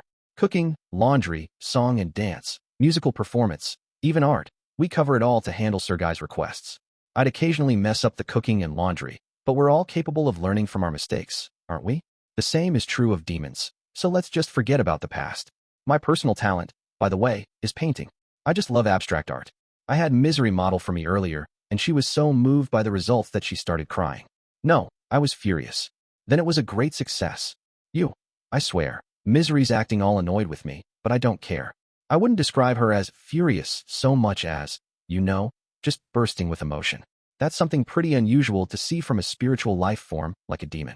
It made me almost scared of my own talents. Oh, and this goes without saying, but when I paint Sir Guy or Lady Velzard, I always stick to pure representational realism. I've got it down perfect, so they always praise me a lot. Oh sure, you can paint if you actually try. That's what made me so angry at you. Sounds like Misery's saying something, but let's just tune it out like always. By the way, let me tell you about one of my other hobbies. Life in the frigid wastes can be pretty grueling. It's no place for anyone to live, really. There's an incessant blizzard outside, just a solid sheet of white. That's our constant background, but within our barrier, it's always a lovely summer's day. We even modified the geography to construct a lake, complete with a white, sandy beach. Sometimes I go over there and just relax on one of our beach chairs, having my demon lackeys serve me. It's the best entertainment I know. I couldn't tell you just how much energy I waste on my hobbies. Just thinking about it, I can't resist grinning like an idiot. Sir Guy loves it too. The things she comes up with. Yes, Rain's just the best. I have to admit it. You really are amazing, Rain. Hee. Even Misery praised me. Hopefully I can keep taking advantage of hobbies in my regular work like this. Oh, right. There's one other important job I have, one I shouldn't forget. The Demon Lords occasionally hold a Walpurgis Council, and it's my duty to guide all the participants to the event site. Originally, as the name suggests, Walpurgis really was just a nice little dinner party with the three Demon Lords of the time, Sir Guy, Lady Malim, and Lady Ramiris. Lady Malim is the niece of Lady Velzard, and her power is beyond comprehension. There were times in the past where she'd lose it and just go on a rampage, and I can't even begin to describe how rough that was. We never die, so we could have joined that battle, but it could have led to the destruction of the entire planet. So in the end, it was me, Misery, and Lady Velzard stamping out all the after effects of the fight. If you think I'll do that again, you got another thing coming. If Lady Ramiris hadn't lent a hand, we might have been down for the count before things finally wrapped up. Sir Guy's a big fan of hers, and so are we. We respect Lady Malim, too, of course, so if these three Demon Lords were coming together for a little dinner, of course we were going to give our all to the menu for the occasion. But after a few incidents and events and so on, the Walpurgis Council started to take on a different significance. We simply had more Demon Lords running around, essentially.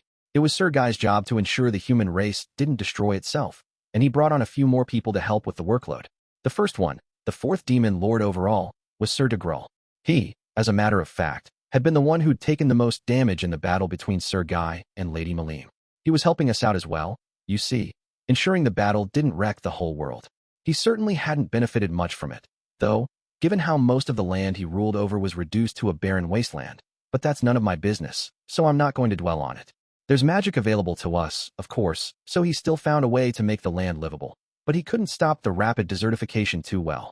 Things have calmed down by now, but he had a real headache or two at the time.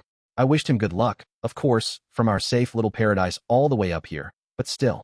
The next Demon Lord after that was Lady Luminous, the Queen of Nightmares.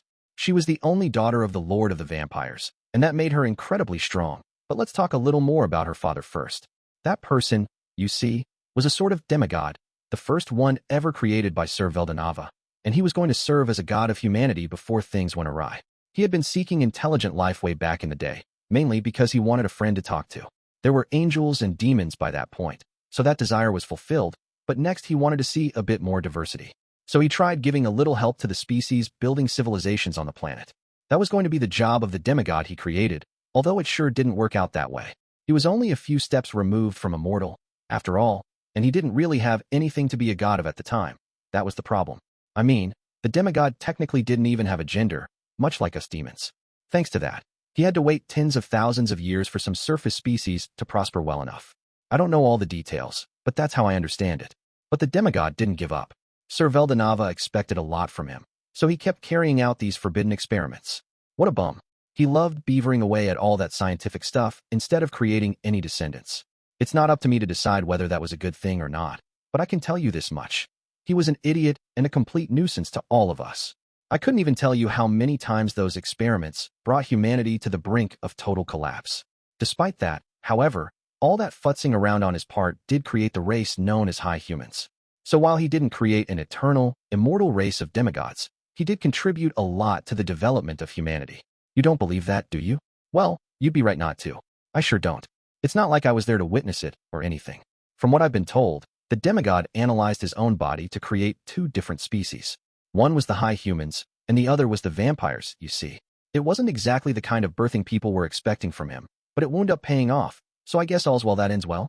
Anyway, by the time Sir Guy was summoned to the surface, there were humans spreading all over the place. The high humans, I mean. They had built this gigantic country, bigger than anything you see right now. But here's the thing. Both of these species had their pluses and minuses. The high humans had inherited a lot of powerful magic force, but their mental makeup was an issue. They were silly enough to summon Sir Guy. After all, they must have assumed they were at the very peak of intelligent life.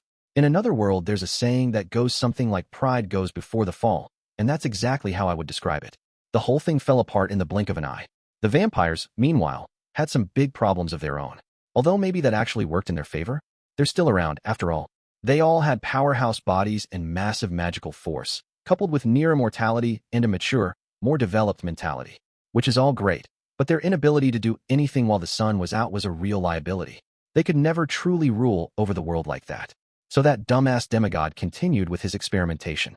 I was around by this point, so I pretty much remember the stuff he was up to. The elementals had already split off from the great spirits, so the four major elements had already spread across the world. These elementals began to take in magicules, and in time, they manifested physical bodies as well. And that demigod was helping them along the whole time. The earth element created the high dwarves, the water element created the sirens, the fire element created the flame imps, and the wind element created the high elves. This much was allowable in itself, but then that demigod began to go way out of line. That moron actually began experimenting with crossbreeding them, creating all sorts of new species. For a graceful lady like me, the mere thought is simply disgusting. This led to all sorts of new races, such as elves, dwarves, ogres, beastmen, and so forth. But those are only the successful examples. A lot of failures were banished into the dark corners of history, and sometimes they'd even devolve into inferior monster versions of the original. The goblins, for example. Sir Guy was highly troubled by all this. He felt this needed to be addressed sooner or later. But, as long as Sir Veldonava wasn't deigning to take action, he couldn't punish the demigod on his own initiative. The way he saw it, the world had become a lot more needlessly complex than it had to be, but, at the same time, a lot more interesting as well. But that's Sir Guy's business, you know? Personally, it was no skin off my nose at all, so I was just fine with it. You just like watching me stew in my own juices, don't you? Oh no, not at all. You misunderstand me, Sir Guy. I am your ever-faithful maid. I gave him a beautiful curtsy. Being able to perfectly hide my intentions like this was the result of regular, constant effort. So anyway, despite overcoming this and that danger, the demigod was still giving us a lot of trouble. But, get this, it was ultimately his own experiments that did him in. Ah, my daughter. You are my greatest creation yet. Your day of judgment is here. Disintegration. He had it coming, really. His daughter, another demigod, created from his own body, immediately rendered him into a pile of ash, amazingly enough. You could say he took just one step too far that time. It was a great relief to me, but don't tell anyone about that. Those were the top secret events behind the creation of Lady Luminous, the fifth demon lord, and you better not breathe a word about it to anybody else, all right? So as the demon lord numbers grew, we eventually had a sixth one join the flock. That was Sir Dino. By the way, is it all right if I speak my mind freely for a few moments? Oh, I already am? Well, no need to hold back, then. Let's just say it. I hate having to call him Sir Dino. I mean, he's just a pile of garbage. He never lifts a finger to do a single moment of work. He's the walking definition of depravity. I mean, it'd be one thing if all he did was not work, but it's even worse than that. He pushes work on me instead. I can't have this. He's not getting away with it any longer.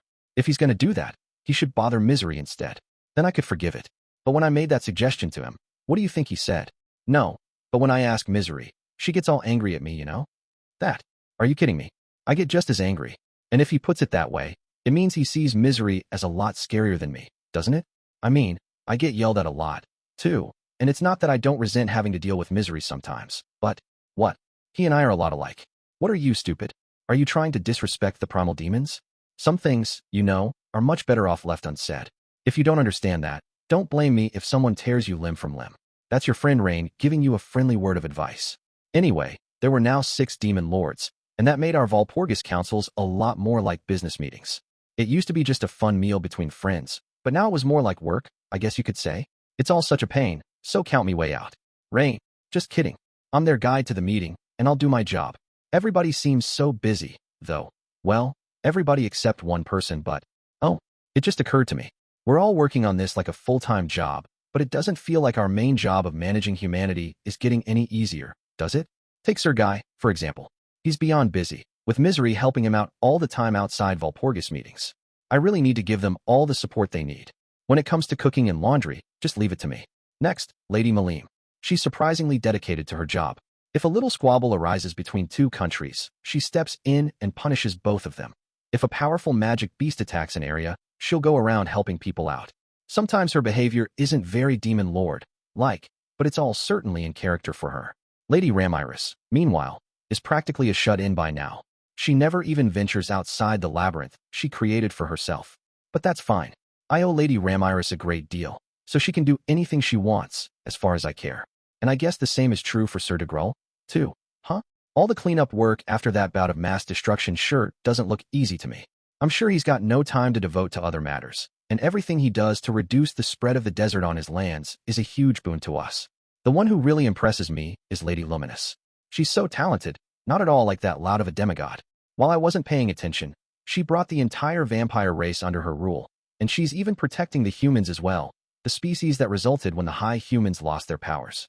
Vampires used to see humans as nothing but a food source, but now they're following Lady Luminous's orders and taking care of them. I have to say, I'm amazed she ever got them to do it. What a job she did. I mean it. On the other end of the spectrum, meanwhile, is that lout. Sir Dino, why don't you actually try to work a little for a change? Oh, like you have any right to order me around. It makes no sense. Could there be any worse of an insult than this? I really don't think so. I suppose Dino and I were just fated to be at each other's throats all the time. So given how things are, I wasn't sure that even 6 demon lords were enough for the workload. Thus, we began to send out feelers for some new personnel, but then Lady Luminous chose that moment to retire. I'm sure it's because the new person we found was too much of a dolt for her to abide by. He constantly treated Lady Luminous and Lady Ramiris like second-class citizens, occasionally flying into a rage to show off his powers to us, and I'm sure it stretched her patience to the limit. Lady Luminous looks like a beautiful young woman, after all, and it's easy for a lowlife like the new guy to mistake her beauty for weakness. The easiest way to deal with this, she perhaps reasoned, was to install a demon lord that clearly looked more threatening than her at first sight. So Lady Luminous stepped back, and Roy came up in her place. I will continue supporting all of you from behind the scenes. Roy will serve as demon lord to the public in my stead. Are there any objections to this? If Dino had said this, he'd have been derided as trying to goof off yet again. But Lady Luminous was a much more trusted contributor than that. The way things were going, everyone accepted the proposal at once. So began the start of a truly new era, a time when powerful magic-born began popping up all over the place and becoming demon lords. At the very least, they needed to be demon lord seeds, and those who satisfied that requirement, Kazalum front and center among them, and had the ambition for the job began to join our ranks, one after the other. This marked another turning point for our Walpurgis councils.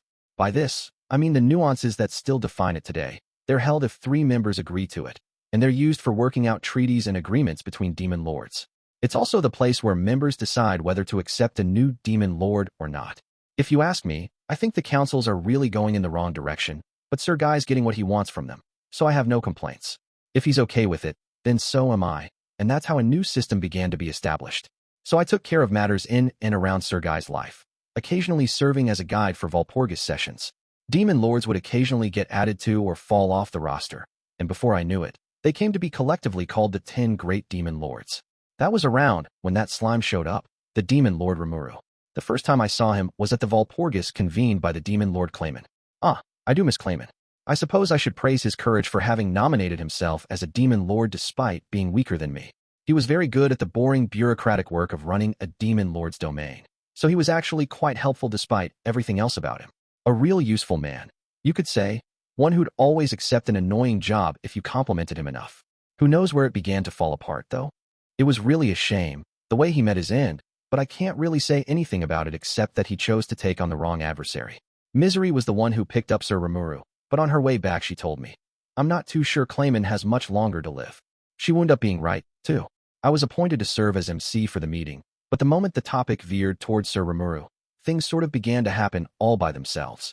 It was something of a thrill to watch unfold, but some aspects of it bothered me, too. Not about Sir Rimuru so much as with the guy's attendant. That wasn't part of Noir's family, was it? I think it was. I could sense his presence when I went to pick up Sir Rimuru, so there's not much room for doubt. Oh, no way. He's selfish to the point of insanity. Why would he ever bow down and serve someone else? Well, who can say? I have no idea what he might be thinking, and I don't really want to dwell on it, either. Good point. I think Misery had it on the money there.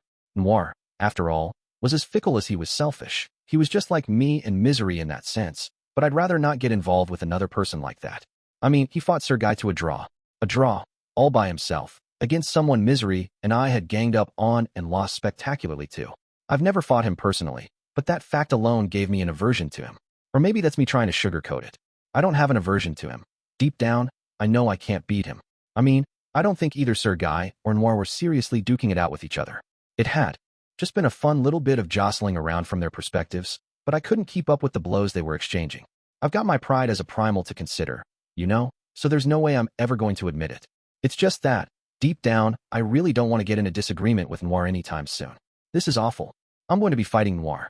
Why is this happening to me? I know I've been a good girl. It's just strange. Did someone find out I've been stealing snacks from Misery? No.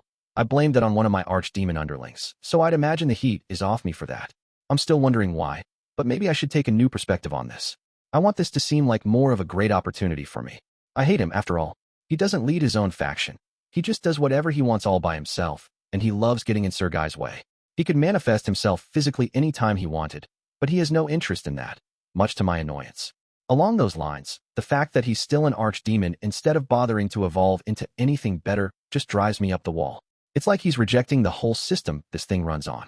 There's no doubt in my mind that it's Noir egging on the 3 remaining colors to make this a 3-way deadlock. If he's a demon, he needs to follow the rules and pursue his evolution already. I really need to sit down and set things straight with him. He's strong, yes, but so am I. I don't think I could beat him, but never say never. A battle is all about having the right matchup in place. Noir doesn't know my powers, so I think he's letting his guard down. If I take advantage of that, I might just be able to beat him, for all we know. I'm quite good at keeping things positive. I had a plan of action, and my mind was in the right place. And that was how I felt as I set off for the battle. You know, I did feel this intense, murderous gaze upon me, but I was a little occupied at the time. But would you mind calling me Diablo, please, Blue? Oh, right, you've been given the name Rain, yes. Hearing that gladdened me a little. I always thought he never took an interest in anyone but himself. But there he was, actually remembering my name and everything. Maybe I should start giving him a little more credit. That's right. The name Rain was granted to me by the great Sir Guy, the rouge color of the primal demons. I'm not like you, named by some mongrel demon lord from parts unknown. Feeling a bit better now, I decided to goad him a bit. I called Sir Rimuru a mongrel, even. I like slimes, actually. I think they're cute. And Sir Rimuru seems like a well-qualified demon lord, so I had a pretty rosy opinion of him. I thought that, you know, this would be a good tactic to take against Noir or Diablo. It turned out to be a bad idea. Huh? Do you want to die? Or, that is, do you want to be erased from this world forever? Let me make your wish come true, then. His eyes were deadly serious, too. I mean, Diablo never lets anyone know what's going through his mind at any time, so I didn't expect that he'd bear that much emotion and get seriously angry at me. Let's fight, Diablo. I can't wait for this. Ever since I sensed you fighting Blanc in the Eastern Lands, I've been hoping for a chance to battle you. I was still talking a big game, but on the inside, I thank my lucky stars I'd thought to invoke ubiquital mist. By creating a copy of myself in advance, I can get right back into the fight if one of them is destroyed. Otherwise, I'd never go up against an opponent I'm not sure I can beat. By the way, I really did take an interest in the battle between Diablo and Blanc. I've fought Blanc myself before, out of envy, you know. Diablo kept giving Blanc all this attention, so I wanted to see just what kind of power she had, is all. If I recall, we fought to a draw, mainly thanks to ubiquital mist. But the fight itself was really a loss for me. No, actually, let's still call it a draw. I didn't lose. I'm a smart, capable girl. The only person I'll ever admit having lost to is Sir Guy. But as I pondered this, our battle was growing intense. Maybe I had taken this a little too seriously. I drew from all the powers that I had, attempting to corner Diablo. We were even in terms of magical count. Maybe I had a decent chance after all, but I wasn't foolish enough to let thoughts like that relax my guard. After all, I knew that Diablo wasn't really trying against me at all. I hated to admit it, but it was true. Are you being a sore loser? I'm sure you're still too new inside your physical body to break out your full powers, but that's no excuse, you realize. I said that and all, but I knew the truth. This guy may have been a creepy freak, but he was no idiot. He was one of the two best demons out there, the only two I personally acknowledged as posing any sort of danger to me. He wouldn't make the kind of rookie mistakes lower-level creatures would. But this was unexpected. Before I knew what was happening, these layered magic circles appeared around me, with glowing letters drawn on them. Like, hang on. And aren't these spells holy magic, the type demons are weakest against? It'd have been impossible not to be surprised by this. I now had disintegration, Lady Luminous's trademark attack, coming at me from every side possible. It was at that moment when I realized that I might not win this. You were worried, weren't you? I was all right, of course. What? Wasn't I just bragging about how ubiquitous mist ensured I'd be fine anyway? Well, you don't need to be picky like that. Girls don't like that sort of behavior, you know? Don't think, feel. Sharing your emotions like that impresses girls a lot more. Me included. But Diablo was being beyond rude to me. I can't believe he was bringing up another opponent while we were still fighting. I mean, Testarossa? Who's that? If she's that special, then bring her over here. I was beyond indignant about this treatment. But when I learned later that he was referring to Blanc, I was shocked. I mean, what? I need a moment to calm down. Why does even Blanc have a name now? Yes, I'd been expecting Diablo to see through my performance. He had always been sharp, ever since his noir days, and so I kind of saw it coming, as annoying as it was. If anyone but him had claimed that this multi-level disintegration still wasn't his most powerful skill, I'd have laughed in his face. Right now, though, the Testarossa question was more important, not just for me, but for Sir Guy as well, who had been watching the proceedings from his hiding spot. That's how serious it was. Diablo had been singing the praises of the demon Lord Rimuru this entire time, constantly going, "Oh, Sir Rimuru, Sir Rimuru." It was downright frustrating to hear, but then he'd casually throw out these incredibly important pieces of information in between all that prattling. It was so underhanded of him, but that's just how he was, and that angered me even more. Sir Guy was getting annoyed, too, I could tell, but he was holding back for now because of the opponent I was fighting. Over time, I finally managed to get some more info out of Diablo, but it stunned me into silence. It turned out that the demon Lord Rimuru had recruited the other primals to his side as well. I didn't want to believe it, and the moment I had that thought, I knew that I had been strategically defeated. Unfortunately, it was the truth, and it couldn't have been any worse. Blanc was now Testarossa, Violet was Ultima, and Jean was Carrera. We had managed to build an equilibrium between three different groups within our little clique, but it had all fallen apart in an instant. I really wish this change had taken place over the span of decades or centuries, but reality can be cruel like that. We shouldn't be held down by restrictions. After all, we need to live freely. I've often thought that that's how demons ought to live. But, you know, what's wrong with competing with each other? It just doesn't seem right to me, having us unite beneath the same banner. The resulting force would be so strong, there wouldn't even be any point in fighting any longer. But now he's just gone and done this? Great. I'm starting to seriously fear the demon Lord Rimuru now. Up till now, the top two people on my list of deranged maniacs were that idiot demigod and the annoying, insane noir/Diablo. But today, right now, Rimuru's cruised up to the top spot. Here was a guy I knew I had to constantly watch out for. I couldn't afford to antagonize him at all costs, even if it meant sucking up to him. Unlike Sir Guy, I'm a good girl. I'd never think of making him angry. Instead, I'll follow the trend and sincerely call him Sir Rimuru. Yes, I just decided this. Let's go with that. So we retreated, leaving the rest to Diablo. It was a very rare thing to see. I mean, Sir Guy's true goal was to deal with this huge power he sensed was about to go off on this planet. Yes, well, I'm sure Sir Rimuru will take care of it, no matter what happens. That was Diablo boasting to us yet again, but seeing Sir Guy accept it at face value was unbelievable. I'm just a simple maid, though. It'd be beyond rude for me to question his decision. So we let Sir Rimuru do whatever he wanted, and in the end, that wound up being the right choice to make, which was a relief. Sir Guy was so worried for Lady Luminous. After all, she ruled over the Western nations, which made work a lot easier for Sir Guy, so no wonder. I felt the same way too. There was no way I could do her job. Regardless, everything seemed to have been resolved, so good for us. It was a shame that Misery had failed at her mission, but she'd been pitted against Blanc/Testarossa, so I couldn't really blame her. Was she strong? I didn't fight her, but she certainly seemed to be. At the very least, earning a name and body let her evolve into a demon peer. She's much stronger than your average demon lord. I'm sure. She was a handful even when I fought her, so if she'd evolved, it might just be too much for me to handle. She was never one to care very much about wins and losses anyway. As long as she got what she wanted out of it, she had no problems accepting a tactical defeat. Even if she lost, it never rattled her. She was third on my list of maniacs, although she had just been bumped down to fourth. Oh, but the demigod's long gone, isn't he? She's still third, then. Wow.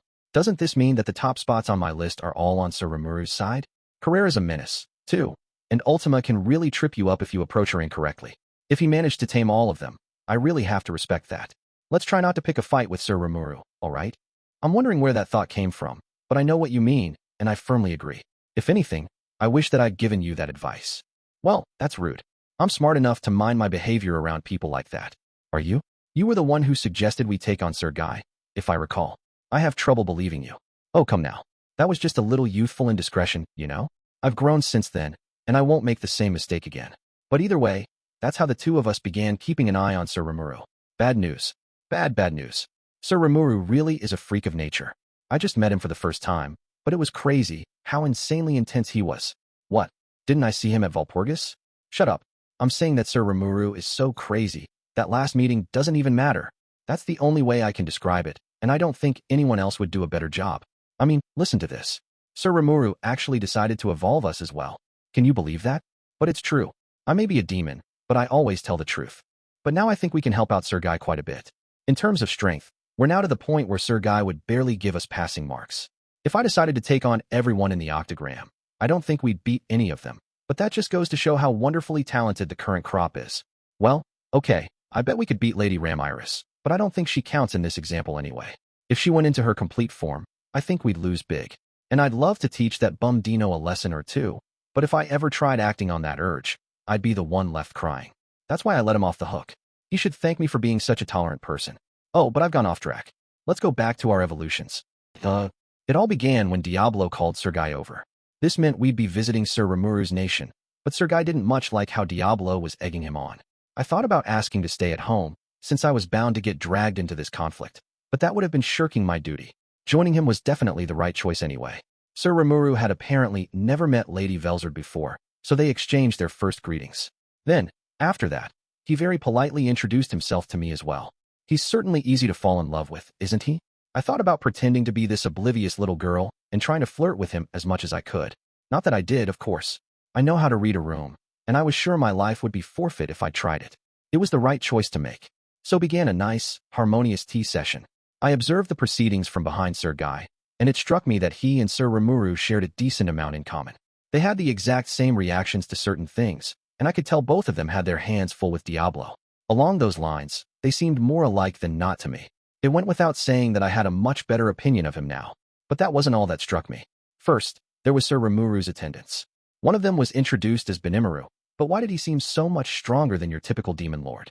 And the same was true for Cheyenne next to him, too. She had clearly grown stronger since the last time I met her. I could detect a vague aura of evil around her, making me wonder if she had gained some skill giving her an advantage over demons. What could it be? Because I seriously wasn't sure if I could beat her in battle any longer. But if I ever admitted that, it'd have been tantamount to saying I was no longer worth anything. And I couldn't have that. So I tried to keep myself cool and collected, but it took a concerted effort, you know. Besides, those weren't the only two who were strong here. Wait a minute. This aura, it doesn't belong to Testarossa or any other demon. There's at least 3 or 4 others here. Why are there all these demon lord class people serving this demon lord? I thought only Sir Guy could get away with that, but perhaps I need to reconsider. As I resolved to do that, I began to smell the aroma of tea. Time for a break, then? But we're maids, so it wouldn't be mannerly to enjoy tea together with them. I assumed I'd have to wait for another chance, but the next thing I knew, I was being guided into the adjacent room. It turned out they had set out some slices of cake just for us. I tell you, I can't say enough good things about Sir Rimuru. In terms of the consideration he shows for others, he's certainly qualified to be a king. I can tell you that much. Now it was time for the taste test. This was a strawberry shortcake, it looked like. Hee. I don't like to brag, but I fancy myself as something of a pro in the kitchen. I once captured and held a chef from a first-class hotel until he taught me all his techniques, so I'm reasonably certain that I'm better than some hobby cook. What I'm trying to say here is that it'd take more than just okay results to impress someone like me. Chomp. Oh, this is good. Huh, are you kidding me? This is, like, incredible. It looks so simple on the surface, but one bite, and you're exposed to a complex harmony of flavors. They must have gone through the trouble of building each individual layer, then stacking it all up. There are different types of cream between each layer, I think. This must have been an incredible amount of work, right? And given how uniform the taste is, I can see they carefully calculated the distribution of all the ingredients, too. Amazing. Misery was just as impressed. In the realm of baking, we mainly specialized in dishes utilizing high-end ingredients, such as fresh fruit cakes and sugar-laden pancakes. Honestly, I never thought you could bake a cake that required this much technique to pull off correctly. Was this made with otherworld techniques? I couldn't help but ask. That's right, Cheyenne replied. This was developed as part of a friendly competition between Mr. Yoshida and Lady Shuna. It's a strawberry shortcake that uses 3 different kinds of cream. It uses a tiny amount of powdered black spell rice, too, so it's well suited to monster palates as well. This Mr. Yoshida, is he an otherworlder, I wonder? Lady Shuna, I knew already. She was the one who guided us to this room and served us the cake and tea. She moved with learned, refined motions, like nothing at all could scare her. I am renowned as a perfect maid, but I had to give her high marks for her service. And if she's this good of a pastry chef, too, I've got some competition, I see. As we were relaxing, enjoying our cake, I decided to speak up to that hateful Diablo. By the way, is it me? Or have you grown stronger since the last time you fought me? It had been on my mind for a while. Just one look, and he felt like a completely different person. I couldn't ask him until now, not with Sir Guy and everyone in the conference room. But now was my big chance, and I wasn't going to let it slip. I'll remind you, after all, that Misery and I hadn't been able to gain any new power since we'd evolved into demon peers. I mean, we had grown stronger thanks to the assorted experiences we had. But apart from that, we had not evolved as living creatures at all. Meanwhile, here's Diablo making it look so easy. Heh, you truly are a pair of fools, aren't you? That was how Diablo chose to respond. I have no idea how he's so skillful at getting under my skin like that. Would anyone mind if I punched him? Go right ahead, my conscience told me. But just as I was about to act on that impulse, Diablo kept talking, interrupting my train of thought. It is all thanks to my master, Sir Rimuru. I have performed well for him, and he has offered me a commensurate reward. Ugh, this bastard, acting like he's so much better than us. Well, 2 can play that game. Haha, he has, huh? I suppose that means you're nothing special at all, then. I agree with you that Sir Rimuru is a great person, there's no doubting that, but that's another story. You, on the other hand, it looks to me like you're relying on him for everything in your life. Well, what do you think? I said it, and I'm not taking it back. You evolved thanks entirely to Sir Rimuru. Your actual strength isn't anything special at all. But, yes, that's correct. Is that a problem? That bum Diablo confessed to it at once, not even trying to argue. And he's actually smiling at me, too, like he's happy that I understand this so well. I hate him. He makes me feel like such a moron. Can you stop this, Rain? I think it'd be hard for Sir Guy to beat him in a verbal argument, even. The only way this is going to end is with you crying. Not even Misery was on my side. And the worst part was that she sounded like she was right. So, at the end of my rope, I flashed Diablo a dirty look. Then something unexpected happened. With a satisfying thwop, Cheyenne rapped Diablo right on the head. I couldn't even tell you how happy this made me. And to top it off, she started scolding him, too. Quit with all that insolence, you brown-noser. Stop being so rude to our guests at once. Watching this unfold made me pump my fist in the air. I just couldn't help myself, and a quick peek at Misery revealed that she was gleefully smiling, too. And why not? This was so hilarious, I just wanted to burst out laughing. Things quickly devolved into a heated argument between Diablo and Cheyenne, with the 2 of us wholly ignored. It went on until Lady Shuna entered the room. I had no qualms about calling her Lady Shuna by this point. Seeing Cheyenne hold her own in a verbal battle with Diablo was impressive enough, but the way that Lady Shuna immediately shouted both of them down was truly a sight to see. I could learn a lot from that, I thought. And if anything, the biggest surprise of all was that this argument was strictly a verbal one. Both Misery and I were taken aback by that. Lady Shuna had come in to call us back to the conference room, so we meekly followed her. She even informed me along the way that they'd decided to give us the recipe for that cake, at the request of Sir Guy, she said. I wasn't sure how this day could get any better for us, really. So we were taken to the room where Sir Rimuru and his associates were waiting. I immediately took the opportunity to express my feelings to him. You impressed me greatly, Sir Rimuru. That cake was nothing short of excellent. Oops, I was too late. Misery got it out first. It took me a moment to recover. And I understand you are kindly providing us with the recipe as well? I am nothing short of honored, my lord. Sir Rimuru smiled a bit, like it was nothing special. Well, I appreciate the thanks. If we're going to keep working together, that's exactly the sort of relationship I want to foster with you. We were doing nothing but taking from him, and he called it working together. Such a broad-minded person, but I had no idea what was in store for me. You should thank him more, Sergei suddenly said. Rimuru's just agreed to give you some of his power, and so we were granted the great honor of being evolved into Devil Lords. You see? It's crazy. I can't even guess what's going on with Sir Rimuru. Even looking back now, the only adjective that comes to mind is crazy. But I'm making effective use of the powers I've been given. So if he ever has a problem we might be able to address, I swear that we won't hesitate to help him. How could we? Our magical counts are still rising by the day, and we're more of a help to Sir Guy than ever before. This all happened thanks to Sir Rimuru, and I think it's only fair that we should seek to repay the favor. Of course, he already has Testarossa and the others working for him, so I'm not exactly certain if he would ever need the powers of someone like me. But enough humility. Today, once again, it's time to wage a practice battle with misery. Training like this every day is a must if we want to gain a grasp of our newfound powers. So off to the training field I go. Oh, what's a guest doing here at this time of day? But now's no time for jokes like that. Rain, someone has broken through our barrier. I know, but it seems now is no time for a leisurely chat, much less a mock battle. I think I had best stop talking to myself now. Here's hoping I'll get to see all of you again very soon. Special bonus, Vester needs your advice. My name is Vester, and it was always my dream to conduct useful research for the world at large as I served the great heroic King Gazel. It didn't quite work out for me that way, but instead I became a minister in the armed nation of Dworgen, following in the footsteps of my father. Or that's who I used to be, I suppose. But thanks to my own foolish envy, I lost that position long ago. The corps of engineers I was assigned to at the time was working with elven technicians to develop a new kind of weapon. It was a top-secret magic armor soldier project, as we called it, and a man named Kaijin was chosen to lead it. He was a commoner whose family ran a blacksmith forge, but he had a broad range of knowledge, and the constant effort he put in won him the adulation of his staff. He tended to get hot-headed at times, but there was no denying his talents as a boss. But no matter how hard I tried, I just couldn't see eye to eye with him. Not because he was a commoner, mind you. Even at the time, his abilities were more than worthy enough for him to be called a master craftsman, and that's why I was so jealous of him. Kaijin had become well known through his family business alone, but he was also putting up serious research results. I, meanwhile, was a humble researcher, a one-trick pony by comparison. I came from nobility, my father was a marquis, and I was already destined for a ministerial position in time. While my father was still capable of reigning over his holdings, I would serve in the army and devote myself to research, but it was to be nothing more than a hobby for me. It was tremendously frustrating. I have no talent for politics. I don't have the cool-headedness of my father, and I certainly don't have the raw charisma of King Gazel. But even so, the staff at the Marquis Manor were all top talents, and I'd be guaranteed an environment where I could thrive in politics without really trying. What's more, some of them were in ministerial positions themselves. But things like government administration and policy were all decided by King Gazel and his cadre of elders.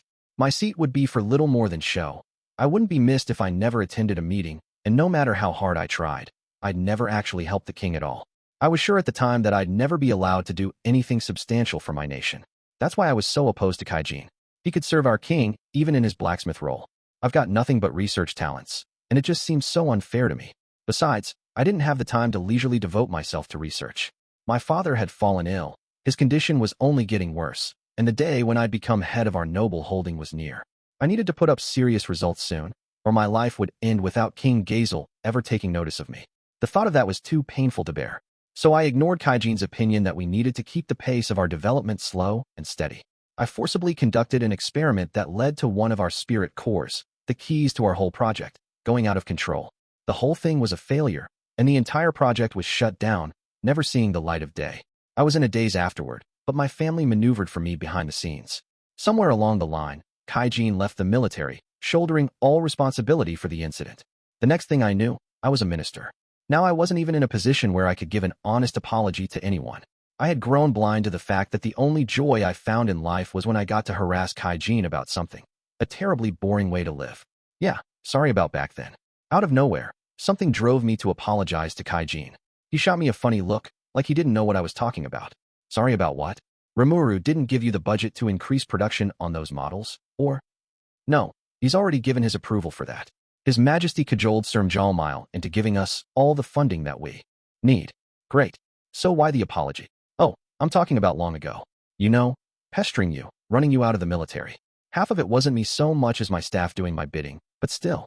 I know it's too late, but I realized that I never said sorry for any of it. Yeah, it sure is coming late. But didn't you apologize to me for that ages ago? Kajin gave me a chuckle. I think I did once, not long after I came to this country. I'd meant every word of it. But still, I wanted to give him an official apology sometime.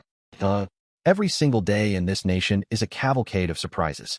I know that sounds like nothing more than an excuse, but I wanted to get that off my chest before anything else. He's too busy to think about it right now, he tells me. King Gazel could be a pretty capricious man, but Sir Rimuru is the most wildly free and uncontrolled person I've ever met. Just look at him, counting on me for such an important job. The first difficult job I had was educating the monsters. When he asked me to teach them the basics of reading, writing, and arithmetic, the admittedly rude first thought in my head was, is he nuts? By the way, the abacus he provided as a tool for teaching math turned out to be quite a useful device, enough that we adopted it in Dworgen. Sir Rimuru produced a sample for us, and the design of the model we used was pretty much identical. And I was teaching them more than basic comprehension. There were classes devoted to practical skills, too, and I was charged with teaching them manners as well. Manners? To monsters? Could I be blamed for thinking this whole operation was a farce? I asked Sir Rimuru what the point of that was, and he just smiled and said, well, you know, I want us interacting with humans going forward. That sounded insane to me, but I had no right to refuse him. I just nodded and said very well to him. The work, however, turned out to be much more engaging than I'd assumed. The female goblins I taught, led by Lady Shuna, were quite enthusiastic about learning how to properly carry themselves. The males were no slouches, either, learning how to politely handle visitors, hoping to mitigate their often vicious-looking appearances. All the monsters I worked with were much more eager to learn than I'd expected. It was fun for me to teach them. We agreed that I'd keep this up until they could prepare a research lab for me. But even now, I regularly participate in these classes. That's how valuable that time is to me.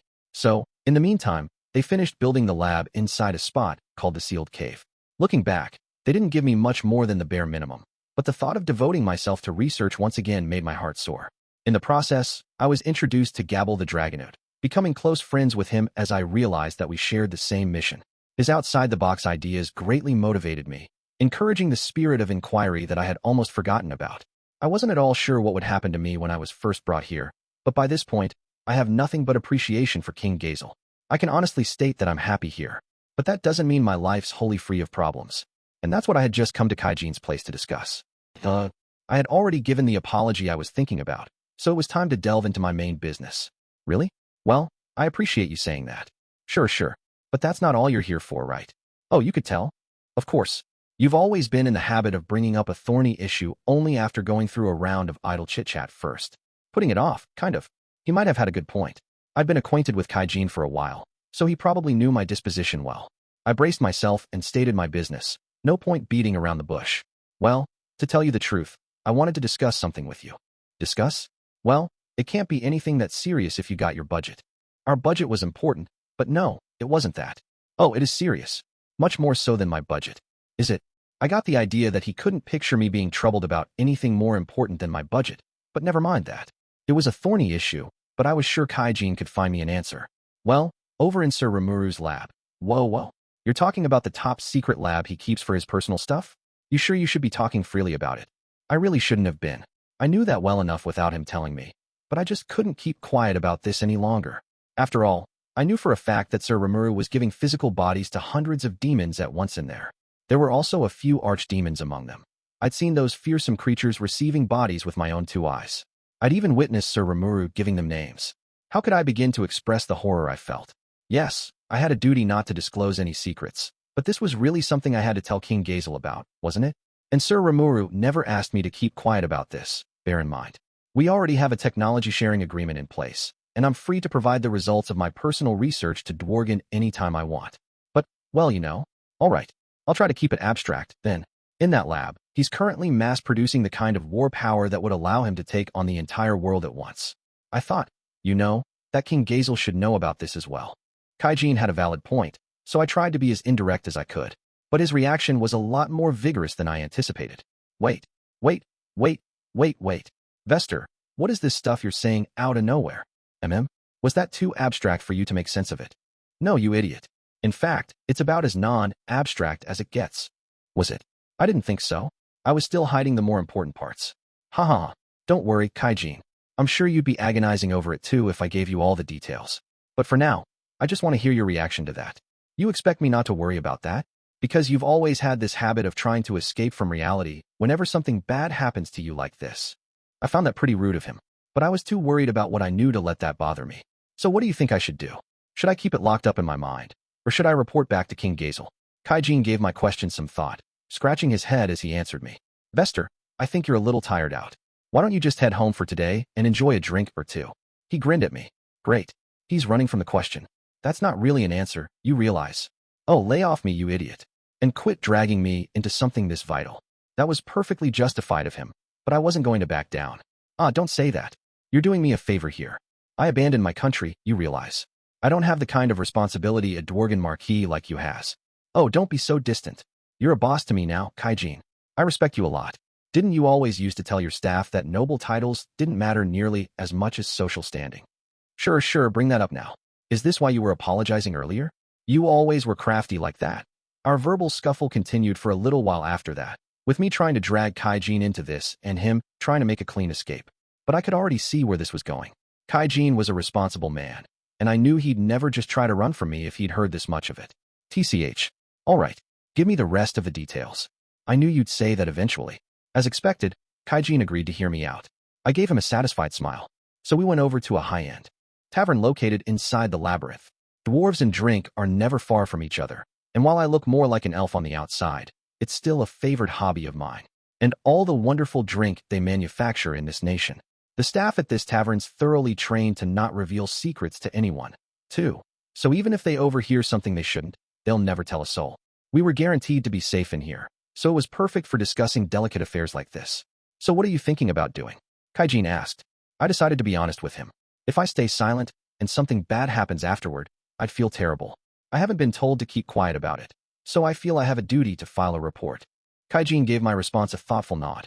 Yeah, that wouldn't count as an illegal tip-off under the terms of our original agreement, I'm sure. Besides, aren't you still officially a Marquis of Dworgen? I was.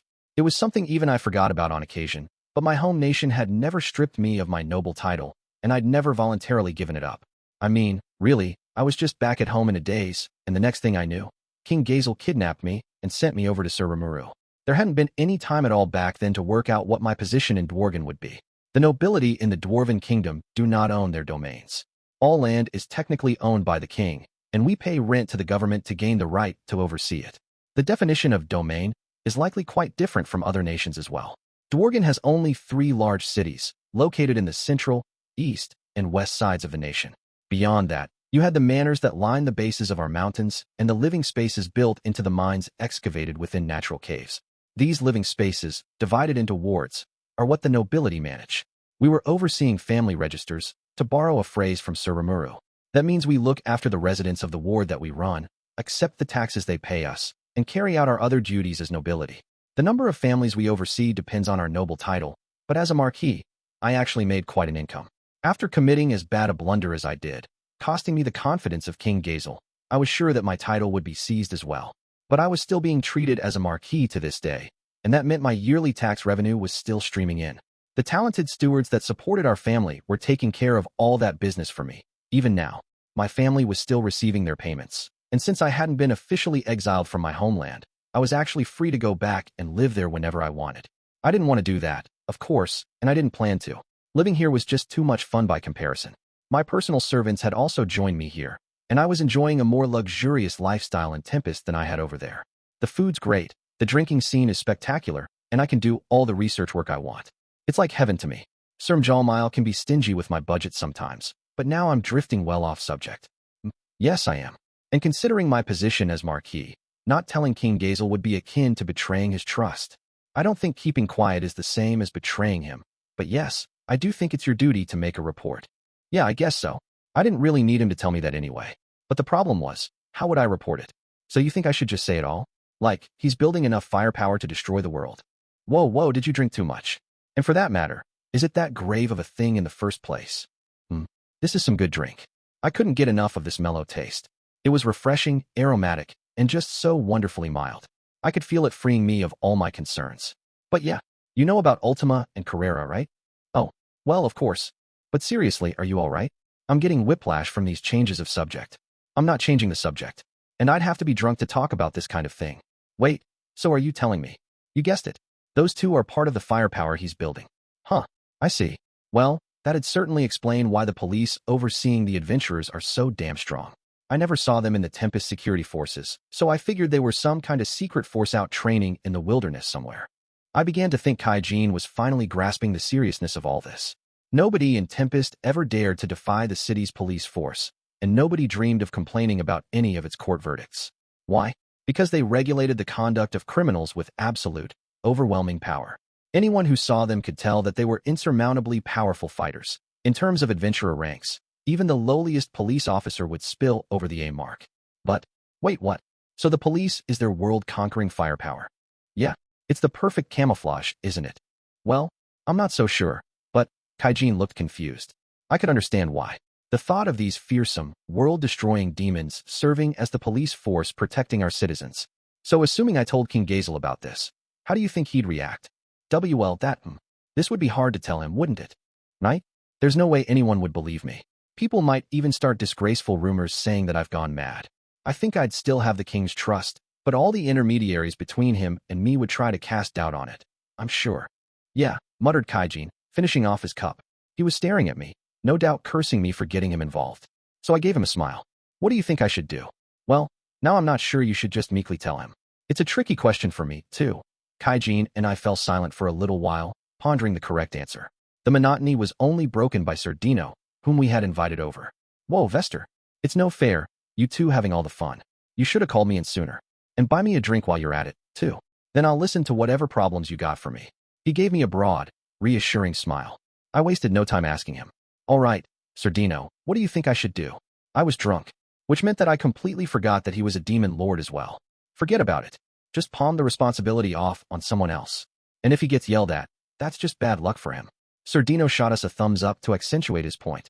No, I really don't think. It's fine, he continued, interrupting the concerned Kaijin. Like, honestly, I've been asked to report a bunch of things, too, but I ditched that responsibility real quick. I got raked over the coals for that. So I promised myself that I'll do more reporting, but it's up to me who I report to, right? So I just told whatever random guy I decided on. And that wound up working out just great. They wind up getting yelled at, and I can hold my head high and say I did what was asked of me. I feel so refreshed every day now. Highly recommended. And with that sage advice, Sir Dino ordered his first round and began drinking. I suppose he was already done with this conversation. Now I feel like an idiot for agonizing over this. Right? I think that's exactly what I'm going to do. Excellent. Good idea, Vester. No wonder you're my boss. Having a demon lord like Dino give me that encouragement made me feel a bit proud of myself. It was odd. He's poisoning your mind, man. You can't use this guy as a reference. Think it over.